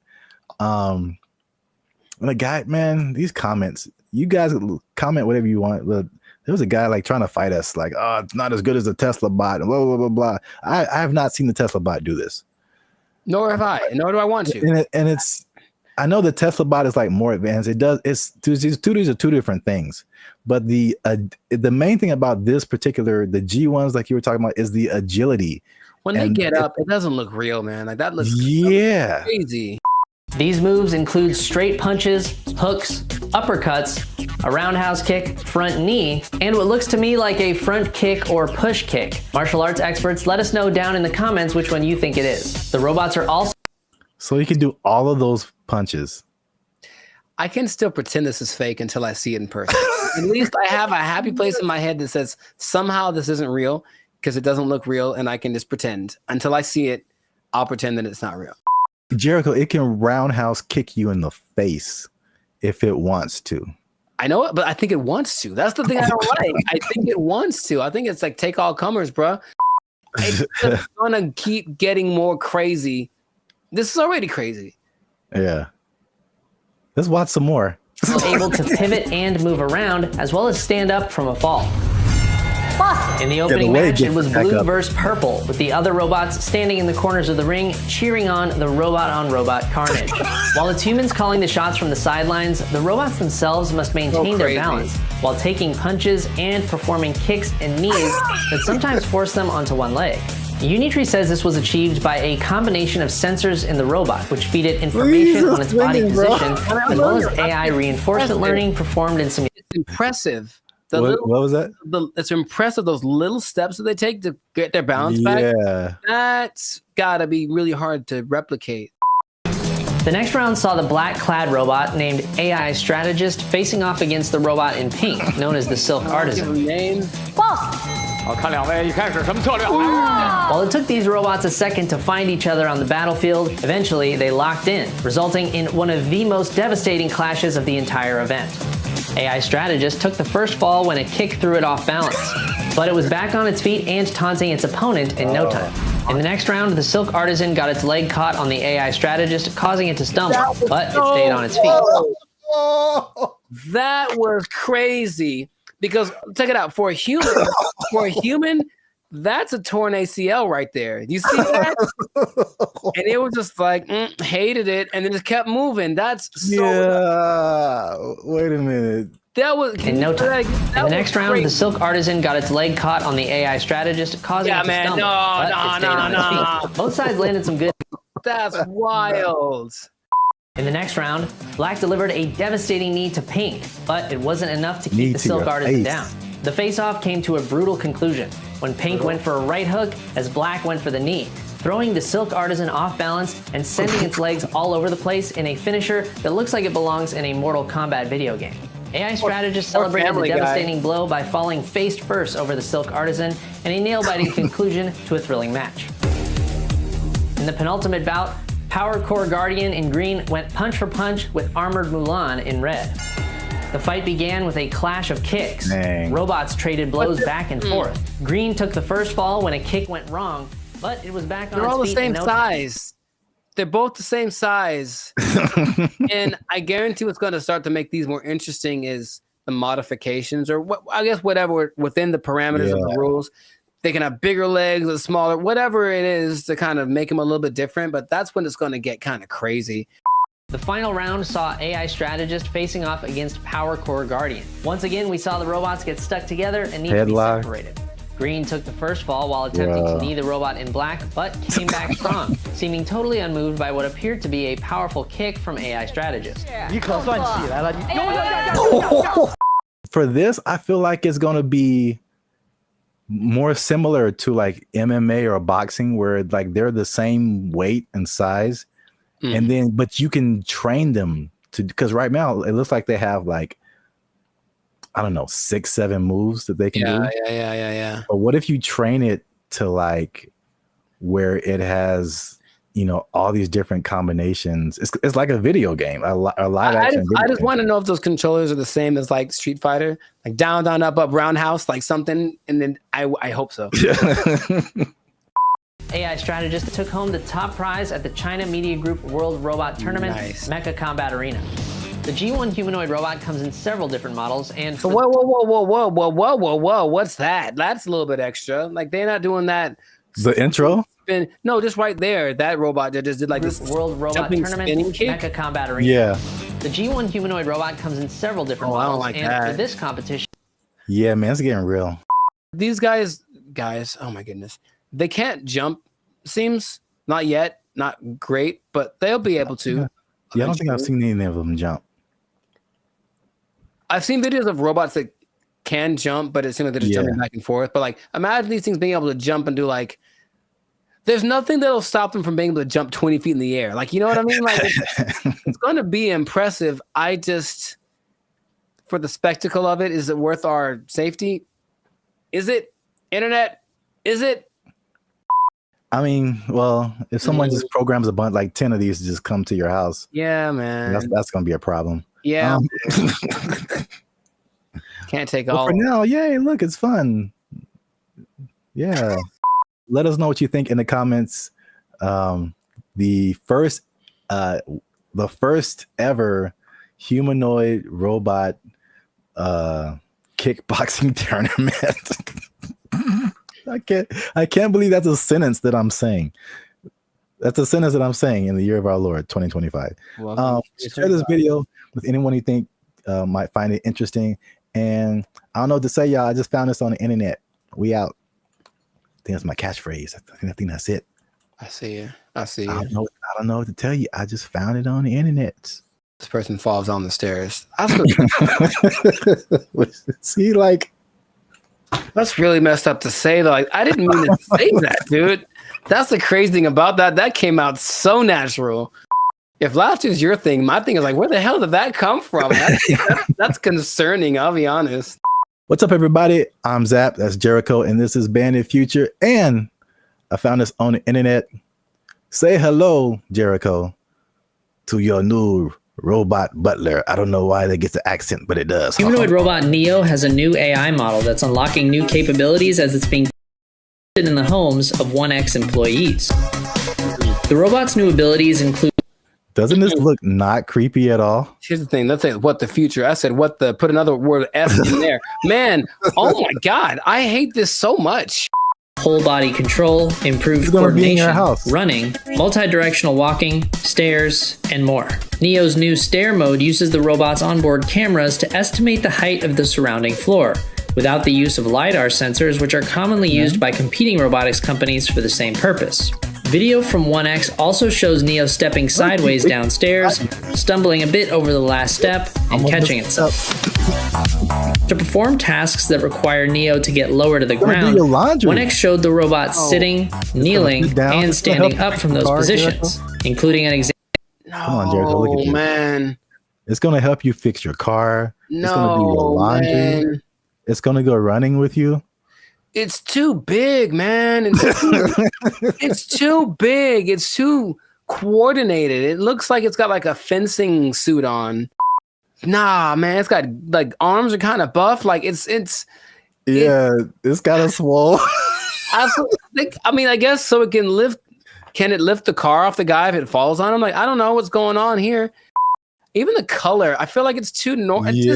it's just a regular color that anyone wears. Like make it like neon purple, something that makes it like a spectacle. Don't just let it just. I don't even, man. If I wasn't paying attention, like if I was distracted, like let's say I'm walking down the stairs because I got like chicken in my hands and I'm excited about the chicken, and that thing walks up the stairs past me, I don't even know if I look twice because it's not that. Oh my God! It's just kind of like, hey, what's up? Is it a guy with a motorcycle helmet on? I don't know. From a distance, it looks like a person. I don't like this so much. Look at it kneeling down. Very comfortable. The G1s you were talking about, the flexion, like look at its feet and how the back very stable. Looks very stable. It looks like it has ankles and toes, and like the only thing that gives away is the arms are kind of wonky, but I think the rest of the body looks like an actual person. I don't like you could put like a robe on him and a hat, and he's just walking down the street chilling. Like, man, they're blending in. They're good for them. The robot is also shown pivoting and walking backwards, as well as sidestepping, which could be useful in navigating tight spaces often found in homes. These demos are part of 1X's rollout of its new Redwood AI, which the company says runs completely on Neo's onboard GPU. The company also shared updates on its 1X World model, which is designed to help bridge the gap between the robot's training simulations and real-world action. The model is trained on video inputs, observations from the robot, and input action trajectory, allowing the robot to simulate various potential future actions from a given starting point. Examples on 1X's website show this in action, where a slider moves between generated imagery and real-world imagery from the robot's POV, doing laundry, opening a door, and cleaning. 1X also showed off new details about how its robots learn to do new tasks. In the example of opening an air fryer, the company shows how the AI model begins by hallucinating that the air fryer basket is inseparable from the whole of the air fryer. After the robot has had some experience with the air fryer, the data gathered is then added to the mix, and the simulated air fryer interaction becomes much closer to the real thing. See, like, I think you caught that. Like, that part is really crazy. One person in the comments said it was like similar to visualizing something. Like, how does this thing work? And then you kind of like, as you keep trying to do it, you figure it out. And then then it's just like, that's crazy. You know how back in the day they're like, oh, in the future we're gonna have flying cars, and then that never happened. We're having future stuff happening now all the time. Like the future is so now, it's crazy. So that's cool. But also, this guy, he looks polite. He looks like I'm gonna walk down the street, and he's like, "Oh, excuse me," and I'm like, "Was that a robot? I won't know." And then later, I found out he took my girlfriend, and then like I'm mad. So I can't. I have so many feelings about this, but they're mostly not great. When will this be affordable to where like everybody has this in their home? Not long. And then it's just like, think of the people who do like a house cleaning and stuff like that. There's people who do laundry for you, like all that stuff. Your robot's just gonna do it. Yeah. I'm sure it's gonna be able to like cut your lawn, wash your dishes, fold your clothes. Like anybody who's in the like that kind of, whoa, what if they have them at hotels? You get a knock on your door, it's like housekeeping. No, that's the thing. It's gonna sound normal. It's gonna have a normal voice. It's gonna be like, I'm Greg. I'm like, what the hell, Greg? For future generations, it's just going to be extra normal. I grew up with a robot delivered me from my mother's room, and now I just have the special place in my heart for all robots. Like, yeah, that's where we're at. I don't think it's as doom and gloom as some of the other stuff we talked about. This is the more, I think I'm saying this right. Like dystopian is kind of negative and utopian is positive, right? Are those words related? I believe you, whatever you said, because I'm not sure. Go with that. But there's like the dystopian or negative AI, like the Matrix, right? That's a negative version of our future and robots and AI and all that kind of stuff. But then you have, you know what this reminds me of is the Jetsons. where right. it was That was like, the future. That was flying cars, blah blah, in 1950. Yeah. You know, but now it's like this is actually happening. but you remember they had that robot named Rosie. Yep. And she was basically this. Yeah. And it didn't seem she was like really part of the family. She was part of the family. It was like she had jokes. Wasn't she cracking jokes on Jetson? Oh, she cracked mad jokes, bro. But didn't she like sometimes like wouldn't she sometimes throw like George down the trash chute? I don't really remember a whole lot of the Jets. I feel like remember something like that would happen because she would get mad because I remember her eyes would light up. And so okay. Bad thing. Yeah. She had bad things, okay? These robots are definitely able to learn, which is advantageous. But what if they're in an environment, they have a person who's a high-strung individual, and so they're always popping off and losing their temper and beating stuff and whatever. If this robot's around, I feel like it could learn that behavior and at least be capable of it because it absorbed it. And then over time, the more human these things become, they'll be like an influence, like a impregnable. Yeah. Impregnable child or whatever. And I'm mad. And then now it's beating stuff up because it learned it from its owner. Like I could see all that happening. And that's what I do not like, among other things, but I don't like it. Greg. His name is Greg. It has to be. Let us know what you think in the comments. Are you ready for your robot butler? I don't know. I'm not too. I want to at least try it out, man. I want to at least try it out. 7 thumbs down. Just make it affordable, man. I might get me a robot butler. And I'm just not even going to tell you. You're just going to come by one day and walk right out. And it's going to answer the door. Take his power supply. I'm going to walk right out. You starving to death, Greg. Let us know what you think. Share this video with somebody you think would find it enjoyable as I have. And that's it, man. We found this on the internet. We out. Doesn't this look not creepy at all? Here's the thing. Let's say what the future. I said put another word F in there. Man, I hate this so much. Calling us the doomer generation. Honestly, I'm cool with it. Because when I wake up, I get 20 notifications about 30 different reasons why I'll never be able to afford a home. I look around, see my computer science degree all framed up, about to turn into an art piece because of AI. Then we're in a loneliness epidemic. But these gas prices and these heat waves collaborating to keep me indoors. And they say it's not going to get any better. So... What's up, everybody? I'm Zap, and this is Jericho, and we are the now 8-time international award-winning pop hip-hop music duo Bandit Future. We do clean, fun music that everyone can listen to with a sound that's uniquely California. And right now you're tuned into the Life's a Circus podcast, where we talk about everything that is funny, interesting, and ridiculous. But before we jump into the topic today, help your boys out. Come on now. Make sure you like, subscribe, comment, and share this video with somebody who likes to go shopping. I see. You know anybody in your life, Jericho, who likes to shop? Maybe. Who maybe gets things delivered? Maybe. From Amazon every Maybe. day? There's a possibility that I know someone. You said close to home, and that was apropos. So. Well, shopping might sound fun, but there's something called doom spending. I'm going to tell you what that is. I'm going to tell you what causes it. And I'm going to tell you how you can avoid it, because it's a negative thing. But you got to stick to the end to find all of that out. All right. Mm-hmm. So, Jericho, have you heard of the term doom spending? I'm going to guess what it is. It's where you spend so much that you open up your banking app, and then there's just a picture of Dr. Doom laughing at you.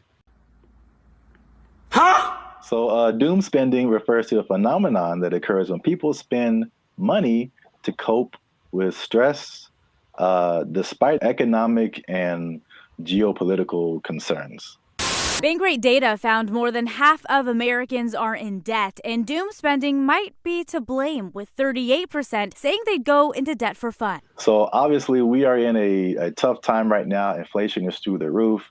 There's a lot going on in the world, wars in various places. There's a poll that was done that said that 96% of people are concerned about the economy. So that's a whole lot of people, pretty much everybody. It's understandable. Yet, with that in mind, 27% are doing this doom spending. So they are just still spending frivolously to a certain extent, and it's affecting different generations. So 43% of millennials, they say, are doing this doom spending, and 35% of Gen Z are doing it. And basically, the concept is just like, well, it's almost like a defeatist kind of thing, where it's just like, I'm never going to really, all these aspirations that I have financially are never going to happen. So I'm just going to enjoy life. Calling us the doomer generation. Honestly, I'm cool with it, because when I wake up, I get 20 notifications about 30 different reasons why I'll never be able to afford a home. I look around, see my computer science degree all framed up, about to turn into an art piece because of AI. Then we're in a loneliness epidemic, but these gas prices and these heat waves collaborating to keep me indoors. And they say it's not going to get any better. So, as a millennial yourself, that's the category we fall into. What do you think about this doom spending? Have you had doom spending thoughts? Do you think people are in your life are doom spending, or do they just like things that smell good? We've been collecting all of the little Harry Potter baby stuff because we're a Harry Potter family. So freaking cute. Not talking about anyone in particular. I'm just, No. Side effects include doom spending thoughts, early discharge. No, I understand the concept. I'm more curious when that. I feel like that's always been a thing, but that term is. Yeah. Sure, give it something that has a ring to it. It's a shock value of a term. People that have bought things like a boat because they said, "F it, I'll just buy a boat." And they sure couldn't afford a boat, but now they have a boat. Here with his tailgating tips is a guy who just bought a boat. It's a weird phenomenon, but it's almost like a temporary solution to a permanent problem. So I'm in debt, and I feel really bad about it, and I really can't get the things that I want, and I don't see myself being able to sustain something long term. YOLO, and then just go buy stuff. Yeah. But even that phrase is I think that's kind of permeated, because that's the Gen Z millennial phrase. YOLO, you only live once. This is a Coca-Cola YOLO, not YOLO. No one has said that in like 8 years. A yo-yo. I get it, even though it doesn't make sense, because I'm sure I've been in spots where I'm like, well, I could just buy. I do remember telling somebody once, I may or may not have been drunk, but I told somebody once that I either want to eat like the best food or like the worst food. Like I didn't want anything in between. It was something weird like that. So I'm going to take my money, go buy a really nice meal, and then just eat peanut butter sandwiches for the next month, and then get the next check, and then YOLO. Ed, can you play YOLO to Jessica? YOLO, Jessica. I think some people do, because you get the story, you get the high, you get the dopamine, and then you get the taste, of course, of the great thing that you can look forward to. It's like a little treat, like to like reward myself for like either like some like hard schoolwork, or just sometimes it just serves as a distraction from like what's going on like around me. Whereas the more practical way to approach finances in general isn't glamorous. You're not really doing anything too extreme, right? You're just kind of all level here, and that's not fun. And no one likes that. So they'd rather do the other thing. So it doesn't make any sense if you think about it, but I've been there and I understand why people do it. Just want to spend money. I just really want to spend so much money. Well, here's some other causes. There's some that I saw online, and some that I just kind of made up. I mean, not made up, but just from my observations, I think this is what causes it. Mm-hmm. So it's 5 different things that I found. One that I think is a part of it is just, at least just speaking as millennials, and I know other generations have gone through different things, but I feel like millennials in particular, because it was just interesting to me to see how their numbers, the millennial numbers, are higher than the Gen Z numbers. And maybe it's just, that's because we just have more money to spend. But I think it also might be related just to the life events and life experiences we've had. And so I think one of the first times I was like really conscious about money and the future and like life was 9/11, which is something that Gen Z isn't really familiar with. And I remember like stuff like being able to just walk on a plane and you can just carry whatever and dress however, like, and then all of a sudden things changing and then gas prices going crazy and the housing crash like 2008, 2009. And I'm sure more has happened in between then, but you also have like COVID and then, you know, the inflation. So there's that. Hi, I'm 28 years old, married with kids, and we're moving in with my parents. And thank you so much to inflation for sponsoring today's video. Another thing that I think contributes to this is the good old student loans, man. So I thank God like every day that he made me kind of smart because I got an academic scholarship and that helped out tremendously. Because when I see people talk about student loans, it's like their whole body changes. Yeah. And they just like you can see the desperation in their eyes. It's like this is never going to end. Do you have student loan debt? Yes. Can I ask you how much student loan debt you have? 20K, I think. A third thing I think is the job instability coupled with rising prices. So I mean, obviously inflation has just gone bananas, but again, it's just like back in the day, you know, the path that they laid out for you, millennials. I don't know if they do the same with Gen Z. I don't know, but everything you see is just like, go to school, get a job, work there for 40, 50 years, retire. Like, yeah. It just doesn't quite work like that anymore. Yeah, and then we were just like, yo, either no one was hiring me or like budget cuts, we gotta let you go, or like it's just always, and then you're going from job to job to job, and it's like, where's the loyalty, the stability? And then as you're losing jobs and losing money, your landlord's like, hey, rent is twice as much now. And you're like, what? $10.46 for this little bit of piece of chicken? Did you not see that? No! $10.46 for a handful of chicken bites. That's stupid. Next one is like the social media era. And you gotta live it up. You gotta look like you're doing good. The whole FOMO, fear of missing out. Like Becky's on a private jet. I want to be on a private jet. I don't want to wait until I'm 75 to do it. I got the money now. Screw retirement. Right. That's exactly what happens a lot of times. Yeah. Yeah. So is that, and then the last one is just financial literacy in general, and just like a long-term perspective. Just more people just living in the moment, and or they just don't know. They still don't know how to handle money, which is just. This is why I want to say this for last, because I was just gonna get on my soapbox.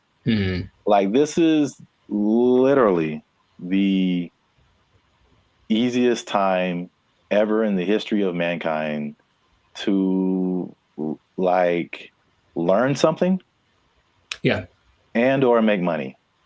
Like, it's all out there. It's all out there on the internet, and a lot of it is free. A lot of stuff that I've learned more stuff for free on the internet than I did paying for it in college. Right. So that says a lot. Learn stuff, and then what you know will get you a job. That's straightforward. Yeah. So doom spending, man. It's a thing. Yes. So the question is, have I ever done that for chicken? I feel like probably. Meaning, if the chicken was like $7.99, I had $9, but I had something else to pay for that was also $7.99. I'm not sure what. Yeah, I probably picked the chicken. I probably picked the chicken and live with the consequences with the happiness in my heart. Ooh, it's right. Oh my gosh. Y'all gotta chill. Y'all crazy back there. They know what they did. Not to condemn anybody. I feel like I've definitely done it. There's definitely things where we're like, I can't afford this, but I'm going to buy it anyway. I think that's kind of like the phrase that comes to mind when I think of like doom spending. Especially if you can pay it off later. You know, I've heard people that have $300,000, $400,000 worth of credit card debt. I don't know how you keep getting approved, but like that's wild to me. Yeah. And then it feels painful. Like, oh, that's that idea. And for them, it's like, well, I don't have to pay yet. So I have $30,000 in credit card debt. When they call, I tell them I can't pay it back yet. All right, so real quick before we end it, 5 things you can do to stop or cut back on your doom spending. 1, use a budget, right? So just say, hey, I'm gonna spend this much and that's gonna be it because I only got this much coming in. And then boom, there you go. Nice. Number 2, addressing the underlying emotions.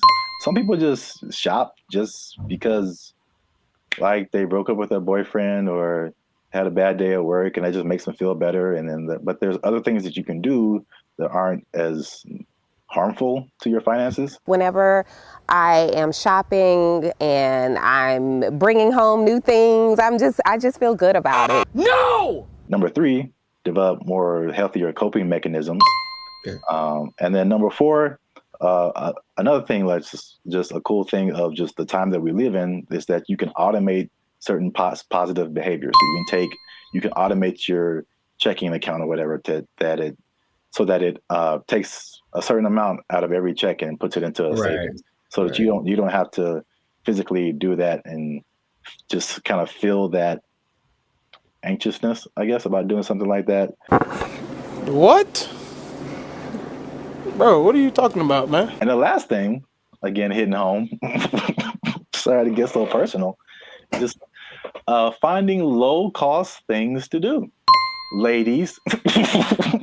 I just really want to spend so much money. I don't understand the whole, if there's an option for a higher price version of something and a lower price version, even if they do the same thing, they want the higher price one because it's cute. And I'm gonna make them these little baskets. So I got these little socks to go in her daughter's basket. They're so cute. I guess. Okay. Gotta live with that. That yes, accurate. Find some alternatives, man.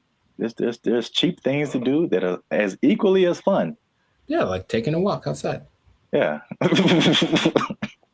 Every day. Just take a walk. It's good for your health too, so beneficial and free. That's 2 things. 2 things? Oh, 2 things appearance. There he is. Well, that's it. Doom spending.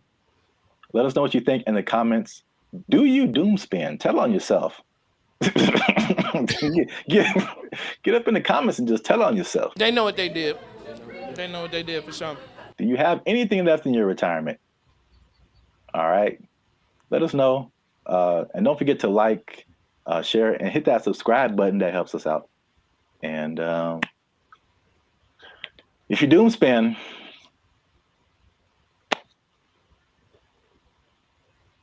I don't know. I think you're doomed. That's what I would say. There you go.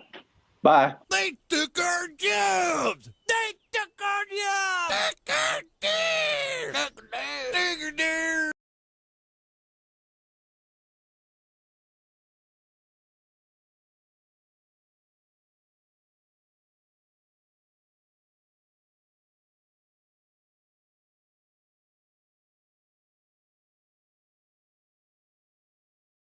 They start doing the conga line down the middle, playing some Lil Jon song, I swear to you. And we're like, all right, cool. Now I'm looking and I see a few people, the passengers that are happy and they're doing the thing, and then the flight attendant, and I see a guy, and I recognize this guy. And I was like, why do I recognize this guy? Oh, he's the guy that I saw when I got on the plane. He's the guy that introduced himself and greeted everyone. Is that the pilot? It sure was. It was the pilot of the plane. No way. The pilot of the plane. And we're all like,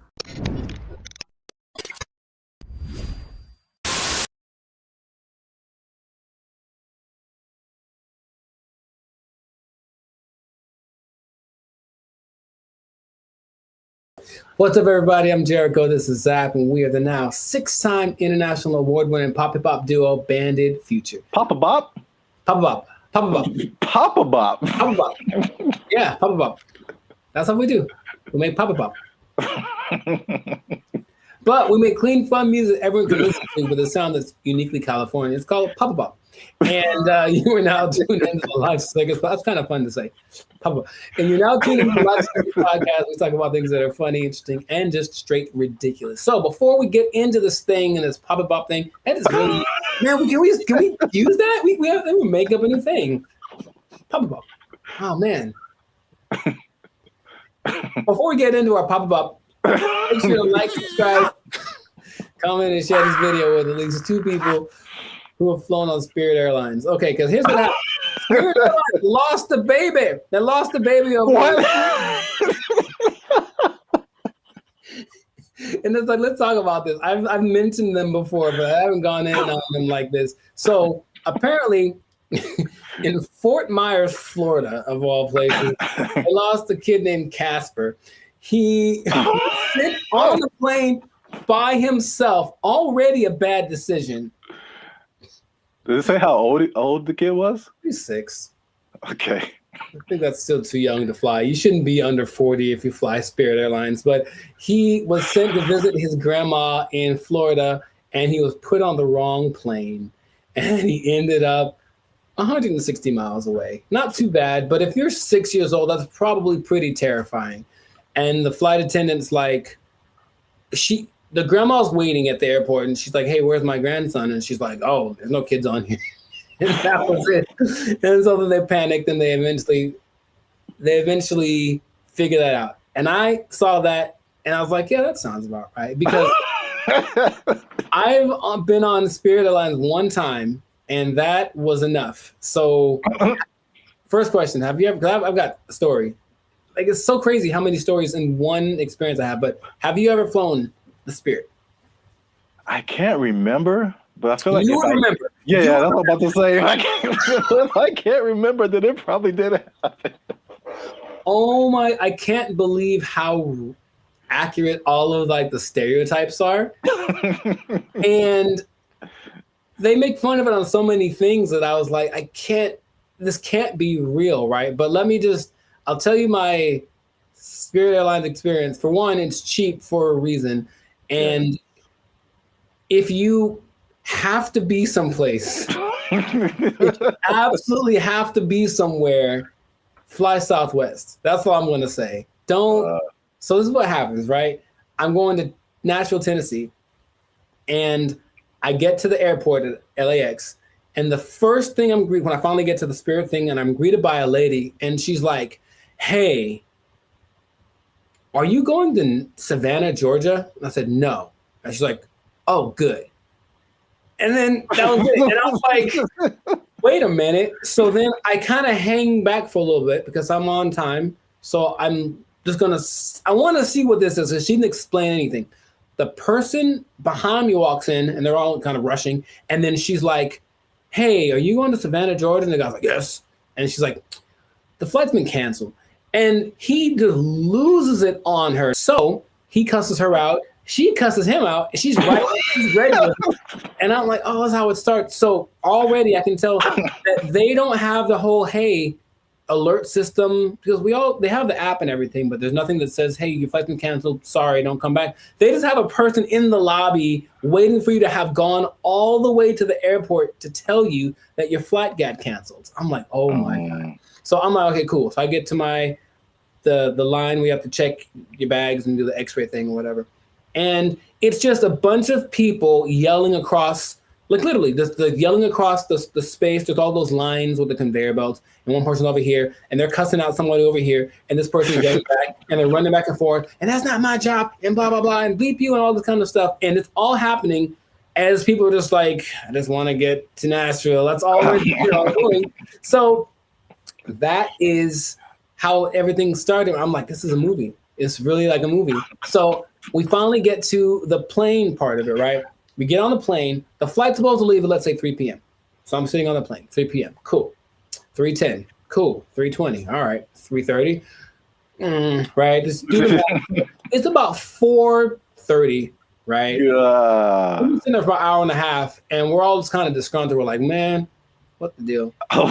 Like, well, here's the thing. One of our flight attendants isn't here because they apparently changed their schedule so much that people get, so that flight attendant went to the wrong. It'd be funnier if it was like went to the wrong terminal. He went to the wrong airport. So he's not around. So we got to wait for him. So they waited 2 hours and apparently got somebody else. I'm like, all right, I don't know, whatever. So they appealed to all the passengers by just giving out free drinks, just left and right. So we're not even in the air and people are hammered, man. Okay, I was going to ask you if it was just like soft drinks or if it was some of that bubbly. It was the stiffest of the stiffies. And it was just hard alcohol, everyone drinking it. I mean, like people, and they weren't asking ages either. There's some young looking people on the phone.